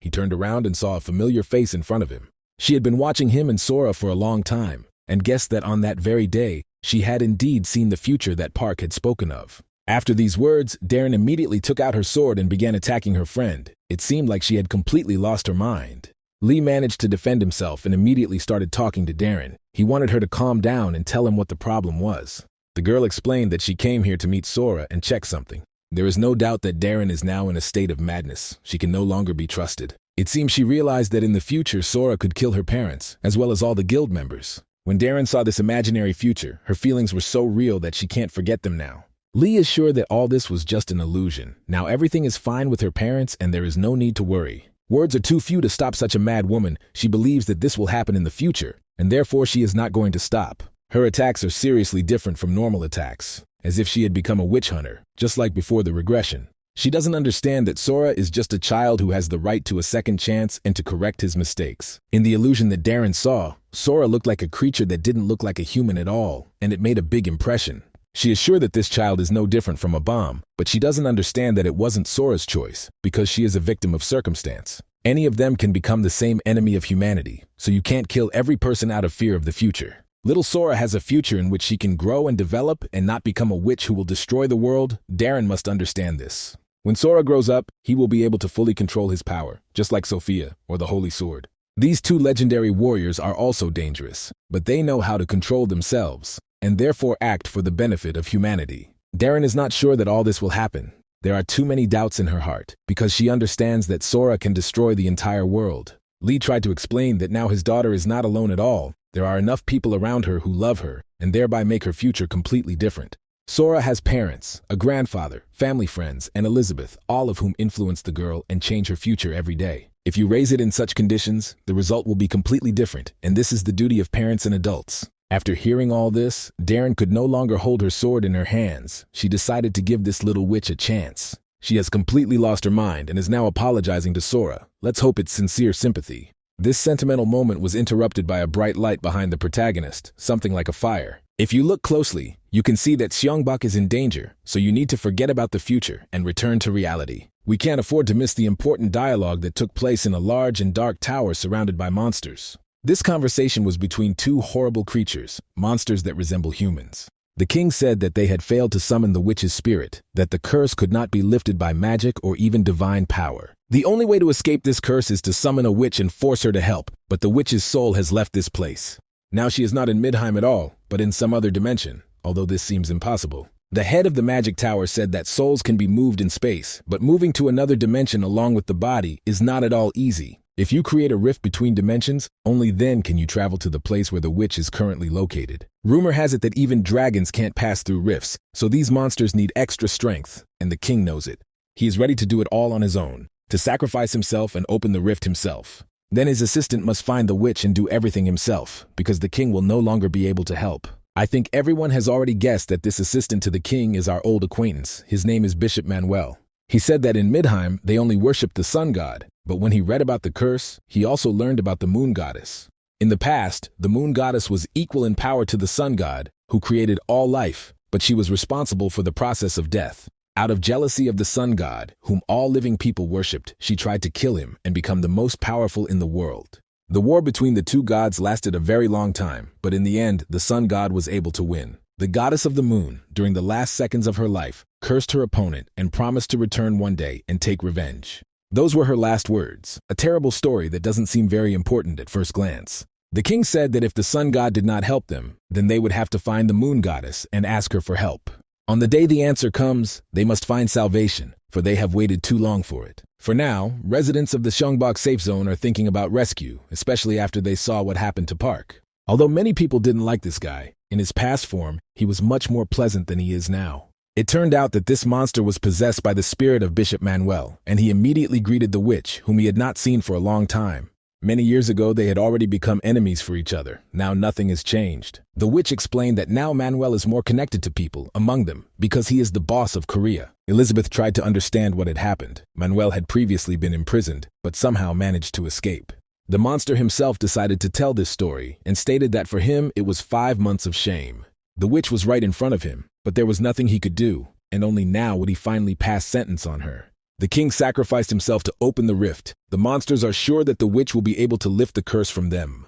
Only Manuel disagrees with these thoughts. He is sure that only God can grant them salvation. No witch in the world is capable of this, so she must pay for her sins with her own death, even if Elizabeth does not agree with it. Manuel had already spoken to God, and learned that God was suffering because he had turned them into monsters. For a long time he could not understand why God did not answer his call, and he also tried to understand what he needed to do to deserve salvation. Only at the very end did he finally understand how to act in this situation. He read that monsters can rise from the dead if they burn their bodies together with a believer, and this is the path to salvation. They are confident that they will be able to be resurrected with divine talent and change their fate, as strange as it may sound. Only now, as an adult, did Sora realize that Manuel killed Puck and escaped from his prison, although now it doesn't matter at all. For the witch, the main thing is that her mother and teacher are protected, so she is ready to give Manuel a chance to do everything with her own hands. She wants him to kill little Sora along with her father, but he's unlikely to succeed. Monsters began falling from the sky and attacking people. The weather forecasters had not warned of such a drastic change in the weather. Daeho immediately guessed that he needed to kill the main monster, and then the situation would improve. He jumped onto the building and used his hellish blow against Bishop Manuel. He hoped that this blow would be enough to tear off the monster's head, but Manuel wasn't even injured. It was a hit to the head that didn't lead to anything, and now Daeho could have problems. At the last moment, when it seemed that the fiery monster would fall right on him, some unknown force intervened. It turns out that Sora is already participating in this battle and helping others using his magic. Darren also joined the Spectrum team, and now they can fight together again like in the good old days. Lee immediately explained that the monster that Daeho fought was the new boss of Korea, and that he needed to be destroyed urgently. He was locked up in Suso, but took Pak's body and came here to start the disaster, and asked his team members to fully focus on killing the monsters in the sky. Meanwhile, he took out his weapon and prepared to meet the boss. This battle was inevitable. He immediately began attacking Manuel, but defeating this monster will not be as easy as it seems. Although he does not have the huge size and other qualities of a boss, Manuel is considered one of the strongest opponents. All his wounds heal instantly, his regeneration is at the highest level, and therefore defeating this demon will be very difficult. Elizabeth called Kira. She said that she urgently needed help because Lee was unlikely to be able to win. Although he wants to personally bring humanity victory in this battle, his opponent is too powerful. Lee was always considered a hardy warrior, but his energy may have nearly run out, his strength drained by the constant fighting. Manuel was an archbishop. He can use holy power and constantly regenerate, so that's his main power. Lee will be the first to tire and be defeated, which is why Kira must intervene in the battle and pierce Manuel's heart. Divine power is concentrated precisely in the heart. In fact, this is its core, which must be destroyed. Of course, Elizabeth understands that it is difficult to attack and not hit Lee, but it is possible if you are focused and attentive. Elizabeth is sure that everything will work out for Kira. She is Sora's mother, which means she is a special person. The archer decided to trust the witch and try to destroy the boss, even considering the threat to Lee. She completely concentrated on her strength and tried to forget about everything happening around her. Looking closely, she felt the energy of Manuel's heart. Now all that remained was to shoot accurately. A lot will depend on this attack. If the arrow flies a little to the left, then Lee will leave this world forever. Fortunately, it turned out that Kira was an extremely accurate archer. Her arrow shattered Manuel's heart, destroying his inner core. At first, he couldn't understand what was happening, fell to his knees and started screaming in pain. It seemed impossible to him, because he had received an answer from the sun god. And now, at the most crucial moment, he must leave this world. He cannot die like this, because he came here to kill the witch and therefore orders all believers to continue his mission. All the monsters from the sky started falling to the ground and destroying the city. Now it all looks like a kamikaze drone attack. Shungbok can turn into scorched earth in a matter of minutes. Everything is happening too fast, but it's not too late to change everything. Sora saw with her own eyes how burning monsters fell and destroyed the city. Maybe her strength would be enough to change everything. People couldn't figure out how to stop this madness. There were too many monsters. If you killed them one by one, it would take a long time. At that moment, Sora forgot all her doubts and realized that she had to try to help. Her mother was scared, but Elizabeth assured her that she should give the little girl a chance to change the course of this war. No matter how young she is, now only she can stop this apocalypse and restore normal life. And the inner energy finally manifested itself to its full extent. The ice technique is perfect for stopping the fire. After just a few seconds, it was clear that Sora had stopped the monsters who had lost their minds because of their faith. She created something like a huge ice tree that protected the entire city. The system immediately reported that the dungeon of Korea had been conquered for the first time. Even Lee had never seen anything like it in his life. The world quest is complete. The sun has risen again over the safe zone, and a new day has begun. Sora's fourth misfortune was stopped, strangely enough, but this time the girl herself helped stop her misfortune. She is doing well and is happy that she was able to help her father and all the members of the Shunbok safe zone. They started hugging her and calling her incredible. If it weren't for Sora's help, everyone would have been in mortal danger. The girl deserved all this support and words of gratitude. She finally became a full member of the Spectrum team. The distribution of rewards has begun. As always, everything is distributed depending on the contribution of each participant. Kira was extremely surprised when she learned that she was receiving a new weapon called the Celestial Estate, the Cursed Yggdrasil. Hiram was able to discover a unique technique, just like Darren and the Boxing King Deho. The Celestial Estate is created from a destroyed tree. This weapon is cursed and cannot use its powers. The bow is created for killing. It seems everyone got good rewards. Lee didn't land the final blow, but he also fought the boss, so he hopes he'll get something valuable. So far the system is silent and is not going to reward him. Perhaps he does not deserve gifts today. Lee is so used to being rewarded by the system that now it's the end of the world for him. A little later, he remembered that the most important thing was family, and that everything was fine with his daughter. At this time, the adult witch Sora was watching these events. Hatred and rage could immediately be read on her face. She remembered the moment when her father said he had no personal feelings and only wanted to kill his daughter. At the very end, her father behaves horribly, which causes the witch to rage and prepare to attack. She could no longer hide her presence and decided to intervene in this perfect situation in order to bring chaos. When Lee saw the adult Sora, he couldn't believe his eyes. He thought again that he had fallen asleep and was having a nightmare. The father saw his adult daughter. She was right in front of him, and there was no doubt that this was reality, although he did not understand how this was possible. The adult witch couldn't understand why he was trying so desperately to protect this child. He had never done anything like that in his past life. She also couldn't understand why one witch was being protected, while the whole world was uniting against another. Her father could have treated her the same way, but he was cruel and paid no attention to her. It would have been easier if he had left her and run away, but now she was sick of looking at this perfect family, and she wanted to end this fairy tale right now.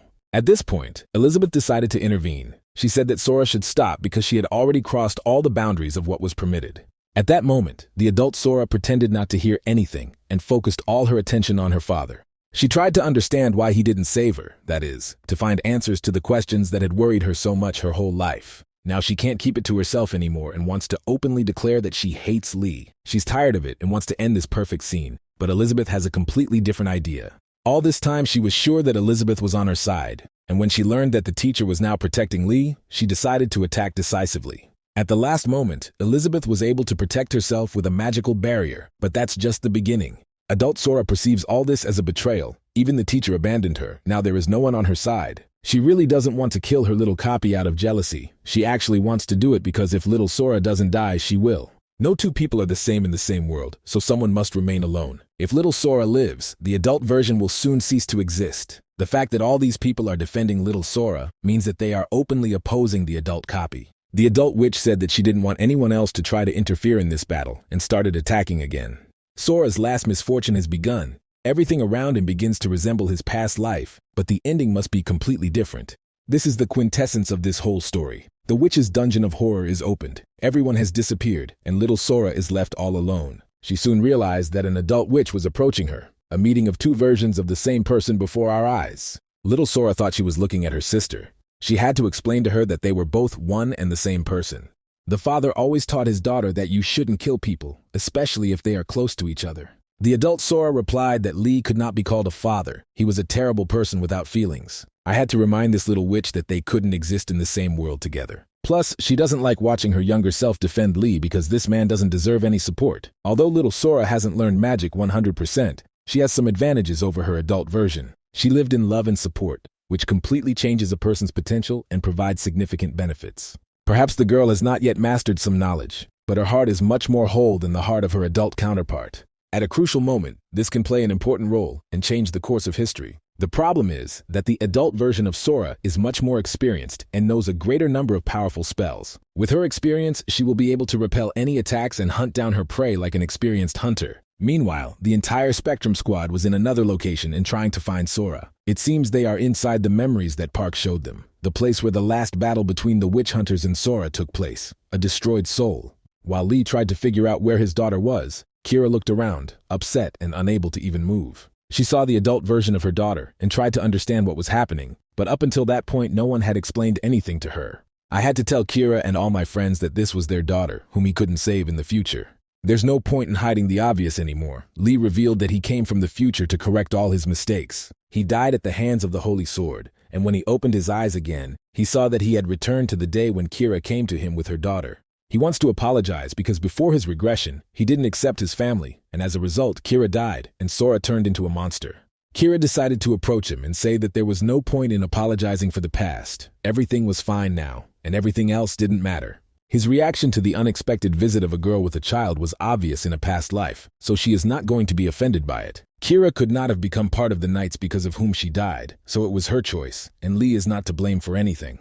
Kira is sure that if you look at this situation objectively, then she herself is to blame for what happened. She should honestly tell about Sora's birth and not join the Knights Guild. Then the future would be completely different. They are both to blame for what happened, meaning Kira doesn't blame Lee for all of his problems, so he shouldn't even think about it. She is sure that in a past life, she did not blame her husband either. When she died, she was sure that she was also to blame for all these problems. It was incredibly important for Lee to hear these words. He felt his soul become much lighter. Then Elizabeth decided to tell more about all this. She explained that with the help of magic, Sora from the future traveled through space and time. Because of all this, a failure appeared in the system. Recently, it was possible to see how it seemed to dissolve in the air. Jumping in time is always a difficult task. Even overcoming time or space takes a lot of strength. Sora from the future went beyond the dimensions, all of which required a huge amount of energy. The outside world is different now from what it was in the past. It's like a parallel universe. Infinite parallel universes do not exist because the world in the universe moves in a straight line. From the very beginning, the unified world was split due to Lee's return to the past. The world was divided into two parts, and much changed in itself. Two universes were created, the world destroyed by Sora, and the world in which they are now.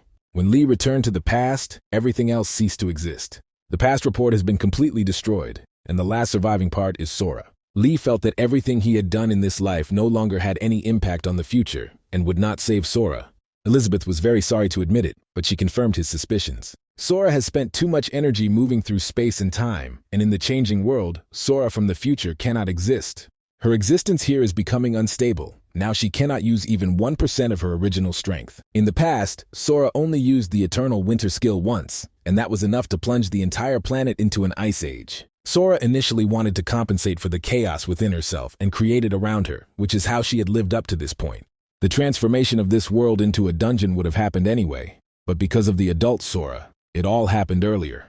Of all the people, she wants to leave only 2 people alive, Elizabeth and Kira. Everyone else must die. If she kills her current self and leaves both personas, then she will destroy the world as she did in the past. Lee must make a choice. He will have to fight his daughter from the future. Only in this way can he save the world and himself. He yelled at Sora during their last meeting because he couldn't understand why she was destroying the world. He shouldn't have behaved like that with his daughter. He should have apologized and listened to her. He asked his friends to give him a chance to apologize and convince the adult Sora that he had truly changed and was ashamed. Lee is ready to take responsibility because he failed the task of fatherhood in a past life. This is probably why she hates him the most, so he wants to apologize to her and get a second chance. Hearing loud sounds, the hunters guessed that the 2 versions of Sora had met and began to rush to help. Although Lee wants to talk to his daughter from the future, it is unlikely to help. He may have to choose only one of them. The guy said he would choose both, but even Elizabeth doesn't understand what he means. A paternal instinct has awakened in him. He feels that both daughters are very important to him, and he cannot choose just one. Soon they saw witch hunters. These people do not look friendly. It's strange that they appeared here at all. The 4th calamity is over, so this is all just an illusion, that is, created monsters. This is Sora's dungeon from the future. It's called the Witch's Horror, so the dungeon creates its own monsters because in the past they hunted a witch. The dungeon is created based on Sora's memories. These creatures are created with strong mana and are aggressive towards living creatures. Lee is very lucky that he has good friends. They are ready to stop the monsters so that he can talk to his daughter. In addition, Hiram has gained a unique skill in weapon control and can now perform miracles. She has long wanted to experience how this skill works, and now she has the perfect opportunity to do so. It's time to get these pathetic worms out of the way. Let's see how they can stop thousands of bullets fired simultaneously. Deo is also not going to stand aside. He has prepared his fists and started to help. His unique skill is the final round. It's unclear what that means, but he looks very confident. Here is the true power of 2 people who, before regression, were called the King of Fist Fighting and the Queen of War. The unique final round skill allows the boxer to use all of his strength in the last round. Hiram's skill is limited to telekinesis, but she uses it, creating an incredibly powerful attack. The 2 of them will be able to stop these dungeon monsters, so everyone else can continue their search. Elizabeth announced that in order to stop Sora, they would have to use Darren's unique skill. Back to the battle between different versions of the same witch. So far, both versions of Sora are alive. If help doesn't arrive in time, little Sora could die. Her opponent is too experienced and strong. They fight like true titans of magic. Even despite the age difference, little Sora tries to attack and go ahead. Some spells are unknown to her, but intuition helps her make the right decisions in a critical situation. She demonstrated her full potential and did everything possible to stop her opponent. After a huge explosion, it turned out that even this was not enough. The adult Sora is much stronger. It seemed that nothing would stop the adult Sora from achieving her goal. She prepared to kill her little copy and finally remain the only Ice Queen in this world. In such a situation, only some unique skill can help. Little Sora is lucky because Darren recently received a new technique from the system. At the most crucial moment, she came to save the child and try to defeat the monster from the future. These iron chains make you feel like your heart is being torn apart. This technique is called the Sword Vow.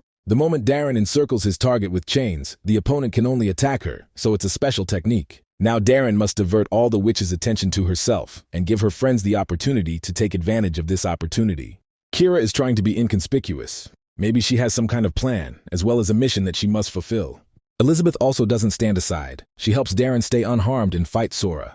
At critical moments, it is enough to turn on the teleportation technique to escape from the ice swords. Adult Sora is completely unhappy that her teacher is fighting on the other side. For her, it is a betrayal. Elizabeth, on the other hand, looks at this situation completely differently. She asks Sora from the future to stop and understand that all this is madness. She always said she was on her side, but she can't support Sora after he wants to kill all living things. Sora from the future not only has magic, but he has a power that doesn't require a high mana reserve to use. This is a special witch power that only Elizabeth knows about, because she was the one who taught it to Sora. Elizabeth tried to calm her student and asked her not to jump to conclusions, because there was always a way for both of them to survive in versions of the same creature. Surely if Sora from the future had counted on this, she wouldn't have gone this far, so it's too late to try to stop her. Her mind was completely clouded by dark energy. Even her teacher didn't think it would go too far. While Elizabeth was trying to help little Sora, something strange happened. Lee looked closely at Kira and asked her who she was, as if he were a completely different person. He felt that her body had been taken over by another person, as all of her unique skills and specialization were now hidden. Kira replied that she wasn't going to meet him. She asked for help from Kira from the past and got the chance to use her body. She is not going to offend anyone or do anything bad. Kira has handed over control of her body to her and is now resting. Lee got angry very quickly. He wants to make sure that everything is fine with his beloved woman and talk to her in person. At that moment, something changed in the girl's mind, and Kira returned from this world to her body. She was scared because she had never been yelled at so much before. The girl was confused and didn't know what to do. She tried to explain who had actually been using her body a few minutes ago, but Lee couldn't believe it. He has a skill for checking other people's personal information. It's called the perceptive technique. For some reason, he can't see Kira's personal system. Even now, her system window is distorted. The reason is definitely not that Kira is stronger than him. If that were the case, he wouldn't have seen Sora's system. Perhaps the reason is that Cyrus's personal system is deliberately trying to hide something from him. Her incredible strength allowed her to block Sora's attack with a weapon, which already seems strange. Only now did Lee realize that it was a system. After the faults appeared, all the hunters heard the same message in a female voice. It turns out that Kira is a system, but this is absurd, although it is difficult to find another explanation for this phenomenon. Lee was surprised because it was his first time seeing the system, but Kira is sure that her other side has always helped her use useful skills. The system is a mechanism that always remains neutral. No one has ever heard of the system helping anyone, but now it has started to act. Her motives are hard to understand. The situation is really complicated, but now the parents have a much more serious problem. Elizabeth brought in the body of little Sora in her arms, seriously injured after a battle with her older version. The girl has been under the influence of her rival's curse for too long. Elizabeth tries to help, but her strength is not enough. A curse is closer to a prayer than an attack, so the promise of the sword didn't work, and everything didn't go according to plan. If nothing changes and no solution is found to this problem, little Sora will die in half an hour. The parents began to beg the witch to lift the curse, but now she does not have the skills or strength to do so. There are only two ways. Either the witch who cast the curse must remove it, or the source of the curse must be killed. So in order to save little Sora, you will have to kill her copy from the future. All Elizabeth can do now is help Lee get closer to Sora from the future. Kira was afraid and said that she didn't know what to do if their daughter died, and these words made Lee feel cold in his soul. His hands began to tremble, but now he had no right to lose self-control. He had to be strong and determined. Only in this way could he find a way out. He asked Elizabeth to help him get inside this damn ball. Now all that remains is to wait for the results of his actions. Kira hopes that Lee will be able to save their daughter. They can only believe in him. Elizabeth will help them withstand part of the curse, so they still have time. Kira decided to take this opportunity and talk to Elizabeth. Perhaps the witch remembers her from the future. That's exactly what it turned out to be. They were acquaintances, but for some reason Elizabeth hid this fact. She wants to talk about this another time. Knowledge has a much greater impact than it seems. If she had told about all this, then events could have taken a completely different path. She believed she could be the reincarnation of Elizabeth, because when they were looking for her in Busan, she felt a strong connection between them. Elizabeth replied that this was a misconception. If that were the case, Kira would have turned into a witch after Elizabeth's death, and she wouldn't be sitting here right now. Besides, she's not sure that reincarnation is possible. It all seems too amazing. Before the regression, Elizabeth went through a memory transfer, and judging by her memories after death, she found herself in a completely different place. Memory transfer is not regression at all. She did not relive the future, but only looked at some memories of it. At that moment, Sora woke up and started crying. She asked her mother to help her and said that she was in pain. It hurt very much. Kira tried to calm her daughter and promised that everything would be fine, but deep down she wasn't sure of these words. Elizabeth spent all her mana on moving Lee. She did everything so that he could get to Sora from the future. She is not confident in her abilities, but wants to try to help little Sora with another method. This is the same one that Sora from the future was able to curse his little copy. It doesn't require the use of mana. Right now, Elizabeth is trying to share the curse with little Sora. It was a very difficult way to help the girl, but it seemed to work. Kira couldn't understand what happened, but Elizabeth fell to the ground and lost consciousness, so she succeeded. I immediately remember the very moment when, a second before her death, she called the king and all his subordinates monsters. After these words, Elizabeth literally lost her head, but as it turned out later, she got a chance at a new life. At first, she was in a lot of pain and was sure she was dead, but then her witch soul woke up. She was summoned to him by a large man she had never seen before.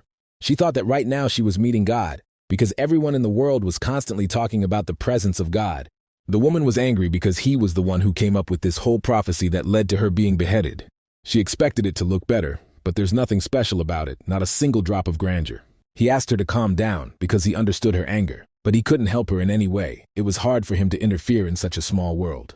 It doesn't matter at all because while she was dead, the king of Midheim opened a passage between dimensions. He did this to find Elizabeth, creating rifts in the city called Planet Earth. Very soon the monsters of Midheim will come there, but Elizabeth pretends as if she is not interested, that it does not concern her. It was at this moment that God called Lee's name. She immediately began to listen to him and realized that this hunter was on planet Earth. God even showed her what this guy was doing now. She had been trying to find him her whole life, but only now did she get the opportunity. They still haven't met. He's incredibly young now because on planet Earth time follows completely different rules. If everything is left as it is, he will soon be killed by a monster from Midheim, and the story of Hunter Lee will end. Planet Earth has good technology, but there is no mana, so monsters will take over the world very quickly. This divine being decided to tell this whole story because only Elizabeth, with the help of her power, will be able to save Lee. And she will have to make a choice, and if she really wants to thank this guy, she must decide on the ground. We must not forget that Lee became her only ray of light at a time when it seemed that darkness had completely surrounded the witch from all sides.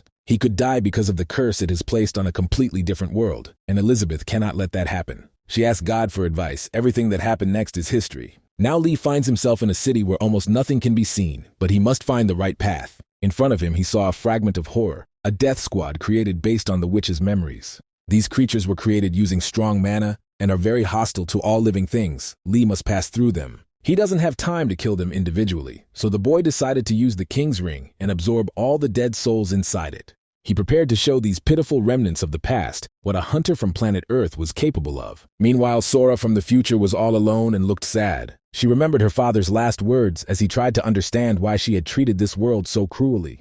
Could he really not understand the answer to all these questions? Could her motivation really not be obvious to him? After his mother's death, Lee might have thought he was hiding it well, but little Sora immediately understood everything.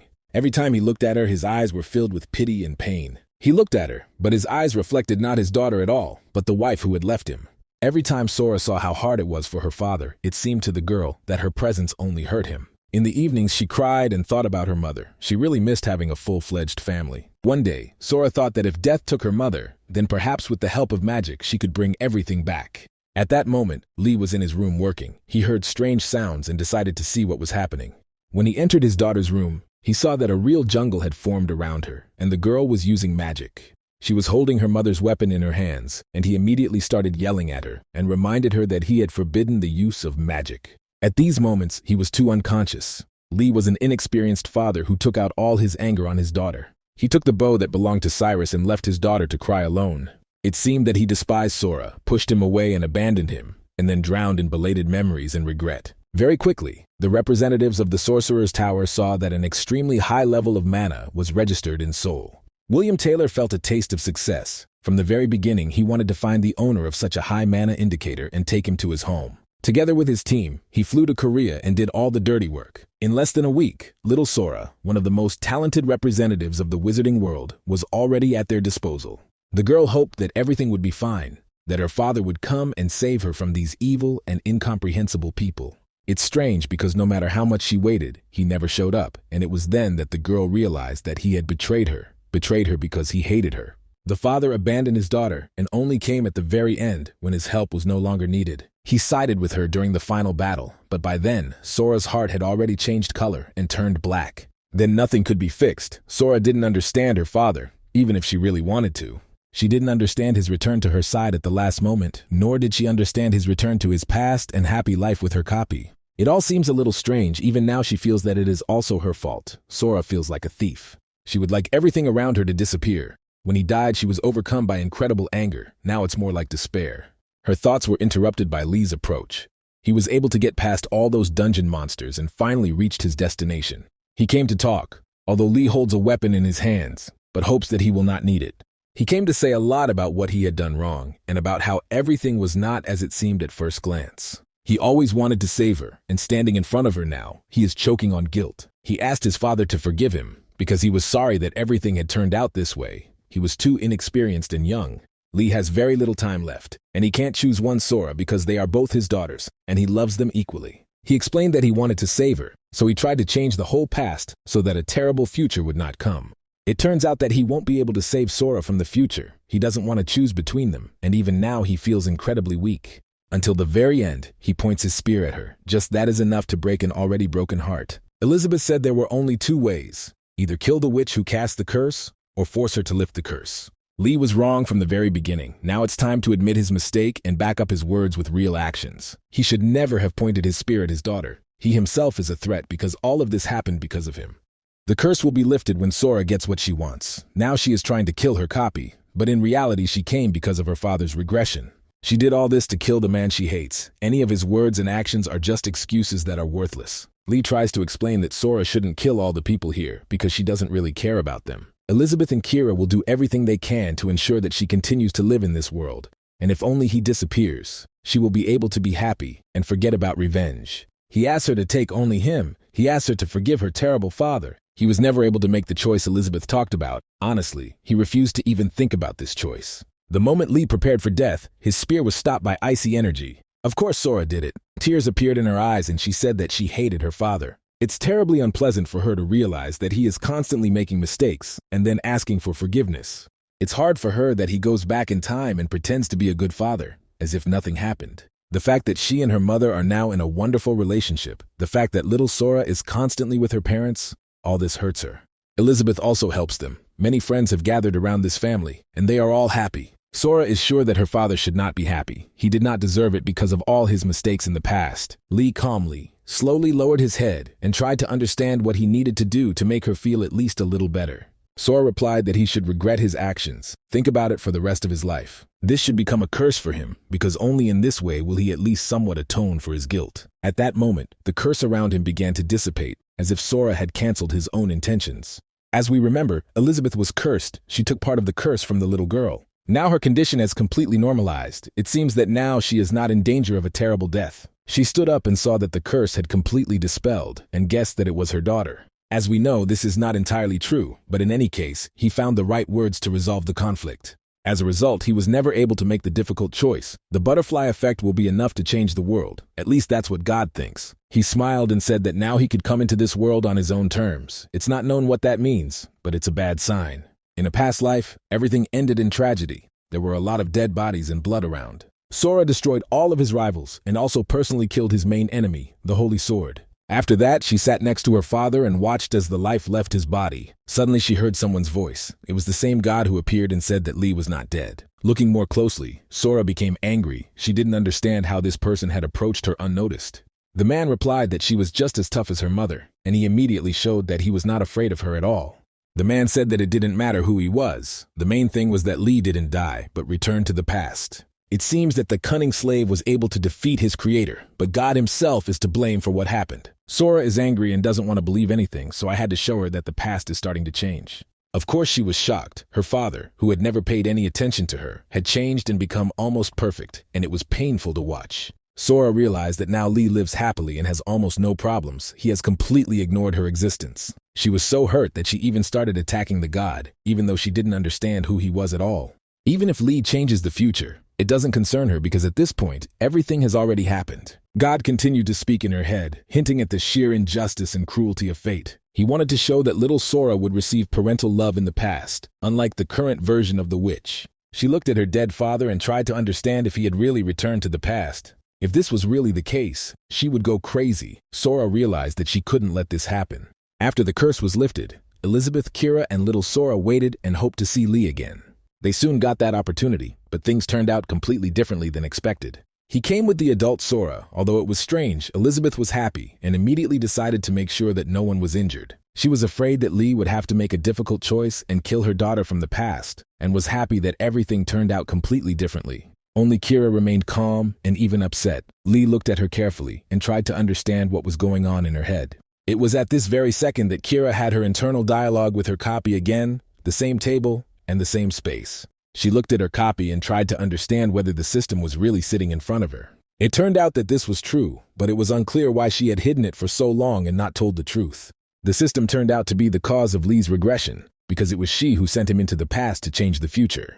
The system is not a god or a deity, but it is part of this world, so it can intervene in the fate of people to a limited extent. Kira can't understand the system and knows much more about the past than anyone else, but she hides it. Perhaps the real reason for all these mysteries is the butterfly effect, which can be too dangerous. Information has a huge impact, and the fate of humanity has changed dramatically after recent events. This could lead to divine intervention, and upon realizing this, the system ordered her to immediately be granted the right to use Cyrus's body. It turned out that it was too late to intervene in the situation, because in those few minutes, everything in the real world had turned upside down. God still intervened. He took out his sword and did what no one expected of him. He killed Elizabeth. Her body was pierced through and through by a fiery sword, and the witch immediately began to spit blood and lose her vitality. Divine intervention is sometimes not quite what people imagine it to be, and today we have a good example of such a situation. This man, who calls himself God, believes that the world cannot be ruled the way he wants, which is why Elizabeth must die. She was a good witch, but sometimes the time comes to pay for all her mistakes. Kira looked at all this with hatred. Perhaps it was in these seconds that she handed her body over to the system's control. The hunters from the Spectrum Guild had completed their tasks and were now waiting to meet their friends. So far, they don't know what happened to Lee and the other team members. Everything is too unpredictable, so the outcome could be anything. Suddenly, Darren stopped. Her friends tried to understand what had happened, and she replied that her sword vow had changed. She can't change the skill at will, which is strange, so maybe something happened in the system or the dungeon. Meanwhile, Deho looked at the sky and noticed that the sun had become much closer to the earth, which was hardly a coincidence. Meanwhile, God thought that Elizabeth's soul had moved into Cyrus's body, and he began to talk to her. God smiled because he was not at all surprised that a witch could share her soul. She changed fate so much that the butterfly effect went beyond all possible limits. Of course, the butterfly effect couldn't have had such an impact that even a god appeared on Earth, so there were other nuances here. Seeing what had happened, Lee didn't think or speak. He immediately prepared his spear and took action. The hunter attacked the enemy and tried to kill him, but it turned out that this man was much stronger than all the dungeon bosses combined. God doesn't understand how an ordinary person can interfere in a deity's conversation, which is why he wants to punish Lee. At this point, Kira began to scream loudly and ordered everyone to stop immediately because she was surrendering. Elizabeth is already dead, so if she comes back, there shouldn't be any problems. But the problem is that this sun god is never going to listen. He hit Lee so hard that the guy almost broke all his ribs when he hit the wall. Now God is ready to talk. He said that a new contract needs to be concluded so that she cannot do whatever she wants on Earth. All this is strange. The god looked at Sora and said that he did not expect to see her child here. The system tried to calm the man down. She said that she shouldn't touch Sora, even though she has power. It's not the power of a deity. He started laughing and said that this witch was being protected too much. Maybe they should make her suffer in order to show her strength. After these words, Sora couldn't hold it in. Too many events had happened in the past few minutes, and her emotions were out of control. She decided to activate all her powers and show why she was considered the main catastrophe of humanity. The sun god smiled. He finally met the moonchild, and he likes this cold. Although the system wanted to calm the situation, it had to shut her mouth so that she wouldn't get in the way. The sun god wants to do everything so that she no longer has a reason to come down to Earth. He wants to show why he is considered the main one. Sora finally got a worthy opponent. He is more powerful and experienced, but this is no guarantee of victory. The system was not going to sit back and watch. It also knows what to do. Lee realized that things were happening that he could not control, so he grabbed his daughter and tried to protect her from danger. At this moment, there was a huge flash of light that ended in an explosion. It was pure energy capable of destroying a star. What happened next could be considered history. These two extremely powerful beings fighting each other not for life, but for death. The system reported that no ordinary person could survive the battle between these two beings, so they had to be separated into another space. The system apologized for having to cancel the sword promise that was placed on Sora from the future, so she did it herself. Lee tried to understand what was happening. It was the first time he had seen this man, and he didn't understand who he was or what his motives were. He also doesn't understand why this sun god named the system Elizabeth. It's all too confusing, so it's time to hear the answers to the questions. She said that up until this point, she had been hiding herself to prevent the sun god from interfering in the affairs of planet Earth, but now there was no need for that. The explanation will be quite long, but it is necessary now. You just need to understand the most important thing. The being who fights Sora from the future is called the sun god. Previously, the system had the same divinity as him. She was called the goddess of the moon. We already remember how Bishop Manuel told about the battle of these two gods. This war lasted for many years until it ended with the victory of the sun god. Many people make the mistake of believing that all deities are omnipotent, but they also have a beginning and an end, and they also cannot escape death. The sun god thought many times that he too could be killed, but he was sure that only the moon goddess could do it. He is the god of life and the sun, and she is the goddess of death and the moon, so he has always feared only her. That's why he decided to kill her before she did, and he's sure she had similar thoughts and plans. The goddess of death will soon die. There is some irony in this, but this does not mean that she will disappear, because this deity will haunt the sun god his entire life. This pursuit will end in revenge, but for now it must be acknowledged that he has won this battle. She spoiled his mood before she died, but her soul is immortal. After this entire legendary and rather long war ended, the sun god thought for a long time about her last words. He kept remembering how the goddess admitted her defeat, but said she would not disappear. She said that she would haunt him for the rest of her life, and as a result, she would definitely kill him and take revenge. He couldn't calm down and was in a difficult psychological state all the time, unable to sleep, eat, or think about anything else. He tried to find answers to the questions, because he always believed that as soon as he killed the moon goddess, he would immediately rid himself of the anxious feeling. It seemed impossible to him that she would actually come for him, because he had killed the goddess with his own hands and her body had turned to ash. He tried to assure himself that she would never come back, that it was all just a death throes. As it turned out, the moon goddess found a way to return, even though it seemed impossible. Soon the sun god learned about all this. His intuition did not lie, so she really did not die and found a way to be reborn. The sun god is sure that no one who can kill her should exist, so he must finish his work. We need to do everything completely differently so that the moon goddess no longer has the opportunity to be reborn again. This time he found her very quickly. He was lucky, but next time she might be reborn in another world where he won't find her. If that happens, he will only see her when she comes for him, and that cannot be allowed. He ordered all these tales to be told about how the witch Elizabeth could destroy the world, and that's why she's so dangerous. He did everything possible to put her fate in his hands, and everything went exactly according to his insidious plan. That's why, when she took on a new form and was killed on the planet Midheim, he greeted Elizabeth and said that she should become part of planet Earth. He smiled and said he was ready to share his strength with her in order to help.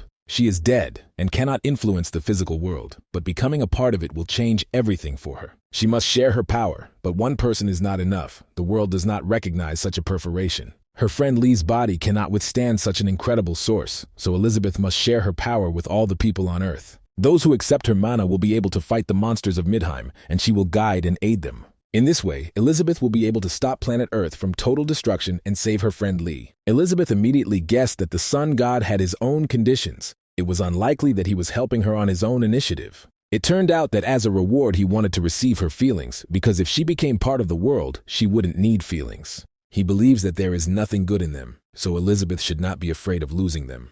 The girl immediately remembered that she had always felt hurt and sad. The feelings seemed absurd to her and made no sense.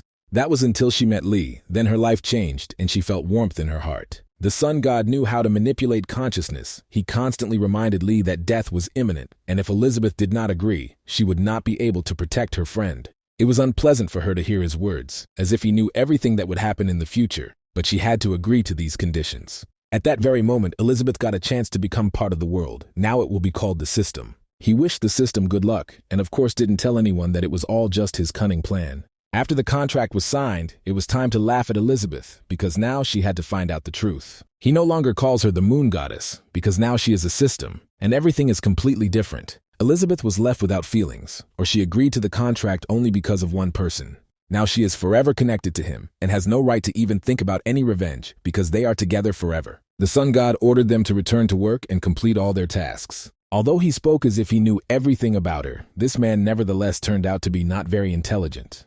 Perhaps the reason lies in his prediction. Before her death, Elizabeth repeatedly found herself embroiled in endless conspiracies and betrayals. That's why she learned to always have a backup plan with her to have a way out of any situation. She divided her soul, and now there are two of them, but they are both real. The moon goddess asked Elizabeth to help Lee instead of her. She is already bound to the sun god and cannot act freely. They are part of the same being, so even without additional words they understand each other. Elizabeth agreed to come down to earth and help, which is how she was able to deceive the sun god. Although the witch is dead, she can be brought back to life because she has the seal of the moon's curse on her. She is dead, but at the same time alive. You don't have to worry about her because the main problem now is Sora from the future. It may seem that they are equally strong, but this is not entirely true. If this battle continues, then at the moment of instability, the balance will be upset. Lee is sure that he must help his daughter from the future because that is what he came here for. He looked at this whole battle of the gods and tried to understand how exactly he could help, what exactly he could influence. It is unclear how to fight such a great force. If it weren't for the system, it would have been reduced to ashes long ago. The system decided to remind him that he had not yet completed his special quest, and he should not forget the reasons for returning to the past. His daughter's 4 misfortunes have been stopped, but now the 5th misfortune is underway. He must save Sora from an evil fate. Meanwhile, his daughter from the future continued to fight the sun god, although he did not strain himself at all. She was angry and sure that she could destroy him with her strength, but this guy was also powerful, no less than her. He admitted that her strength was immense. Even his fire attacks were not helping. Sora was born with incredible strength, but is in a weak body, and this is her problem. Her life was turbulent and she had to think about various issues sooner or later. Any ability has its own purpose and reason. For some reason it was born special, and there must be a meaning to it as well. Without this power, she could have been an ordinary person and lived a happy life like everyone else. But that didn't happen. He can tell you all these reasons. It's no secret, because it's all her mother's fault. These words were enough to make Sora lose focus and forget about everything else going on in the world. At that moment, the sun god attacked her with a powerful blow and hit her exactly on target. Then he told her that her mother was a witch, and the child had no choice, because a child always inherits cursed blood and fate. Sora refused to believe it and called these words delusional. Only she and her teacher have the witch specialization. She doesn't want to believe that her mother could be a witch, and considers the sun god a liar. Now her power is so powerful that it can change space. Sora was able to reach a new level. It seems like she doesn't understand what's happening at all, which is why the sun god thinks it would be better if she died. He attacks her without warning and does it with lightning speed. This man is not used to playing with fire. Her crystal spear was broken. Her primary weapon could no longer help in this battle. Perhaps, in moments when Sora is in danger, the father should step in and save his daughter. He failed his mission in a past life. Lee was a terrible father, but this time, it's time to change everything. In response, the sun god only laughed, probably because Lee had forgotten that he was still an ordinary person. His skills are not enough to defeat such a powerful enemy. If Lee was able to defeat huge monsters, it doesn't mean he can defeat a deity. The guy understood all this very quickly, but even now he is not going to back down. His wound healed immediately with the help of crystal ice. It's always nice to watch a family come together and fight on the same side. We've never seen anything like this before. Without the protection of the crystalline ice, he would have died instantly. Sora saved him, but that's not the end. Although Lee is an ordinary person, the sun god hates him because he was the one who ruined all the cards he drew. He is ready to tell the hunter something interesting, because his appearance here depended entirely on Lee. The sun god is grateful to the boy for not giving up and trying to save his 2 children. The problem is that the future had to be changed carefully, because even the system couldn't handle the butterfly effect. Elizabeth kept talking about this effect, but after Lee decided to save both versions of Sora, the world went completely crazy. A huge number of consequences allowed the sun god to come into this world and begin to act according to his own will. Because it's Lee's fault for what happened, for Elizabeth's death, and for the fact that Kira and Sora will soon die. The sun god prepared to send this boy to the world of the dead, but at the last moment his hands were found tied. In critical moments, friends should always come to the rescue, because it is at this moment that true friendship manifests itself. Sora has forgiven her father and is ready to fight on his side, as are the members and her spectrum. Diho, Hiram, and Darren had long been waiting for the opportunity to show off their fighting skills. The sun god said that even that wasn't enough to entertain him, but at least they had bought some time. It now becomes clear that even the best warriors in the world are incapable of anything in battle against a deity. It is impossible to kill him in the usual way, but there is no doubt that there is a way to victory. He is the god of the sun and life. An ordinary person cannot kill the one who is responsible for life, but the goddess of the moon can do it. Lee is not ready to give up. He doesn't care who he fights. He won't leave alone the one who tried to kill his daughter. Lee will not let this man even touch Sora with a finger, and is ready to give his own life for this. The sun god activated the power of fire and prepared to end this romantic series. He's not going to put up with all these rude words addressed to him and playing with these little insects anymore. He had already killed part of the moon goddess. The only thing he was interested in here was the power of her daughter. The time has come to end this whole mess, but Lee couldn't let it happen because he feels obligated to stop this disaster. At that moment, he saw little Sora approach him. She looked scared and had tears in her eyes. This girl will not give anyone the opportunity to insult her father. She couldn't stand it when she saw how he suffered. My icy energy completely extinguished the fire that was around. Even the sun god didn't expect that. He looked at what was happening and could not understand where this extraordinary power came from. So much has been said about Sora from the future before this, and we completely forgot about the talented little girl who grows up with love and support. She was able to freeze the fireball, but the sun god is still sure that the child is unable to stop him. The ice ball began to fall. Sora felt panic and fear, but at that moment her adult counterpart appeared, deciding to support the girl. Sora from the future asked his sister to calm down and explained that trying to lift the ice ball was ineffective. You can't destroy it either. The fragments are too big, so they will definitely kill someone if they fall. We need to move this ice ball into space correctly, but little Sora doesn't know how to use movement magic. Her older sister told her that it was possible. She would help control this process. The main thing is to think only about mana. Together they were able to do the impossible and transport it into space in this huge ball. The sun god watched all this with a surprised expression on his face. It was clear that he had not expected such power from the witches. This blow was intended to destroy everyone, and after Sora was able to defend herself, there is no doubt that she has divine power. The sun god looks at these two sorcerers and realizes that they are incredibly dangerous. If left unattended, one day they will kill him.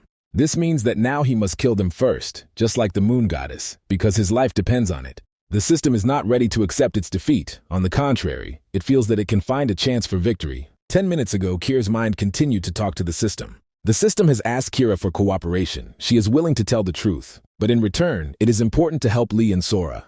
To begin with, she will show their past, that is, the erased memories that are important in this story. After it became a system, monsters from Midheim came to Earth and began to attack humanity and pose a threat. The system understood that all this would cause people to panic, but with its help, and another Elizabeth, the world would quickly return to normal. In this way, they managed to stop the destruction of the land, but she does not feel the satisfaction of having paid back her debt. After she becomes a system, Elizabeth feels nothing at all. She just does her job, feeling neither joy nor sadness. She lives without emotions and only watches the hunter for whom she does this. Lee lives a quiet life. All his most dangerous adventures lie ahead. Seeing that he survived, Elizabeth was pleased. At that moment, she felt her heart begin to beat faster. This is strange, because before she was sure that she had lost absolutely all her emotions, maybe this is just an echo of old feelings. She decided to check all this in real life, and therefore came to Earth in a different form. Elizabeth wants to meet Lee in person, and to do this, use Cyrus's body and understand what it feels like. That's when they first met. Lee was late for class and asked to sit next to Kira. He said he was incredibly tired and hadn't slept at all that night, so he asked the girl to wake him up when the teacher came. At that time, rumors about a new student had already begun to circulate among university students. They said that this girl was incredibly beautiful, but she was strange because her face looked like a mask. She doesn't smile at all and doesn't show aggression, which is why it's even scary to approach her, as if she were a robot. Only Lee was the only student who saw her smile, or at least try to smile. Elizabeth was sure it was impossible, but this guy really made her heart beat faster. He thanked her for her help during the lesson and bought her a sweet drink, and that's how their story began. After that, she asked another Elizabeth to replace her and remained in the image of Cyrus for some time. She went to classes with Lee and just had fun, while her feelings grew stronger every day. This went on until she realized that it was love, but it didn't last long. Her world became much brighter when she was next to him. At that moment, nothing else mattered. This could not continue for long because the system began to have problems. The sun god sensed danger. He could no longer delay and had to return.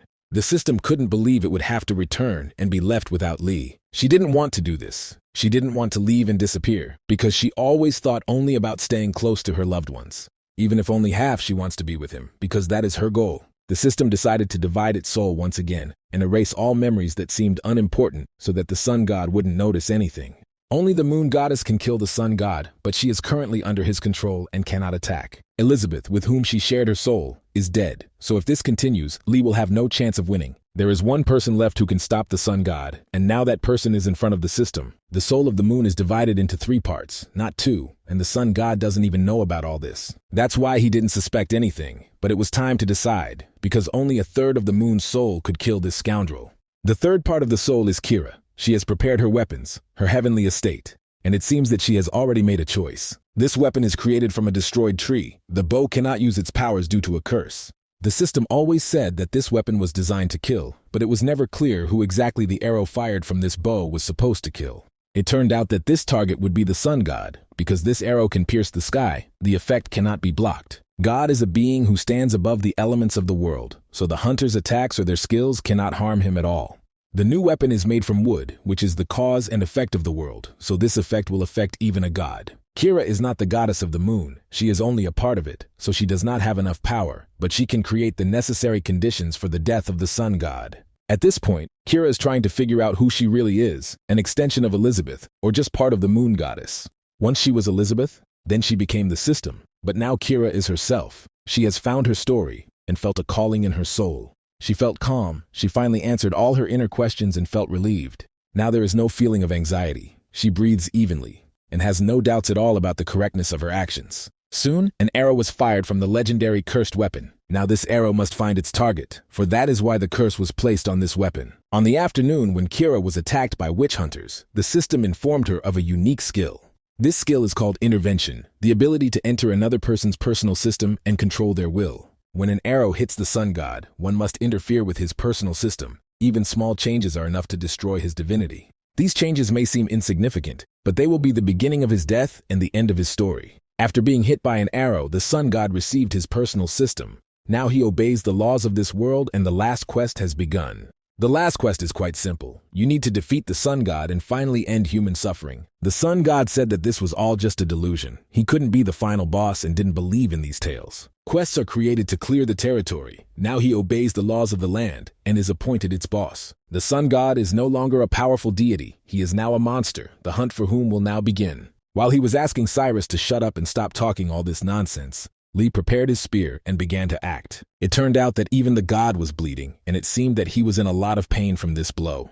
The sun god became angry and began to respond. He still couldn't believe that he had lost his divinity. The other members of the Spectrum team immediately supported their leader. The two witches activated their magic. The sun god couldn't believe that he had actually just felt pain. You already remember how he panicked when he found out that the moon goddess had returned. Now he is experiencing similar feelings. All the Anthem Spectrum hunters were given a single order. They must immediately attack the sun god. He can be killed. He has lost his aura of invincibility and immortality. This made him even more furious, but at some points, aggression can only do harm. Even after he began to obey earthly laws, he is still dangerous and ready to fight to the last drop of blood. It was for this reason that this creature called upon the Avengers in white suits to help him. Hiram has been waiting for a moment to use her special technique for a long time, and finally she has such a chance. Darren doesn't like it when her friend takes on all the dirty work. She also wants to work with a sword. Diho activated the final round skill, approached the sun god, and delivered a powerful blow. This won't be enough to win, but all these hits add up and can then lead to serious problems. Teleportation magic constantly attacks the sun god. The witches are not going to forgive him for his cruel treatment of their father. Now all his rivals have united, but he is ready to destroy the most dangerous of them, and only then kill all the others. Sora and her older version have joined forces and are not afraid of any monster on this planet. No matter what happens, their magic is ready to withstand any attack, even an attack from the sun god. Meanwhile, Lee felt that his body had reached its limit, darkness before his eyes, his legs completely refusing to obey his commands. Even the power of the king's ring is unlikely to help, so if all this continues, he will lose himself. He had to use a special skill and deceive the limits of his body using the liar's technique. Now he will be able to continue. Sora from the future used her body to protect your little copy. Just yesterday she tried to kill her younger sister, and today she's ready to give her life for her. Even now she doesn't understand why her motivation has changed so much. Has she really forgotten that little Sora must die for her to stay alive? Maybe there's no need for the killing, but in any case, it doesn't matter now, because the sun god wants to kill the fragments of the moon goddess. He wants them to disappear forever, but at the last moment a large spear attacks his right hand. It was Lee. He found the strength and intervened to protect his children. Until the very end, he tries to hinder this terrible deity, and he succeeds. At this moment, the sun god decided to give Lee something special, to show what his behavior had led to. As the glow began to fade, Lee opened his eyes and saw something terrifying. He found it hard to believe that this was really happening, because his children had died after the sun god's attack. The older Sora began to disappear from this world, and the younger version of her lay in her own blood. To the sun god, they are all just helpless creatures, their bodies no different from ordinary jelly. The sun god has already said that all these deaths happened because of Lee, and now he repeats his words again. It's hard to accept, and after seeing this with my own eyes, it's even hard to stay sane. It feels like everything around us is about to explode. It feels like this is the end of our story. In fact, the technique that is currently happening is the Light of Despair. This skill lures the opponent into a terrifying illusion. If Lee stays there, his soul will break very quickly, and he will turn into a vegetable. On the other hand, one should not underestimate Lee. He has already managed to injure the sun god twice, although he should have died long ago. For him, his daughter is an incredibly important person, so Lee becomes much more dangerous to the sun god than anyone else. At the moment when the sun god prepared to deliver the final blow, it turned out that the sword's vow skill was activated. Darren lacks the strength to use this power, but she still needs to stop the enemy. Sensing that things were not going according to plan, Kira used her interference skill to interfere with the sword vow technique. Thus, the sword's vow was forcibly activated, as the sun could temporarily not attack anyone except Darren. Sensing the perfect moment to attack, Hiram readied her weapon at full readiness. Darren won't be able to use her technique for long. Her powers are leaving her body and her heart is about to burst. The sun god sensed his opponent's weakness and began to look at her like a predator at its prey. Daejo will not allow anyone to insult the girls he calls friends. He has been preparing his attack for a long time, but he waited for the perfect moment. When the effect of the final round wears off, he will also fall to the ground feeling incredibly tired, so you need to have time to do everything. In theory, the sun god can attack someone alone while activating the sword vow skill. He decided to circumvent these rules and make all his opponents die at the same time. Now the faces of the members of the spectrum show real fear of death, something they definitely did not expect. The sun god is a real psycho. He was going to make a thermonuclear bomb with his bare hands. This explosion would be enough to blow up the entire country. Everything will be over as soon as he uses the skill, so we need to immediately find someone who can stop him. Sora ordered Daeho to wake Lee up immediately. They needed him right now. Little Sora also wanted to take part in the battle, but her older sister assured her that it was too dangerous. They could both die. The little princess didn't want to hear anything like that. This time she definitely had to protect her parents. Now both sisters must do everything they can to stop this terrible creature. Their unique skill is Eternal Winter, and by combining their efforts they can double the power of this technique. Meanwhile, Lee found himself in an unknown space and felt quite healthy. He saw all his close relatives and friends and realized that none of them had died. The sun god and everything else was just an illusion. Little Sora appeared next to him and asked him not to go anywhere else. He promised his daughter that he would never leave her, and now they would always be together. At that moment, he heard strange sounds. A dirty and injured Daeho appeared and said that he needed to wake up immediately because they needed him. Lee's mind deceives itself through the skill of mental despair. All of this is done through the technique of a liar. Daeho didn't stop and tried to explain to his friend that this was all just an illusion, and he had to return to the real world. He reminded him that there were many people he had to protect, and if he stayed here, all of those people would die. All of Daeho's words began to affect the reality surrounding our main character. He had heard similar words in the past, which was why it all affected him so much. Then he asked his friends to talk to his daughter one last time and try to give her an ultimatum. No one believed that a cruel monster named Sora would listen to his father. This Suicide Squad no longer believes in fairy tales. Even the Holy Sword believes that Sora is no longer human, so it's over for her. At that moment, the king of fist fighting, a legendary hunter named Daeho, intervened in the conversation.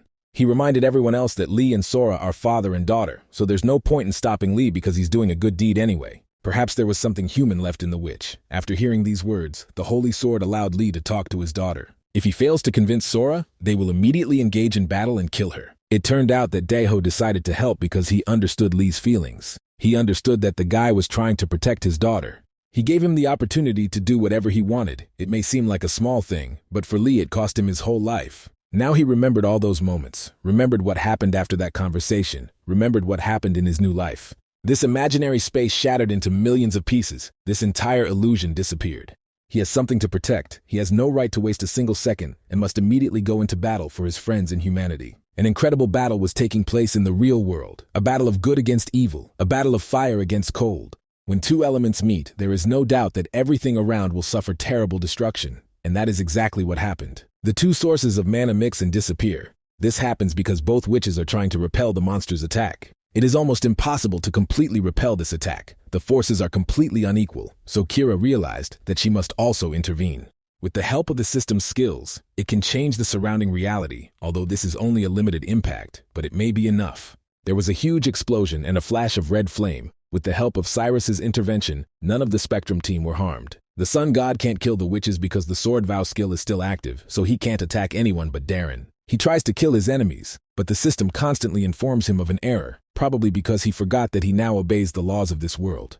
It seemed that this skill might be enough to hold back the sun god for a long time, but it turned out that the hunters had problems. Due to the use of heavy equipment, Darren's strength and mana reserves have been completely depleted. She can no longer continue.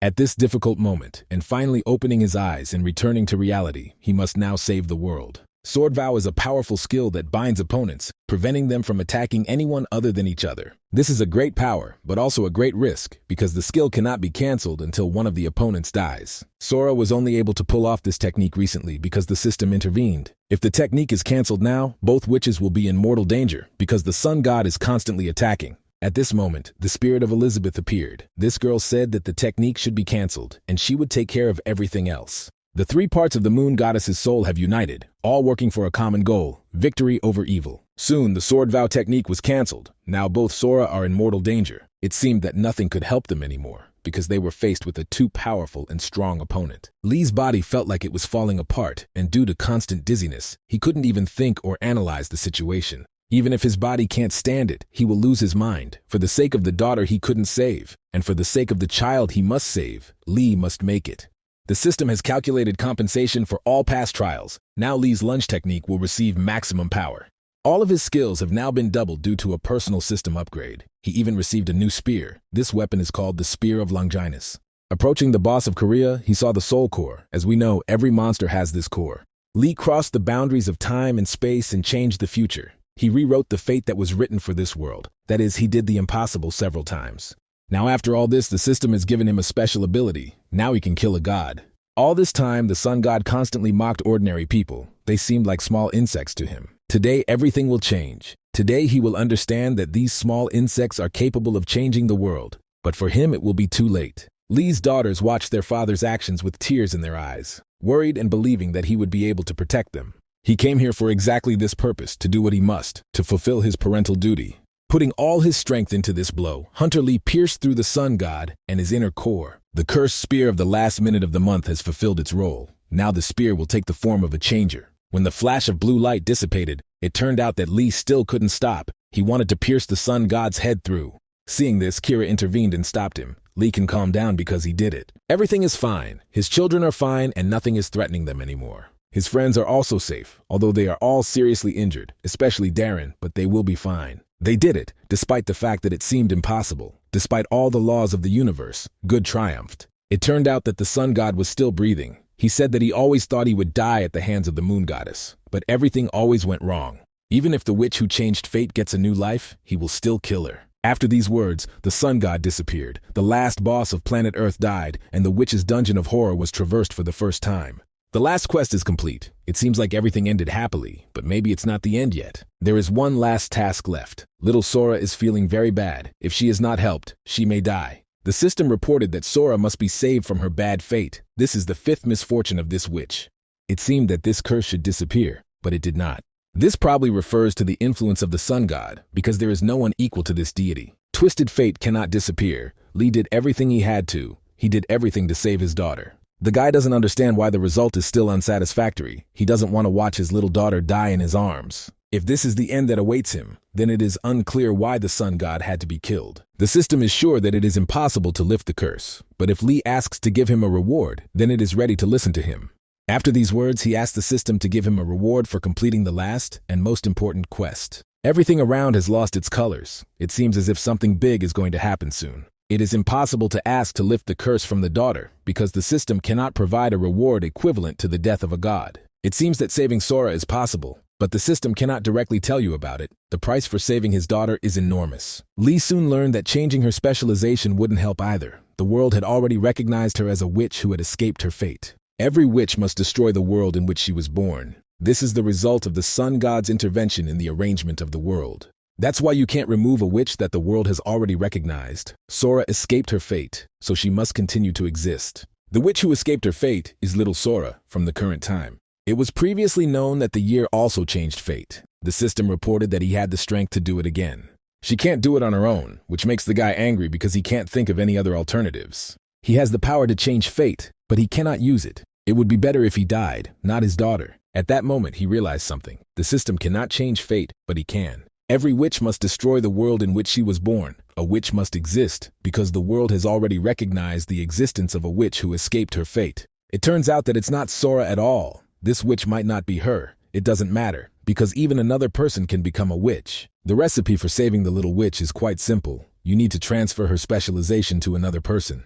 The system said it was difficult to do, but possible, and began the process of exchanging specializations. For Lee, this is the best reward. He will take on his daughter's curse and save her life. Kira watched all this with tears in her eyes. She wanted her daughter to be saved, but not at such a price. The system began the update process, and soon the reward was received. The hunter Lee's specialization changed. Now he became a witch. Because of this, he received the final curse of the sun god, his future in great question. Meanwhile, little Sora has woken up. The curse no longer bothers her, and she is fine. She looked at everyone else and couldn't figure out where her dad had gone.